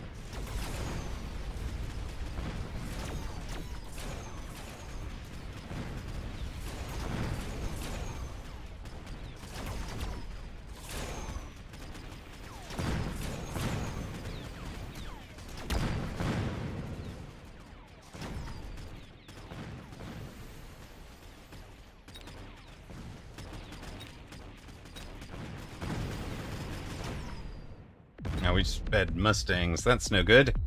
Well, it's sort of good, though.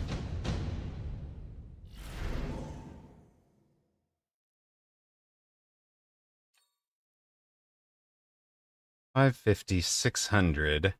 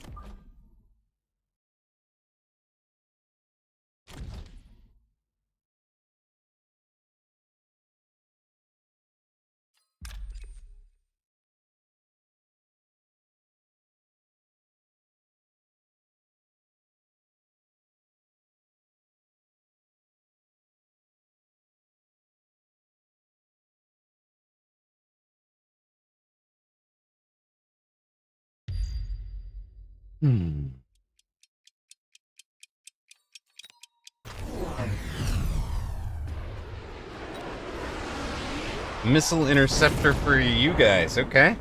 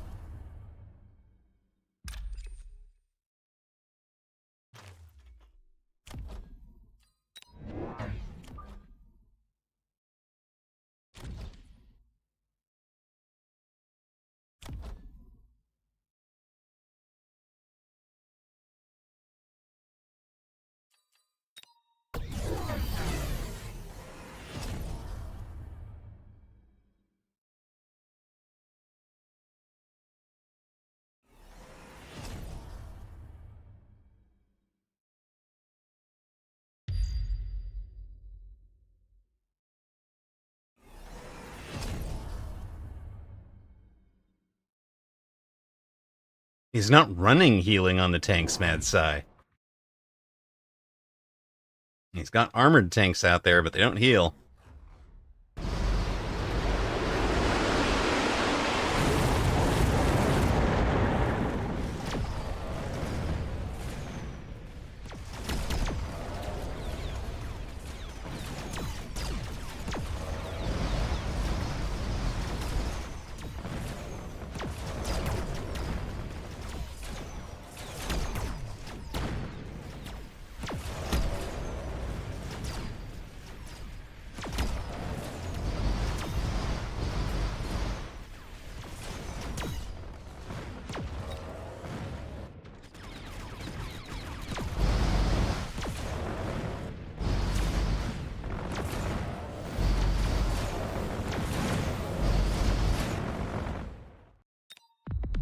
Big Stumpy Abyss, let's go! Yes, the Mad Lad, no healing to mess with the Abyss. Exactly. And now he's out of his oil.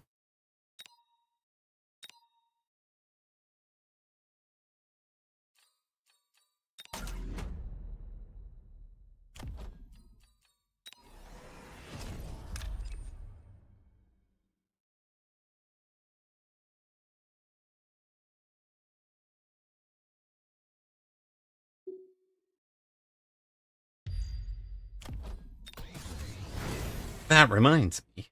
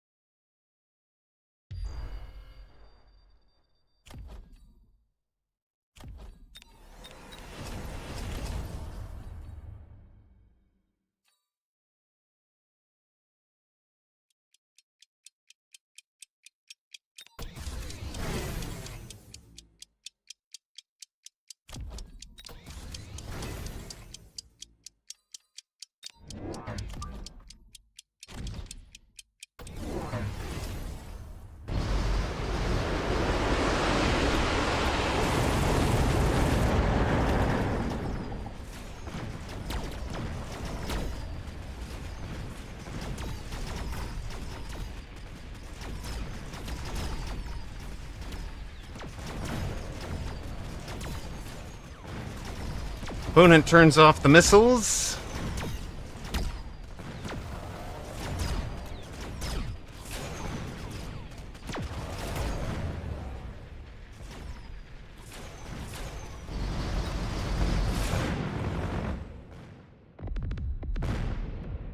Level 2 Abyss doesn't care much.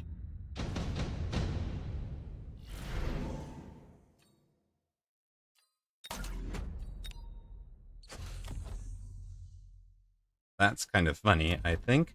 You did actual 0 damage? That's impressive, sir. Well, how do you manage to do 0 damage? I don't know. But, well played there. Well played there.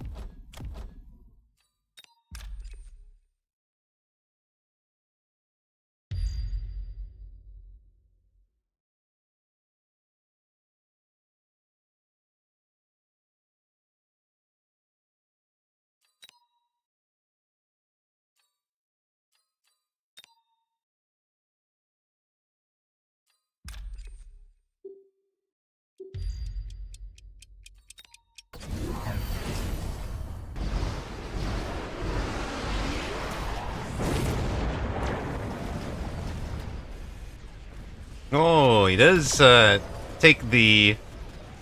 turn off the fire. Misses having his anti-tech stuff turned off. He's leveled the near side tower quite a lot. It finally goes down. Is this enough surviving? We've got 1,700 showing. It's a little bit more than 1,700. It will be enough.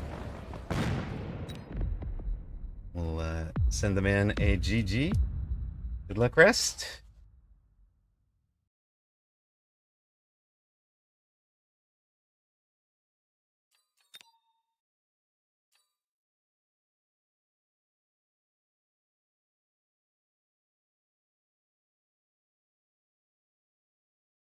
Beware Amarok in aggro positionings.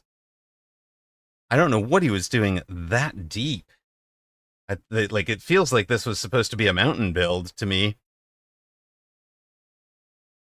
But, no quarter given.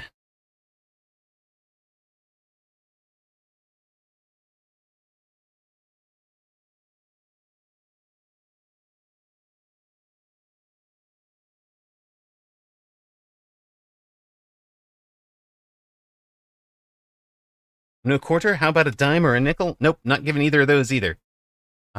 E-Man ends Becca Mellum's run.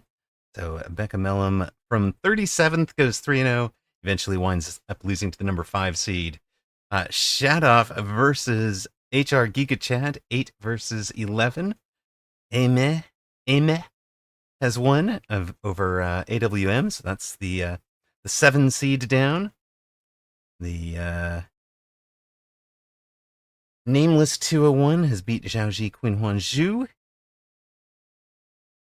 Eternal Fear is facing number 4 seed Galnerius, but let's jump into Shadoff against HR Giga Chad.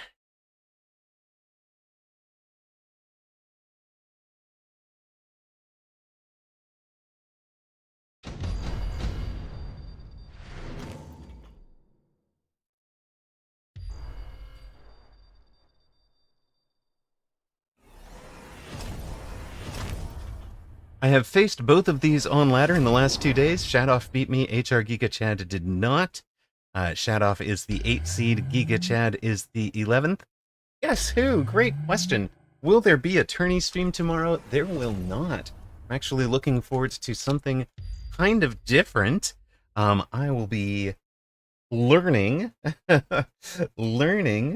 the game Peak with That Girl Tam.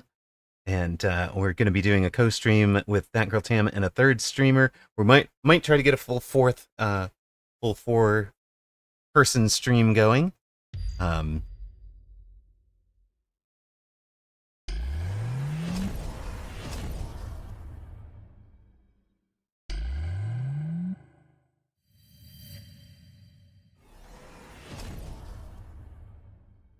Running a 2v2 tourney is a good way of learning. That's true. But we've got special plans for tomorrow, and then I'll be back on ladder on Monday. Congrats to those of you that supported Streamer. There was 25k rocks on the line for that last match.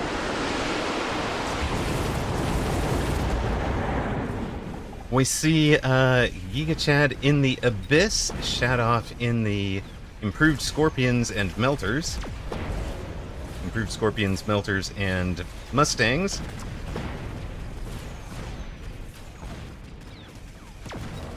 Somebody has EMP'd this guy. I think it's probably coming off of the Phoenix.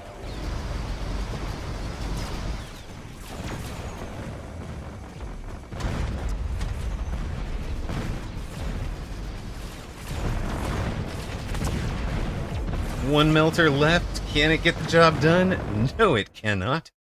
Giga Chad dub over, or gets the round win, not the game win, over Shadoff there.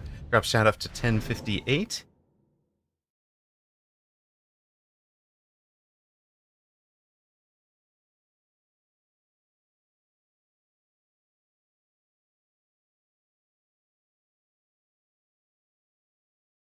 Backline Tarantula Mines just to distract the Abyss? Or do we have tarantulas up on the front? We do have tarantula up on the front. All right. Or Shadoff, that is. 2 tarantulas on the front, 1 here by the tower. Those could, in fact, run mines to distract abysses.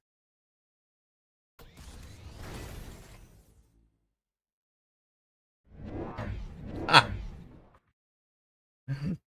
Shadoff not happy.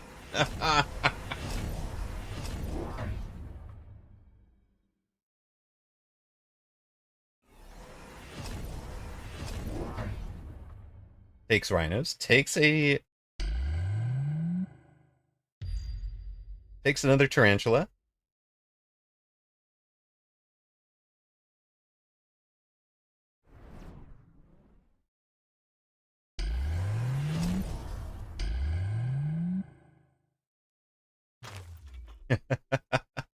Thus spoketh Whooptathustra.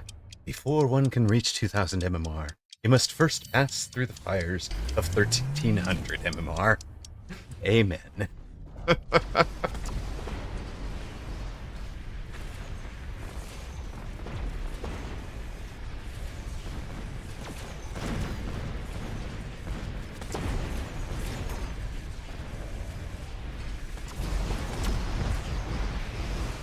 Oh, the Rhino stopped in slow motion at that tower.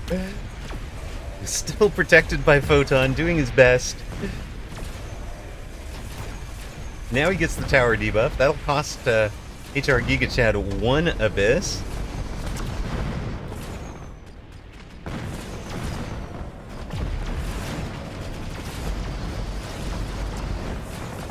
But the Abyss carry, we knew that from the slight salt from Shadoff. HR Giga Chad with the win. Knocks out the number 8 seed Shadoff to continue his run. There are only, that's 4 through. And Eternal Fear and Galnerius, the last match ongoing.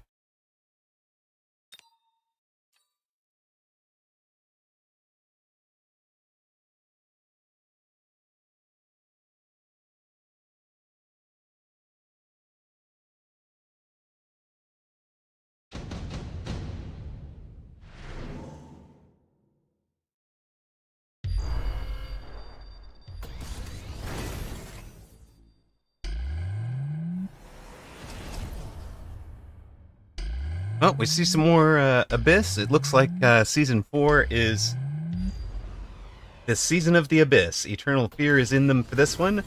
Galnerius is not in a whole bunch of punishable a whole bunch of punishable Mustangs, but does have the Shield Fangs out. It's Snacks. Where is Toast? Toast, it's Snacks Abyss.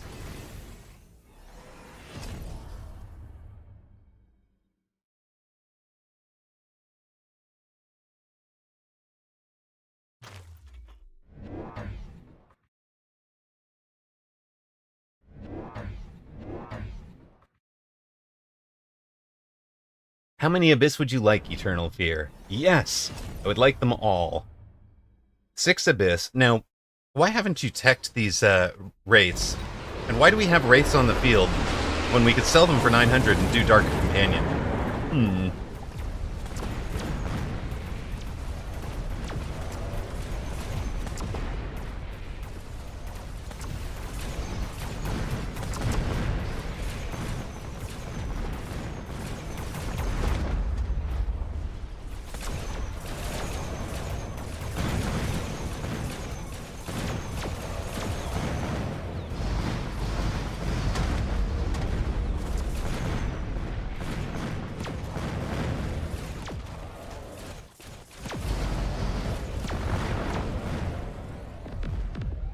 Game for Eternal Fear gets a win over the number 4 seed, so the 25 seed Eternal Fear at 1752 makes it to the final 5. Let's go, Fear! Fear, Eternal Fear.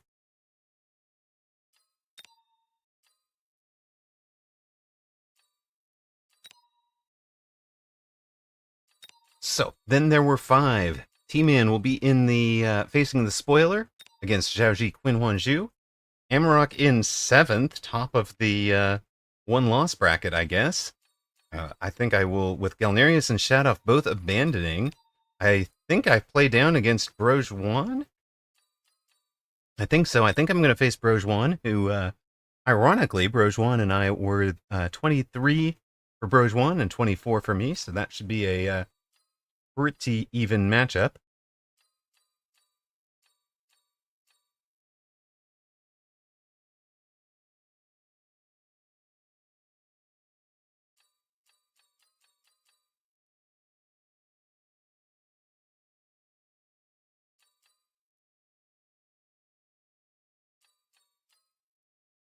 I do, in fact, face Brojwan, the 23 seed.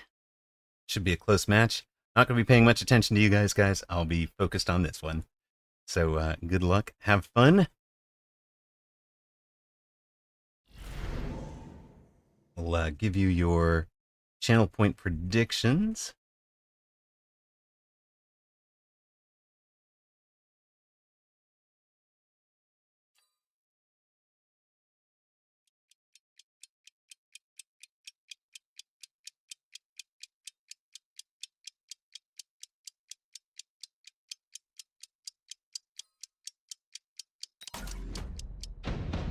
Missile special. Hello, Clock Zombie 11. Welcome in. First time chatter. So there are a maximum of 13 matches in a tournament, or 13 rounds in a tournament match. There are a maximum of 7 rounds in the weekend tournaments. We won't know whether this one is 7 or 6 rounds until we see the results of some games that will be played. For example, the spoiler Zhaoji Qinhuanzhu. If he wins that one, then we would in fact be down a down one round of tournament. There'll be, if he loses, if the favorite wins that one, then we'll have another similar spoiler match next round. And again, if the spoiler wins that, we'll have 6 rounds. Otherwise, we'll have 7.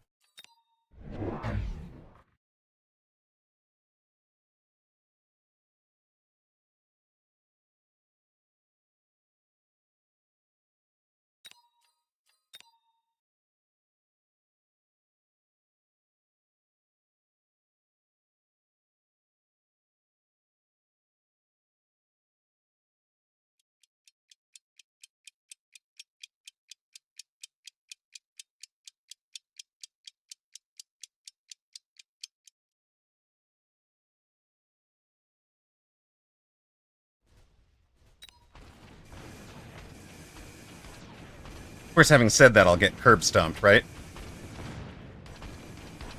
Started about a week ago. Tad addicted. I love it. It is a very addicting game. I full props to the developers. You know, I started 2 years ago. I'm 4,500 hours in, and I'm still learning things. And I still have frustrating mistakes, and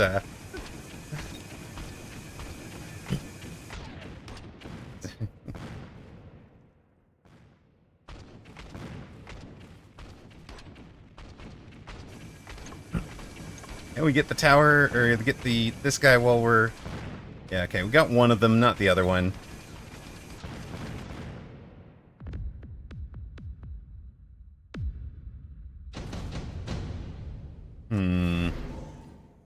Definitely... Oh, yeah, perfect.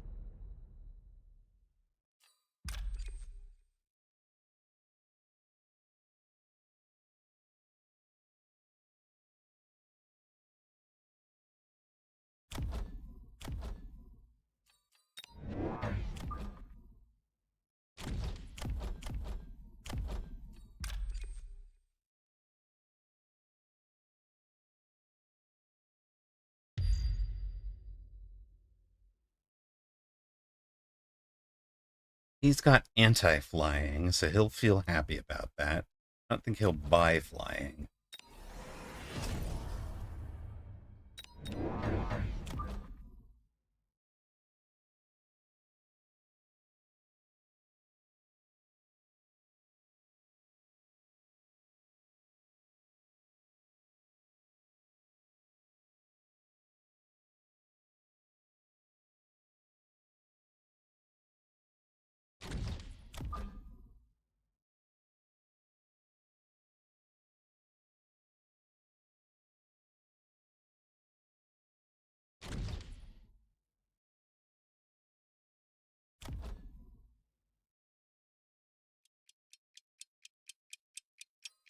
We're hoping to clip both of those and hit the crawlers. Yep, perfect. That's what we wanted. That's a cool little pull. I like it. Love the little pull. We had the dogs out here to engage. That worked out well enough.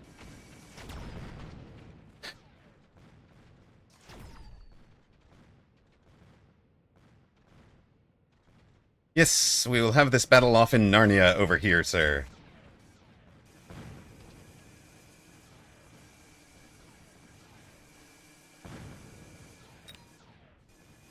It would have worked a little better for you had you, Yeah, let's keep going to that second. Perfect. Go get that next tower, team. Keep going. Keep going. Yes, yes, yes, yes, yes. Perfect. Get tower. Nice work. Get the level. Nice work. Oh, it's like they were listening to me, chat. Love it. Thank you for that mobile beacon. It worked out.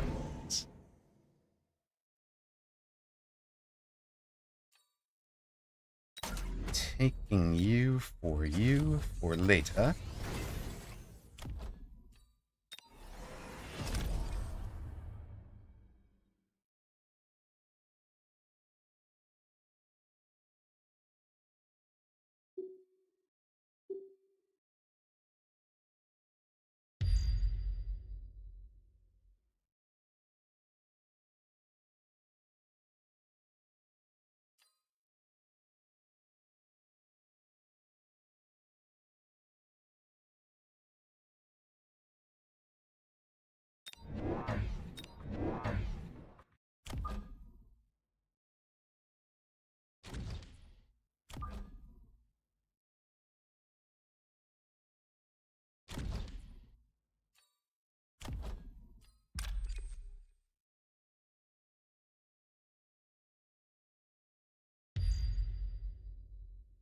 Same basic theory. Float the 200.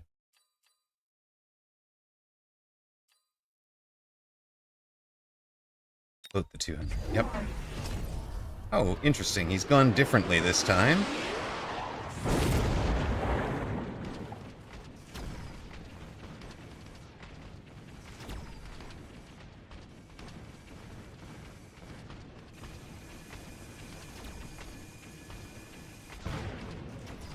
Get that tower on the right side this time.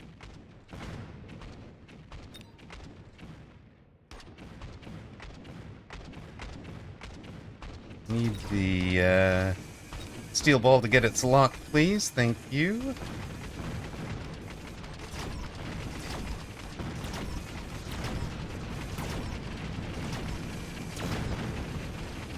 Heavy armor steel balls are amazing. They don't get the job done, though. Rouge 1 wins this one 3804 to 3810. It's about as close as you could get. Unit drop round. Not what we were looking for. Where is it, chat?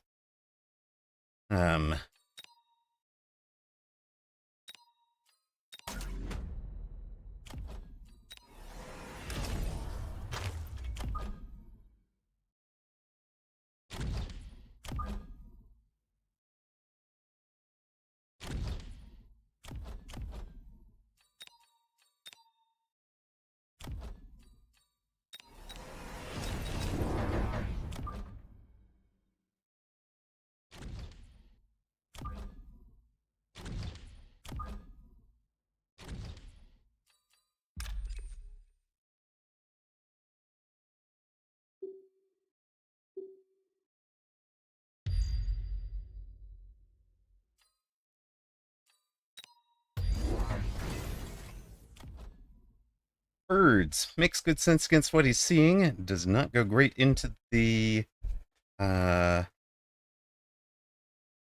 not go great into the flank. Winds up opposite the crawlers instead of the wasps. Okay, that's good. Surprise bees! Indeed. We can only run it against people who haven't been watching the stream for the last month, but you know, when we get that opportunity, we take it. What is this? What is this tarantula down here? So are you seriously protecting your tower against dogs with a phoenix?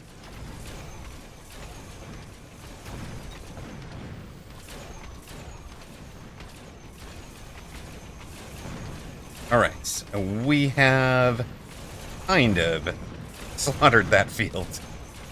That field of battle has had trouble.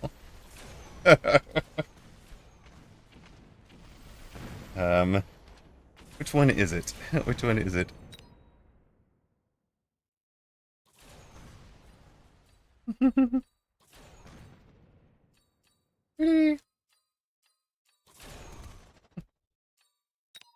Surprise! Surprise! Yes, it is. Yes, it is.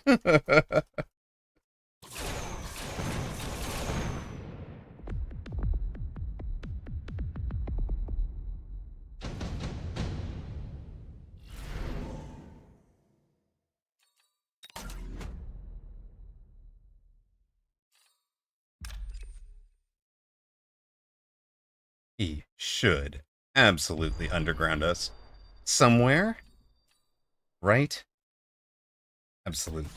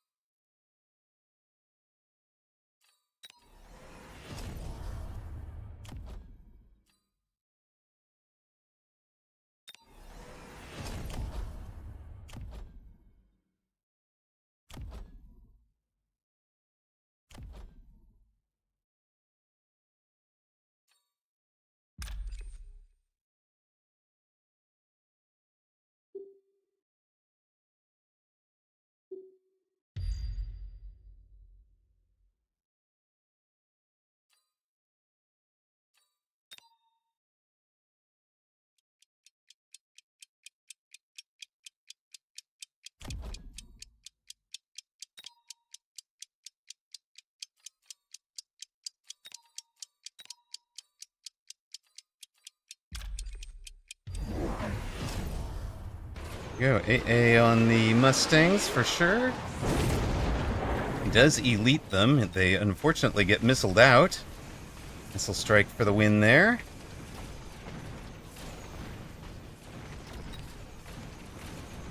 Level for those guys before they hit their thing. There's a level 2 tower. We have one wasp.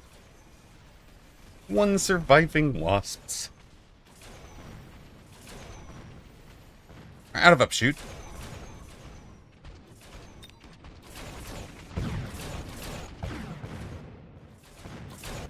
Not so dominating this round. The Phoenix are going to get the job done, but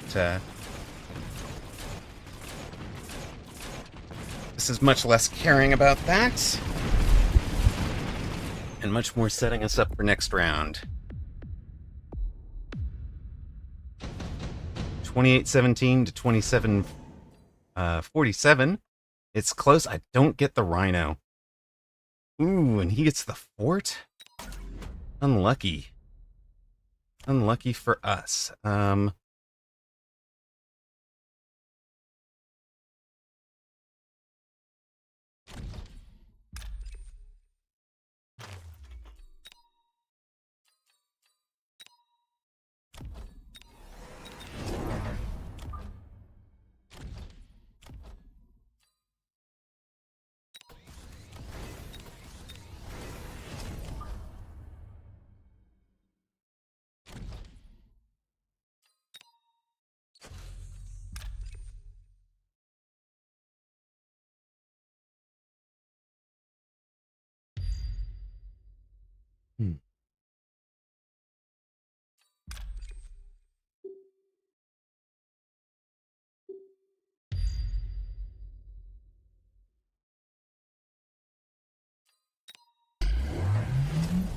There's the forts, but they get barrier instead of AA?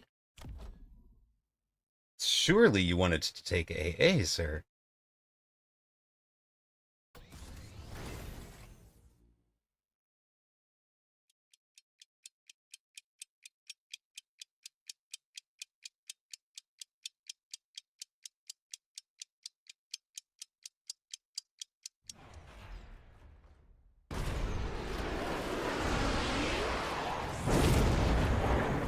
Guess the barriers protect him against the strike forever? Is what he's thinking? And then the AA Mustangs would get it job done? Okay, it's working. It worked. Solid enough.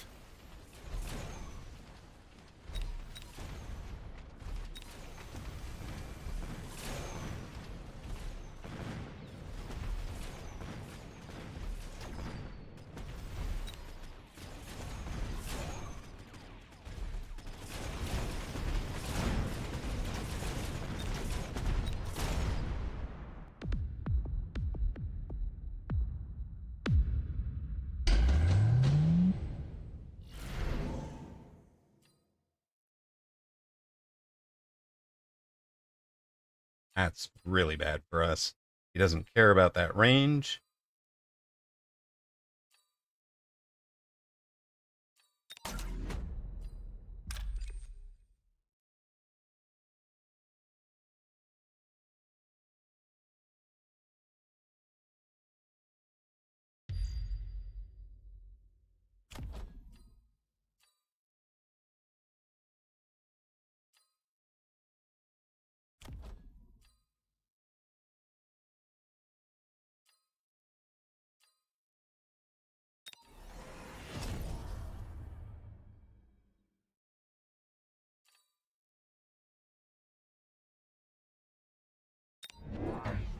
Not you. You two.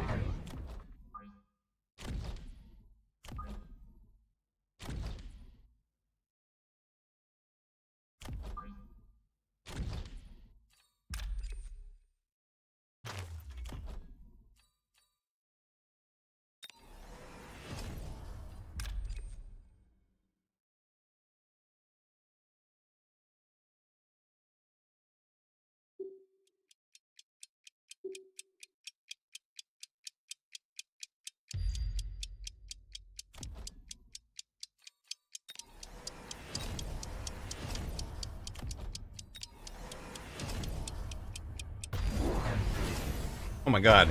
He's gone with what? It's a mountain, team. Not expecting a mountain.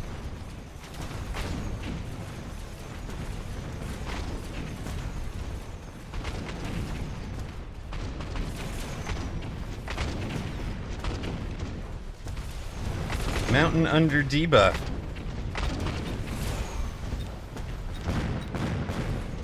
Glad we've got these guys running under extra damage.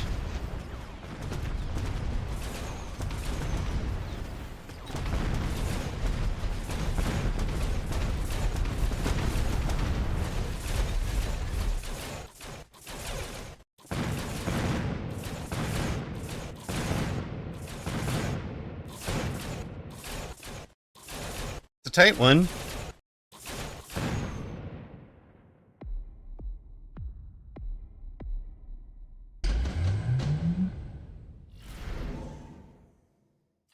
Perfect.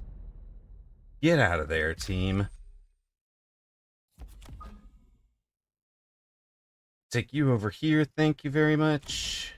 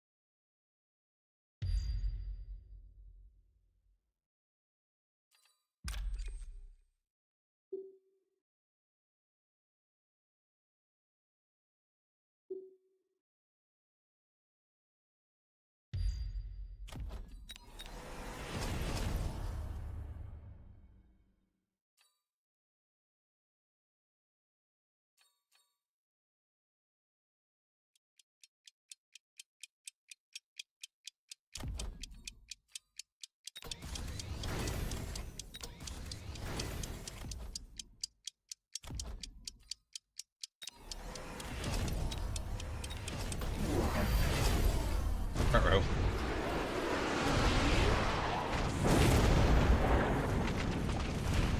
And it's going to be a level 2 mountain now with armor, mountain plating. It's only going to block a couple hit points of our fort damage when the forts arrive. When the forts start doing their damage, they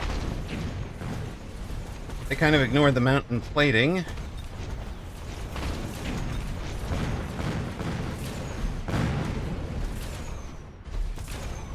Are we out of upshoot again? We are.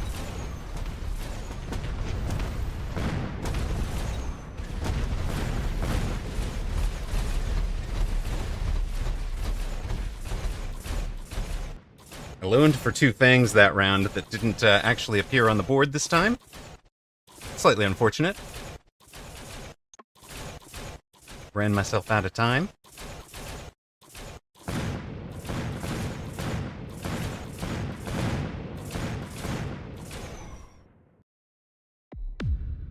Hey, we still do damage. There we go. Literally, that's what I tried to buy last turn, but that will also do, right?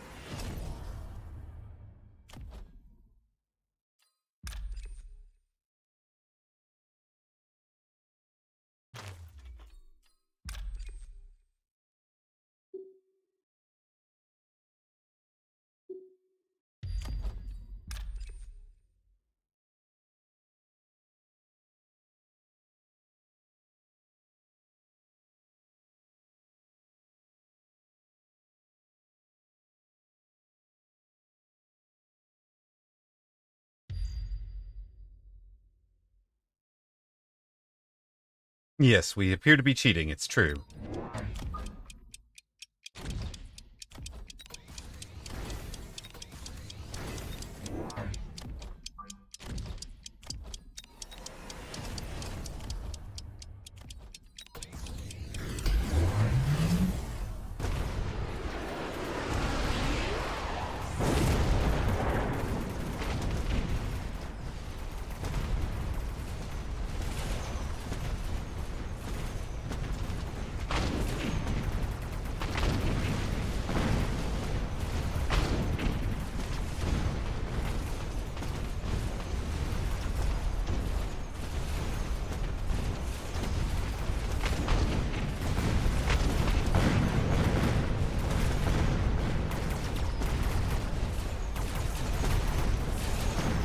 Big forts, my beloved.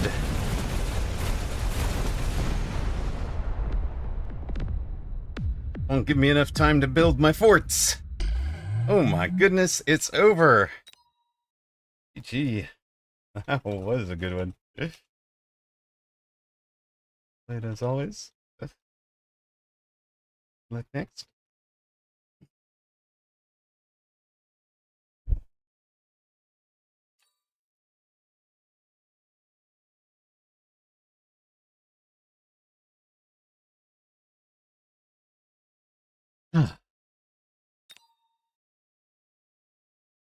So, we get our big forts going. We had a big old level 4 back here, did 241,000 damage.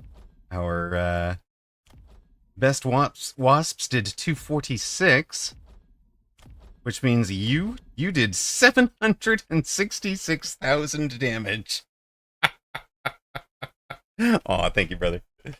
Thank you, brother. You're a good one. Wow. Wowza.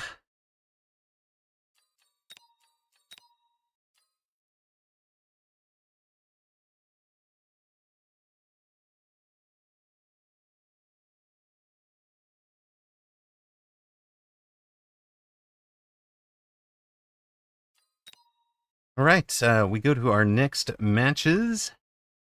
Are we playing next Westmoreland? I don't know. Zhaoji Qinhuanzhu did get the win over the T-Man, so that has dropped us from 7 rounds to 6. That finally answers Clock Zombie's question from before this match started. Blank beats the number 25 seed Eternal Fear. Number 3 seed Aime beats HR Giga Chad. So I keep getting the minor points here. Puts me now in 5th with a bunch of abandons still. We're behind Zhaoji Qinhuanzhu and Kyle. but I would play down to AWM. I would face Westmoreland. That does look right. Eternal Fear against Julia, Beckamelum against Kyle, Math Magician against Zhaoji Quinn Huanju. Hello, Tachi. How you doing, man? Welcome in. We tried to watch a replay of your one of your Asia games earlier, weekend tourney Asia games, but didn't quite get it. The patch apparently broke the replays from that tournament, so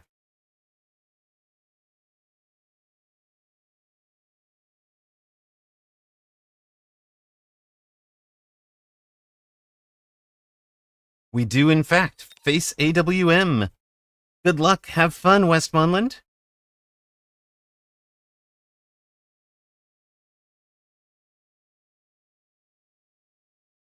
See you in a bit.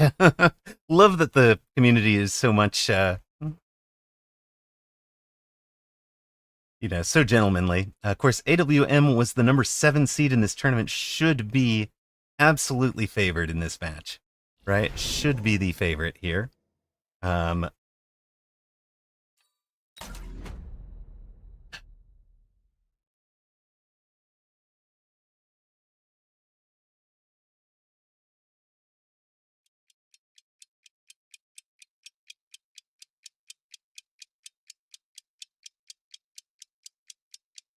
If we can win it, we get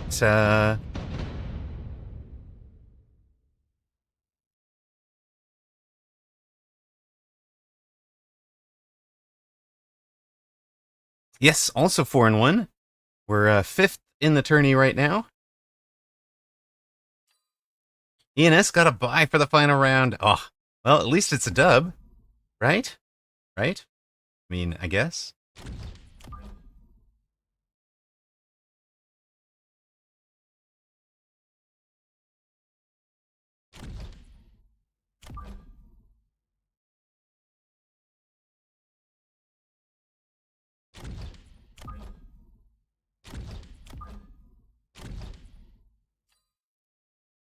Your badge will be shinier. Exactly. Is the way to think of it, right? All right, we've got room for chaff out there. Oh, hold on. We want you...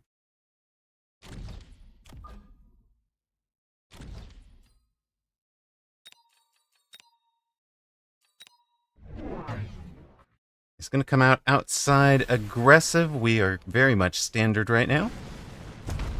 Standard symmetrical. He's ASIM. Outside. Attacking game.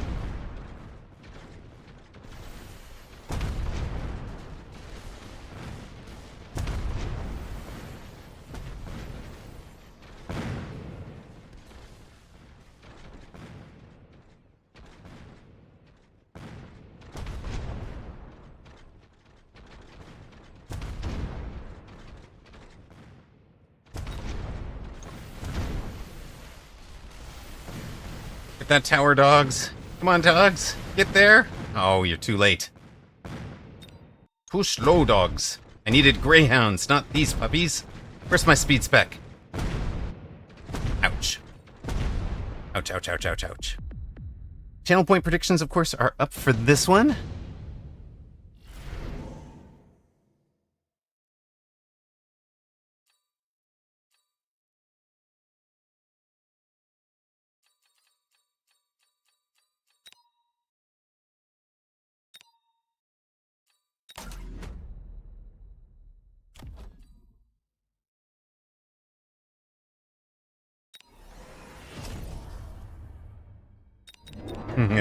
AWM should definitely be the favorite. He's very, very good.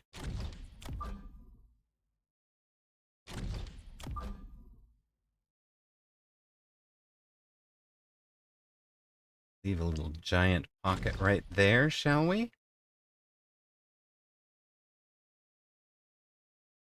Ducks and legs were too short to get there that round, it's true. Should be in a Phoenix, I'm not. He's selling something. What's he selling? And why? Out of those already. With the storms on top of them, he doesn't want to be in them. Like it. Oh, he's gone Wraith. Okay, sure. See, I told you I should be in a Phoenix already. Oh, it's going to be a trained Wraith. Potentially level 2 if he has the money.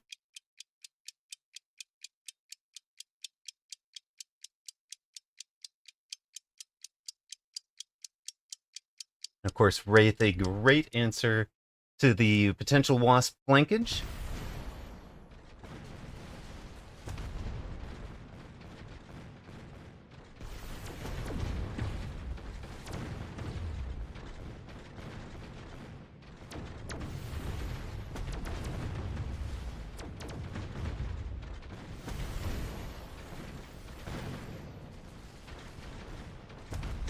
We get the tower. He's got, we have no upshoot, so he wins by wins round on flying.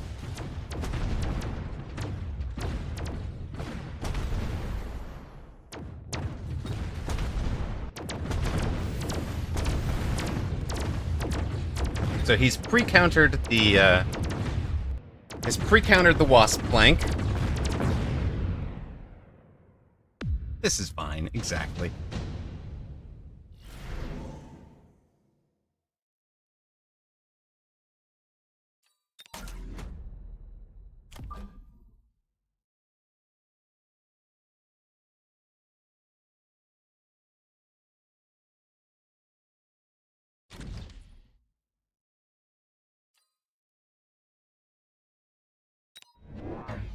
You want a melting point? Because this is how you get a melting point, sir.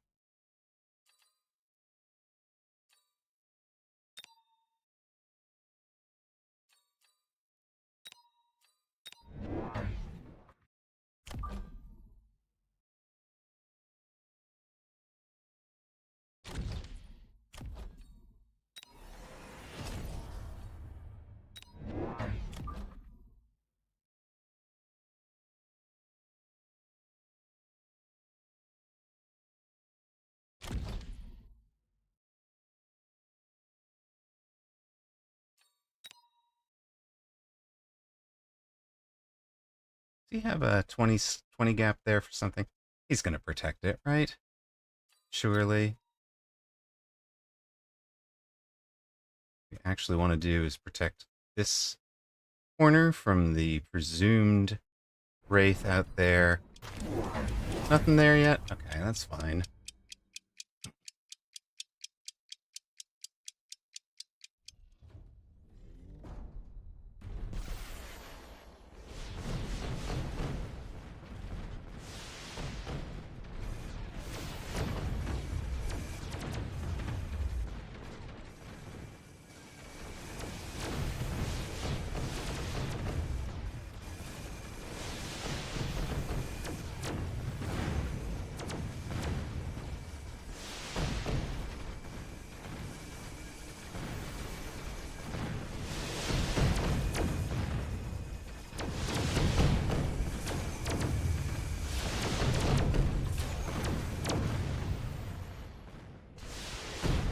Both sides get a tower take. I'm really glad we took those Phoenix. They're going to have a great round this time out. They are not enough to carry it.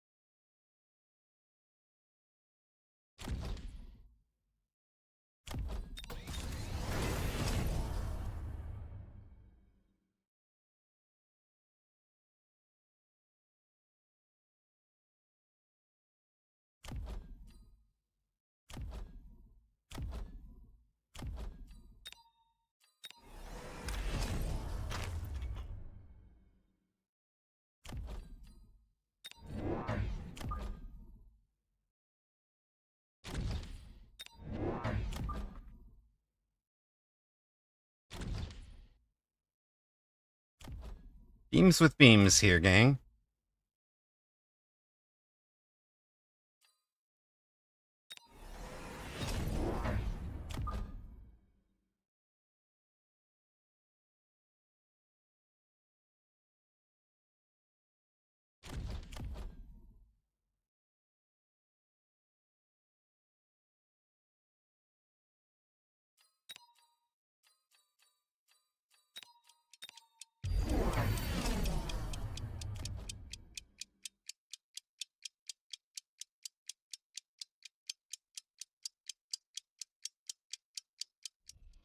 Redeploy for the Phantom Ray. Show what?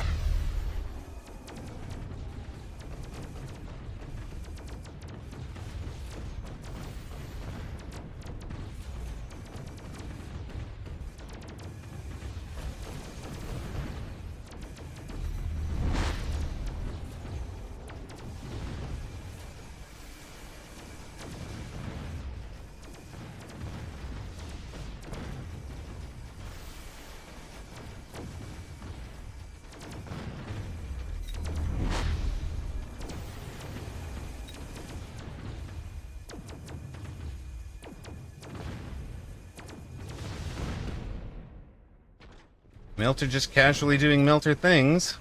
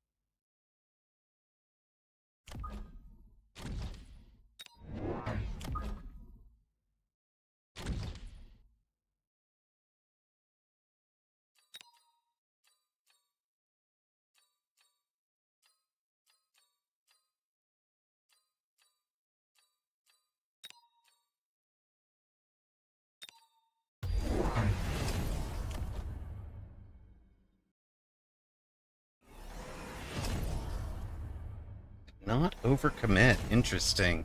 Didn't overcommit to the flank.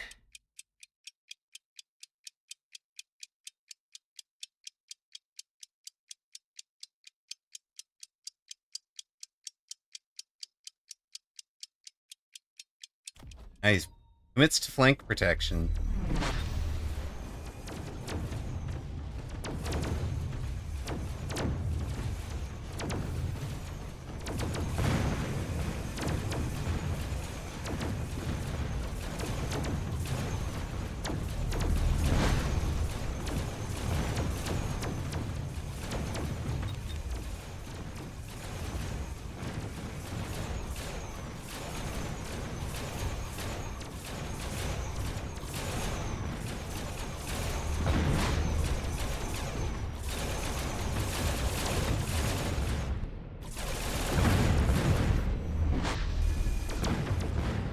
Melter quietly wins round again.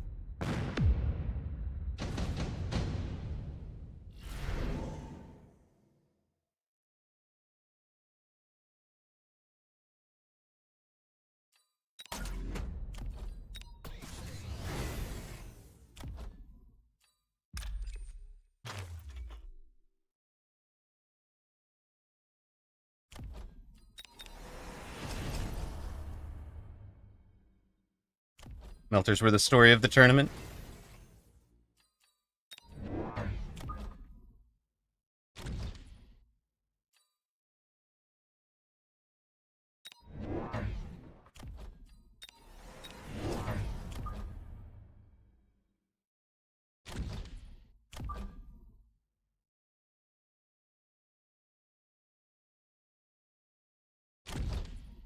Try to slow some things down in some various places.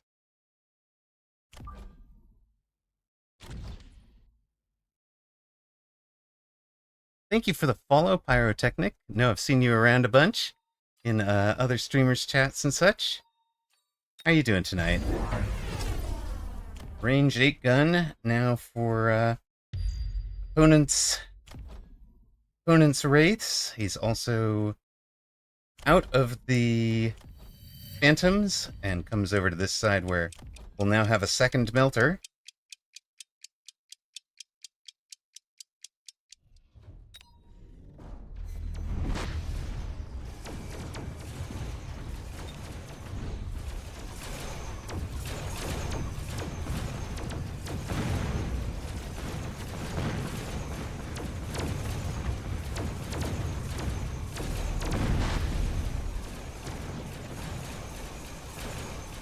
If he'd stopped that just behind the tower, it might have done decently, but it has some problems there.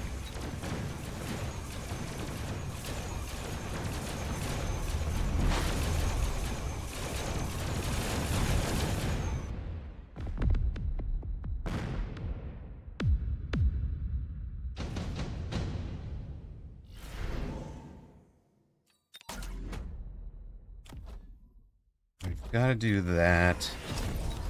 Do you guys, I think you're dead to the jab, right? He's just probably where the jab is.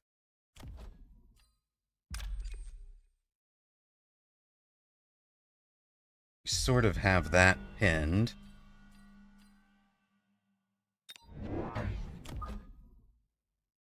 And place somebody here, that'll definitely pin it. Especially if we missile that.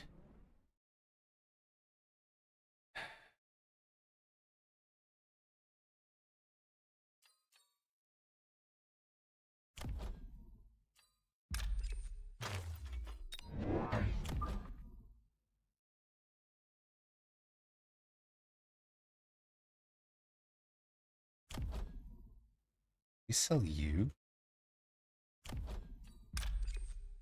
We sell you.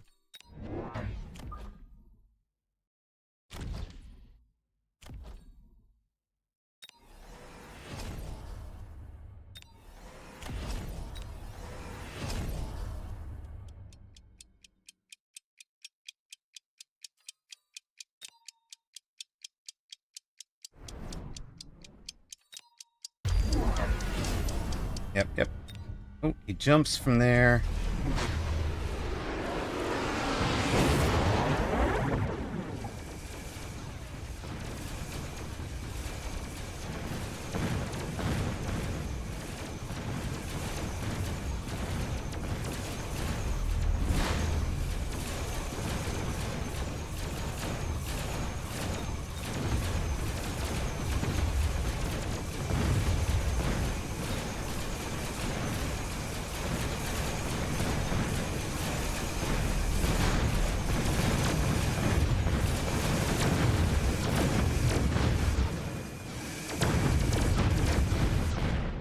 It's a nice round for him. The balls, so many balls, blotting out the sun. It's true. And he's double-teched into them now. No EMPing them.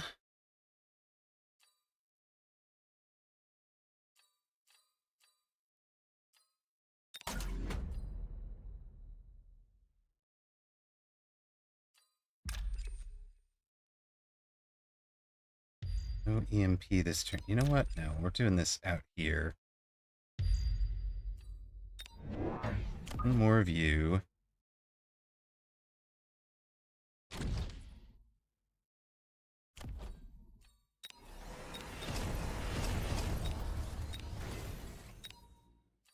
Sure, I'll join you in that.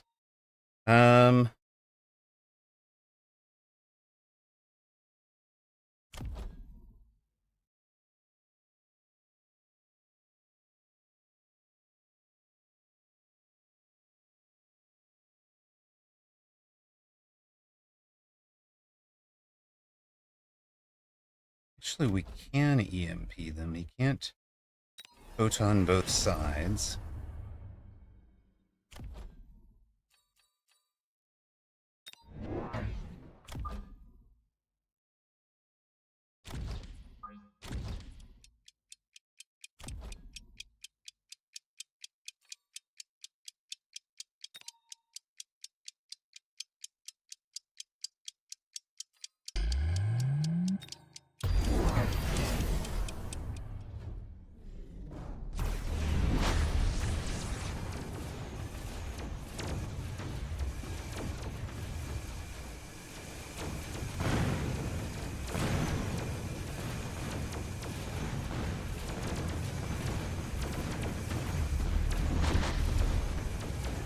Oh, I meant to level that tower. Damn it. Dignibbit.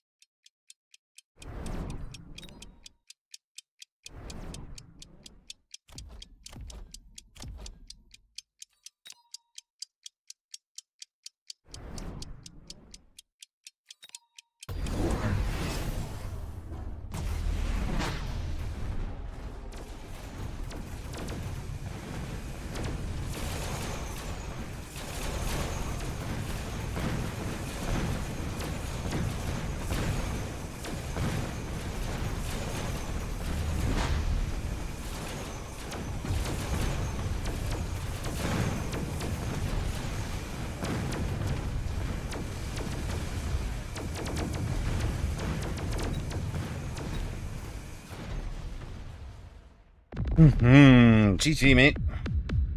Made him work for it. Well played, mate.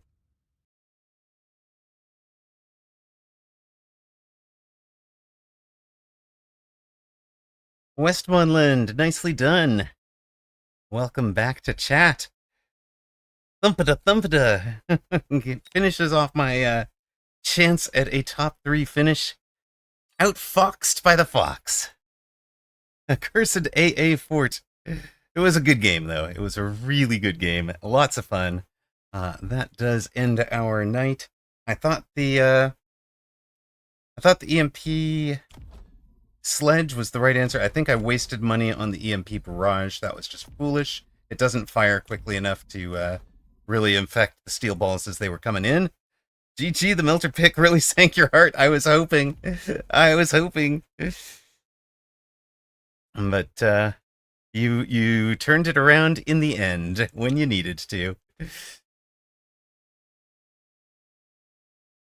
The steel balls were a great pivot for you because it kind of mitigates the rhino, and we're in the triple tacked wasps off the back line, but just not chewing through these guys quickly enough, even with ground spec on the wasps.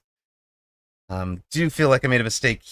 Not here. Here, I want to check round 8 again and see if I could have done better.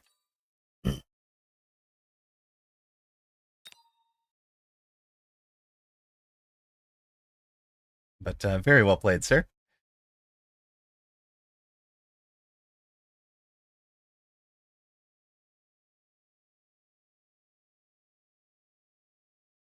Old version replay doesn't represent what happened. The replay from this tournament doesn't show its reinforcement cards as it was. Oh, interesting. Yeah, thank you, man. I'm glad I can take a player of your caliber and make you work for it. Ima gets Amy, however you say it, gets the title, gets me some more math minor points. Well done there. AWM giving me a minor point. Not one I wanted, sir. And gonna claim second on the back of the minor points he's taken from me. No, with Math Magician, Nameless, Beckham Elham, and one more player will be up in the top 6. Puts me about 9th for the tourney.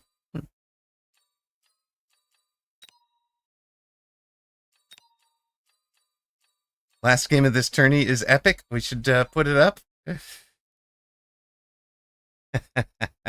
Julia. At least the round you spectated. It's down to 400 apiece. Oh, that actually makes good sense. If they didn't patch the tournament server. Make very good sense.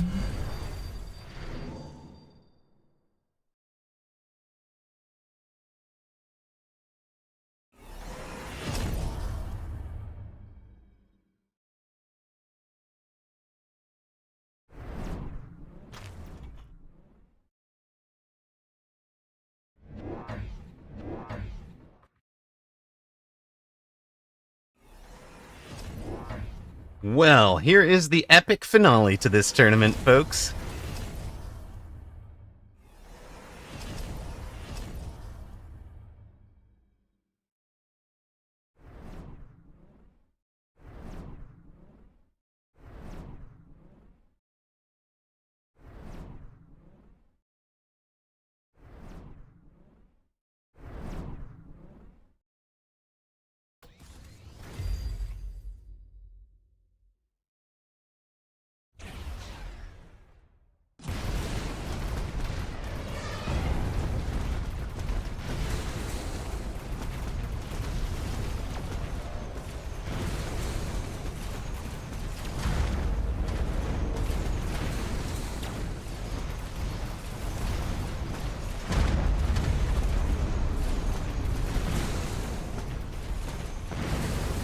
Is this a rematch from an earlier match, Julia Sparkles?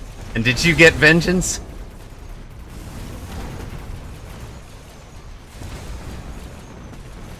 Oh my god, this thing isn't over.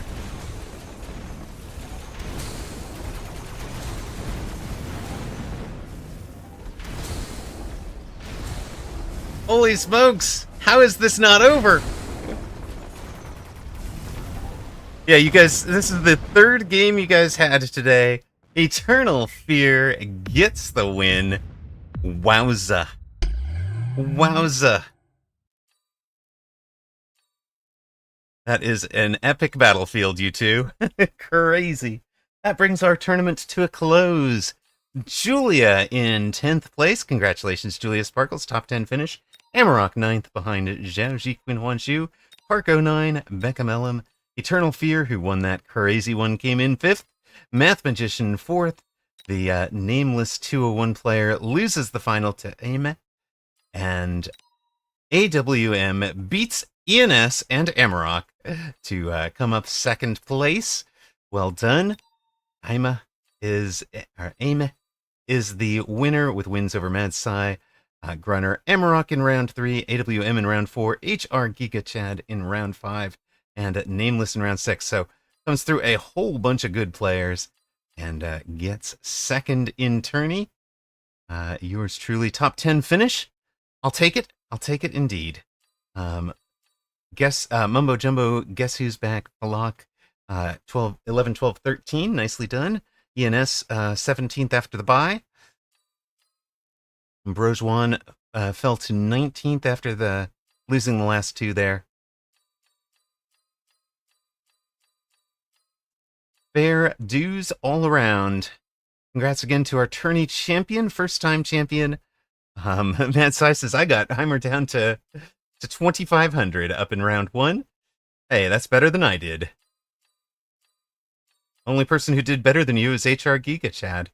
So, there you go. Tournament over. Should be a broadcast over for us. It's been a long day. It's been a long day. Thank you guys for being here with us. I really appreciate it. We'll take our Bronze 3 season rewards, our little emoticon. Did we get 2,000 already? We did. I can buy the other 2 dogs. I don't care about all the other stuff. I want the dogs. Let's go. So, season 1, wait, what? I don't want the season stuff. I want this one. Career stats, season 1. Oh, best player we beat was Creep Up, but this is just that little Vanguard season. We've done Fortress and Speed. Fortress and Speed beating Chemtrails. Fortress and Speed beating Monks. Wasp and Speed beating HR Giga Chad. There we go. That is, Wasp is our most commonly used unit now. We've had a sea change, guys. But, oh wow, we are world rank 15 for combat power at the moment. World rank 15 in combat power. Let's go. AWM, it was great playing with you. Real fun one. Congrats on 2nd place. Nicely done. And this is the season to make wasps, apparently. Do tune in tomorrow. We will be playing that peak mountain climbing experience with that girl Tam. Really looking forward to it. And that is basically the same time as the weekend tournament, weekend 2v2 tournament. Will be starting right at the same time as that. Thank you, of course, to our moderators who've been tremendous today. Salt Monkey Zach, thanks for co-casting earlier today. It was great to have you on mic. We've had Jerry Hattrick. Whoop-to-GG has been here all day. Alpha Titan checked in. CassAMU checked in. Bimpy11 checked in. And, of course, Zalex covered the EU tourney. So, and our afternoon games. Thank you very much. VIP sponsors, Anabolica's leading this month's table with Toast 94 second and Ocelotus Gaming third. But Toast leads the all-time leaderboard. Blue Feral, Just Nash XYZ, Fam4200, and Xfire X also deeply appreciated, especially for the hardware support from Blue, Ocelotus, Zach, and Mr. John Thursday. Real Star is still out of town, won't be back until Tuesday evening, spend the night with their mom on Tuesday. I might not even see them until Thursday. So you've got plenty more streaming to come between now and then. All right, gang. We're going to raid you on out to somebody who is streaming Mechabellum. Good night, and thank you so much for watching.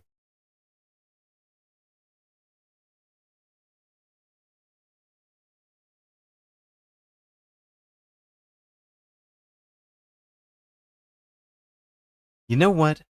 You know what? Vibe is Vibe is online. Apucci is online. So, obviously you can go to the folks you know. Here's the links just to make it easy for you.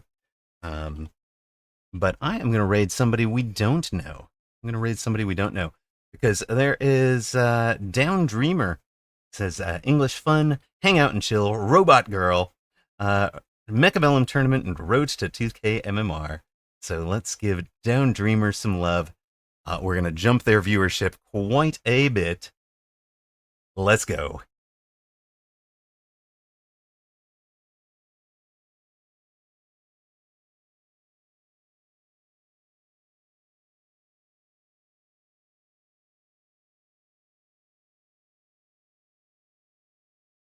Oh, it looks like they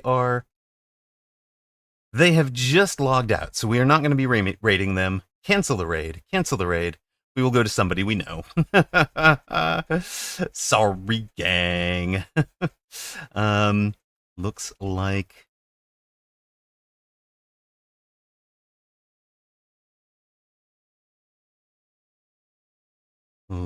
that one should. Wait a minute. Did Vibe? No, Vibe is there. Okay, we'll go to Vibe. He says he's playing some 2v2s with Gretorp, but it looks like he's playing a 1v1 with a mountain. Let's go.